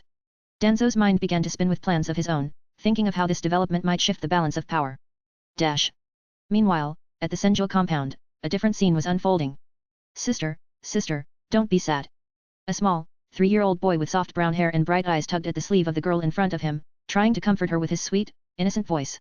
Tsunade, still dressed in white mourning clothes, slowly lifted her tear-streaked face to look at her younger brother, Noeki. Her heart tightened, not knowing how to respond. Her little brother was too young to fully understand the weight of their parents' deaths, and she hadn't yet found the courage to explain it to him. Although Tsunade had always embraced the idea that a ninja should be prepared for death, the loss of her parents had shattered her inner strength. For a brief moment, she had felt as though her entire world had collapsed. The once strong and vibrant Tsunade had become a fragile reflection of herself, struggling to maintain composure for her brother's sake. Now, as she looked into Noeki's wide, innocent eyes, Tsunade's resolve softened. She rubbed his head affectionately, forcing a small smile to hide her inner turmoil. Noeki. Sister will be fine. You go play by yourself, okay? Can you play with me, sister? Noeki pleaded, his tiny hand gripping the hem of her clothes with childlike insistence. Tsunade hesitated. Her heart was still heavy with grief, and the thought of playing games seemed out of place. But seeing the hope in Noeki's eyes, she couldn't bring herself to refuse. Please, sister, let's play hide and seek. You count, and I'll go hide. Noeki insisted, his voice full of excitement. Hide and seek. Tsunade murmured, feeling a pang of nostalgia. It was such a simple, innocent request in the face of all the pain and loss they had endured. Noeki nodded eagerly, his face lighting up with anticipation. Yes. You just turn around and count to 10. Then come find me. Tsunade felt conflicted but didn't want to disappoint him. Alright. I'll play. Yay.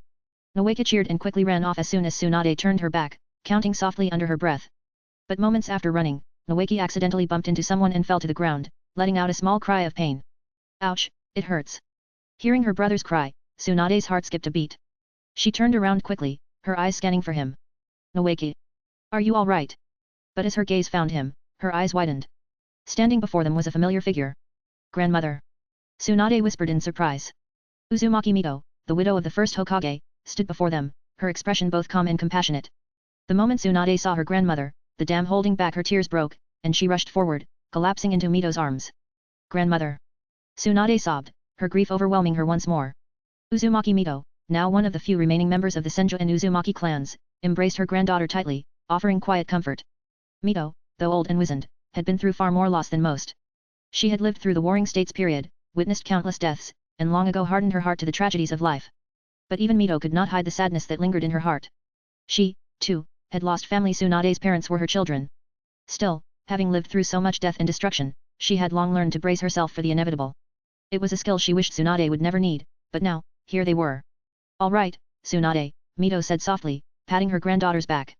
Don't cry anymore, child. We'll get through this together. The next morning, Orochimaru found himself back in the Hokage's office. Hiruzen had called him to discuss the results of the experiment. After listening to the Hokage's report, Orochimaru raised an eyebrow, surprised by the information. The primary gene enhancement serum had been designed to increase chakra by 50%, but this was the weakened version. Orochimaru had diluted the original formula by 80%, so the expected increase should have been no more than 20%. Yet, somehow, Fox had experienced the full 50% boost. Chakra capacity increased by 50% even with the diluted formula. Orochimaru muttered to himself, his mind racing to figure out the anomaly. Yes, Hiruzen confirmed. And so far, no side effects have been observed. Orochimaru's analytical mind quickly ran through possible explanations. Could it be that each person's reaction to the serum is influenced by their genetic makeup?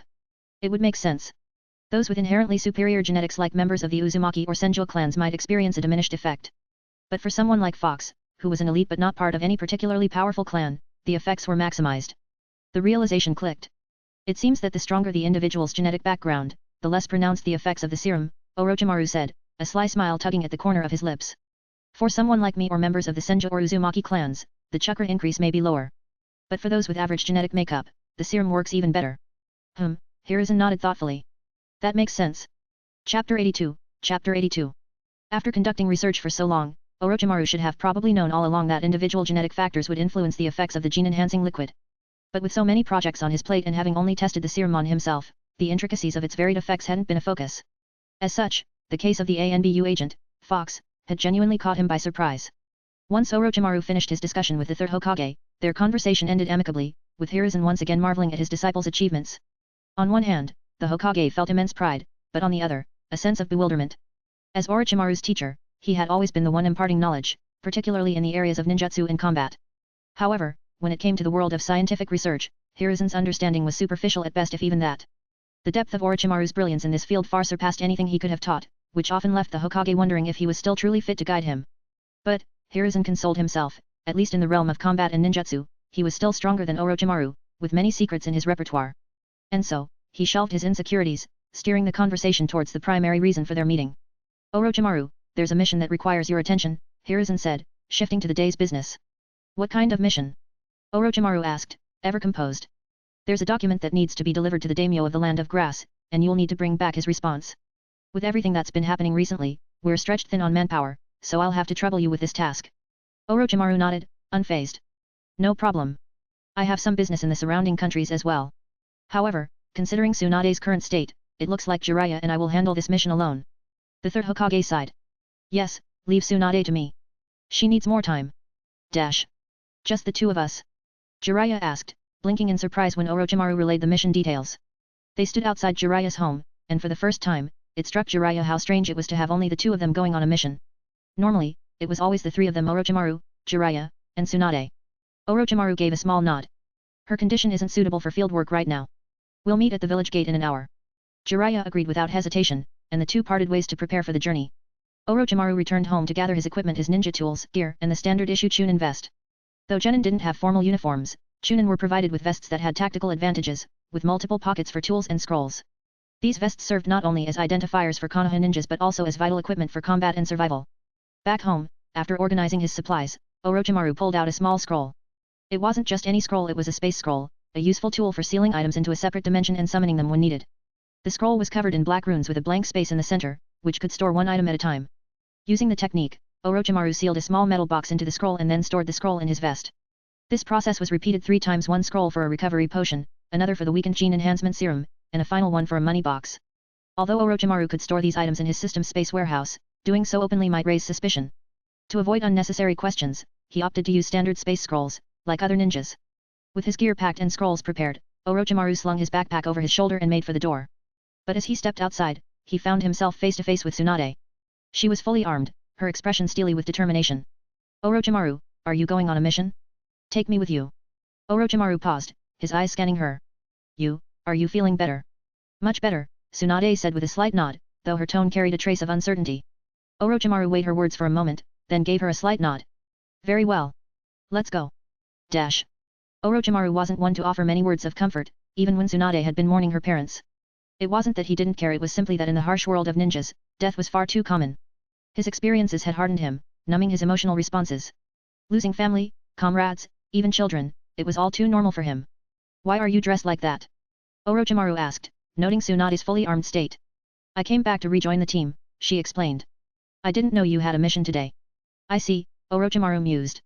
Then go pack your things. I'll meet you at the village gate. Half an hour later, at the entrance of Konoha, Jiraiya was waiting. He was visibly stunned to see Tsunade approaching with her gear, though he remained unusually quiet. Normally, Jiraiya would have made some playful remark, but today, the air between them was heavy with unsaid words. None of the three spoke much as they set off towards the Land of Grass, moving swiftly through the forested paths. They had been teammates for years, but there was a silent understanding between them now, a shared acknowledgement of the recent loss. As they ran through the trees, Tsunade suddenly broke the silence. Orochimaru, she called out. Yes, he replied, his voice as calm as always. Can you tell me how you felt when your parents died? Her tone was eerily calm, a stark contrast to the deep emotions she was grappling with. Even Jiraiya, usually the loudest of the trio, remained silent, not daring to interrupt. Orochimaru's mind briefly flashed back to a distant memory, a time long ago when he first learned of his mother's death. It had been a moment of overwhelming anger. He had wanted to destroy everything, to tear apart the world and make those who had wronged him suffer. The desire for vengeance had consumed him for a long time. But now, those emotions felt distant, muted. It's been too long. I've forgotten how it felt, he said, his voice emotionless, as if speaking about something trivial. Tsunade looked at him, her eyes searching for something more. But Orochimaru's expression remained impassive, giving her nothing further to hold onto. He didn't see the need to elaborate on his pain. It was part of the past, and he had already moved on. Chapter 83, Chapter 83. Hearing Orochimaru's response, Tsunade, still running alongside him, was stunned for a moment. Her expression turned bitter. Grandma said, maybe you could give me an answer. So, you don't know either. Grandma. Orochimaru couldn't help but think of Uzumaki Mito, the dignified woman who, despite her kind appearance, wielded great power. Why would she think so highly of him, enough to tell Tsunade that he might have the answer? What's the answer to something like this? Orochimaru mused aloud, his voice calm. When undergoing psychological training, you should be prepared for this kind of pain. Besides. He glanced briefly at Tsunade, his tone steady but lacking in warmth. You have a younger brother. To Orochimaru, this was simply an objective truth. In their world, loss was inevitable. Most shinobi would eventually lose everyone they cared about, leaving them alone. Yet, despite the harsh reality, they survived. He himself had no family left. He had grown used to the numbness that came with loss. Tsunade, by contrast, still had her grandmother, Uzumaki Mito, and her younger brother, Noeki. She was, by any measure, far better off than most. Younger brother. Tsunade repeated, a flash of recognition crossing her face. In her mind, the image of Noeki appeared, his bright eyes and long brown hair, his innocent voice begging her to play games with him. The memory warmed her heart, reminding her that she wasn't completely alone in the world. Yes, I still have my little brother, she thought, her emotions settling somewhat. She glanced at Orochimaru, who was running just ahead. For the first time, she noticed something in his posture, a deep sadness hidden in the calmness of his demeanor. Orochimaru. She whispered, as if realizing for the first time that despite his composed exterior, he had nothing left. He, too, had once had a family. Now, no one remained. Dash. The land of grass was a small country wedged between the larger nations of earth and fire. Its borders touched four nations, the land of earth to the north, the land of fire to the east, the land of rain to the west, and the land of waterfalls to the south. Caught between these larger powers, the land of grass had suffered constant conflict, much like the land of rice fields. Yet, unlike the latter, the land of grass had its own shinobi village, Grass Ninja Village, whose strength, while not on par with the five great nations, was nothing to be taken lightly. This wasn't Orochimaru's first visit to the land of grass. He had come twice before over the past year. His memories of the place were tied to the Third Great Ninja War, where a decisive battle between Konoha and Uegakuer had taken place. The land of grass had been devastated by that war, ultimately forced to ally with Konoha due to the overwhelming strength of the leaf. In a world without telephones or modern communication systems, the exchange of information between countries still relied on letters and scrolls. Documents were delivered by hand, with ninja couriers entrusted with the task. Only in rare instances where both parties were highly familiar with one another could ninja beasts be used for communication. And even then, the process required specialized training and chakra perception abilities. Thus, it fell to Orochimaru and his team to deliver Konoha's message to the daimyo of the land of grass. After a week of steady travel, filled with periods of walking and rest, the trio finally arrived at their destination. During the journey, Orochimaru had noted subtle shifts in Tsunade's demeanor. Slowly but surely, her old self was beginning to resurface. He suspected that, in just a few more days, the confident and lively Tsunade would return. Dash. Upon arriving at the entrance to the daimyo's mansion, two grass ninjas stood guard, their expressions vigilant as they stepped forward to block Orochimaru, Tsunade, and Jiraiya. A ninja from Konoha, one of the guards asked, his tone respectful but firm. The safety of a daimyo was paramount. Even in a small nation like the land of grass, the daimyo's bodyguards were highly capable, usually at least at the level of special jounin. Special jounin, while not as versatile as full-fledged jounin, were skilled specialists in particular areas of expertise, making them formidable in their own right. Orochimaru spoke calmly, his gaze fixed on the mansion ahead. We've come to deliver a letter to the daimyo. The guards exchanged glances, then one of them nodded. Wait here. I'll inform the daimyo. With that, the grass ninja turned and disappeared into the mansion, leaving the three to wait outside. Dash. The daimyo was the political authority that even the cage had to answer to, much like how generals in ancient times ultimately served emperors. Some might find it strange that powerful ninja followed the orders of seemingly weak civilians like daimyo, but the truth was that governing a country and commanding an army were two entirely different things. History had shown that generals who seized power often failed due to their lack of administrative skills. Ninjas, despite their abilities, were essentially tools of the state, not rulers. The daimyo of the land of grass, like those of other smaller nations, had long accepted Konoha's influence. He was well aware of Konoha's power, and as such, welcomed Orochimaru and his companions without hesitation. Despite the daimyo's offer of luxurious accommodations, the trio declined. They were accustomed to the freedom of their nomadic lifestyle and found the rigid formality of the daimyo's mansion uncomfortable.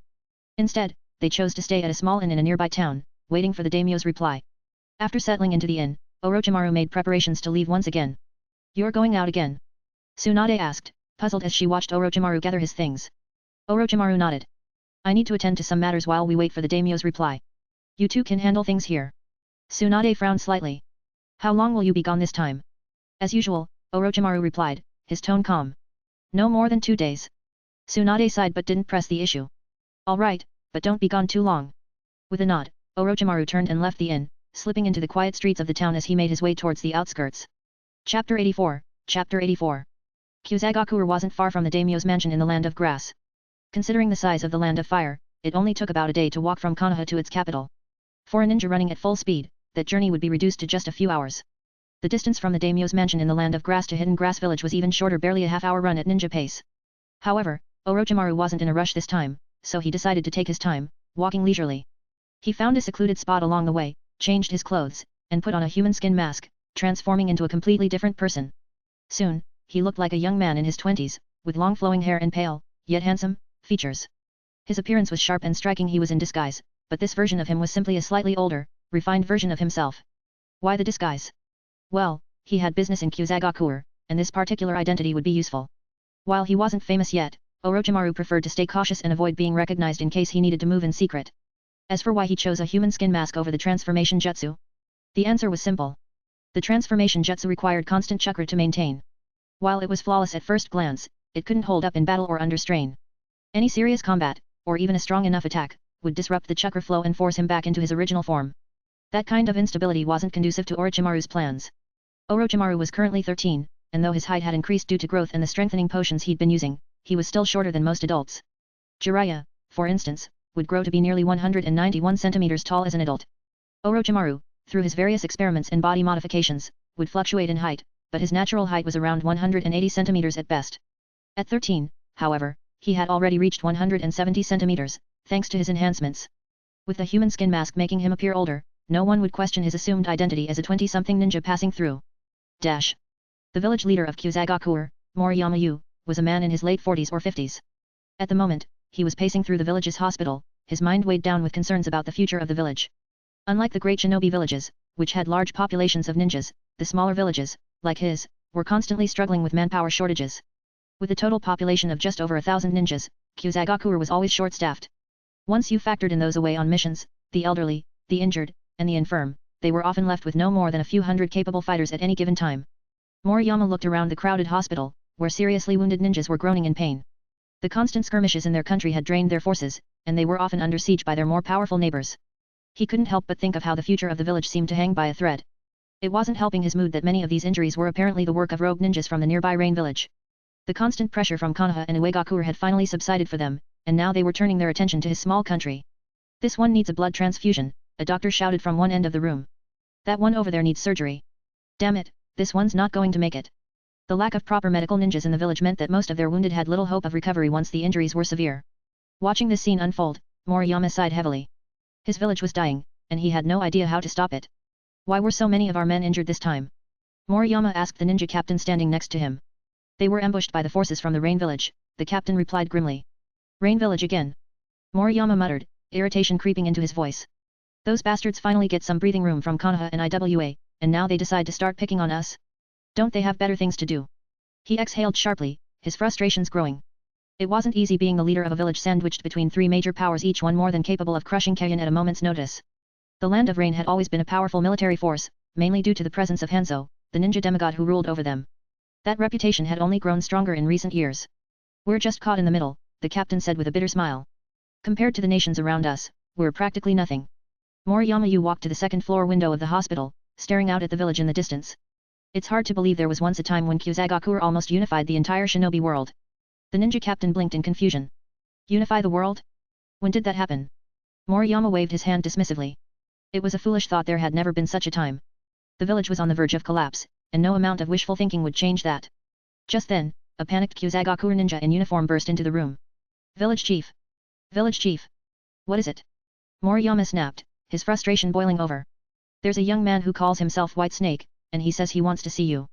White Snake? Moriyama's irritation gave way to surprise. Could it be him? Where is he? Take me to him immediately. In the reception hall of Kayan village, Orochimaru, now in his disguised form as the White Snake, sat calmly, his pale face twisted into a slight, amused smile. When Moriyama entered the room, flanked by two Chunin, Orochimaru greeted them with a mischievous glint in his eye. "Long time no see, village chief," Orochimaru rasped, his voice low and hoarse. His appearance, pale skin, long hair, and a sinister smile made him appear almost serpentine. White Snake. The alias was one Orochimaru had given himself to conceal his identity as a Konoha ninja. While it was a transparent name that anyone could see through, it was still useful for certain dealings. Most people in these smaller villages knew better than to ask too many questions. Moriyama, upon seeing Orochimaru, forced a smile, though there was a clear hint of nervousness in his expression. "It's been a while, Mr. White Snake." Orochimaru's smile widened. "Let's skip the pleasantries, village chief.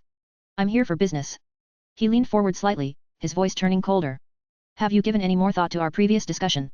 The medicine you offered is indeed miraculous," Moriyama said hesitantly, "but 500,000 ryo per vial? Surely there's room for negotiation." 500,000 ryo too expensive, Orochimaru chuckled, standing as if to leave. "If that's the case, then I suppose we're done here.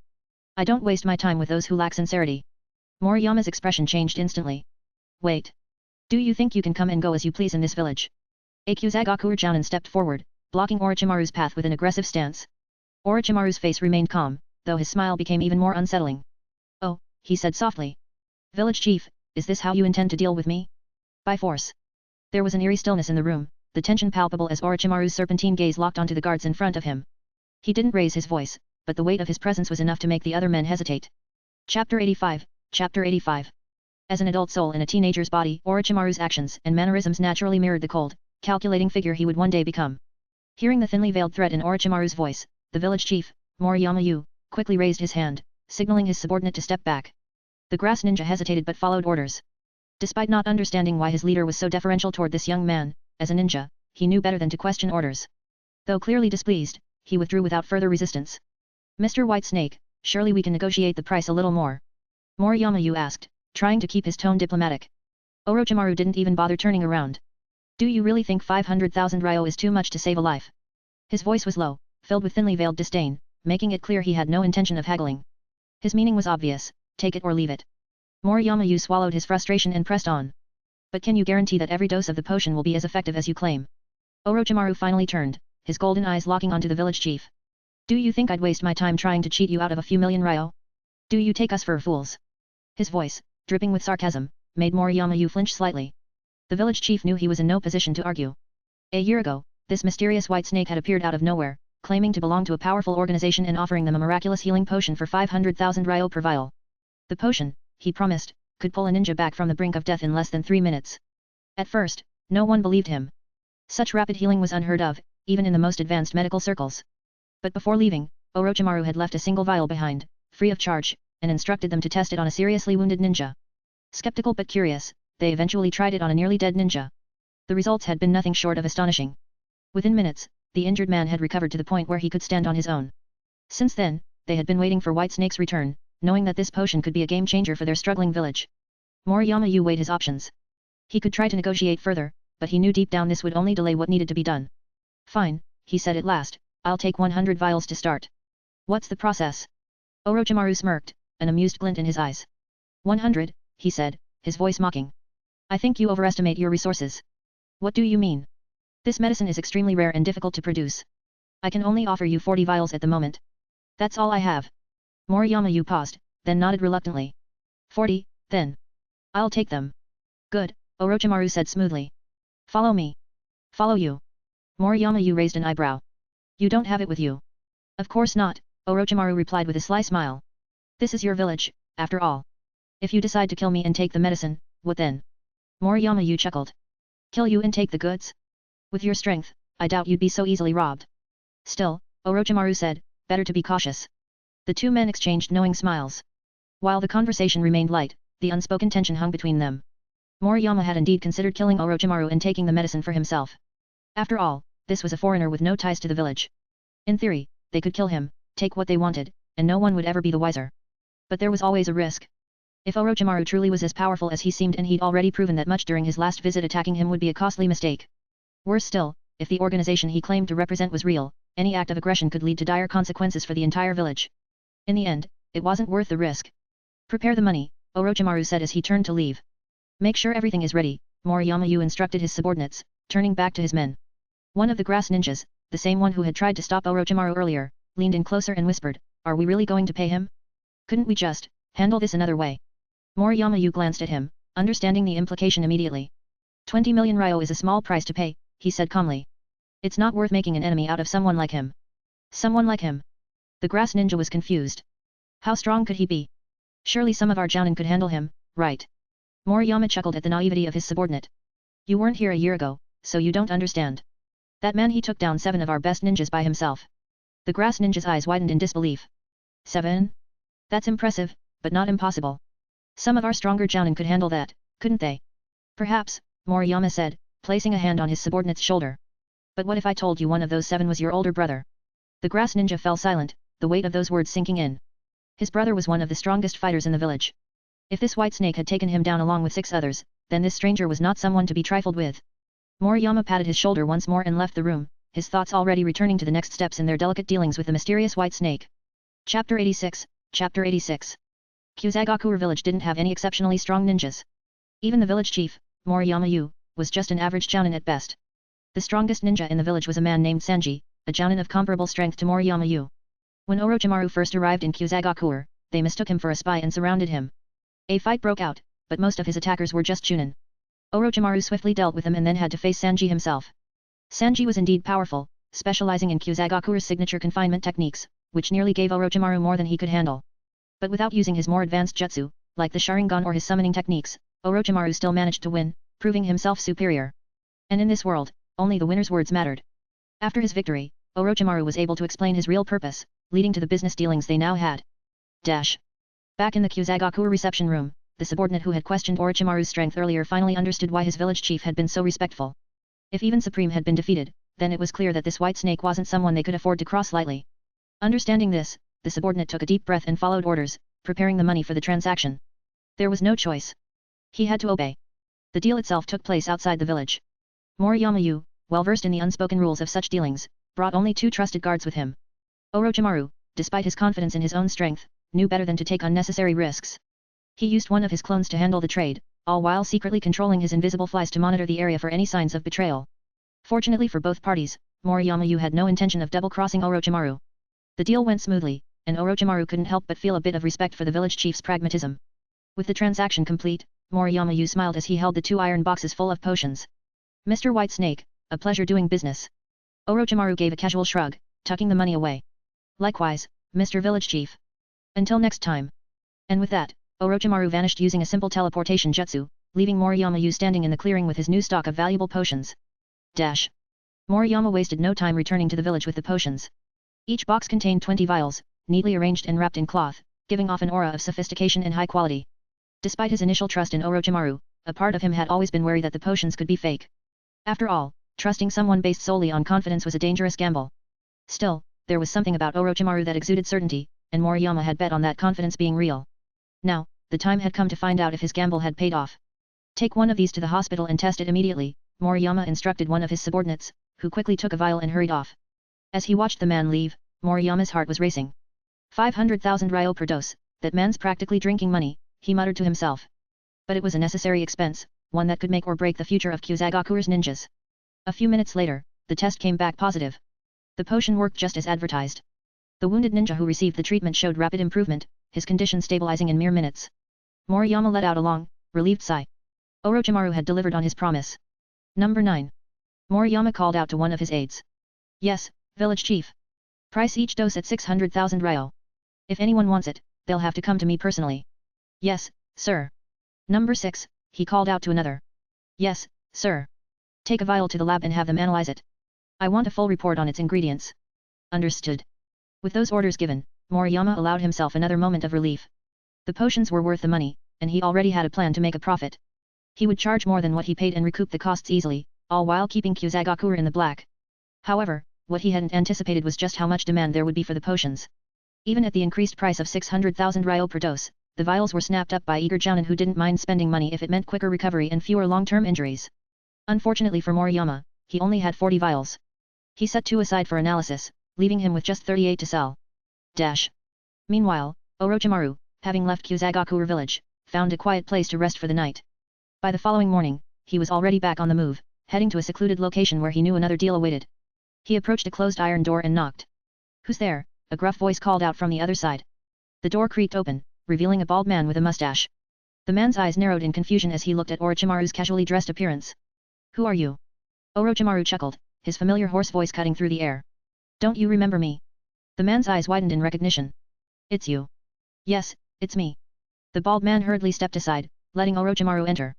After a quick glance outside to ensure no one was watching, the man shut the door behind them. Half an hour later, Orochimaru emerged from the building, a satisfied expression on his face. He had just sold 20 weakened basic gene enhancement serum to this black market dealer, pocketing a cool 30 million ryo in the process. The black market was different from places like Kusagakuer village. Here, demand was driven entirely by profit and desperation, so pricing could be adjusted accordingly. Orochimaru had settled on January 5 million ryo per vial, given the rarity of the materials involved and the potency of the product. It wasn't the highest price, but it was more than enough to justify the transaction. As he glanced at the 5 money boxes now stored in his space warehouse, Orochimaru gave a small nod of satisfaction. Each box could hold 10 million ryo, and now with 5 full boxes, he was walking away with 50 million ryo in total. This trip had definitely been worth it. Chapter 87, Chapter 87. 3 years ago, Orochimaru set a clear goal for himself, making money. And he knew that using his scientific breakthroughs was the fastest and most efficient way to achieve it. Sure, contributing technology to Konoha was a noble endeavor, but it wasn't exactly lucrative. When he developed the initial recovery potion, the village gave him 2 million ryo as a lump sum and a modest salary of 100,000 ryo per month. He hadn't complained, but the village wasn't making any real money from the potions either. They sold the recovery potion to Konoha's own ninjas at cost, plus a small fee of 10,000 ryo to cover production expenses. And since the rare medicinal ingredients were in limited supply, the village could only produce about 1,000 units per year. In short, there wasn't enough profit to go around, and Orochimaru had his own ambitions that required funding he couldn't get from Konoha alone. Initially, he thought of working with Danzo to secure more resources, but there were certain technologies he couldn't risk Danzo getting his hands on. He needed his own independent source of funds to build the experimental base he envisioned. This led him to a simple conclusion: he had to start making money on his own. Selling these potions to other nations wasn't just about profit. He could increase the price tenfold and earn a fortune, all without Konoha ever finding out. The village had a limited supply of rare ingredients, but Orochimaru wasn't bound by those constraints. Thanks to his system, Orochimaru could buy the raw materials for his gene repair solution at a fraction of the cost. In the system's marketplace, all the rare ingredients only cost 100 technology points per unit, and the 2 most essential ingredients cost him only 20 points each. T/N, he gets the points by completing researches given to him by the system. For 40 doses, the cost was just 800 technology points, nothing for Orochimaru, who had accumulated a vast amount of points. 3 years ago, he still had 23,000 points. After completing more research and development, that number had grown to 48,200. In other words, Orochimaru had more resources than he knew what to do with. And selling only 40 doses to Kusagakuer was hardly going to raise any red flags. The village's ninjas, injured as they were, probably wouldn't last long enough for anyone to notice Konoha-level healing techniques on the battlefield. 3 metal boxes sat in front of Orochimaru, each capable of holding 20 vials. 2 were filled with recovery potions, and 1 contained a weakened version of the basic enhancement fluid. It only took him 2 days to sell out completely. 50 million ryo, an amount that wasn't insignificant by any means. If you considered everyday living expenses, even a modest lifestyle would cost about 200 to 300 ryo per day. That's around 6,000 to 9,000 ryo per month. For comparison, a Chunin risking their life on an S-rank mission would receive a reward of 2 million ryo, split among their entire team. So, 50 million ryo? It was a substantial sum. However, the ninja world had a dark underside, the black market. Over the last 3 years, every time Orochimaru traveled, he made a point of learning about the underground dealings in each area, including the black market. Unlike the official shinobi villages, which carefully weighed the political and diplomatic implications of every mission, the black market had no such reservations. It was purely driven by profit. On the black market, one could find all sorts of requests, from mundane tasks to organ trafficking. The latter included things like hearts, kidneys, and even the highly sought-after Sharingan. Assassination contracts were also common, with targets ranging from high-ranking political figures to powerful ninjas from the great nations. These were dangerous missions, often resulting in severe consequences for the assassin, but the rewards were immense. For example, the bounty on the third Tsuchikage, Noki, was set at 30 million ryo. Hiruzen Sarutobi's head was worth 35 million ryo. But killing either of them would provoke an intense manhunt from their respective villages, making it a risky venture. Orochimaru, of course, had no interest in risking his life like that. Instead, he found the black market to be a perfect place to sell his potions, particularly the enhancement fluid. While ninja villages might hesitate to purchase such items in bulk for fear of boosting their enemy's combat strength, the black market cared only about results. The recovery potions were sold to smaller villages like Kusagakuer, while the enhancement serum were distributed through the black market, ensuring they didn't fall into the hands of anyone who could use them against Konoha. Scientific advancements really are the fastest way to make money, Orochimaru muttered to himself as he walked back to town that evening. A single trip had netted him 50 million ryo, far more than any high-risk mission could offer. And with the world constantly at war, selling products that enhanced a ninja's combat potential was like printing money. The tenfold price markup was a goldmine. Of course, some might wonder whether his competitors would try to reverse engineer the potions. But Orochimaru wasn't worried. As someone from a modern world, he understood the importance of a technological monopoly. The potions and materials he sold were directly sourced from his system. Even if someone managed to analyze the ingredients, they wouldn't be able to replicate them because the materials didn't exist in this world. In short, there was no threat to his market dominance. In time, Orochimaru believed, the entire ninja world would be operating under the shadow of his technological monopoly. As he made his way back through the forested mountain path toward the town where Tsunade and Jiraiya were staying, something caught Orochimaru's eye. Wait, what is that? Halfway up the mountain, he spotted a figure in the distance, barely visible through the mist. The person was dressed in black armor and carried a large round fan on their back. Orochimaru's eyes widened in disbelief. Is that Uchiha Madara? He blinked, trying to process what he was seeing. It couldn't be. Uchiha Madara was supposed to be long dead, but the figure in the distance matched his iconic look perfectly: the black armor, the fan, everything. Orochimaru's sharp golden eyes, while not as powerful as the Sharingan, had become highly attuned over the years, and he was confident in what he had seen. Why would Uchiha Madara be here? As he mulled it over, the figure vanished into the fog, disappearing as quickly as it had appeared. Orochimaru narrowed his eyes, recalling the history of the Third Great Ninja War. It was in the Land of Grass that Konoha and Uegaku clashed, and this was also where Uchiha Obito, the future enemy of the world, was supposedly saved by none other than Madara himself. Could it be that Madara is hiding in the Land of Grass? Orochimaru whispered to himself, already piecing together the implications.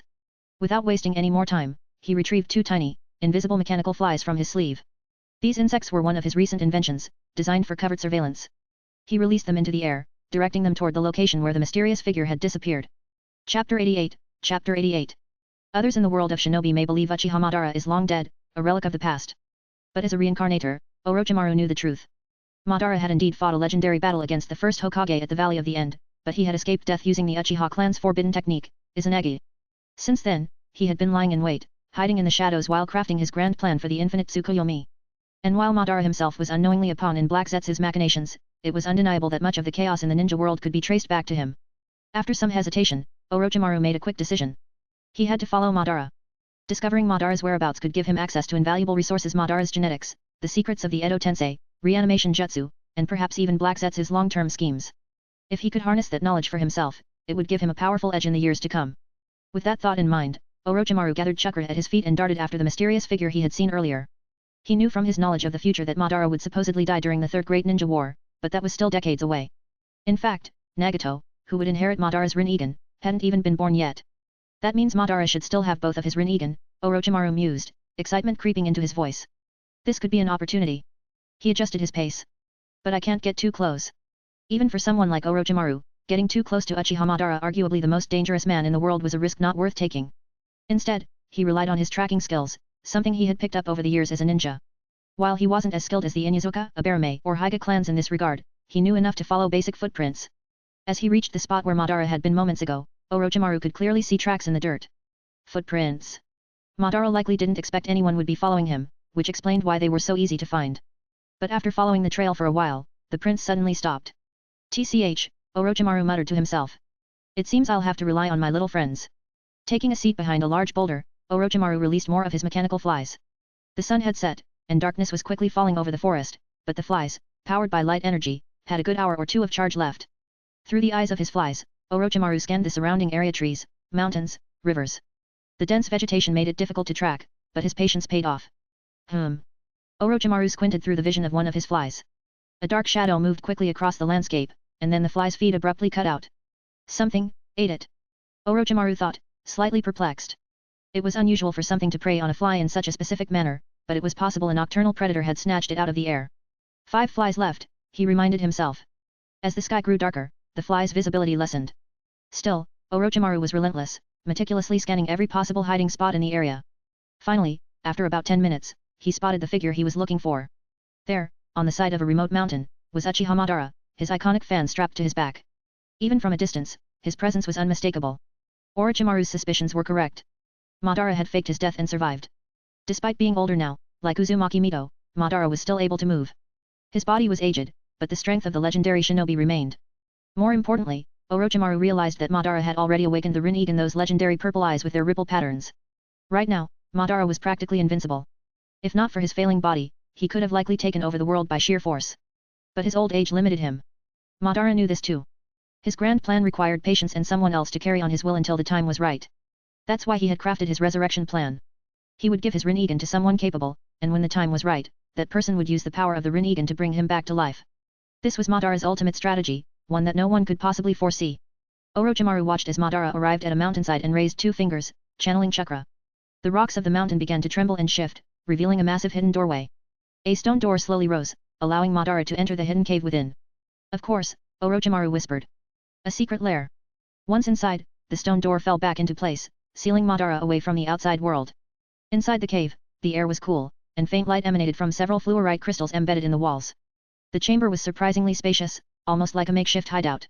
"Ah, you're finally back," a soft, almost ethereal voice echoed from the shadows.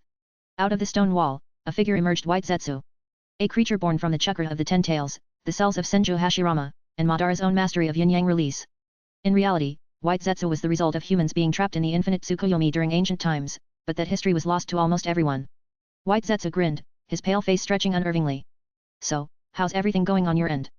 Madara, looking worn and tired, removed the fan from his back and placed it aside. He sat down on a crude wooden bed and sighed. "Nothing new," he muttered. His voice was calm but weary. The strength he once wielded so easily was slipping away, bit by bit. Zetsu frowned slightly. "Still nothing?" "No," Madara said, shaking his head. "I'm tired. I'll rest here for now." "Got it," Zetsu said nonchalantly. "I'll keep looking around." With that, White Zetsu began to meld back into the stone walls. But just as he was about to disappear, something caught his eye. A small object had fallen to the ground near the entrance. Intrigued, Zetsu floated over to inspect it. "Hey? A fly." Zetsu picked up the tiny object, examining it closely. "Wait, no. This isn't just a fly. Something's off about this." His curiosity piqued, Zetsu approached Madara, holding up the mechanical insect. "Madara, take a look at this." Madara, who had been on the verge of drifting off to sleep, opened his eyes and glanced over. "What is it?" Zetsu handed him the fly. "Touch it. Something strange about it." Madara reached out and took the fly from Zetsu, his experienced fingers brushing against its surface. Immediately, his eyes narrowed.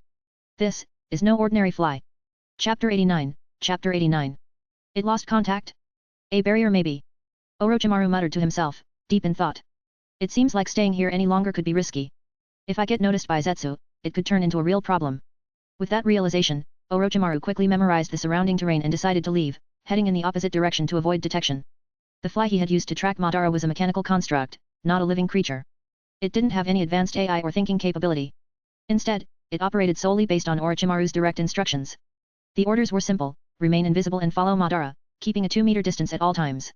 Yet, the connection had been severed so abruptly. Strange, Orochimaru mused. It's like the signal just vanished, a barrier, most likely. He had experimented with the flies before, and typically, simple stone doors couldn't block their signals. The fact that it lost contact so suddenly could only mean one thing: some sort of advanced barrier inside the mountain. And knowing that Madara was involved, it had to be something strong enough to prevent any surveillance from the outside. Orochimaru wasn't eager to probe further. Right now, Madara was far too strong, and pushing his luck would be akin to walking into certain death. As powerful as Orochimaru was, facing Madara in his current state would be nothing short of suicide. With a swift motion, Orochimaru pulled away the human skin mask, returning to his original appearance, and quickly disappeared into the jungle under the moonlight. Dash.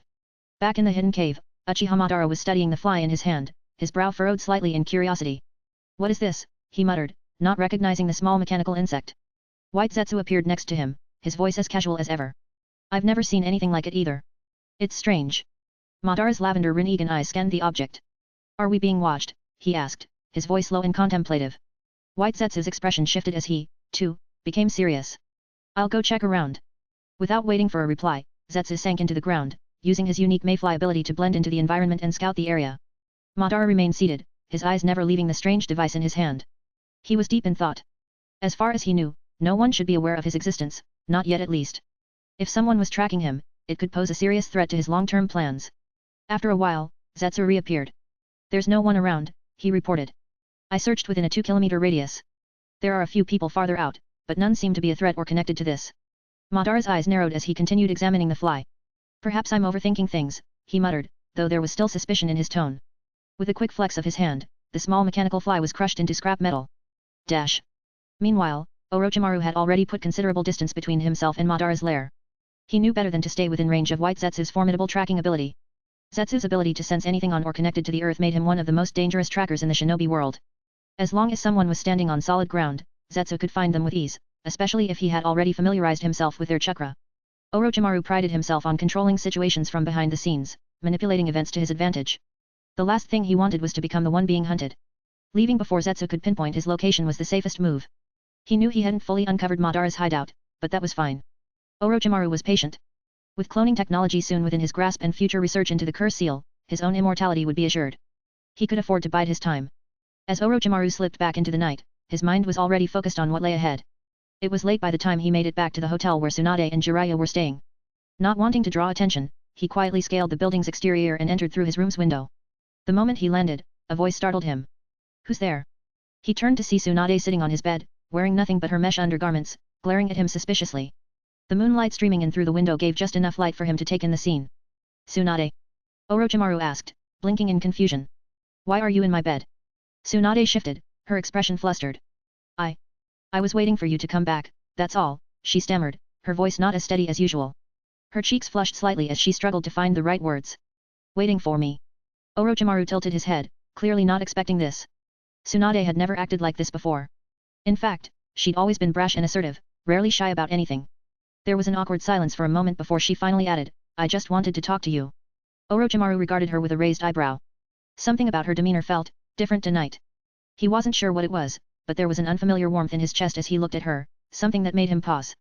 "Talk," he echoed, before shaking his head slightly. "It's late. Whatever it is, let's talk about it tomorrow." Tsunade looked like she wanted to say more, but the usual confidence in her voice faltered. Sighing softly, she nodded and stood up to leave. But before she reached the door, Orochimaru spoke again. "Wait, Tsunade." She stopped, turning to look back at him. "What is it?" "I changed my mind. I can't sleep now anyway." "Stay. Let's talk."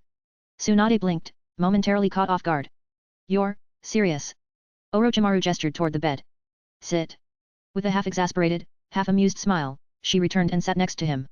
Tsunade was only 13, and with her parents gone, she was clearly struggling. Though she tried to focus on her little brother Noeki, that wasn't enough. She needed someone else. She needed Orochimaru. In her heart, she had always seen him as more than just a teammate. He was her boyfriend, even if he had never explicitly acknowledged it. And while Orochimaru had never been one for romantic relationships, his ambitions and thirst for knowledge always took precedence. There was something about Tsunade tonight that stirred something in him.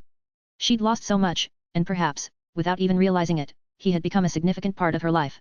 For the first time in a long time, Orochimaru allowed himself to relax in her presence. He still had a long road ahead of him, filled with experiments and grand schemes, but maybe, just maybe, there was something more here with Tsunade than he had originally thought. As the moonlight spilled into the room, two shadows sat side by side, a quiet comfort settling between them.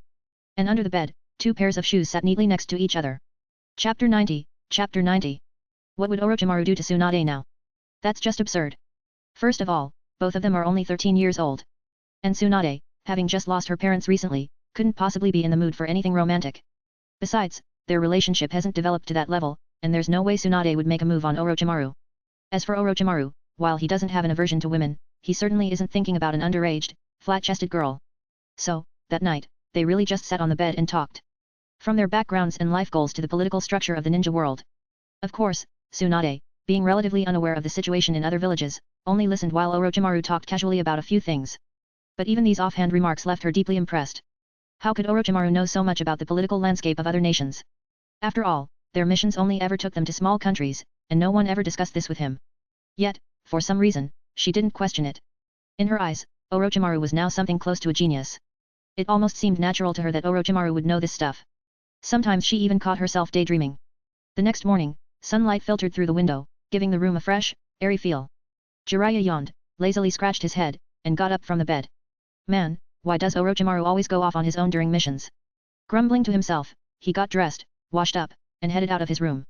Let's see if that guy's back yet. Their mission was wrapping up soon, so he wanted to check if Orochimaru had returned. But as he stepped out of his room, the sight before him left him stunned. Moments later, Jiraiya's voice echoed through the entire hotel. "Ah. Why? Why is this happening? Tsunade. Why did you come out of Orochimaru's room? Why?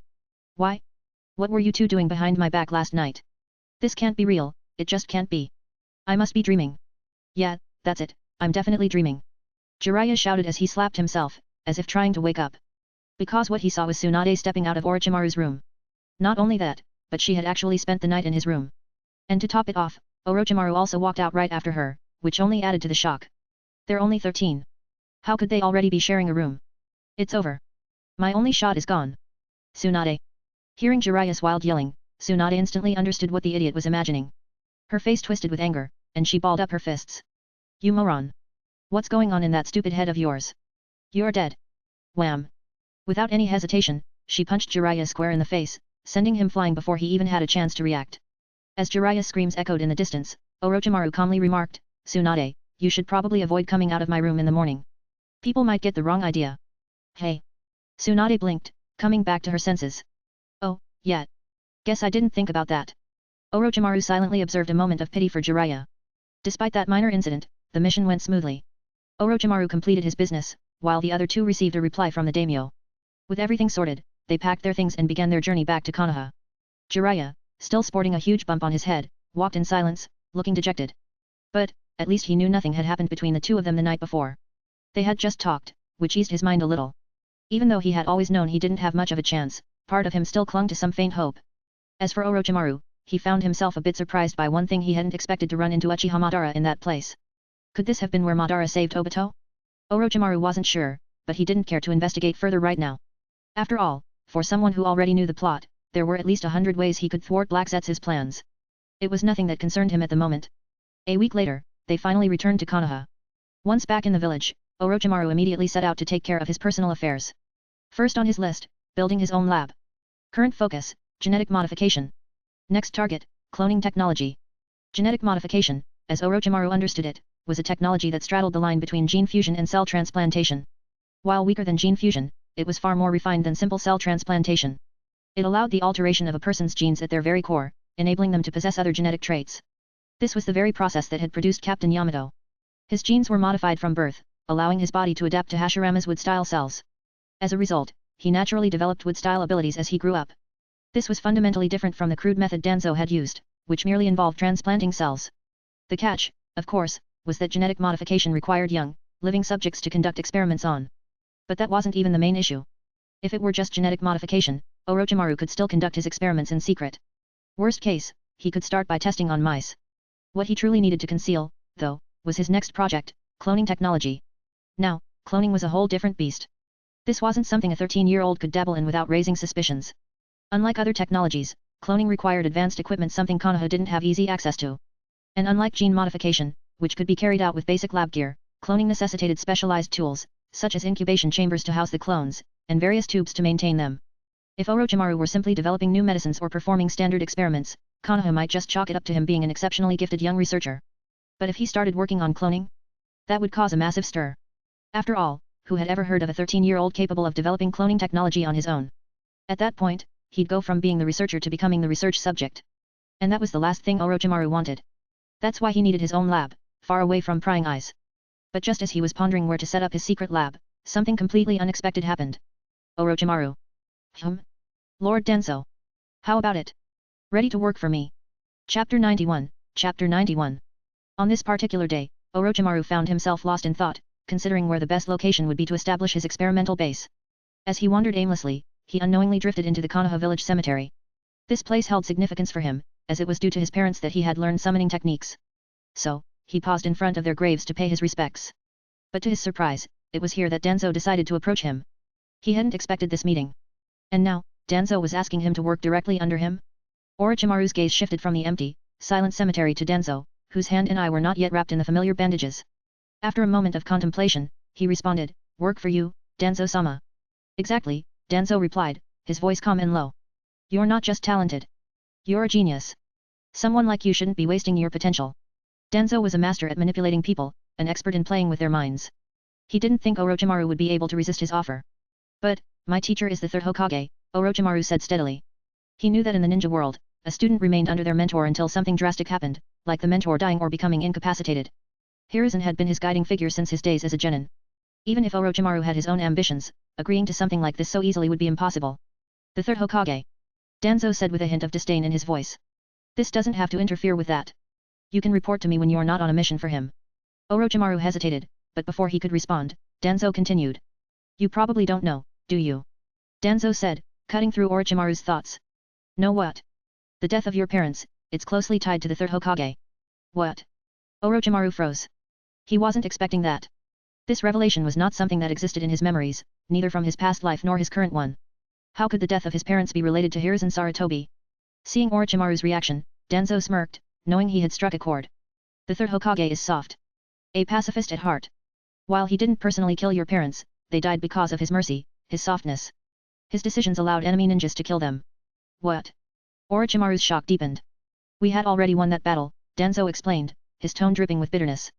But the third Hokage decided to spare the enemy in the name of peace between villages. Your parents were ambushed and killed by those very same enemies shortly after their release. I warned Hiruzen countless times. We are shinobi, we should never show mercy to the enemy. But Hiruzen never listens. Danzo's words echoed in Orochimaru's mind. He could feel his heartbeat slowing as his thoughts began to calm. Was Danzo telling the truth? Orochimaru couldn't say for certain, but based on what he knew of Sarutobi Hiruzen's character, it wasn't impossible. The third Hokage was indeed known for his idealism, for trying to balance peace and war. Orochimaru wasn't foolish. He knew he could find out the truth of Danzo's words through his own investigations. But there was no reason for Danzo to lie if he truly wanted to recruit him. Sure, it sounded like Danzo was manipulating the narrative to push the blame onto Hiruzen, but in the end, wasn't there some truth to it? If Hiruzen had acted differently, his parents might still be alive today. Orochimaru narrowed his eyes. In his past life, he never understood Orochimaru's motivations during the Chunin exam arc. Why did he enact the Konoha Crush plan? Killing Hiruzen just to prove his strength? It never made sense to him. Why would someone kill their mentor for such a shallow reason? After all, Orochimaru had been a kind-hearted child once. He fought fiercely for Konoha, and despite his ambitions, he wasn't someone who would simply murder his teacher for trivial reasons. Not to mention, Hiruzen had let Orochimaru go after discovering his human experiments. Why would Orochimaru want to kill the person who spared his life? Now, everything made sense. It wasn't just about ambition. Danzo had planted the seeds of darkness in Orochimaru's heart long before his defection. Orochimaru's mind raced. Danzo watched him closely, knowing his words were sinking in. Orochimaru, everything I've said is to ease your conscience. Working under me doesn't have to be a burden. Danzo then turned to leave, his confidence unwavering. He was certain he had swayed Orochimaru. After all, manipulating talented young minds was his specialty. But in reality, Orochimaru had wanted to cooperate with Danzo for a while now. He had just never had the chance to approach him directly. Now, with Danzo coming to him, the timing couldn't be more perfect. However, he knew better than to let his enthusiasm show. While Danzo's story was surprising, it didn't truly affect him. Orochimaru had long detached himself from emotional ties. His parents' death, while tragic, wasn't a driving force for him anymore. What truly intrigued him was the realization that the power struggles within Konoha's leadership had already begun in full force. If Orochimaru allied with Danzo, Hiruzen would undoubtedly distance himself. But many of Orochimaru's plans required access to resources that only Danzo could provide. Hiruzen, with his pacifist tendencies, would never allow Orochimaru to delve into the kinds of experiments he was planning. Hiruzen would never approve of anything related to the first Hokage's cells or access to the sealed book. And there was a big difference between experimenting on corpses and conducting live experiments. It wasn't long before Orochimaru made up his mind. That very night, Orochimaru made his way to the headquarters of Root, ready to meet with Danzo once more. Chapter 92, Chapter 92. Root, located in the most secluded corner of Konoha, stood isolated by a thick stone door. From the outside, the place had a dark, ominous feel. Inside, it stretched like a deep well, plunging into the underground labyrinth beneath the village. As Danzo often said, this was the root of Konoha, where the root ninjas lived, hidden from the surface. Danzo, het. Orochimaru glanced at the massive stone door, a small smile playing on his lips. Without a second thought, he operated the mechanism, causing the door to slowly grind open, revealing the deep abyss within. Once inside, he leaped down the well-like entrance, descending several times before the stone door sealed shut behind him. The darkness here was almost suffocating, with barely enough light to make out the shapes around him. Stop! Who dares to enter Root without permission? Any unauthorized intruder will be killed on sight. As soon as Orochimaru landed, 4 masked ninjas from Root surrounded him. Their masks were more vibrant and sinister looking than the standard Anbu, giving them an even more menacing appearance. The 4 of them held weapons at the ready, their eyes cold and ruthless, prepared to strike at a moment's notice. Orochimaru's brow furrowed slightly, and he was just about to counter when Danzo's voice rang out from the shadows. Stand down. I summoned him. Danzo stepped forward from the dark recesses of the underground. Leave us. Yes, sir. With that, the 4 Root members sheathed their weapons and retreated without another word. Danzo smiled faintly as he looked at Orochimaru. I'm glad you came. I just want to know the full story, and why you've chosen me, Orochimaru replied, his voice calm but lacking the deference one might expect from a subordinate. This casual tone didn't sit well with the nearby Root ninjas, though Danzo himself didn't seem to mind. Danzo smirked. I knew you'd ask that. Let's talk while we walk. Orochimaru nodded, and they began moving deeper into the root base. As they walked, Danzo once again explained his previous story, how the third Hokage's mercy had led to Orochimaru's parents' deaths. He laid the blame squarely on Hiruzen, painting him as the cause of their untimely end. Orochimaru, for his part, listened carefully. He knew there was some truth to Danzo's words.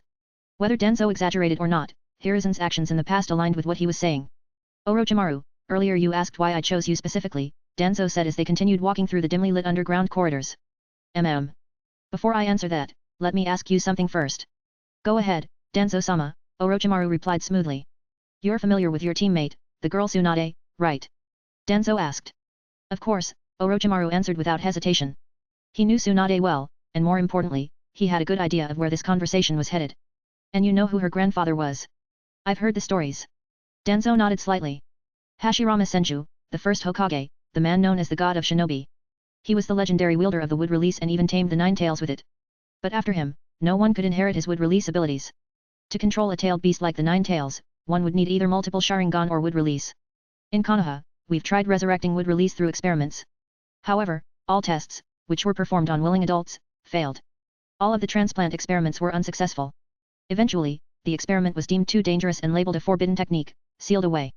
I had almost given up on it, until I met you. Orochimaru raised an eyebrow.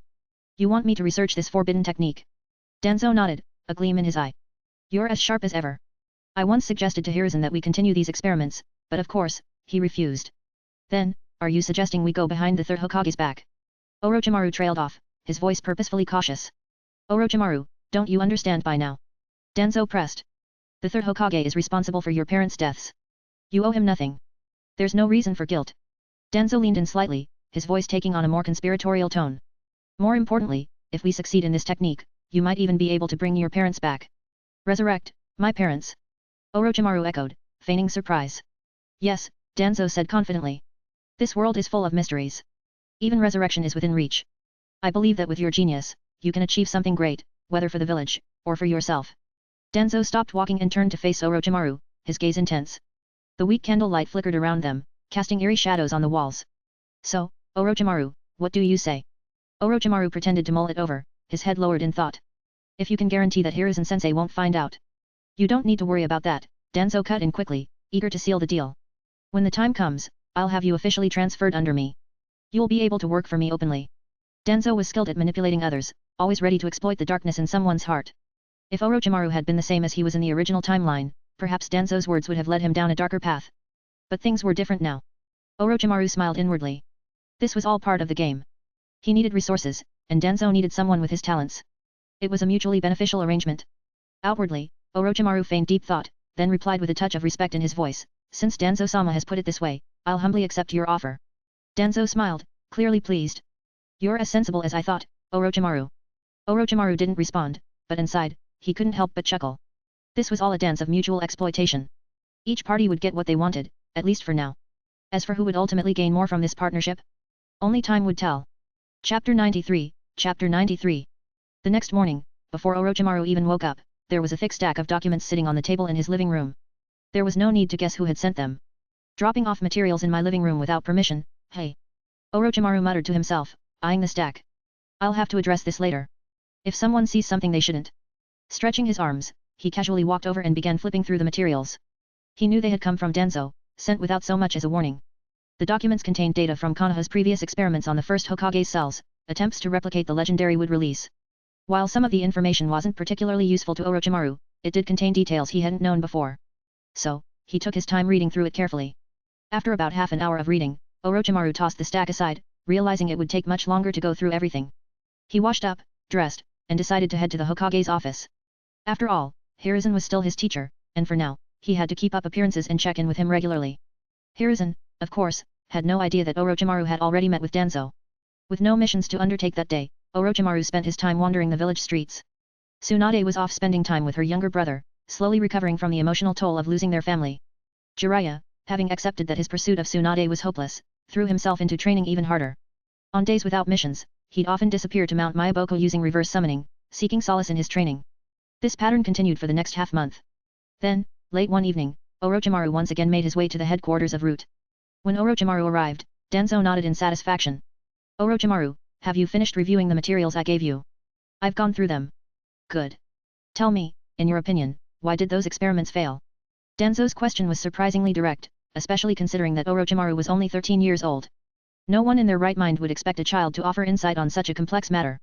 Danzo didn't actually expect a real answer, he just wanted to gauge Orochimaru's thinking process and measure his potential. But Orochimaru didn't flinch. According to the data, it's because the first Hokage's cells hold immense power, too much for an ordinary human body to withstand. Orochimaru spoke calmly, explaining the potential causes of cell rejection, detailing the complications the subjects faced. Danzo's eyes widened, though he quickly masked his surprise. How could he understand this much just by reading the reports for half a month? He thought to himself. It had only taken him a short time to not only comprehend the data but to identify the core problem of the experiment. Danzo, always one to hide his emotions, quickly regained his composure. He knew Orochimaru had been immersed in self-study for years, starting from the age of 6. 6 or 7 years of focused learning, paired with an extraordinary natural talent, had turned Orochimaru into an expert in scientific research at an astonishingly young age. Calming himself, Danzo continued with his usual air of authority. You've got keen insight, Orochimaru.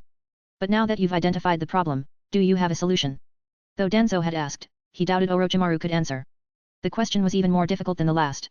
Still, Danzo couldn't help but feel that perhaps this boy might surprise him again. Orochimaru was unfazed. According to the data, there are 3 potential solutions. Danzo's heart skipped a beat. 3 solutions? He could hardly believe his ears. This kid's only been reading for half a month, and he's not only figured out the cause of the failure, but now he's suggesting solutions? Go on, Danzo urged, doing his best to contain his rising curiosity. The first method is to dilute the first Hokage's cells. By weakening their power, it could make them compatible with the average ninja's body. Danzo nodded thoughtfully. But if you dilute the cells too much, you lose the strength that made them valuable in the first place. Exactly, Orochimaru agreed. It might only retain 1% of the original power, so it's not an ideal solution. Danzo nodded again. And the second? The second method would be to strengthen the host's body, enhancing their physical endurance until they can withstand the first Hokage's cell energy. We've considered that as well, Danzo responded. But it's nearly impossible. Even with the strengthening potions you've developed, no one's body could reach that level. Perhaps, Orochimaru said, a sly smile crossing his face. Which brings us to the third method. Danzo leaned in, intrigued. What's the third method? Orochimaru raised a single finger.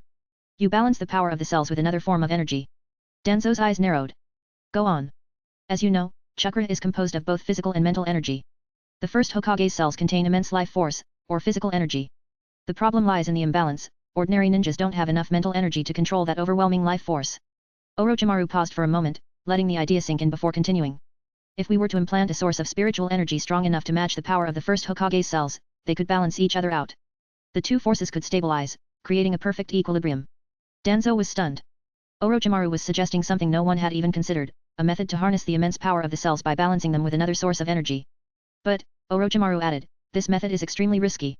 Achieving and maintaining that balance would be incredibly difficult. One mistake, and the subject could die. Danzo's breath caught in his throat. Orochimaru, you're a genius.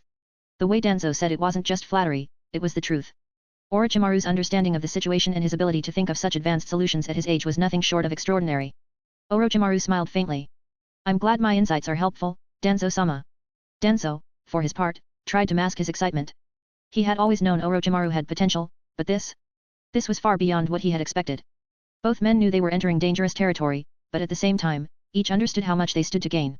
In this game of mutual advantage, it would all come down to who could use the other more effectively. Danzo grinned. With your brilliance, Orochimaru, we'll be able to achieve great things, for Konoha, and for ourselves. Chapter 94, Chapter 94. Konoha's researchers weren't ignorant. They had considered the first 2 methods Orochimaru had mentioned. Diluting the power of the first Hokage's cells was essentially useless, as it stripped away the very strength they sought to harness. Enhancing the physical body, while plausible in theory, was far too difficult. After all, the bloodline of a ninja set natural limits. Without a strong lineage, no amount of training could push someone to withstand such power. Even if the body were somehow enhanced, there would still be cell rejection. That's why the experiments were abandoned. But now, this third method Orochimaru proposed was something entirely new, something they hadn't even dared to think of. Danzo's initial impression of Orochimaru as a genius shifted slightly. Now, he began to see him as something else, a madman.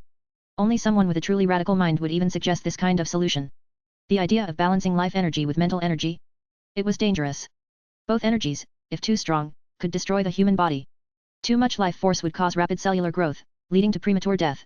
And too much mental energy would result in madness, a complete loss of one's sense of self. One force alone was perilous enough. But both? It wasn't that the Konoha researchers hadn't thought of it, it was that they hadn't dared to consider it. Yet now, hearing the idea from Orochimaru, Danzo was struck by a sense of clarity. Perhaps this seemingly reckless method could work. Two forces, equally powerful, constantly restraining and balancing each other. Could it be feasible? As Danzo pondered this, Orochimaru subtly lowered his head, the faintest trace of a smile tugging at the corners of his lips. It seems I've earned Danzo's trust, he thought to himself. To be honest, Orochimaru didn't know how the version of him from the original timeline had initially connected with Danzo, nor did he know exactly when they had first begun working together. What he did know was that in the original story, their collaboration likely didn't happen until after the Second Great Ninja War, when Orochimaru had already started delving into forbidden jutsu. But none of that mattered now. Orochimaru was revealing his scientific prowess earlier, getting Danzo's attention long before those events. The third method he had mentioned was, in fact, something Danzo eventually used in the original series. However, Danzo didn't yet possess the resources or knowledge to implement it at this point, so Orochimaru's words came as a true revelation to him. Of course, Orochimaru had other methods up his sleeve, ways far beyond what he was telling Danzo. Gene fusion, genetic modification, or even advanced genetic enhancement fluids could all unlock the power of the first Hokage's cells. But those were techniques Orochimaru wasn't willing to share just yet. Revealing everything would only diminish his leverage. The more cards he held, the more control he would have in this dangerous game. And Orochimaru was intent on keeping those cards close to his chest. The outcome of the meeting was inevitable. Danzo trusted Orochimaru now. Part of that trust was due to Orochimaru's obvious talent. The other part? Danzo's belief in his own ability to manipulate people, to bend them to his will. Orochimaru's youth was also a factor. Who would suspect that a 13-year-old could not only be a time traveler with vast knowledge but could also be more cunning than Danzo himself? Danzo brought Orochimaru deeper into the Root's inner workings, showing him the hidden facilities and introducing him to his operatives. The layout of Root wasn't as sparse as it appeared from the outside. There were training rooms, relaxation areas, workspaces, everything a secretive organization might need. They eventually arrived at the training hall, where the dim lighting barely illuminated the 30 or so Root operatives practicing within. Their movements were swift and precise, despite the low visibility. "Let me introduce you to someone," Danzo said, stopping abruptly. Though his voice was low, it carried a weight that made everyone in the room stop what they were doing. In an instant, all the ninjas dropped to one knee, bowing to Danzo in perfect unison. Orochimaru couldn't help but admire their discipline. No wonder Danzo was so fixated on power. The sheer authority he commanded was intoxicating. Satisfied with the response, Danzo addressed the group. "This is Orochimaru. From this day forward, he has the right to come and go as he pleases. You are to treat him as one of your own." "Understood." "Yes, Lord Danzo," the Root members responded in perfect harmony. Though some of them glanced at Orochimaru with curiosity or confusion, none of them questioned the order. Root operatives didn't question. They simply obeyed. Having finished his announcement, Danzo turned back to Orochimaru. "This will be your new home. I trust you'll get along with the others." "I understand," Orochimaru said quietly. He knew that by stepping into this world, he was becoming more deeply involved in Konoha's inner political struggles. Regardless of who would eventually win or lose, he doubted his own fate would be a peaceful one. But none of that mattered. What mattered was power. "Now, I'll have someone show you around so you can get familiar with the place," Danzo said, motioning to one of his subordinates. "Tomorrow, if there's no mission, I'll take you somewhere else." Orochimaru nodded but didn't ask where. He understood that in the world of ninja, such questions were unnecessary. Seeing Orochimaru's calm demeanor, Danzo nodded in approval and called over one of his operatives. "Gui, take Orochimaru around," Danzo ordered. "Yes, Lord Danzo." Gui, a short and thin ninja, stepped forward. He was even more slender than Orochimaru, and stood no taller than 165 centimeters. Like all Root members, Gui was silent, following orders without question. Orochimaru walked ahead, with Gui trailing behind him, saying nothing. Though Orochimaru was a well-kept secret within Konoha, Root ninjas weren't privy to that knowledge. As a result, Gui looked at Orochimaru with a mix of doubt and curiosity. He didn't understand why someone who appeared even younger than himself had earned such special treatment from Danzo. "Well, what is it?" Orochimaru suddenly stopped walking, turning to face Gui. Gui blinked in confusion. "What do you mean? You're called Gui, right?" Orochimaru asked, a slight smile on his face. "No, that's just my code name," Gui replied tersely. "What's your real name?" Orochimaru pressed. I don't have one," Gui answered simply. Orochimaru chuckled softly. "Ah, I see. Just as I expected. Show me your tongue, then." Gui looked startled. "My tongue?" Orochimaru nodded, still smiling. "Yes. Let me see it." Chapter 95, Chapter 95. Orochimaru's sudden and strange request left Gui momentarily stunned. He couldn't quite process it. Why would Orochimaru want him to stick out his tongue? And while walking, no less. Did this kid have some odd hobby or quirk? But seeing how much Danzo seemed to favor Orochimaru, Gui didn't dare refuse outright. "Can I at least ask why?" Gui ventured cautiously. Though both Root ninjas and the Hokage's ANBU were categorized as covert operatives, the truth was, their duties were different. Hokage's ANBU often handled missions targeting external threats, so while they wore masks to hide their identities during operations, they didn't have to be as secretive in their daily lives. When not on missions, they could be seen without their masks, walking openly in the village. Root operatives, on the other hand, lived in the shadows. Most of them had no names, no families, and were expected to bury their emotions. Their work was far darker, sometimes involving tasks against their own people. Their faces had to remain hidden even more meticulously than the Hokage's ANBU, as secrecy was paramount to Root's operations. Many had worked together for years without ever knowing what the other looked like under the mask. Orochimaru seemed to sense Gui's hesitation. There's no particular reason, I just want to take a look. You can remove half the mask, it's nothing serious. Gui remained unsure. Don't worry, Orochimaru added, his voice calm yet unsettling. If anyone questions you, you can put the blame on me. I'm sure Danzo-sama wouldn't hold it against you. There was something about Orochimaru's tone that left Gui even more perplexed. Was this kid really confident enough to take responsibility for whatever might happen? Was he really that trusted by Danzo? Or was it something else? Gui's thoughts swirled, but he knew better than to delay for too long. Orochimaru's request wasn't outrageous, just strange. And Gui didn't want to upset someone who seemed so close to Danzo. After a moment of hesitation, Gui nodded. All right. He pulled down half of his mask and reluctantly stuck out his tongue. This bizarre request still had him on edge, but Orochimaru only glanced at his tongue for a second before turning away, satisfied. Good. That's all I needed. Gui blinked, confused but relieved. He had half expected Orochimaru to ask something even stranger, but nothing happened. Orochimaru had just wanted to check, and that was it. Orochimaru, meanwhile, had confirmed his suspicions. As I thought. He had suddenly stopped walking earlier because he recalled that Root operatives eventually had a curse mark placed on their tongues, a seal that ensured they could never reveal Root's secrets. However, when Gui showed his tongue, it was clear that the mark hadn't been implemented yet. So the curse mark hasn't been created yet, Orochimaru mused to himself. Which means I'll likely be the one to develop it for Danzo in the future. Orochimaru smiled to himself. Everything was falling into place. Dash. The next morning dawned bright and sunny. The village of Konoha was alive with the usual sounds of laughter and bustling activity. After getting up and going through his usual morning routine, Orochimaru headed to the Hokage's office to report in. Despite his secret dealings with Danzo, he still kept up appearances as a loyal student of Hiruzen. And truthfully, Orochimaru didn't feel any guilt about working with Danzo. His loyalty wasn't rooted in personal attachments, it was in his desire for knowledge and power. As long as he wasn't directly betraying Sarutobi by trying to kill him, he saw no conflict. He simply wanted to get what he desired, whether that was from the Hokage or from Danzo. Today, as usual, there were no missions that particularly interested him. Orochimaru had some pharmaceutical business dealings with smaller countries and was hoping for an overseas mission. Even though he had recently secured more resources through his partnership with Danzo, money was still something he could never have too much of. Orochimaru, about your earlier potion, there seem to be no side effects, Hiruzen remarked as they discussed the mission roster. Orochimaru nodded. Yes, sensei. I've tested it extensively. No side effects have appeared. It had been about a month since the initial field tests of the genetic enhancement potion. Given that potions designed to boost combat effectiveness usually showed side effects within hours, this potion had passed the test of time. Well, the third Hokage continued, the results have been promising. Can this potion be mass-produced?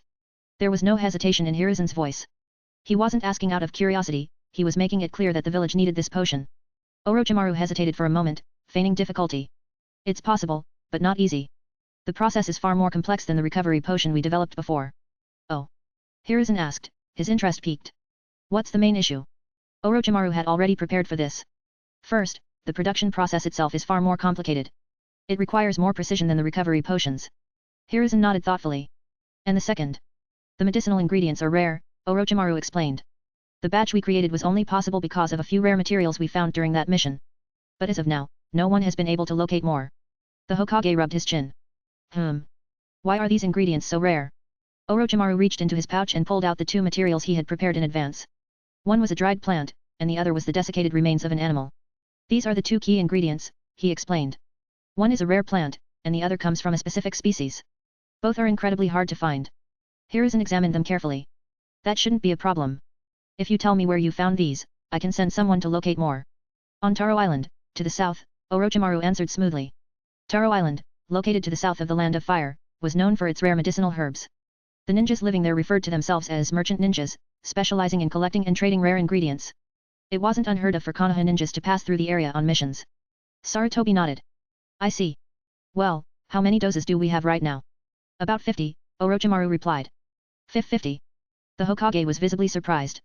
He had been expecting far fewer, maybe 5 at most. But 50? That was an incredible quantity for something so rare. Hiruzen, always measured in his emotions, couldn't help but show a flicker of excitement.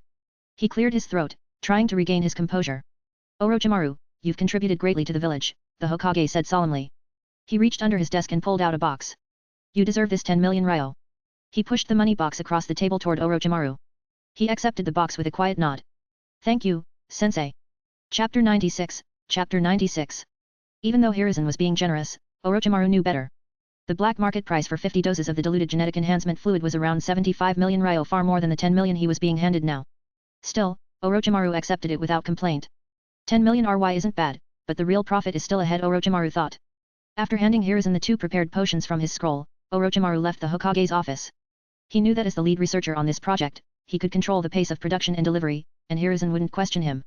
The Hokage was well aware of how valuable these potions were and trusted Orochimaru implicitly. Hiruzen, on the other hand, understood that the payment was too little for what Orochimaru was delivering.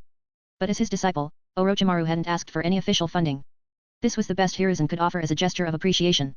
Meanwhile, Orochimaru casually strolled through the village streets, the 60 million ryo from his black market dealings already resting comfortably in his pocket. He couldn't help but marvel at how easily he was able to make money. Other ninjas take on dangerous missions for mere tens of thousands or, at best, a few million ryo. Meanwhile, I can earn tens of millions with minimal effort. If this were the modern world, Orochimaru thought with a smirk, it would be the ultimate rags to riches story. The weakened versions of his genetic enhancement and healing fluids were already popular, but if he introduced something more powerful, like the gene fusion fluid, the entire ninja world would be thrown into chaos. After all, gene fusion could theoretically create someone with the power of the first Hokage. But Orochimaru knew better than to release such power into the hands of others. He understood that giving too much power too soon would make people uncontrollable. History had already shown what happened when people were given too much strength, like Kage's 2 sons who betrayed their own mother after inheriting her abilities. Orochimaru chuckled to himself. Yes, the god-making plan will have to wait. For now, I don't have the strength to control anyone like that. Just as these thoughts crossed his mind, a familiar voice called out to him. Hey, Orochimaru. Tsunade's voice rang through the street.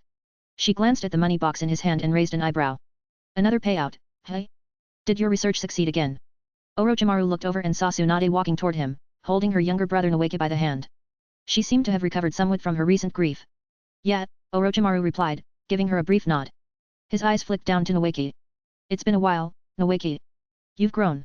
Noeke, hiding behind Tsunade's leg, looked at Orochimaru with wide eyes, clearly intimidated by the man's appearance. Yeah, he's grown a bit, Tsunade replied, smiling at her brother. You haven't visited in a while, Orochimaru. Noeke, greet him properly. But Noeke, unnerved by Orochimaru's snake-like golden eyes, shrank back further behind his sister. Seeing his reaction, Tsunade crouched down and tried to reassure him. What's wrong? This is Orochimaru and I. He used to hold you when you were a baby. Noeke shifted uncomfortably and mumbled a reluctant response. I know. Tsunade sighed, shaking her head. You're not usually this shy. Orochimaru, observing the boy's hesitation, spoke up calmly. It's fine. Children are often afraid of people they don't know well. It was true Orochimaru had held Noeke once before, but that was back when he was barely 2 years old, before Tsunade's parents had died. Since then, they hadn't interacted much. Noeke, a bit embarrassed, puffed up his chest and muttered defiantly, I'm not afraid. I'm just curious. Tsunade raised an eyebrow. Curious? About what? The boy hesitated for a moment before blurting out, why are his eyes like that? They're kinda scary. The bluntness of his words caused Tsunade's face to flush with embarrassment. She quickly waved her hands in apology. I'm sorry, Orochimaru. He doesn't mean any harm. He's just a kid. But Orochimaru waved it off with a small smile. No offense taken. Children often say what's on their minds. In truth, Orochimaru's golden vertical pupils did resemble those of a snake. While not exclusively snake-like, many predators shared this characteristic, and it wasn't surprising that a young child would find them unsettling. However, Noeke's innocent comment didn't bother Orochimaru. After all, he could easily alter the shape and color of his eyes with his abilities if he ever felt the need to blend in. But he didn't bother. There was no point in hiding who he was. I bet if you gave me something to eat, I wouldn't be afraid anymore. Noeke said suddenly, perking up at the mention of food. Before he could finish, Tsunade placed a firm hand on his head. Noeke, what did I tell you about manners? You can't just ask people for food like that. But sister, Noeke protested, looking up at her with wide eyes. Isn't Orochimaru and I your boyfriend? We're family, right? So it's fine. Both Tsunade and Orochimaru were momentarily stunned by Noeke's bold statement. Tsunade's cheeks turned red as she tried to find words, and Orochimaru blinked, mildly surprised. Haha, you sure know a lot for your age, Orochimaru finally said with a laugh. Come on then, I'll treat you to some dango. Really? Noeke's eyes lit up with excitement. Of course, Orochimaru replied, turning on his heel. Follow me if you want to eat. Without a second thought, Noeke eagerly followed Orochimaru, leaving a flustered Tsunade standing there. After a moment, she let out a small laugh and trailed after them, smiling at the sight of her little brother's happiness. Dash. At the dango shop in Konoha, Noeke was happily devouring the sweet and savory treats while Tsunade and Orochimaru sat nearby. As Noeke focused on his food, Orochimaru reached into his ninja pouch and pulled out 2 vials of green liquid. Here, he said, passing them to Tsunade. This is the result of my latest research.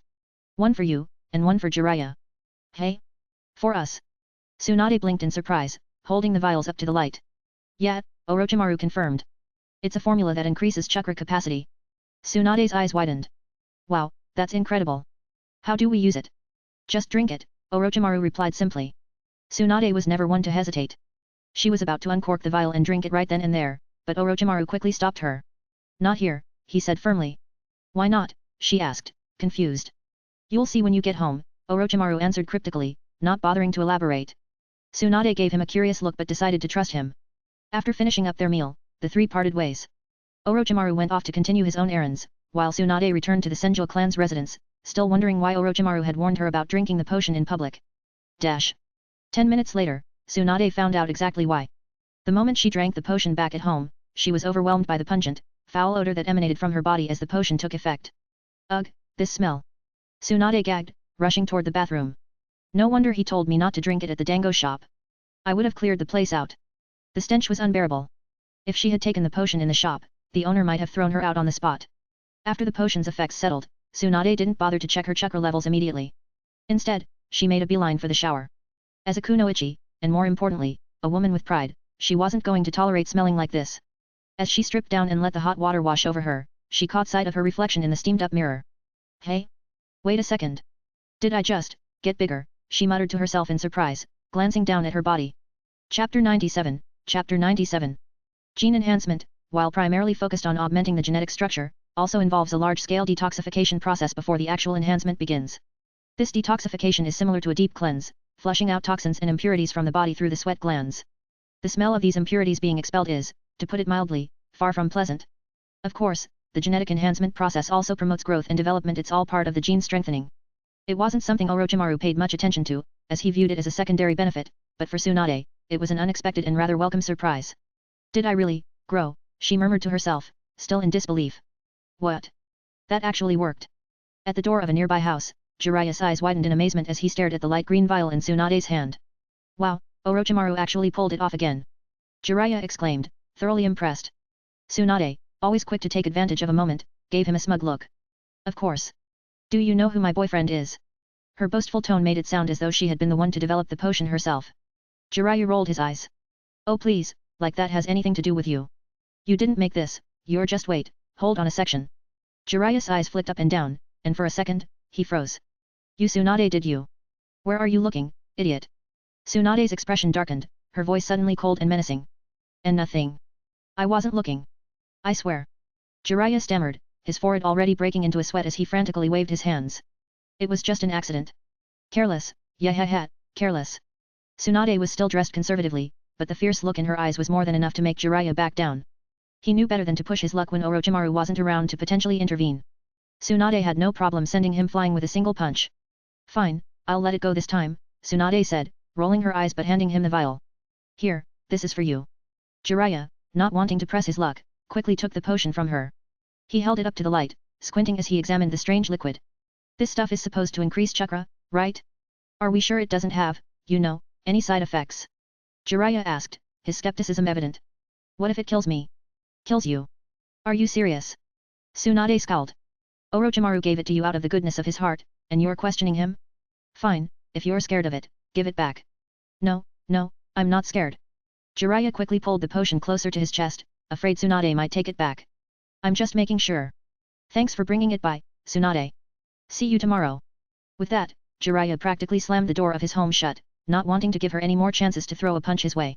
For all his bravado, he wasn't stupid. He knew better than to provoke Tsunade when she was already in a good mood. Leaning back against the door, Jiraiya stared at the vial in his hand. He might have been acting overly cautious in front of Tsunade, but deep down, he trusted Orochimaru's work. After all, if this potion really could boost chakra, it would help him immensely with his sage mode training. Jiraiya's grin widened. If this worked, he'd be able to master his techniques even faster. Meanwhile, outside, Tsunade stood in silence for a moment, staring at the closed door. A thought crossed her mind, one she couldn't quite shake. This potion promotes growth and development. Does Orochimaru think I'm too small? Is that why he gave it to me? She blinked, her cheeks flushing slightly. No. That can't be, right? Time passed, and soon night had fallen over Konoha. The bright moon hung low over the village, casting its pale light across the rooftops and streets. Far from the village's center, in a remote part of Konoha, a small stone gate stood hidden away. Several masked root ninjas stood guard near the entrance. Inside the stone gate, two figures spoke in hushed voices. Orochimaru, completely unaware of Tsunade's overthinking, was far more captivated by what lay in front of him, a massive laboratory filled with advanced equipment. This is the laboratory where the previous experiments were conducted, Danzo said, his voice calm and measured. I've had it cleaned up for you. Let me know if there's anything else you need, and I'll have it brought here. Danzo knew he had to show sincerity if he wanted to keep Orochimaru on his side. If Orochimaru was going to help him, the least he could do was provide him with the proper tools and resources. Orochimaru glanced around, inspecting the vast lab. It was filled with various experimental chambers and equipment, everything he needed for his research. I was thinking I'd have to build something myself, Orochimaru mused, but with this space, I could easily carve out 2 secret rooms in here without Danzo ever noticing. Danzo rarely visited the lab himself, so the risk of discovery was minimal. The equipment is mostly sufficient, but there are a few things missing, Orochimaru said after completing his inspection.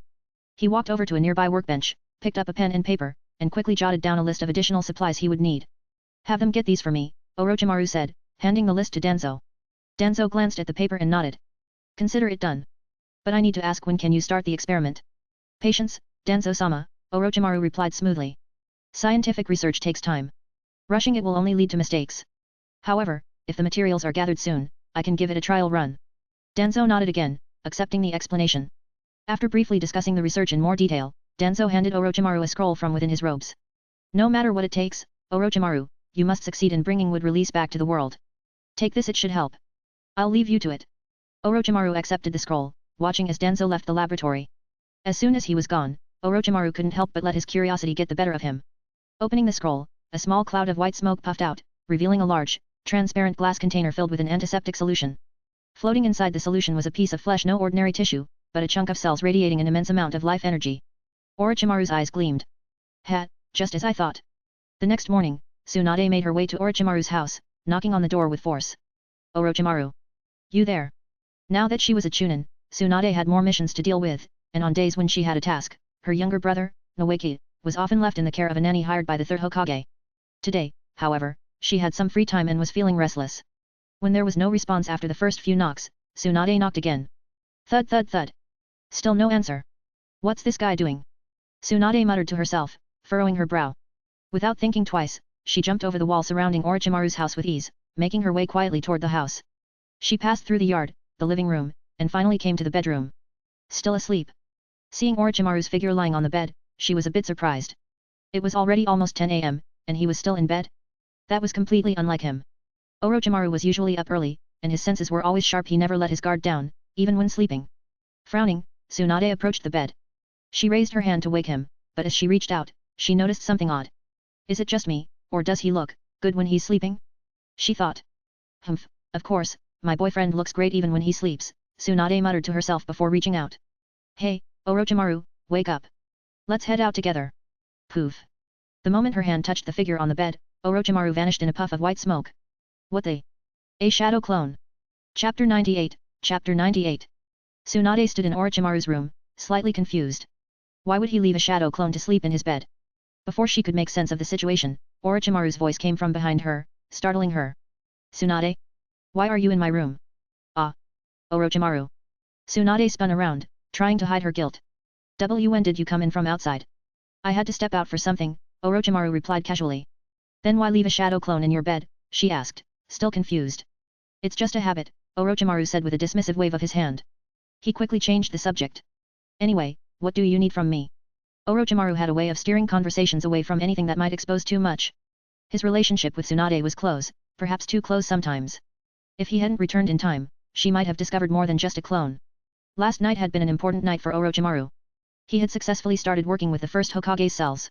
While he hadn't fully perfected the process yet, the progress he made in just one night was astounding. Decomposing, isolating, and fusing the cells was a huge breakthrough. Tsunade, still slightly perplexed, shrugged off the strange situation. I've been feeling a bit bored lately. I thought maybe we could do a mission together. Sorry, I can't. I need to rest today, Orochimaru said, stretching his arms. Plus, I have to finish making the last of the potions tonight. Oh, okay. Tsunade nodded, understanding. She knew Orochimaru's research was important and that their team's mission schedule often revolved around his projects. Suddenly, Tsunade's mood lightened. Hey, Orochimaru, have you noticed anything different about me today? Different? Orochimaru looked at her with mild curiosity, scanning her from head to toe. She was wearing her usual green top, blue belt and mesh-edged shorts. Did you get new clothes? Nope. Tsunade said with a grin. Changed your hairstyle? Wrong again. She spun around playfully and puffed out her chest slightly. It's so obvious. Can't you see it? Orochimaru's eyes narrowed for a moment before a faint smile formed on his lips. Ah, I see now. Haha, I get it. You've grown a bit, haven't you? Tsunade's face lit up. Exactly. It's thanks to that enhancement potion you made, isn't it? Orochimaru nodded, though he didn't show much excitement. It seems so. The potion promotes overall growth and development alongside its primary function. It wasn't my main focus, but it's a nice side effect. Tsunade pouted slightly. Did you think I was too small before? Is that why you developed the potion? Orochimaru smirked. No, you're overthinking it. Really? Are you sure? You've asked me that at least 8 times now, Orochimaru said, raising an eyebrow. Aren't you tired of it yet? Tsunade laughed, clearly in a playful mood. Hehe, I know I guessed wrong, but, as my boyfriend, wouldn't you like to test it out? Test it out? Orochimaru's face remained stoic, though inwardly, he couldn't help but find Tsunade's behavior amusing. Tsunade, eager to show off her improvement, was clearly trying to provoke a reaction. Orochimaru, however, had little interest in engaging with her teasing. Instead, he turned around, walked to the bed, and lay down, pulling the blanket over himself as if he hadn't heard her. Tsunade blinked in disbelief. She had been joking, trying to get a rise out of him, but his complete lack of response left her speechless. Seriously? You're just going to sleep, she muttered, a bit annoyed. With a sigh, she realized there was no point in pushing further. Orochimaru had clearly checked out of the conversation. In the end, she smiled and left the room quietly, leaving Orochimaru to his rest. Orochimaru slept until the afternoon. After waking up, he headed straight to Konoha's testing base to begin work on the genetic enhancement fluid he had promised Hiruzen. His schedule was relentless. In just 5 days, he produced 50 vials of the weakened enhancement fluid. Once he finished, he settled into a routine spending his days refining genetic modification techniques at Konoha's experimental base, while also crafting potions to sell during future missions. After wrapping up his work in the afternoon, he would head to the secret lab Danzo had provided, where he worked deep into the night, often until 11 o'clock. The details of his experiments were far too complex for others to understand, and Orochimaru wasn't inclined to explain them to anyone. As long as he kept producing results, no one questioned his methods. A month later, Hiruzen stood in his office, looking down at the 3 high-end boxes of genetic enhancement fluids resting on his desk. Inside were the remaining 48 vials that Orochimaru had promised. Hiruzen nodded in satisfaction. Orochimaru truly is an invaluable disciple. 50 potions, each one capable of permanently increasing a ninja's combat effectiveness. The implications of such an enhancement were staggering. For the average ninja, these potions were already a powerful asset, but for a jounin, they were game-changing. Not every jounin had a large chakra reserve. Many relied on precise chakra control and skill, often having to carefully ration their chakra in battle. For clans like the Hyuga and Uchiha, where even the jounin sometimes had limited chakra reserves, these potions would be a significant boost in their abilities. And of course, there were other clans like the Aberme, Inyazuka, and Yamanaka, where some of their jounin could greatly benefit from this type of enhancement. Hiruzen, however, decided to reserve the first batch of potions for Konoha's core leadership, starting with himself and the other village elders. These 4 were the true backbone of Konoha, and ensuring their strength came first. After that, the remaining potions would be distributed to various clans based on merit and contributions to the village. Even though Danzo's influence would typically complicate Uchiha's involvement, Hiruzen knew it was essential to include them. A few days later, Hiruzen called a meeting with the clan heads of Konoha. The Hokage conference room was filled with leaders from various prominent clans. The excitement was palpable as Hiruzen explained the benefits of the new potions. These potions can permanently increase chakra reserves, Hiruzen said, smiling as he watched their reactions. It's been tested and verified. It's even more valuable than the recovery potions we've used before. However, the quantity is limited for now. The clan leaders exchanged glances, clearly impressed but also skeptical. Is this really possible? One of them asked. I couldn't believe it either at first, Hiruzen admitted, but I assure you, the results are real. The village's top scientists, including Orochimaru, have confirmed it. That's incredible, another leader exclaimed. However, Hiruzen continued, his tone becoming serious, because of the limited quantity, we've decided these potions will not be sold to outsiders. I've gathered you here today to ensure that each of your clans receives 1 dose, for now. More will be made available as rewards for those who make special contributions to the village. The clan leaders nodded in agreement. No one would turn down a potion that could increase a ninja's combat capabilities. We understand, Lord Hokage, said the head of the Nara clan. We'll follow your decision. Thank you, Sarutobi said, nodding in acknowledgement. Let's start with the head of the Hyuga clan. Chapter 99, Chapter 99. Hiruzen held the meeting to distribute the weakened genetic enhancement fluid, and it felt a lot like a company CEO handing out bonuses to employees. And in many ways, that wasn't too far from the truth. Konoha had been founded on the strength of two major clans, Senju and Uchiha, with the rest of the families and civilian ninjas coming to seek protection and opportunity. The structure wasn't all that different from the early stages of a company being formed.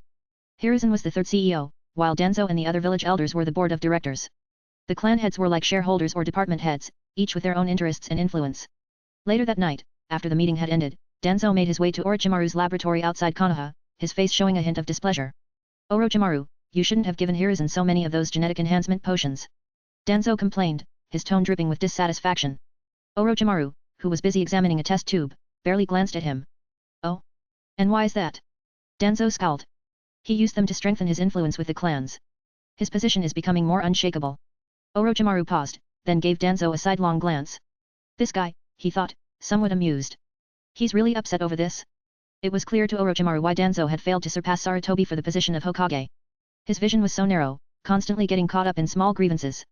He lacked the broader strategy needed to secure true, lasting power. Lately, Danzo had begun to believe that he had successfully brainwashed Orochimaru, so he felt more comfortable openly expressing his ambitions in front of him. And Orochimaru had played along, never showing any signs of disloyalty. That may be true, Orochimaru replied, still sounding nonchalant. But even without these potions, Sensei's position would continue to solidify. The village is at peace for now, and his approval is high. Danzo wasn't placated. Even so, you gave him too many. He crossed his arms in frustration, still grumbling. Orochimaru quickly understood where this was going. Danzo's real problem wasn't Sarutobi's increasing influence, it was that Orochimaru had given the Hokage so many potions while seemingly leaving Danzo with nothing. Ah, so that's what this is about, Orochimaru mused silently. He's upset I didn't save any for him. Smiling inwardly, Orochimaru reached under his workbench and pulled out a small iron box, placing it in front of Danzo. Danzo's eyes lit up momentarily, but his face remained as stoic as ever. After all, as the head of Root, he couldn't show his emotions so easily. Orochimaru, you have more of these? Of course not, Orochimaru replied smoothly. This box is just for you, Danzo-sama. I wouldn't deceive my own teachers so brazenly if it weren't to support you. Danzo's expression relaxed slightly, though his suspicion seemed to melt away completely. Orochimaru's words had hit just the right note, and Danzo believed him without further questioning. In truth, Orochimaru had prepared for this. He knew Danzo would become suspicious if he handed everything over to Hiruzen, so he had made sure to keep some potions aside just for him. After all, maintaining good relations with Danzo could be just as useful as aligning with the Hokage. Orochimaru, you never fail to impress me, Danzo said with a slight nod of approval, his tone finally softening. Orochimaru didn't respond, instead turning back to his experiments. He knew when to stay quiet, there was no need to say too much. Danzo had what he wanted, and Orochimaru's silence kept him content. Danzo, satisfied with his share, opened the iron box and found 5 bottles of the genetic enhancement fluid inside. It wasn't as much as Hiruzen had received, but it was more than enough for his purposes. Without another word, Danzo took the box and left the laboratory, his mood considerably improved. As soon as the door shut behind him, Orochimaru allowed himself a small, amused smile. He's treating those defective potions like treasure, Orochimaru thought with a chuckle. It's almost entertaining. In reality, the potions he'd given to Danzo were of lower quality, defective batches that wouldn't work as well as the ones Hiruzen received. But Danzo didn't know that, and he was content with what he'd been given. For Orochimaru, the advantages of aligning with Danzo far outweighed the risks. While Hiruzen was Konoha's official leader, Danzo was the shadow lurking behind the scenes. And one day, Danzo might even grant Orochimaru access to something as valuable as the Scroll of Seals. The potions themselves didn't matter much to Orochimaru. They were defects of the weakened versions that only worked on the first dose and didn't hold any personal value to him beyond their use as a tool for negotiation. Still, it amused him to see how much weight Danzo and the others placed on something that Orochimaru had already moved past. Time passed as Orochimaru continued his research. Konoha gathered statistics on the effectiveness of the genetic enhancement fluids, and the results were generally favorable. The chakra increase varied from 20% to 100%, though there were some fluctuations depending on the individual. Orochimaru had already expected this and offered a logical explanation for the variance. The more someone's chakra increases, the weaker their genetic structure was to begin with. Conversely, those who experience a smaller increase had better genes to begin with. It was a reasonable explanation, and the village accepted it without issue. However, not everyone was pleased. Tsunade, for instance, had her chakra increase by 40%, while Jiraiya's increase was only around 30%. This discrepancy drove her mad. Does this mean Jiraiya's genes are better than mine? Tsunade had complained to Orochimaru, clearly frustrated. Orochimaru had to suppress a sigh. Really? This again? In reality, the potions he'd given to both Tsunade and Jiraiya were the best quality ones he had. His own chakra increase was 50%, and he hadn't complained. Tsunade's 40% boost was actually among the best in Konoha, but she seemed hung up on the idea that Jiraiya's results meant something about their genetic superiority. Still, Orochimaru didn't care too much about the complaints. He was already working on something far more advanced. His personal experiments with the first Hokage's cells were going well, and he was confident that his own genetic enhancements would soon far surpass anything he had distributed so far. Months passed, and soon, half a year had flown by. One afternoon, in a secret experimental base located 5 kilometers outside of Konoha, Orochimaru stood before a small cage, a satisfied smile on his face. Inside the cage was a white mouse, which he had been experimenting on for weeks. "All right, show me what you can do," Orochimaru said, his voice calm but expectant. The mouse seemed to understand his command. It stood upright on its hind legs, put its front paws together, then stretched out one paw suddenly. Whoosh! A small wooden splinter, no bigger than a chopstick, shot out from the mouse's paw. "Finally!" Orochimaru whispered, a smile spreading across his face. Would release. A system notification rang in his mind. Ding! The genetic modification experiment was successful. Technology at this stage, cloning technology. The next stage of technology, advanced genetic enhancement fluid. Haha, it's finally done. Orochimaru laughed softly to himself, watching the mouse carefully. Although it had only produced a small piece of wood, it was still would release a testament to the success of the genetic modification.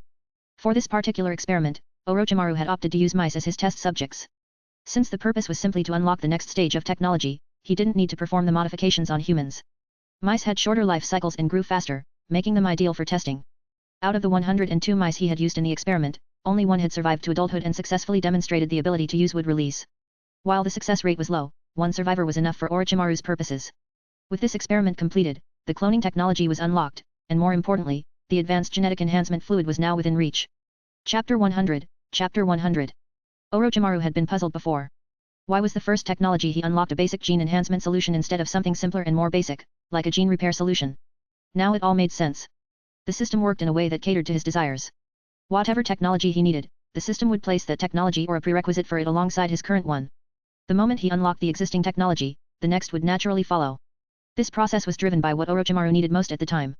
For instance, when he sought to obtain the Sage Body, the system's first response was to give him the basic gene enhancement fluid. Why? Because the primary enhancement was the foundation required to obtain that level of physical ability. Now, Orochimaru wanted to create an advanced genetic enhancement fluid, so after mastering the intermediate enhancement fluid, his current task of genetic modification was the key to unlocking the next stage and even more potent enhancement formula. Why was he so focused on this? The answer lay in the first Hokage's cells he had recently fused with. Without a body enhanced to a high level, the full power of the first Hokage's would release couldn't be accessed. All Orochimaru could manage right now were weaker versions of the legendary jutsu. This was the problem Orochimaru encountered after merging with the first Hokage's DNA. And as a researcher, how could he leave such an issue unresolved? Naturally, he needed to move forward and unlock the advanced genetic enhancement fluid to push his body to its limits and fully unleash the first Hokage's abilities. However, the next step required cloning technology to be completed first. And this is where Orochimaru encountered a slight annoyance. Cloning was a straightforward process copying someone exactly as they were, down to the smallest detail. But the system required him to clone a person for the experiment to be deemed successful. It didn't matter who he chose to clone, but it had to be a person. Cloning, as everyone knew, was about replicating the original person. Physically, the clone would be identical to the original, with the only differences being in memories or skills that weren't inherently physical. The challenge now was, who would Orochimaru clone? Logically, when creating a clone, it would take as long for the clone to mature as it did for the original to grow. For instance, if the original subject was 15 years old, the clone would need 15 years to grow as well. But Orochimaru knew that this was just theoretical. Any competent researcher could accelerate the growth of a clone through scientific manipulation, and he was certainly no exception. Orochimaru planned to use the immense vitality contained within the first Hokage's cells to speed up the growth process. However, the first Hokage's cells were incredibly potent, so to ensure the clone grew stably, he would need to suppress their power and carefully control the growth rate. Based on his calculations, it would take about half a year to grow a stable clone using the first Hokage's cells, and even then, success wasn't guaranteed. And of course, there was the issue of memory manipulation for the clone, something that would require additional work. Considering all the effort, it would be a real waste if the process only produced a single failure. Therefore, Orochimaru needed to choose the perfect candidate for cloning. Clone myself, he thought. Absolutely not. Although he met all the criteria physically, Orochimaru's ambition and vision went far beyond being a mere mass-produced version of himself. As a true scientist and leader, he aimed to be the mastermind pulling the strings, not the subject of replication. So, the candidate for cloning had to be someone else. Someone who wouldn't disrupt his plans or feel too personal. Imagine seeing multiple clones of Jiraiya walking around. Orochimaru grimaced at the thought. That would be the stuff of nightmares. But who would make the perfect clone? Orochimaru pondered the question for a long time. He couldn't come up with anyone immediately, so he decided to return to Konoha first and think it over. But before that, he crushed the transformed rats he had experimented on, making sure Danzo never learned of the full extent of his progress. Konoha, a place Orochimaru knew too well, felt almost mundane as he wandered through the streets. Despite the fact that he, Tsunade, and Jiraiya had made quite a name for themselves during their Chunin exams, half a year had passed, and it seemed people had already forgotten about them. The three young shinobi weren't ones for excessive public attention, especially Orochimaru, who kept a low profile. Walking through the village, Orochimaru continued to mull over who would make the best subject for his cloning experiment. If worse came to worst, he could always pick someone at random. With his current level of skill, even an ordinary genin could be turned into a formidable force. Strengthen their genes, fuse them with superior traits, and clone the enhanced version. It would be a simple process, really. The more he thought about it, the more feasible the idea seemed. Orochimaru, how is the experiment progressing? The moment he entered the headquarters of Root, Danzo's voice greeted him. There was a sharp edge to it, almost desperate. Wood release was too important to Danzo, and he couldn't afford to be patient. Orochimaru responded casually, cell cultivation takes time. I've hit a bit of a bottleneck, so I thought I'd go for a walk and maybe get some inspiration. You think walking around will bring you inspiration here? Danzo asked, his tone calm but clearly skeptical. Orochimaru shrugged nonchalantly. Who knows? Sometimes stretching your legs helps clear the mind. Danzo gave him a steady look, as if weighing Orochimaru's words. He knew Orochimaru wasn't someone to openly disrespect him, but at the same time, the younger shinobi never showed the kind of subservience Danzo expected from his subordinates. That imbalance in their relationship always grated on him, but what choice did he have? Too much of his current plan hinged on Orochimaru's success. Are you looking for a sparring match? Danzo asked, catching on to Orochimaru's vague request. Something like that, Orochimaru replied, his voice still light. I've been here for a while, and I haven't had the chance to test the strength of your subordinates. Danzo nodded slightly. Very well. Let's see if your skills have deteriorated. He led Orochimaru deeper into the Root headquarters. They entered the training room, where 40 to 50 masked operatives were training. Danzo gestured toward the group. Pick anyone you'd like as your opponent. Orochimaru glanced around the room quickly, then pointed to 3 individuals. You, and Yuham. His eyes stopped on a small girl with brown hair and glasses. Why is there a little girl here? He asked curiously. She's my latest recruit, Danzo said, his tone still measured. Just completed her basic training. Is that so? Orochimaru asked, his interest piqued. He looked the girl over, something about her standing out in his mind.